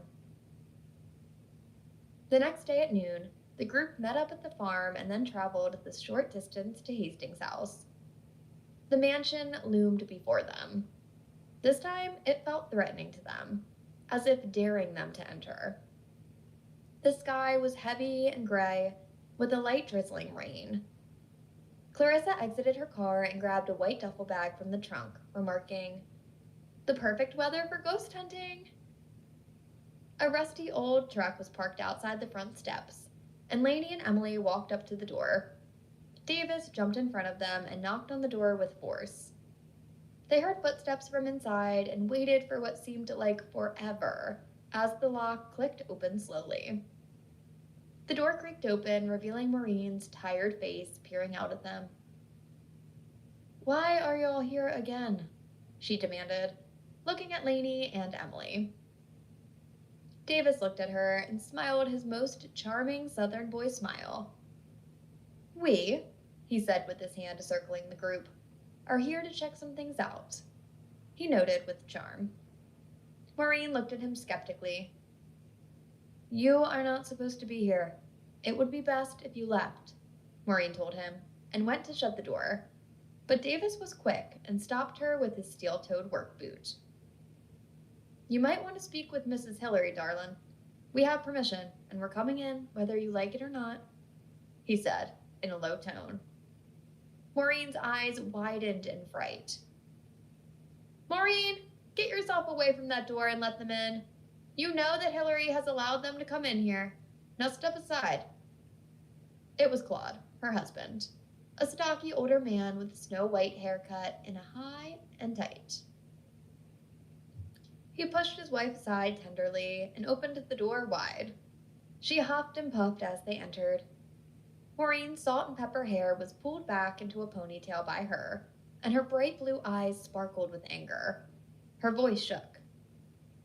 "Hillary has lost her mind. You are all making a mistake. You should leave good enough alone. You are only going to make her angrier," she warned. Claude grabbed his wife by the elbow and turned to the group. "I will keep her out of the way so y'all can do your job," he said, pulling her toward the kitchen. She strained to look back with the desperation on her wrinkled face. Emily shivered. "Well, that was interesting," she commented. Davis, Lainey, Emily, and Clarissa went up the stairs slowly, single file. Lainey tried not to let panic take hold of her. She was on the exact same steps that her sister had fallen on. Clarissa had never been in the house before, and her mouth gaped open at the place's grandeur. They arrived at the top of the landing and stood in a cluster. "There it is," Emily said with dread, pointing to the door that seemed to be a mile away from them. The darkness of the corridor filled the empty space. Maureen had shut the doors instead of opening them as they had expected. Davis took a deep breath and began to walk down the hallway to the door. He stopped at the halfway point and placed his hands on his hips. "Wow, I feel sick," he said, bending over. Emily approached him, and she felt the nausea overcome her too. She collapsed on the carpet and rolled over onto her back, clutching her stomach. Clarissa ran to them and knelt by Emily's side, her green eyes filled with concern for Davis and Emily. "Guys, you need to go back to Lainey. I will check the door." Emily grabbed Clarissa's wrist. "Aren't you nauseous?" she asked incredulously, sweat beading on her forehead. Clarissa shook her head. "No, I do not appear to be. I will go and check the door. Y'all go back down there with Lainey," she instructed. Davis and Emily followed her advice and went back to the landing. Clarissa continued down the hallway, clutching her moonstone in her hands. She also had a string of smoky quartz beads to ward off the negative energy. The closer she got to the door, a horrific smell assailed her nose. She stepped back. Lainey called out to her. "What's wrong?" she asked. Clarissa was barely visible in the shadowed hallway, but they could make out her form. She hurried back to them, breathing hard as she spoke. "It gets progressively worse the closer to the door that you are. I did not have nausea, but the smell was overwhelming," Clarissa said slowly, taking in great gulps of air. She looked at them. "Do you smell it?" They all shook their heads to confirm that they did not. Clarissa nodded her head. "Something doesn't want us in that room," she said. She bent down, unzipped her bag, and pulled out white candles, a cigarette lighter, and a few rose quartz stones. "Stay here," she said, "and watch." Clarissa took a candle, lit it, grabbed the rest of the items, and walked back down the hall. They watched Clarissa kneel on the floor, placing the candle before her. She also lit the other 2 candles and put them on either side of her. Holding the stones tightly in her hands, she chanted quietly under her breath and bowed her head. "Davis?" she called out. Davis stepped forward. "I'm here," he shouted. "Come to me," she ordered. Emily glanced with panic at Davis and watched him walk to Clarissa. He made it down to where she was kneeling. Clarissa had her eyes closed and muttered words, a prayer under her breath. And then she asked, "Are you nauseous, Davis?" Davis examined how he felt. "No, I don't appear to be," Davis said. Clarissa looked up at him. "Tell the others to come down." Davis hollered down the hallway for Emily and Lainey to follow. Hesitantly, they followed instructions and went down the hallway to Clarissa and Davis. Davis looked at Emily and Lainey by the flame of the candles with a question in his eyes. "I feel fine," Emily said. "Me too," Lainey said. Clarissa continued to chant and then turned to them. "Go to the door, Davis." Her eyes looked glassy in the candlelight, and her voice deepened. Davis did not wait. He strode to the door and touched it. "Push against it," Clarissa ordered. It would not give.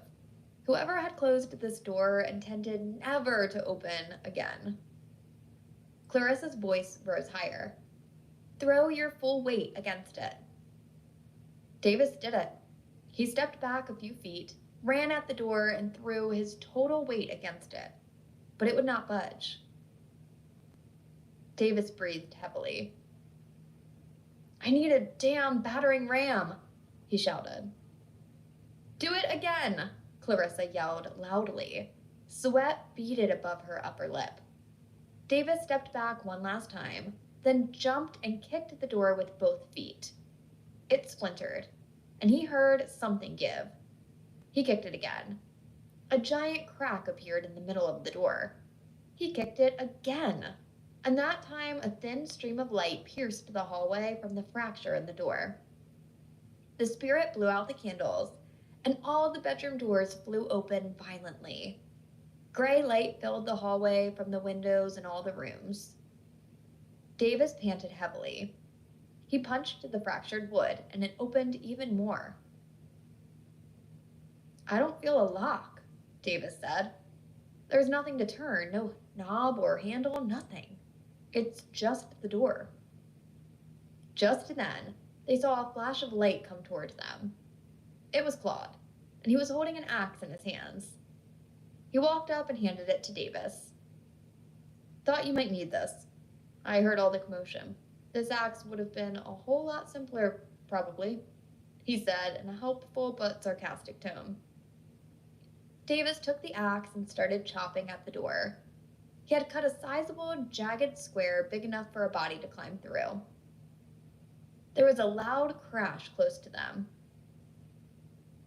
They turned and looked down the hallway, and the older woman Maureen was standing at the top of the stairs and looking down the staircase. "The family portraits have fallen off the walls," she screamed. "Leave her alone! You are making her angry!" The group ignored her and went back to battering down the door. Davis took a final swing, and the wood splintered to the bottom. Emily pushed at it with her hands and then stepped into the room. Time stood still. "Oh my God," she breathed, as she turned in a circle, taking in the space. The rest followed suit and looked in. It was a dim and gloomy room with holes in the bare walls. Davis administered a few more blows to the bottom half, and then he and Claude tore the rest of the wood at the bottom away with their hands, so that everyone could walk into the room. Emily looked around and saw a small half-crescent window toward the top of the low ceiling. The walls had no paint. There was a twin bed in the far corner with the mattress, and an old tattered blanket under the window. And on the other side of the room, there was a small cot with a pathetic mattress made of corn husks. Emily felt great sadness in the room. On the other side of the room was a brick wall, and there was an old cradle with a rag doll propped in the corner. Down at the bottom of the wall was a set of shackles attached to the floor with rusty bolts. The room stank so severely that they held their hands over their nose and mouth. Davis knelt and touched the shackles. Someone unlocked them. Someone had been held captive in this room a long time ago. Someone had been tortured in this room horribly. What had happened here? Lainey walked over to the cot and leaned down, looking beneath it. She pulled out a potato sack and opened it. She pulled out an old dress, a photo of a man and a woman, and a leather-bound book wrapped with a light, faded green ribbon. "Oh, shit," she breathed. On the inside of the cover was a name, Clara.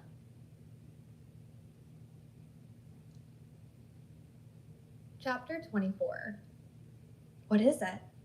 Emily inquired. Lainey flipped through the pages.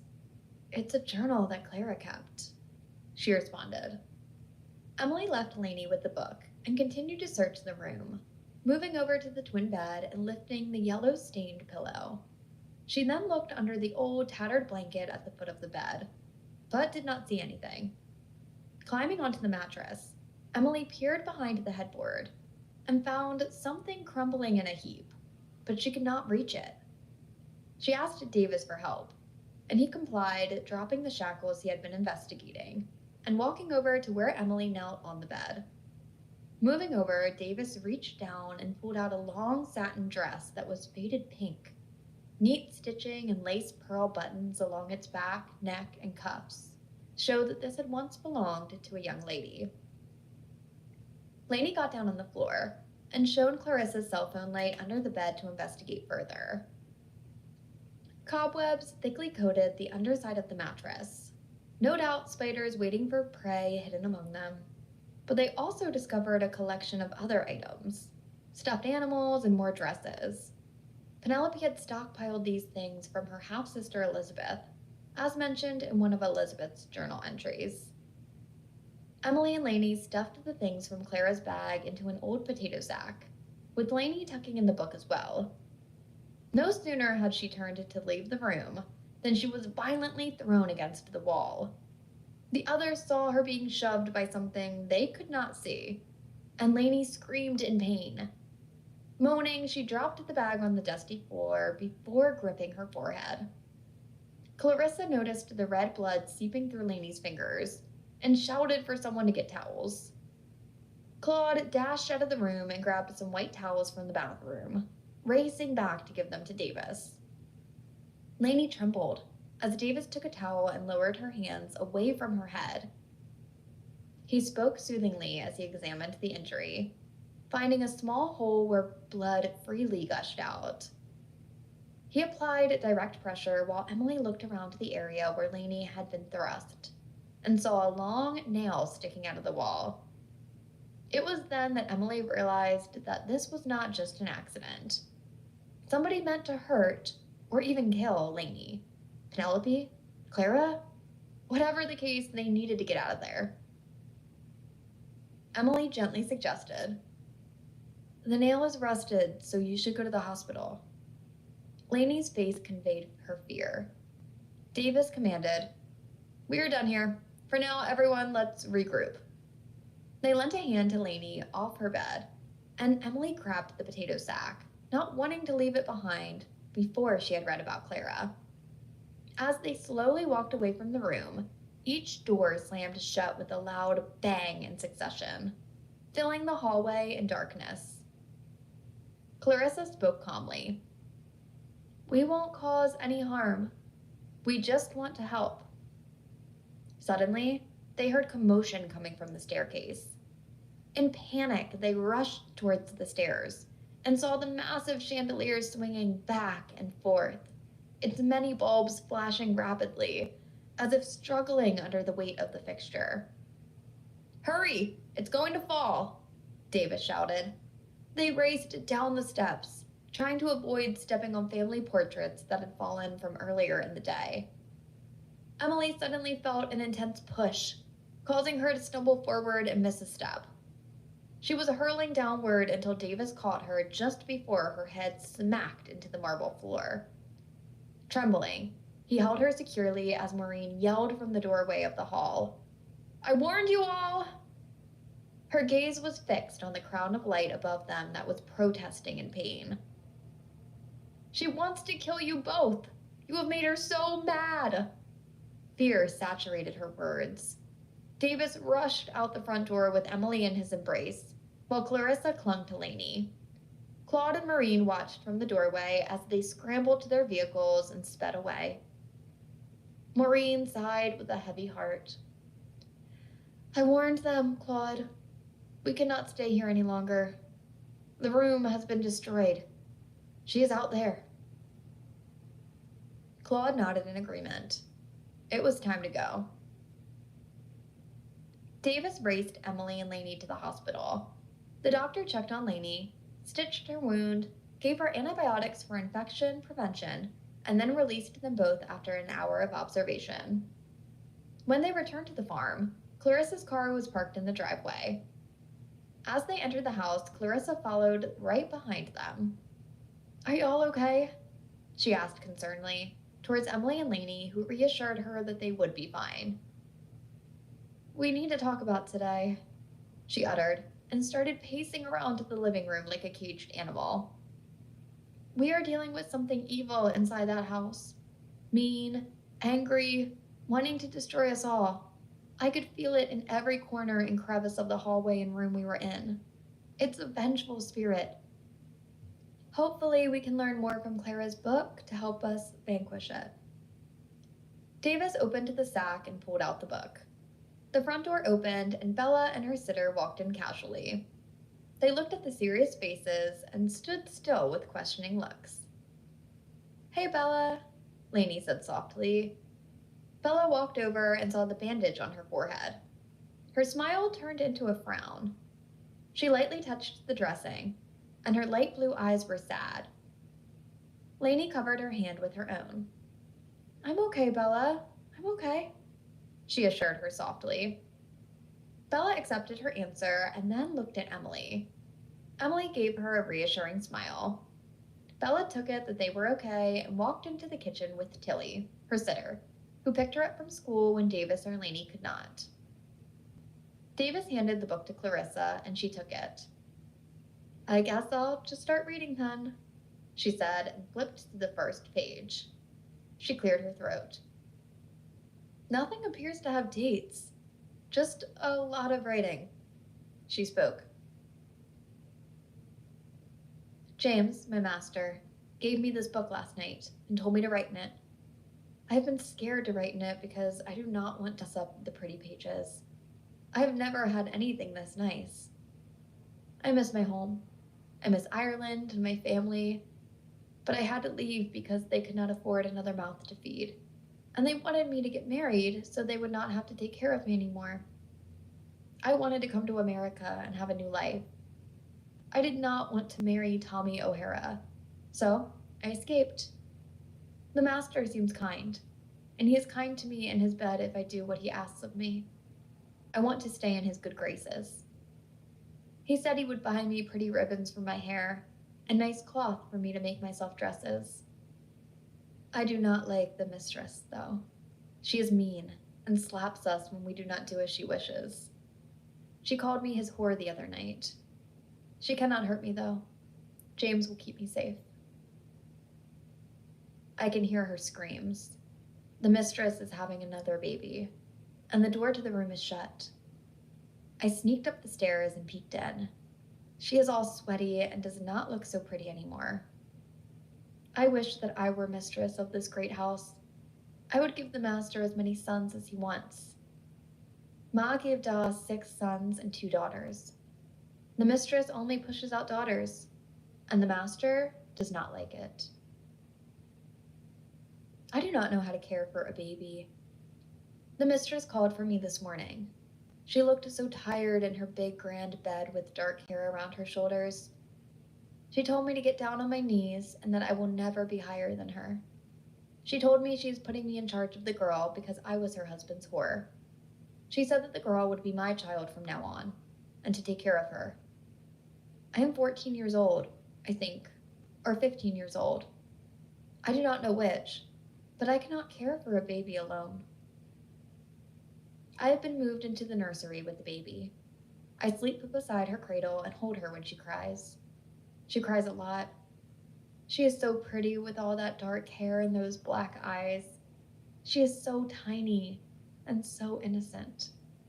The mistress will not feed her from her breast. So I went to the master and told him that the baby was so hungry. He told me to get milk from the cow and to feed her. She has been quiet tonight because her hunger has been satisfied.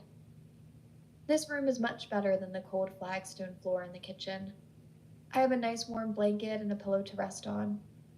It is more generous here with the fire going in the fireplace. I must go. The door just opened, and the master peeked in and looked at me. He wants me to come to him. He takes me down to his study, locks the door, and does things to me that I've gotten used to by now. And when he is done, he tells me to go back upstairs with the baby. After my ma, I wanted to name the baby Penelope, but the mistress got angry. Someone in the house told her about it, and she hit me. She told me I was not to give the girl a name. She said that she did not deserve a name. I asked her why not, and she smacked me down and cut my lip with her sparkling ring. She told me that if I questioned her again, she would get rid of me. I cannot return to Ireland because I will have to marry Tommy if I do. I must be reasonable and do as I'm told. I will not let her hear me call her Penelope, but in private, that is what she will be to me. Penelope is bright, and she is so pretty. My baby is prettier than Georgia and Paris. She's clever, and she watches me from her cradle.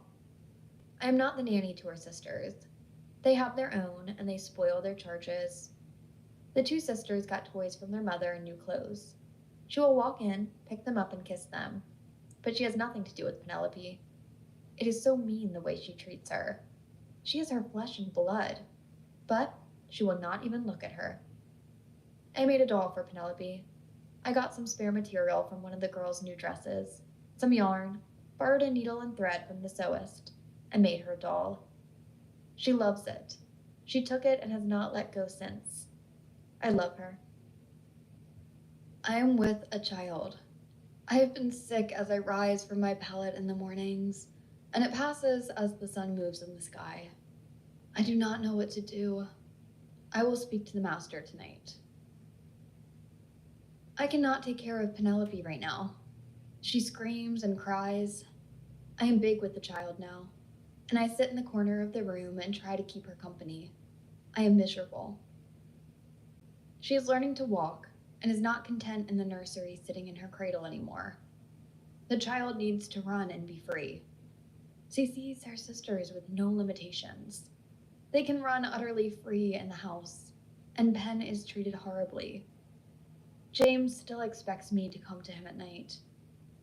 I told him it was uncomfortable for me, and he whipped me, hard. The welts on my back and legs sting badly. He does not care. He said he loves to love me and that I'm so beautiful carrying his child. What a bastard! Lainey exclaimed angrily. Davis spoke up. He is a real piece of work, and that wife of his? Wow. Emily felt terrible for Clara and Penelope, and she ached physically in her gut from what they had endured at James and Elizabeth's hands. Clarissa sighed. Listen to this. It's just getting worse. They took my baby from me. I delivered it, and they took it. I heard its pitiful cries.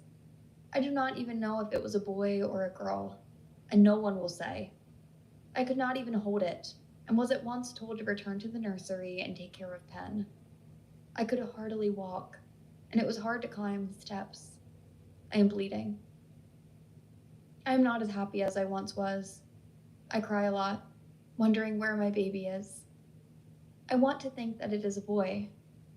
My breasts fill with milk to feed him, but I cannot, and I hurt. I have a fever. I am so hot. It has been some time since the master has asked for me. I saw a blonde girl that arrived a few weeks ago. I saw her go to his study. He is doing to her what he does to me. I know that he is. I heard it. Penelope is now walking around to the room, and she keeps me busy. She falls a lot, and then gets back up and tries again. She's determined. Penn is so quiet. She's like an old soul. She looks at me as if she understands me, and her eyes are full of knowledge. She knows things. I know that she is small, but she knows things. Penn is touching things that belong to her sisters, and they do not like it. I told her that she needed to stop, or she would get into bad trouble with the mistress. She grabbed Paris's doll the other day and broke it by mistake. The mistress struck her, dragged her upstairs by the arm with Penelope crying, and put her in a room at the end of the hallway. I hope that she does not put me in there too. The mistress locked her in there, and I knelt and saw her little fingers peeking out from under the door. I held on to them. She is scared. I need to be with her. I asked the mistress if I could take her some food, and she said no. She said this would teach her a lesson to leave things that do not belong to her. Georgia caught Penelope touching her dress and pushed her hard. Penn fell, and Paris ran to her mother and told her everything. Now I am being moved into the room at the end of the hall with Penelope. We cannot stay in the lovely nursery anymore. This room is so cold and empty. Penn has her cradle, but it is too small for her, and I have nothing to sleep on. My bones ache. I need to speak to the master. I had to go to the master and do unspeakable things to get a bed for Penn and myself. She has a nice bed, at least now, with a blanket and pillow, and I have a mattress that is hard and lumpy, but at least I am not on the hard floor. We do not have a fireplace, but Jed brought us a large cauldron, and we can have fire in that. He also carried up some bricks, and I can warm them on a chilly night in the fire and place them at the foot of our beds for warmth. He likes me. I should run away with him and forget this place, but I cannot leave her. I have not been able to be with Penelope for a week now. She made the mistress angry again and locked her in the room. She told me I could not go to her. Pen's cries have stopped for the moment. The mistress finally let her out of the room, and Pen is different. She has a blank stare, her cheeks are hollow, and she has dark circles under her eyes. I told Penelope tonight that the mistress is her mother, the master is her father, and Georgia and Paris are her sisters. She deserves to know. It is so cold. I am sleeping in Pen's bed with her now to stay warm. I hate to feel the rats come out of the walls, crawl on my mattress, and squeak. I'm going insane in this room. Anything is better than this, even Tommy. I would hate to leave Pen behind, but I cannot do this much longer. It's too much. Jesus, Davis exclaimed. His voice was husky and full of emotion. Emily reached out and took his hand. She looked at Clarissa. Are there any more entries? Because I don't know if I can listen anymore, Emily asked. Clarissa nodded and sighed. Yeah, there is more, she said sadly. She continued. The mistress is pregnant again, and all she does is whine and complain. She sits stretched out on her chaise and issues orders like a queen. She is aiming her anger and discomfort at Pen. Pen cannot escape her wrath, and neither can I. I am staying here for Penelope. But the beatings are becoming more severe, and she hurt Pen's wrist. She holds it and cries. Georgia is picking on Penelope, and I cannot do anything to stop it. She will hit her and lie to her mother to make her whip her. I hear the screams. The mistress is having the baby. She is screaming. It sounds like she is being torn apart. I hope that she is. I hope that she is being ripped to pieces. If there is a God, I hope that she dies tonight. Penelope is hurting and hiding under her bed. She received a severe beating this afternoon because the mistress was having discomfort and wanted something to pour out her anger and pain on. She made Pen kneel on her knees until she could not any longer, and then she beat her with the master's belt. That is her favorite way to torture Pen and me now. Die, Elizabeth. Please, die. I want you to die. I can't blame Clara for feeling that way. I would have felt the same way too, Lainey said. Clarissa closed the book. She could not read any more now. What is our next step? Emily asked. Clarissa grabbed her moonstone and held it. It may be time to make a phone call and ask for some help, she said softly. Lainey looked at her. From whom? She asked curiously. Clarissa looked at them, and she grinned slowly. My sisters, she said confidently. Chapter 25. Your sisters? Emily asked. Clarissa nodded her head and explained. Not my actual sisters. I do not have a biological sister, just a brother. I refer to my coven as my sisters. Lainey's eyes widened. You are a witch? She asked, surprised. Clarissa nodded again. The crystals at her altar, the gemstones that she carried around, and the vision where the spirit attacked from miles away were all now clear to her, not to mention her strange behavior at the house. It all makes sense now. Yes, a young witch. I was just initiated into the coven last year. I come from an extensive line of druids. My mother and her mother, you get the picture. I knew that I would follow this path one day. It's in my blood. Grocery store clerk by day and Wiccan witch by night, she exclaimed with a touch of humor. Davis looked at her. Why do we need help, Clarissa? he asked with a worried expression on his handsome face. Clarissa sat down with a plunk on the brown leather ottoman in front of them. I could put a barrier in the hallway for us to get in the room, but it was draining me of all my energy and quickly. I felt the barrier breaking several times, but held on with all the power I could muster. When those doors opened, it was because I could hold the barrier no longer and we had to get out quickly, she said. Clarissa continued. If I had my sisters there, we could put up more barriers to protect us. The stairs, the whole house. I did not protect the stairs because I lacked strength, so Emily and Lainey were attacked. There was no protection. Whatever this is, it is mighty and thrives on rage and fear.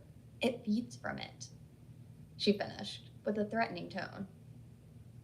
So when do we attempt to go back in there? Lainey asked. I will make some calls, Clarissa said. We do not go back in there without some backup. It could have been fatal for us today. Thankfully, it was not, she said with finality.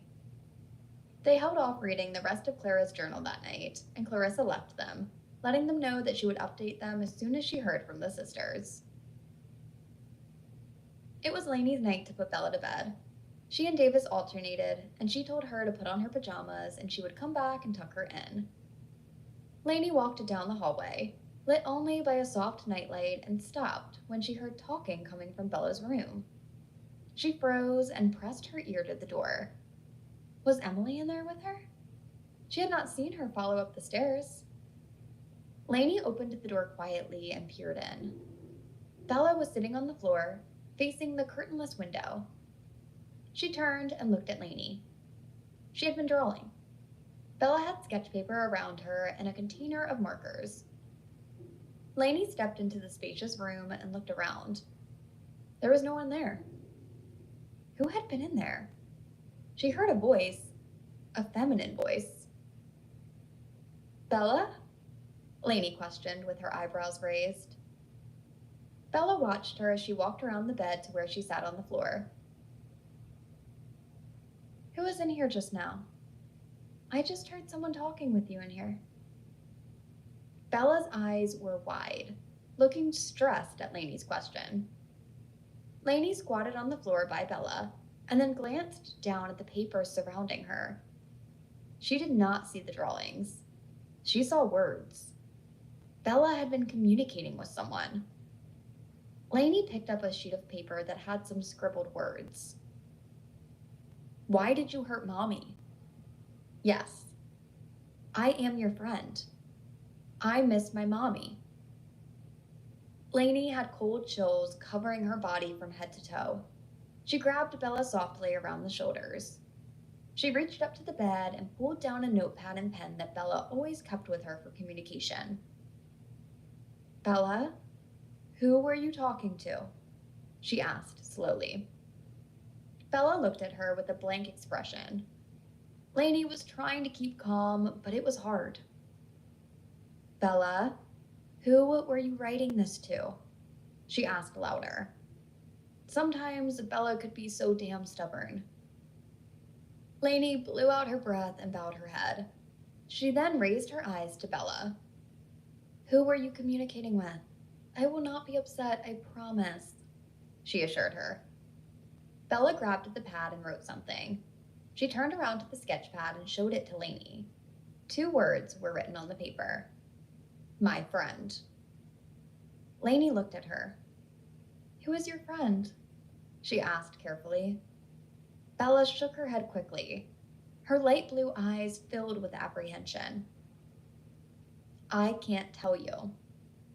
Lainey stared hard at her and cupped her small face in her hands. Why, Bella? Why can't you tell me? She asked. Bella wrote feverishly and turned the pad around. Lainey gasped in horror. She said that she would kill you, just like she did Mommy. Terror seized Lainey, but she controlled her voice as best as possible. Lainey smoothed Bella's pale hair back from her face. Bella, did you see who killed your mommy that day? She asked, frightened. Bella froze, then turned the notepad back around to her and wrote. Lainey held her breath. Yes. Lainey was so scared. She hated to probe Bella like that. The poor child had been traumatized enough, but she had to know. She just had to. Who, Bella? Who killed Mommy? She asked, dreading her answer. Bella shook her head violently from side to side and buried her face in Lainey's midsection, wrapping her tiny arms around her. Her little body shook. She could push her no more.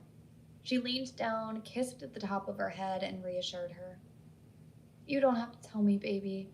Come on, let's get you in bed, she told her sweetly. But deep down, Lainey was shaking. She was scared, angry, and just feeling a mix of emotions. This thing was bothering Bella, and that terrified her. She lay down beside Bella until she drifted off to sleep. And then when Lainey was sure that Bella was out and could hear her soft snore and see the rise and fall of her chest, Lainey grabbed the notebook, left the door open to her room so that she could hear her, and went downstairs. When Lainey walked back downstairs, her legs trembled, and she felt like she was about to collapse.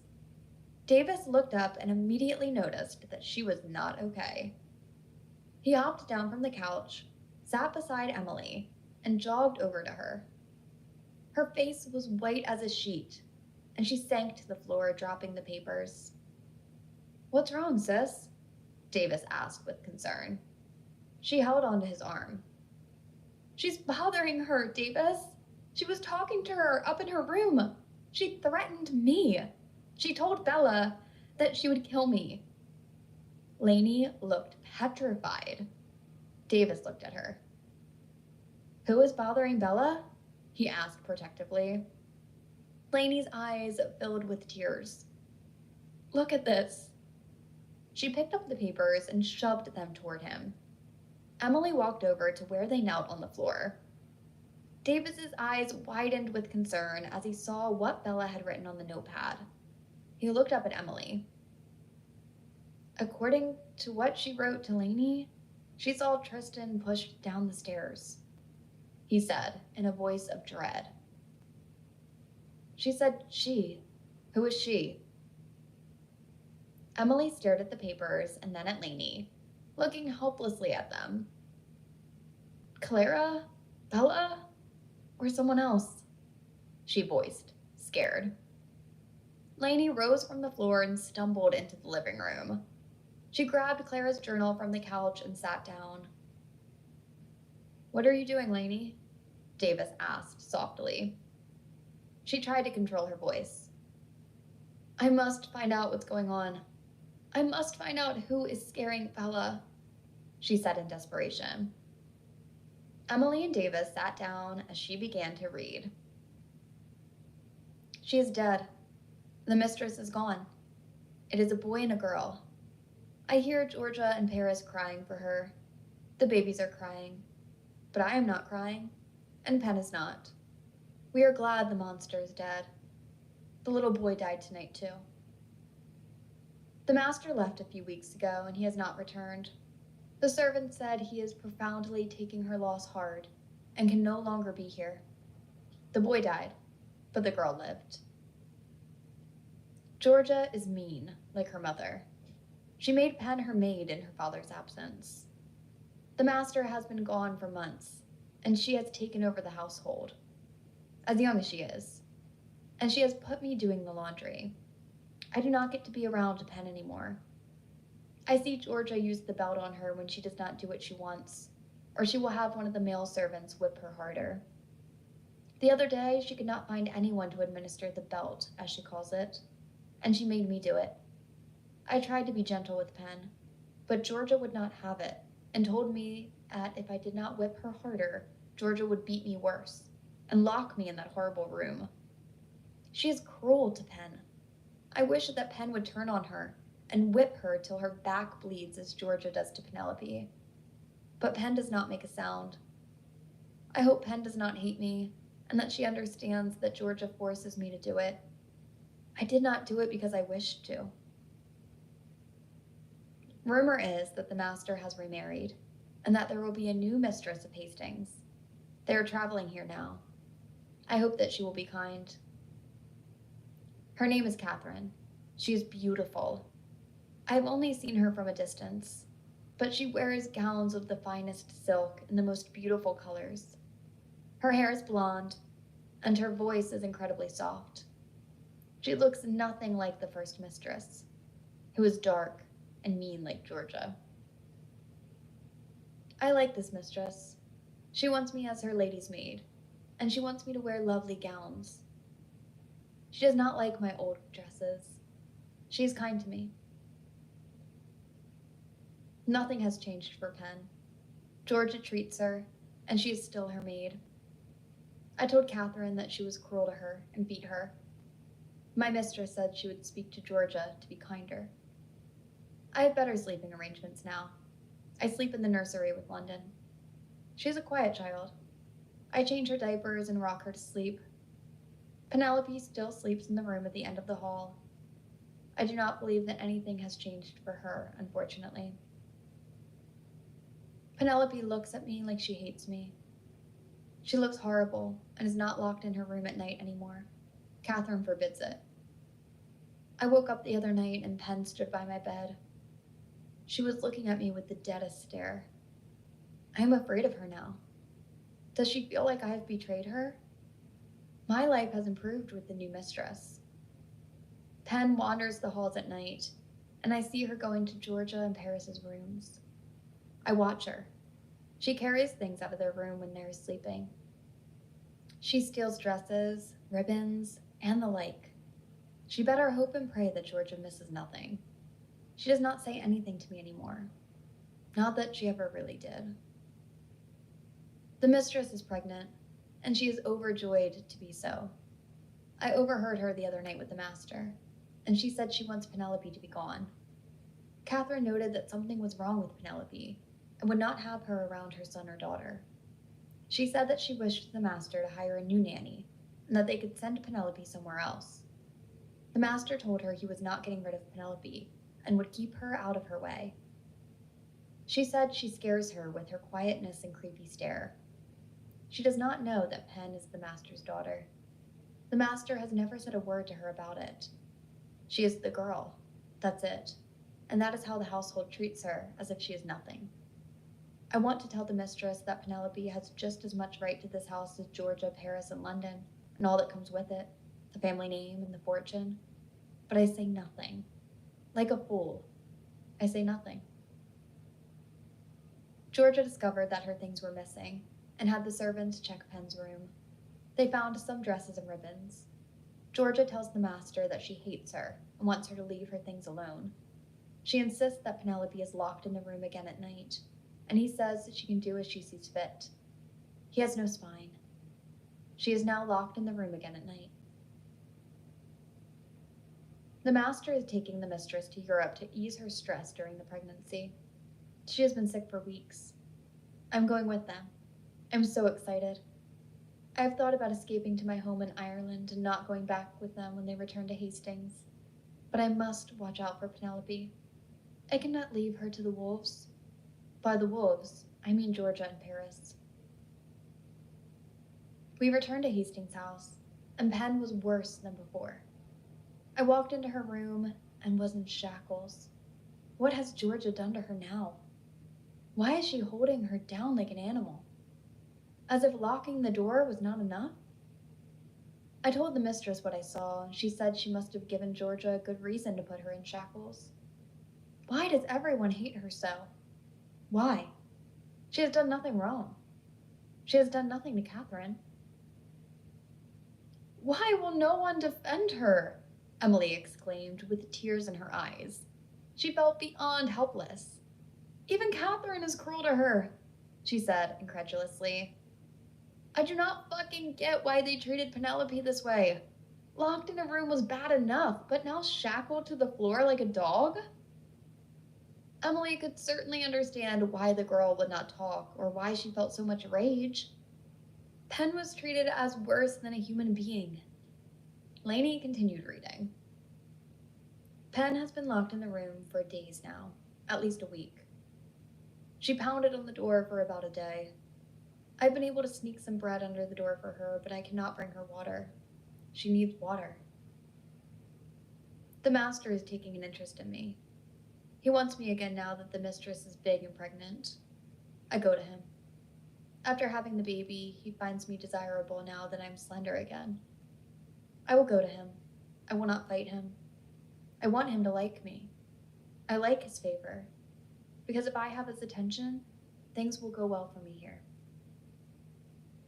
There are 2 more girls for Master James. The mistress gave birth to twin girls this morning named Anne and Elise. The house is a flutter of activity. Penelope was caught in the girls' nursery last night, and the nanny said she tried to reach down and pick Anne up from the crib. She saw her and told Catherine this morning. The mistress was upset, and the master beat Pen until she barely stood up. He dragged her to the room, shackled her to the floor, and locked the door. Catherine is fearful that she is trying to hurt her daughter. There is no consoling her at this point. I am numb tonight. Master James and Mistress Catherine walked with the young children out in the garden in the cool of the day, and we heard screaming from inside the house. One of the servants ran out crying and told James to come quickly. He ran inside with her. He came out afterward and said that Penelope was dead. She hung herself, he said, and the servants were cutting her down from the railing. I cannot believe it, and I cannot comprehend that Pen is dead. Jed said they had Penelope lying on the bed in that horrible room. I cannot go in there. I simply cannot. I need to pay my respects to her, but I cannot go in that room. It brings back bad memories for me that I wish to forget. Will they bury her? Will her father bury her? What will Master James do? She deserves a decent burial, being his daughter. I have avoided the place where Pen hung herself. Catherine will not even go upstairs. She has had the family move downstairs until Pen is laid to rest tomorrow. We are sleeping in the library for now. The servants went upstairs last night, and I suppose they carried her body away to be buried. Lainey looked up at Davis and Emily. There are only 2 more entries, y'all, and then nothing. James called for me tonight. I went to his study and walked in. He was lying on the couch in the dark. He is so quiet, and he looks haunted in his eyes. He drinks constantly. He asked me to please him and to make it go away for a short while. I asked him to make what go away, and he said nothing to me, just closed his eyes. He is haunted by finding Pen hanging in the house. That could mess up someone's mind.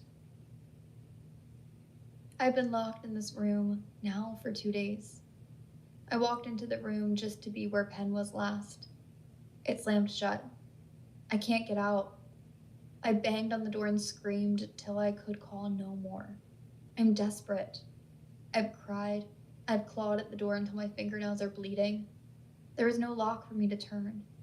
I cannot reach the window to yell out. It is turning dark outside again. My stomach rumbles with hunger and I am thirsty.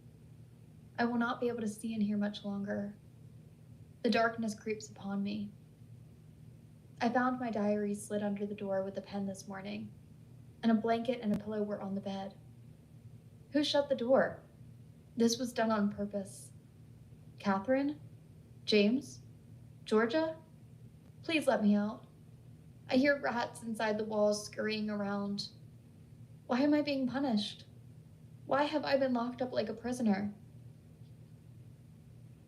Oh my God, Lainey, Emily said in a shocked voice. Lainey shut the book down slowly. Who shut Clara in that room? She asked in horror. Davis raked his fingers through his hair and sighed. So Pen hung herself, and Clara was imprisoned in the room she dreaded at the end of the hallway? Did she die in that room? He asked. Lainey shook her head. I don't know, Davis. I don't know, and I fear we may never find out. The following day, Lainey received a call from Clarissa. and it was to inform her that her sisters were willing to come to Hastings House. Chapter 26. It was a night of fear in the Griffin household. Lainey, too afraid to be alone, crept into Bella's bed and tried to rest soundly. Unluckily, Emily was awakened from a horrible dream. In it, she had been in Hastings' house on the top floor hallway, which was completely dark.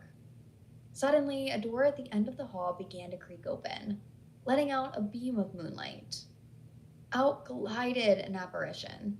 It stopped in midair and gazed at Emily with lifeless eyes. She stumbled backward but could not escape, as the ghost kept coming closer and closer to her. Death seemed inevitable until she suddenly woke up. Her t-shirt was soaked with sweat, and her heart racing wildly in her chest. The dream scared her badly, so she decided to curl up next to Davis, who was sleeping soundly on his pallet. He instinctively turned around and wrapped his protective arms around her body while she snuggled against him. Peaceful, perfect sleep followed. Clarissa and her siblings were going to do a purifying ritual when the moon was full, which was the next night. Lainey announced this to Davis and Emily during breakfast before they started their day. She had taken some extra vacation days off of work for Bella so she could get some clothes that fit her as she was growing quickly. Meanwhile, Davis drove to a nearby farm to look at the recently born falls. Emily chose to stay in the house and went online on the desktop to look for a job and a place to live. But all she found were closed doors. She had not finished any college education, and these days you need one to have an established job with good pay. At age 19, she had completed nearly 2 years of community college before having to abandon it due to her alcoholic mother losing her job because of too many absences. Emily had no choice but to find employment so that their family would survive. She applied for full-time work in a bookstore, and there she met Luke Buchanan. It was love at first sight, and he began coming around every afternoon to study in the store's lounge area. He asked her out after closing time, and she agreed without hesitation. He treated her with respect, giving her flowers and boxes of chocolate candy. Half a year later, Luke popped the question, and she said yes. Despite her mother's strong objection and the guilt-tripping tactics, Emily still chose to accept. Luke told her straight up that she was enabling her mother's unruly behavior. This had been true since her father left them when she was just a little girl because of her mom's drinking. He said that nothing would change until Emily stopped letting her mother walk all over her.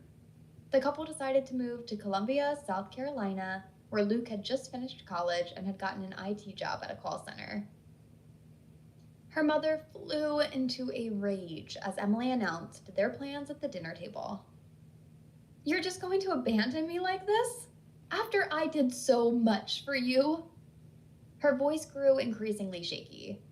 Emily quietly got up from the table and started carrying plates over to the crammed kitchen, but her mom followed close behind. "It says in the Bible that you have to honor your parents."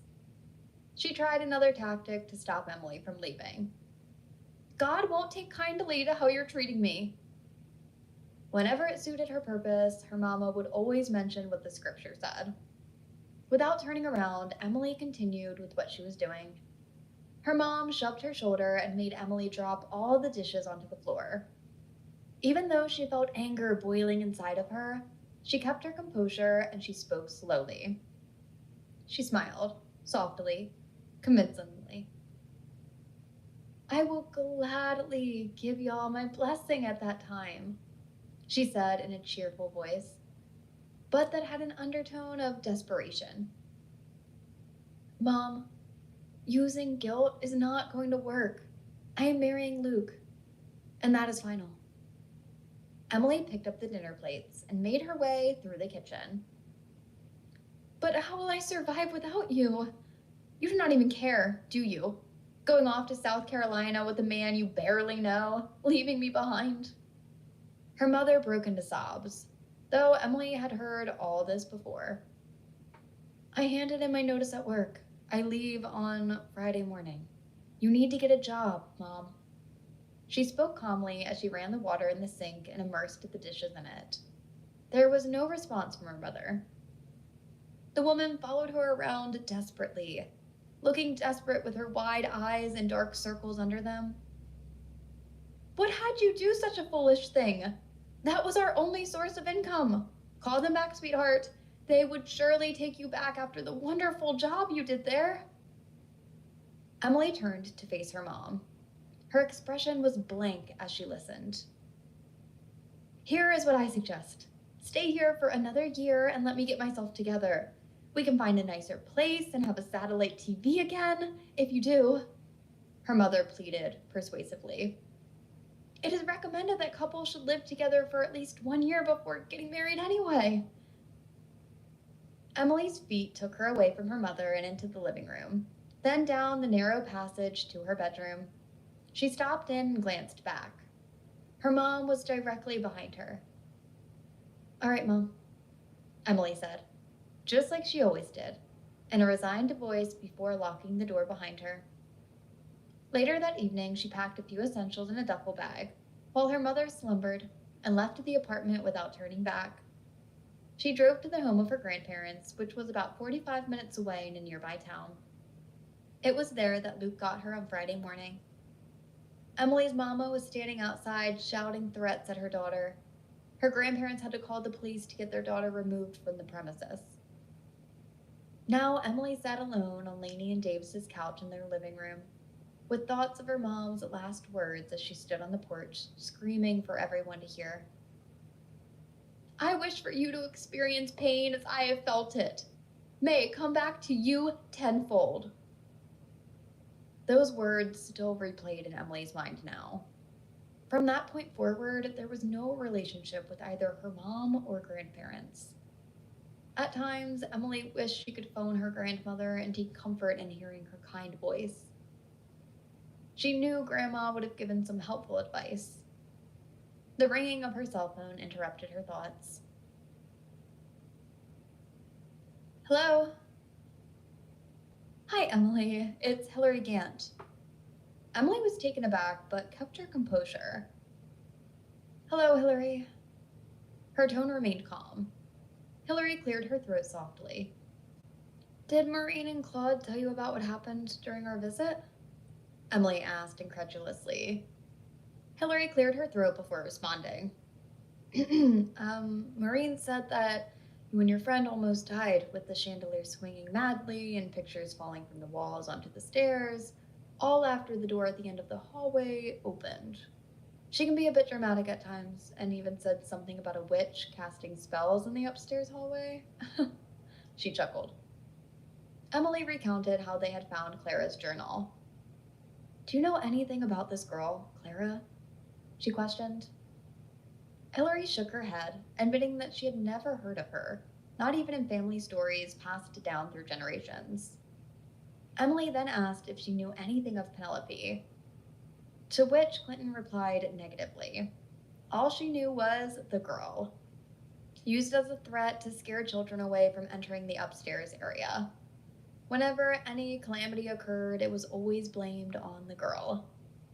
Penelope or Clara was completely new information for her. She asked Hillary one last question. What happened to Georgia, Paris, and London? Did they die young? Hillary took a deep breath and said sadly, All I know is that they died young. I'm sorry for not being able to give you more information. Emily pressed further. Do you remember anything else about their deaths? Hillary nodded. I do remember now. I was bothering the cook one day. Her name was Essie, and she told me to leave, repeatedly, but I kept pestering her until finally she said, If you don't behave yourself, the girl will get you, just like she did all the Hastings girls. It scared me so much. Shortly after this conversation, I met the girl in my room. Emily was shocked.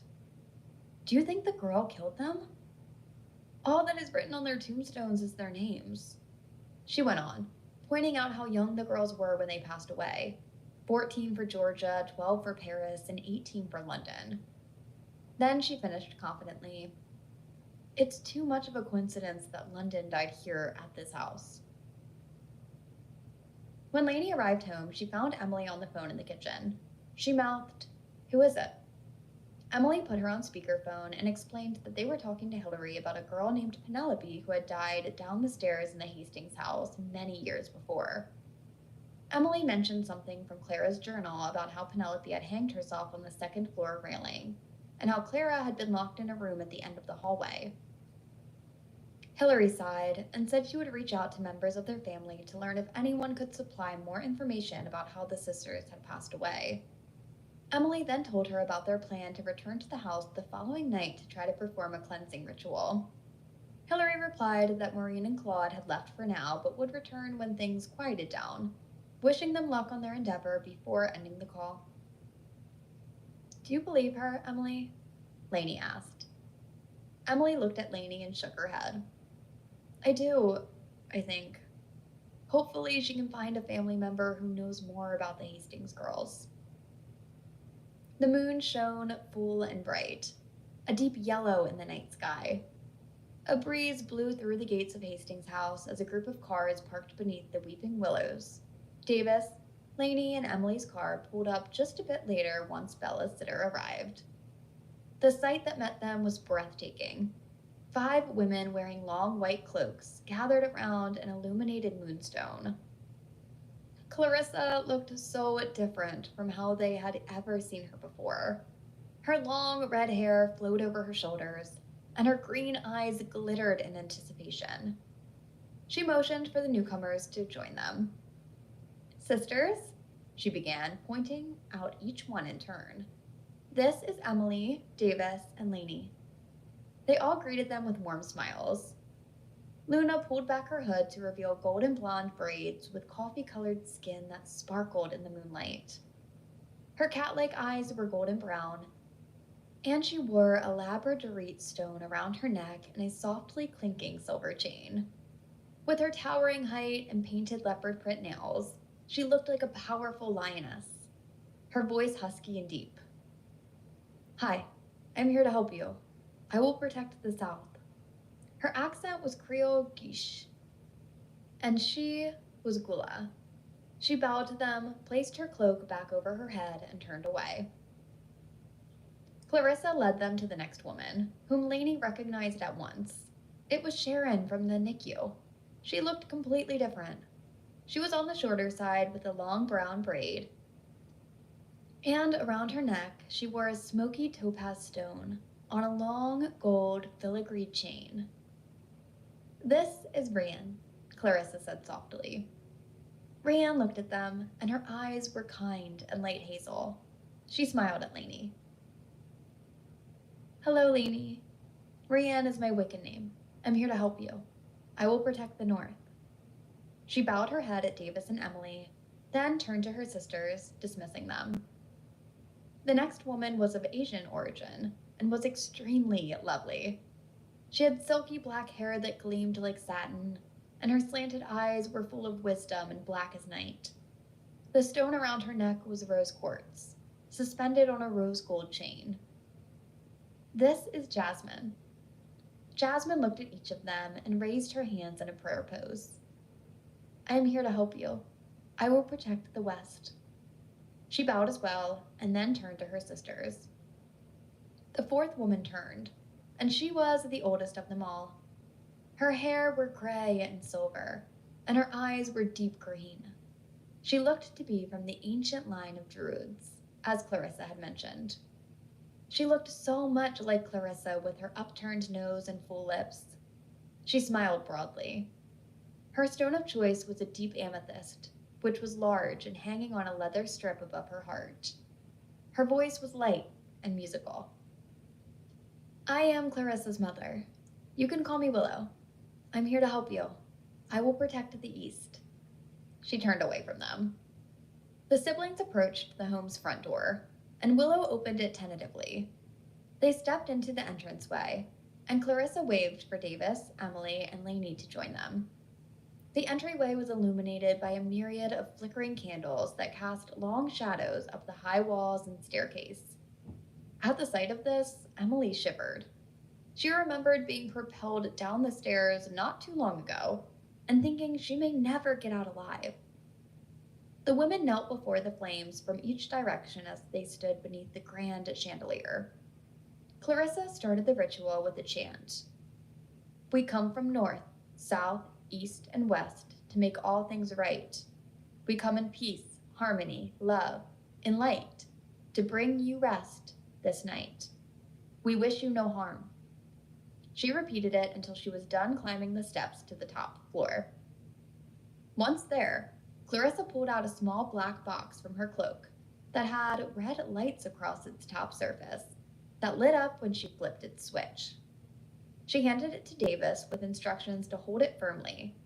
When he asked what it was, she replied, "It's a ghost box," then added that she would try to use it to communicate with whatever entity lurked in their presence.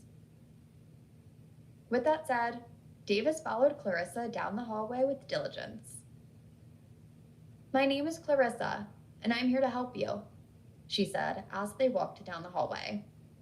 I do not want to cause any harm. I wish only to lead you towards peace and bring you to the light. Are you ready to follow me? Suddenly, a creaking noise filled the room, and Emily and Lainey both jolted with fear. The sound of the sisters chanting downstairs was still audible. Can you tell me what is keeping you? Did someone hurt you? I am sorry that this is your reality, Clarissa said in her trance-like voice. They came upon an open room at the end of the hallway, lit only by a small candle that Clarissa held in her hand. As they entered, a door from the other side slammed shut. Emily screamed out in horror, but saw nothing when she looked back. Clarissa instructed Emily to give her the doll in the cradle, which had no eyes but stared back nonetheless. Emily handed it over, and Lainey stayed far away from the entrance, still scared after being attacked earlier. Clarissa cradled it in one hand and softly caressed its head. Is this your doll? She asked. Can you tell me your doll's name? Davis stood next to the wall holding the recording box and froze as he saw the cradle slightly rocking out of the corner of his eye. Clarissa saw it too. Is that you? Are you saying hello? My name is Clarissa. I want to be your friend and end your pain. Will you tell me your name? You do not have to suffer anymore. I want to help you. Lainey began to swat at her head frantically. Her voice was panicked. Something is touching my head, she said, panicking. Davis looked at her, and Emily walked over to her. You're okay, Lainey. I'm right here, she assured her. Lainey's head was jerked back suddenly, and she cried out in pain.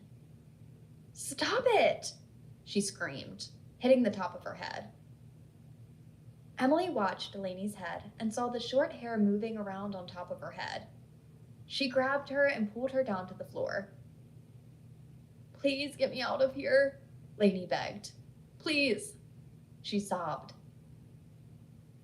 Did you do that to my friend? Did you hurt her on purpose just now? That was not nice of you, Clarissa yelled out. They took Lainey back down the stairs, and the witches extinguished the candles. They all left the house together. Lainey got in the car, and Davis and Emily stayed and talked with the sisters. Willow had a very grave expression lined on her face. There is something very wrong in that house. My friends, it is the darkest form of evil, and it wants to hurt you. It wanted to kill her tonight, she said, pointing to Lainey in the car. We could put up walls of protection, but Jasmine, she trailed off. Jasmine spoke up, and her voice was shaking. There is death here. It is strong. I was chanting and my stone grew hot and burned me. Rose quartz is a stone of love, but that house has no love. There is only hatred, vengeance, and death. There is no love in that house. Jasmine pulled her hand away from her neck, and there was a burn on her throat. We need to hear the recording and see if the spirit communicated with Clarissa tonight. We will review it and then let you know our findings. We may hear something or we may not," she finished. Rian stepped forward then. "Stay together, all of you. You will be safer together tonight. It is a bad feeling, friend. A horrible feeling is in this place. It is a suffocating presence. May the goodness protect you." Clarissa turned to Emily and Davis. "Take care of Lainey. I will be in touch later tonight after we listen to the recording and see if we caught anything." Davis and Emily nodded and left the house, followed by the sisters. They were being watched as they pulled away in their cars. She watched, hovering from the window above the doors and looking at the car's lights driving through the gate. Her black eyes filled with rage. Her mouth gaped open wide in hate. Chapter 27. Clarissa sat with Willow and her sisters at her apartment later that night and played back the recording from Hastings' house. The sisters had shed their long cloaks for jeans and t-shirts. They drank bottled water and sat cross-legged on the carpeted floor. The central air unit made a humming sound. Willow pressed the play button on the box, and they heard a lot of static. "That is probably when I was turning it on and handing it over to Davis to control it," she explained, sipping water. The women listened intently, and then they heard Clarissa's voice come over the speaker. She told the entity who she was and then asked for its name. Silence followed. These things were only sometimes successful, so they were unsure they would learn anything from this session. Clarissa asked, "Will you follow me into the light?" Again, she was met with silence. And then there was a crackling sound, and they heard something that sounded like a voice going over the recorder. "Rewind it, Willow," Luna said softly. "I heard something. It was faint, but I definitely heard something." She leaned forward and her eyes were narrowed. Willow backtracked the recording to the correct marker. "Will you follow me to the light?" All the women honed in and listened intently, straining to hear. Ever so slightly, they heard someone say something in a frightening whisper. It was dark and low. "Go." "Go?" Jasmine said with a questioning tone. "Did it say go?" Rian spoke up. "I heard no," she said. Willow shook her head. "Let's listen again. I'm not sure. I'll rewind it." She reversed it back to the exact minute marker. "Will you follow me to the light?" Clarissa asked. "No," in an eerie whisper. Willow's eyes widened. "The voice told her no," she said loudly. They all agreed that this was what had been said, not go. "Keep playing it," Luna said. The sisters heard the voices of Lainey and Emily as they heard a sound behind them. They listened to their sharp intake of breath. "Can you tell me why you wish to stay here? Did you die in this house?" Again, they were met with silence, and they heard very audibly, "Die," in the creepiest voice imaginable. Willow's voice was full of excitement and fear at the same time. The voice said, "Die!" The sisters nodded in unison. "Did you die in the house?" Silence. Nothing. Just dead air. "Did someone hurt you? I'm sorry you were trapped here. I want to help you."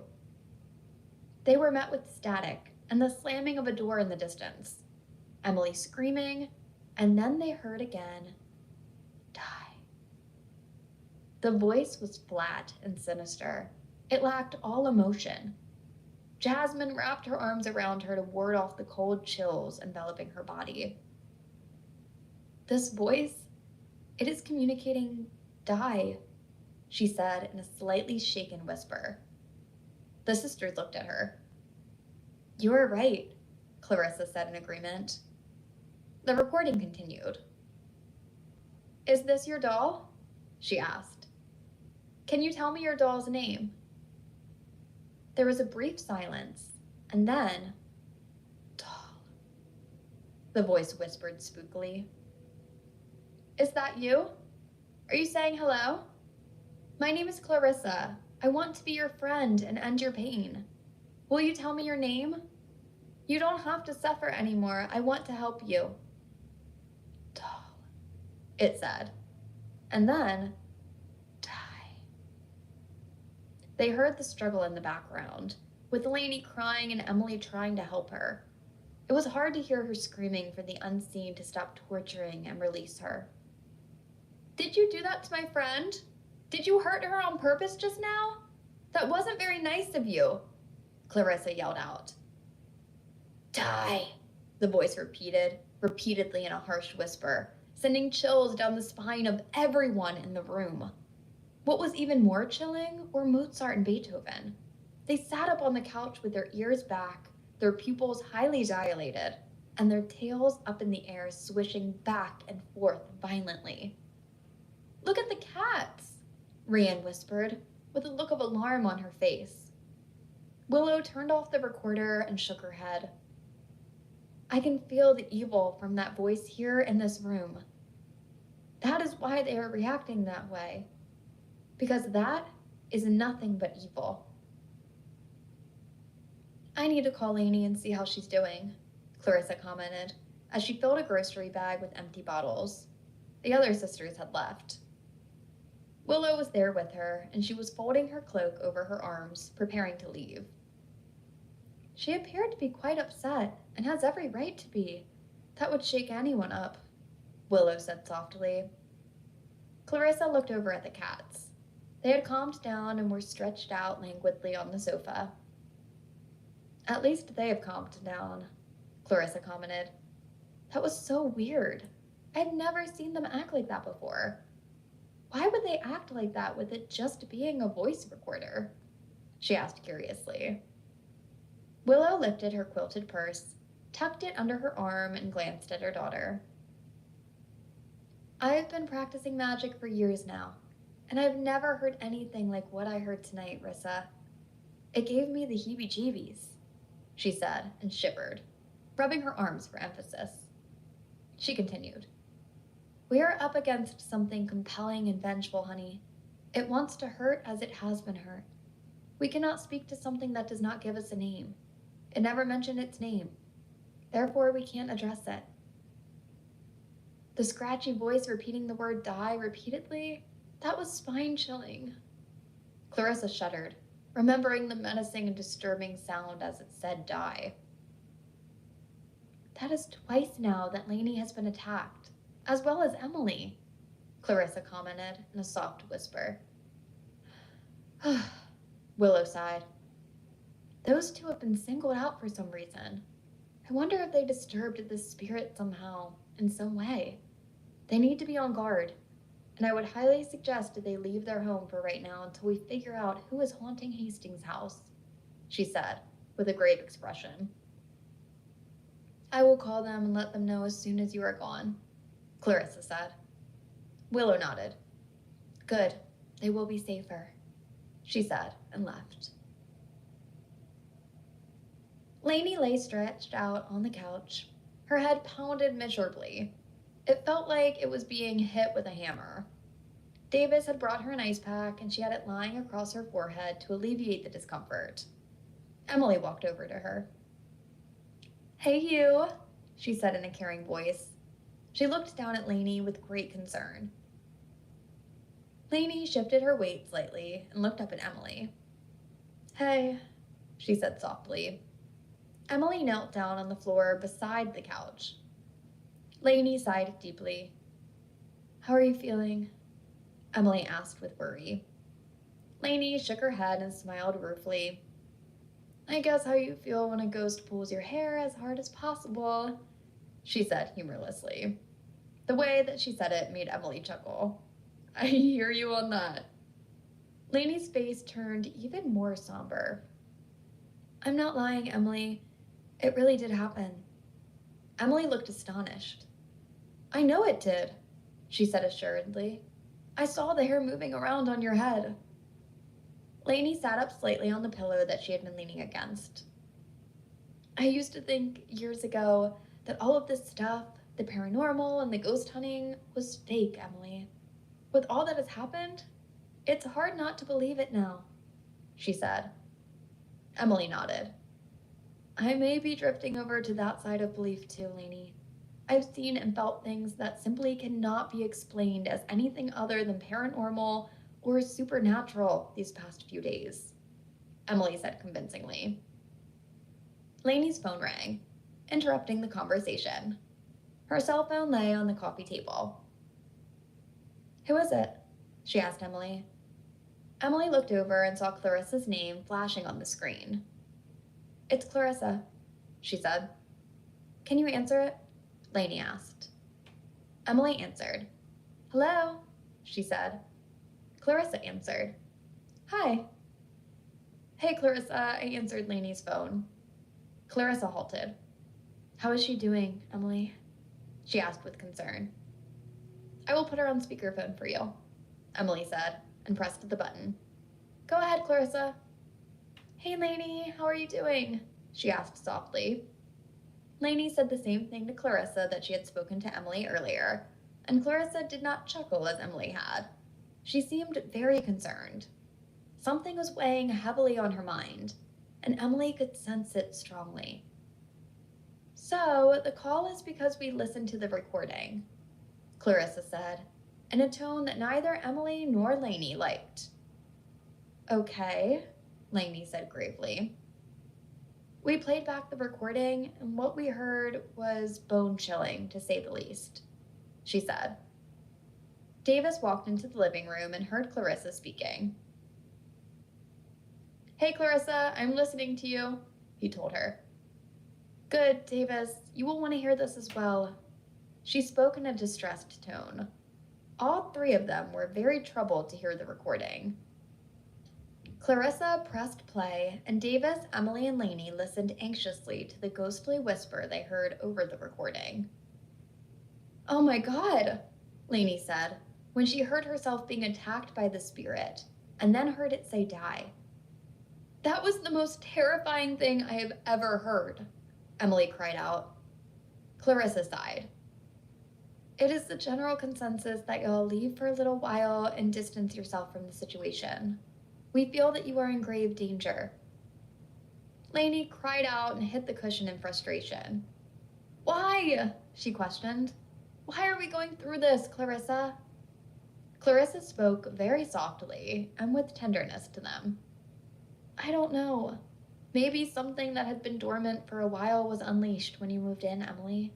I'm not sure, but you both have suffered attacks at the hands of this thing. Whatever it is, it said die. It's not playing. It has killed before, so it will kill you too, she said with dread. Davis interrupted. So, hold on a minute. You're asking us to pack up and leave our home? Just to uproot everything? This thing has attacked here, at this house. Can you assure us it won't follow us again? He asked incredulously. Clarissa was quiet and responded with, No, I can't, in a powerless tone. Davis swore, and Emily touched his shoulder. I hope I am not the one that brought this upon your family. I would not be able to bear it if it was the case, she said sadly. Davis and Lainey both shook their heads. We don't know what caused this, Em. We don't know if you stirred something up in that house. It has probably always been there, just waiting and biding its time, Davis said dismally. Lainey spoke strongly. We are not leaving, Clarissa. This is Bella's home. This is our home, and we are not leaving, she said with finality. Clarissa sighed. Alrighty then. I will talk to the sisters and see what we do from here. Lainey, Emily, and Davis had very stubborn looks on their faces. They were not budging. Chapter 28. Clarissa ended the call, and then Davis looked at Emily and Lainey. I'm going upstairs to get Bella. We will all sleep together tonight here in the living room, he spoke. Safety in numbers, Davis explained. They made pallets on the floor. Lainey slept with Bella, and Davis and Emily slept beside the pallet on an air mattress. Davis was shaken up by the events that were taking place at Hastings and at his house. It unnerved him. Why was this happening? And who was doing it to them? He lay beside Emily, hearing her soft breathing, and knew she was asleep. Hours had passed, and moonlight filtered through the gauzy white curtains, illuminating the furniture, walls, and the family sleeping on the floor. Davis stirred and rose. Something had woken him up. He saw Emily, Lainey, and Bella sleeping soundly, so he dismissed the feeling and lay back down. About an hour had passed, and Davis woke up again. Something did not feel right to him. His skin prickled. He looked around him. Bella was missing. He slowly stood up and glanced around the open room and into the kitchen. She was nowhere to be seen. He then saw a thin stream of light coming down the stairs. He slowly climbed them and saw the light coming from under her door. He turned the knob slowly, and what greeted his eyes as he opened the door made his blood run cold. Die was written in bold black marker on the bed, tables, walls, and windows. Bella was sitting on the floor, rocking uncontrollably. She was writing feverishly on the carpet. Die, die, die. Davis reached down to grab her. Bella, he roared. She did not respond to his loud tone. He bent over, placed his arms on her shoulders, and forced her to turn her face to him. When he did, he yelled and jumped back in horror. The body was that of his niece, Bella, but the face was the most sinister and unholy visage he had ever seen. The eyes were the blackest and coldest, and the mouth hung open in the most horrendous way. He fell back on the bed in shock, shaken to his core. He crawled away to the other side of the mattress, but the apparition advanced toward him slowly. Getting up on the bed, and out of its foul mouth it said in a harsh utterance, Die, die, die. Davis braced himself against it, and reaching across, seized Bella's body. She withered, thrashed against his touch, and screamed, emitting the most horrifying sound as they fought. It was deep and guttural in tone. You can't stay here, and I order you to go now. You are not welcome in my house, Davis bellowed. Bella's little body went limp in his arms instantly. His arms shook terribly as he scooped her up, carried her to the open door, and came face to face with Lainey. Her face was white as a sheet as she took in the scene around her. The writing of die was on every surface, and she held her hand to her mouth as she saw Bella slacken his arms. Oh my God, Davis, she cried out. She approached him and looked down at Bella. Her head lay back against Davis's chest, and she looked pale. She was covered in sweat. Her blonde hair clung to her cheeks. Davis did not know how to explain what he had just horrifically witnessed to his sister, what he had heard coming from Bella's mouth, the chilling smile on her small face. He could not tell Lainey this. His face was ashen. Davis rushed out of the room with his niece and carried her downstairs quickly. Lainey followed close behind, worried about Bella's condition. Emily rose with a disoriented look on her face. What's wrong with Bella? She asked with a voice of worry, casting the blanket aside that covered her. Davis laid Bella down on the sofa and smoothed her hair away from her face. Her eyelids fluttered, and she looked dazed, as if she did not know where she was. She looked at him with confusion in her light blue eyes. Stay with her, he ordered the women, his voice stressed. He went into the kitchen and got Bella some water. Lainey studied Davis's face when he returned. She knew her brother. She probed him about what happened upstairs. What happened up there, Davis? She asked softly, as he helped Bella sip water slowly from the cup. He glanced at Lainey briefly and then lowered his eyes. "You would not be this upset if it was just writing on the walls," she said sternly. "What happened?" she asked again. Davis sighed deeply and looked down at Bella. He then looked at Lainey and Emily. "I noticed that she was missing and saw the light coming from under her door. I opened it and saw all the writing on the wall." He stopped as if reliving the moment and then continued. "She was down on the floor and drawing on the carpet. I looked and saw the word die. I shouted at her and she would not look at me, so I tried to turn her around to face me." He closed his eyes and spoke in a hoarse whisper. "It wasn't her," he said, in a terrified voice with his eyes closed. Lainey and Emily looked at each other with horrified looks. They let Davis continue without interruption. "It was Bella's body, but not her face, Lainey," he said in a scared voice. "It was not her," he finished, and looked at Bella. The little girl met his stare. She had no idea what had happened to her or what had occupied her body just a few minutes ago. "What do we do, Davis? What do we do at this point? It is trying its best to destroy us," Lainey exclaimed. Lainey buried her head in her hands and sobbed.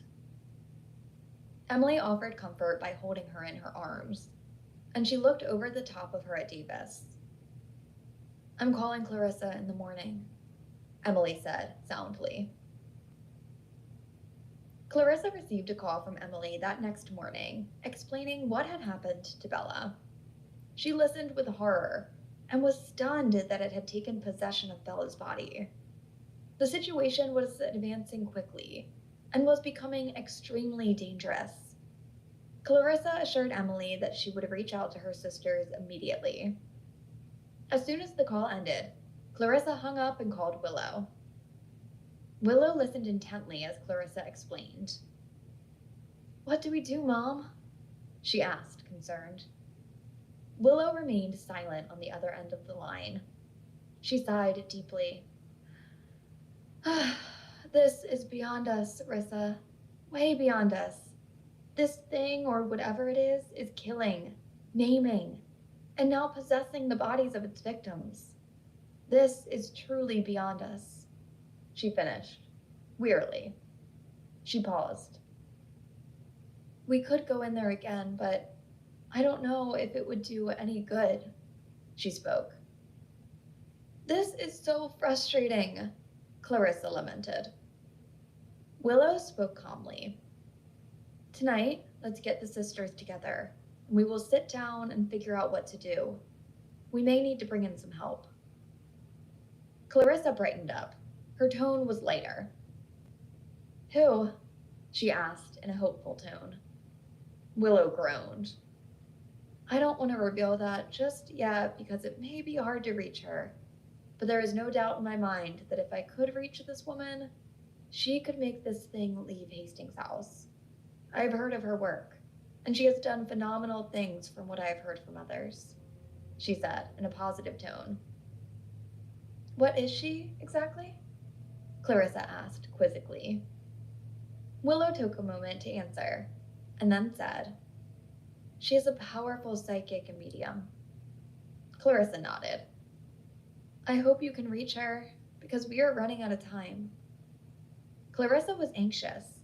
She wanted to let Emily, Lainey, and Davis know there might be hope for them, but she did not want to let them down, so she refrained from calling them. She would wait until she heard back from her mom. The sisters met later that night at Willow's picturesque farmhouse outside of Summerhill, nestled in the valley with the backdrop of the hills in the background. They gathered around the large oval table in her large dining room and listened to Willow as she spoke. "This apparition has grown stronger, or perhaps was always this strong, but it took over Lainey's niece last night. It took over her body." The sisters gasped and shook their heads. Rianne spoke up. How so? Willow responded. She has selective mutism, and last night when the spirit took over her body, she spoke. She raised an eyebrow. Bella has not spoken a word in years, sister, since her mother has passed away at Hastings House, she revealed. Willow took a sip of coffee from her black moon phase coffee cup and then sat it down on the table with a thud. I have tried to reach out to Patty Parsons today to see if she could help us, she said. Jasmine spoke up. The world-renowned psychic medium? She asked incredulously. Willow answered. Yep, that one, she said. Rianne smiled. She was just on Good Morning America the other morning. She's incredible, she gushed. Willow looked at her sadly. Yeah, but unfortunately, she is so backed up with appointments. We will have to look for another way to help them. Luna cleared her throat and stood up. Her long blonde braids were in an updo, and she wore a startling blue eyeshadow with a heavy black liner that made her golden brown eyes pop against her mocha skin. Does the psychic have to be world-renowned? She asked curiously. Willow spoke up. Of course not. We just need a powerful psychic medium to communicate with the spirit and lead it into the light, she said. Why? Do you have someone in mind, Luna? She asked curiously. Luna pulled out her cell phone out of the back pocket of her purse. Maybe, she said. My Aunt Vivian, perhaps, she said softly. She scanned her phone contacts and then said, biting down on her bottom full lip as she scrolled. Ah, here we go, she said. My Aunt Viv is no joke, sisters. The Charleston Police Department has used her to help solve cold cases and missing persons cases many times throughout the years. She knows things. The Gula people go to her for advice, to get their cards read, predictions, you name it. She finished. Willow looked at her with excitement.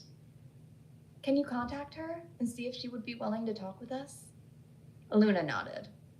I am on it now. She got up from the table and walked into the living room. She returned to the table a few minutes later. Luna smiled. She is willing to speak with us tomorrow, she said with anticipation. The sisters smiled. Things were looking up. We must be there at 2 o'clock or she won't see us. See, she is a stickler for being on time, she warned. Chapter 29. Luna sent the address to Willow through chat, and Willow and Clarissa drove across the Wapoo Creek Bridge connected to James Island to meet her Aunt Vivian. The GPS led them down a country road covered in a canopy of oak trees. The extensive branches spread out like outstretched arms over the pavement. They turned onto a side road that was dirt and gravel, and the GPS announced that they had reached their destination. They did not see a house. They only saw a large parking area with a long dock and a couple of small boats tied to it. They caught a glimpse of Wapoo Creek through the thick foliage of trees. This is it for sure, Clarissa said, wiping the sweat from her forehead. Summer was brutal in the Low Country. There was no sign of a breeze, and it was stifling, and even difficult to breathe at times for Clarissa. It was that damn asthma, and she always had to carry an inhaler around in case of an attack. She pointed at Luna's fire engine red Camaro that she had just bought a few weeks ago, and that was parked sideways close to the dock. Willow chuckled. She does not want anyone parking close to that car, does she? Willow asked with a grin. Clarissa shook her head. Nope, she said abruptly. We need to find this place, or we will be late for sure, Clarissa commented with irritation, fanning herself with her hand. It was a weak attempt to generate some air. She needed to find a place with some air conditioning soon. She needed some relief from the sweltering heat, or she felt like she would faint. They stepped up onto the dock and started walking down the wooden planks. Their feet made a plunking sound against the boards, and then they heard Luna calling to them from a distance and gesturing for them to follow her further down the dock. They came to a side path that was grassy and mixed with white sand, and Luna pointed at a strange-looking structure built near the water with a scrape of palmetto trees. It looked like a tent, but was much bigger than a tent. It reminded Clarissa of a circus tent, but the structure was more circular. It was made of polynylon, bright white with a red stripe around it, and it had a roof crown to protect it from the low country heat and storms. The front door was wood and painted a brilliant shade of turquoise, with intricate details in the woodwork. This is a yurt, which is surprising once you are inside, Luna explained. Luna did not knock. She turned the knob and opened the door, holding it open for Willow and Clarissa to enter. It was incredibly cool in the interior, which surprised Clarissa, and all sorts of dried flowers in varying colors, palmetto leaves, and clumps of sweet grass hung in upside-down bouquets, tied with purple ribbon suspended from the low ceiling. The place smelled of vanilla, which wafted from the sweet grass that carried the scent. The Palo Alto burned in incense bowls. The floors were highly polished wood and covered with bright Turkish carpets in shades of blue, yellow, and red with black fringe around the borders. Cozy pieces of shabby, chic furniture beckoned you to sit down and relax, or read a good book. There were triple-paneled windows allowing sunlight to filter through and cast the inside of the living room in shades of peach and rose in afternoon light. More beautiful light shone down on the stained glass roof crown. "Come this way," Luna told them, and led them out a side door onto a porch overlooking the creek. A breeze blew in from the water and stirred the leaves on the trees. Clarissa breathed a sigh of relief.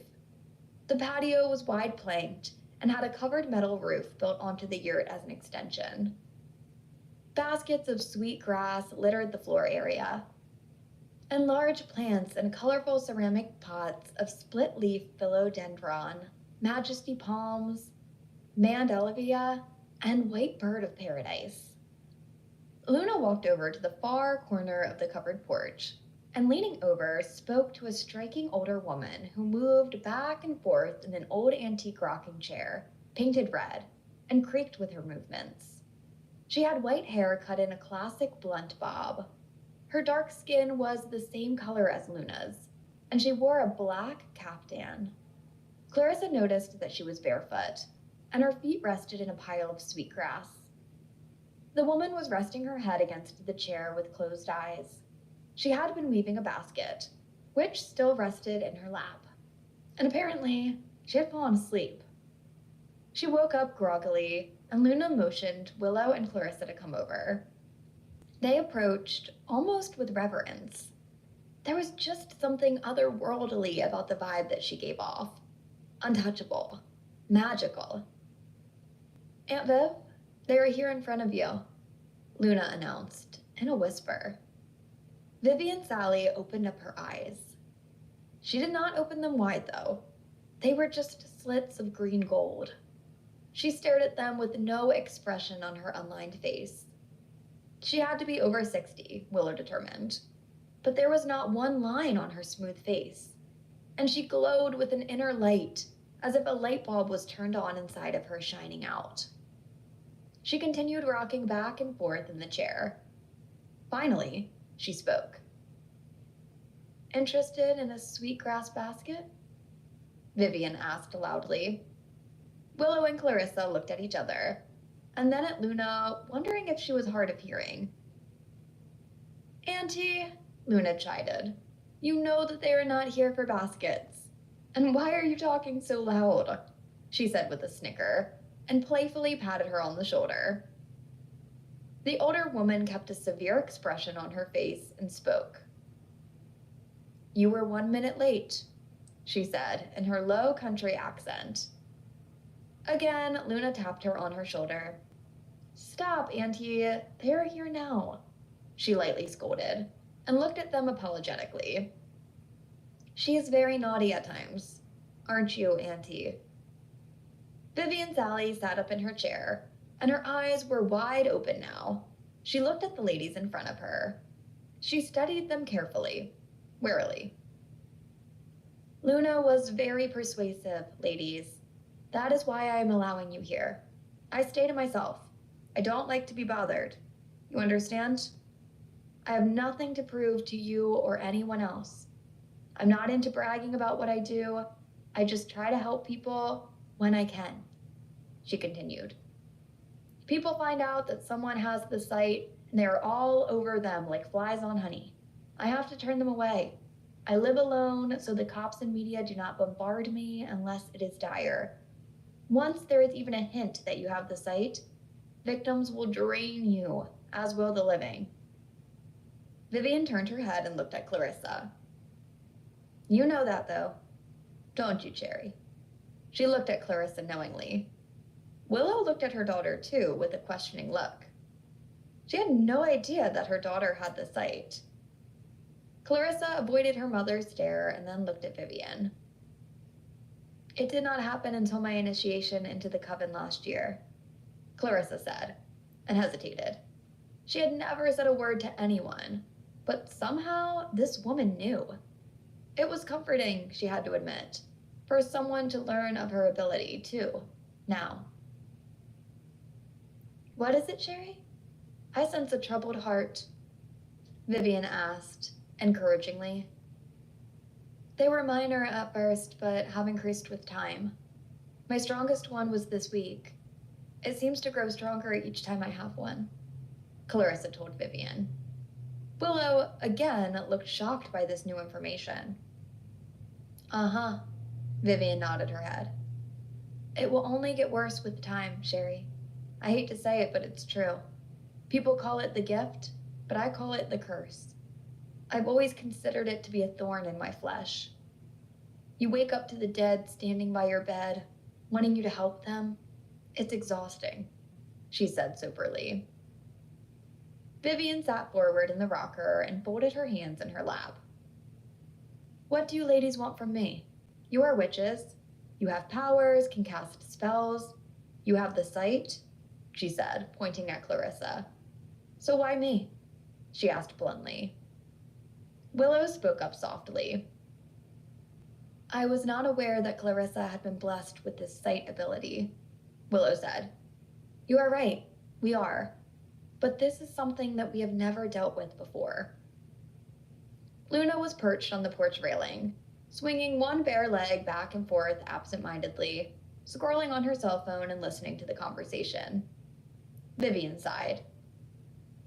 I have not been there, but I can tell you now that you are dealing with a very volatile situation and should be extremely careful. This spirit does not wish to be led into the light, but is perfectly happy dwelling in darkness, Sherry. For a spirit to move from its haunting ground to other places in the blink of an eye means that this spirit is not to be trifled with. It is powerful and will destroy all of you if you are not careful, she warned them. Now then, she said, moving away from them into a side room from the porch. She did her readings there for customers. It was a simple room with bare walls, and a big Himalayan salt lamp gave off an amber glow in the corner. Vivian walked over to a low, chunky table with short wooden legs.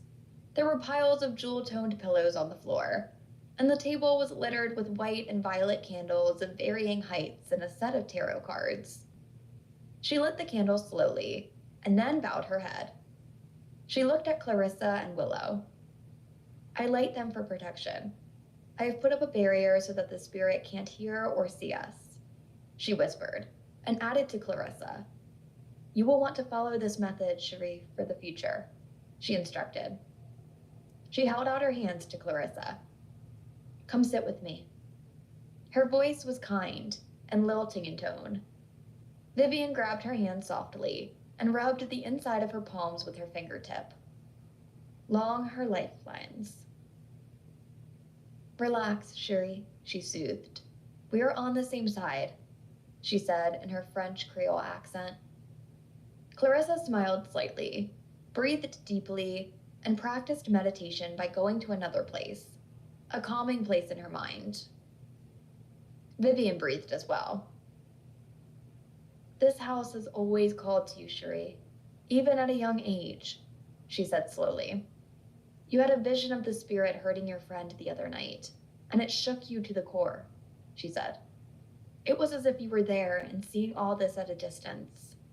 It greatly disturbed you, she said, and then added, as well it should. She is to be feared. Clarissa started to speak, and Vivian hushed her. The spirit has connected to you now, Cherie. She can see others through you. She is drawn to your light and energy. That is why she chose to communicate with you. She has never been able to communicate with anyone like this before, and she relishes in it, delights in it. You let her in and gave her voice, she exclaimed. Vivian dug deep for more. She held firmly to Clarissa's palms. You were in the house, communicating with her, weren't you? And you were there when she attacked the woman the other night in the hallway? She asked softly, closing her eyes tightly. Clarissa nodded quickly and started to speak again. I am reading you, but I sense something else with us now. I want to remain undetectable, she whispered. I'm putting up a wall of protection to shield us from this entity. It's hard for me to do. She concentrated harder. Luna, take your leader and surround us with candles on the floor.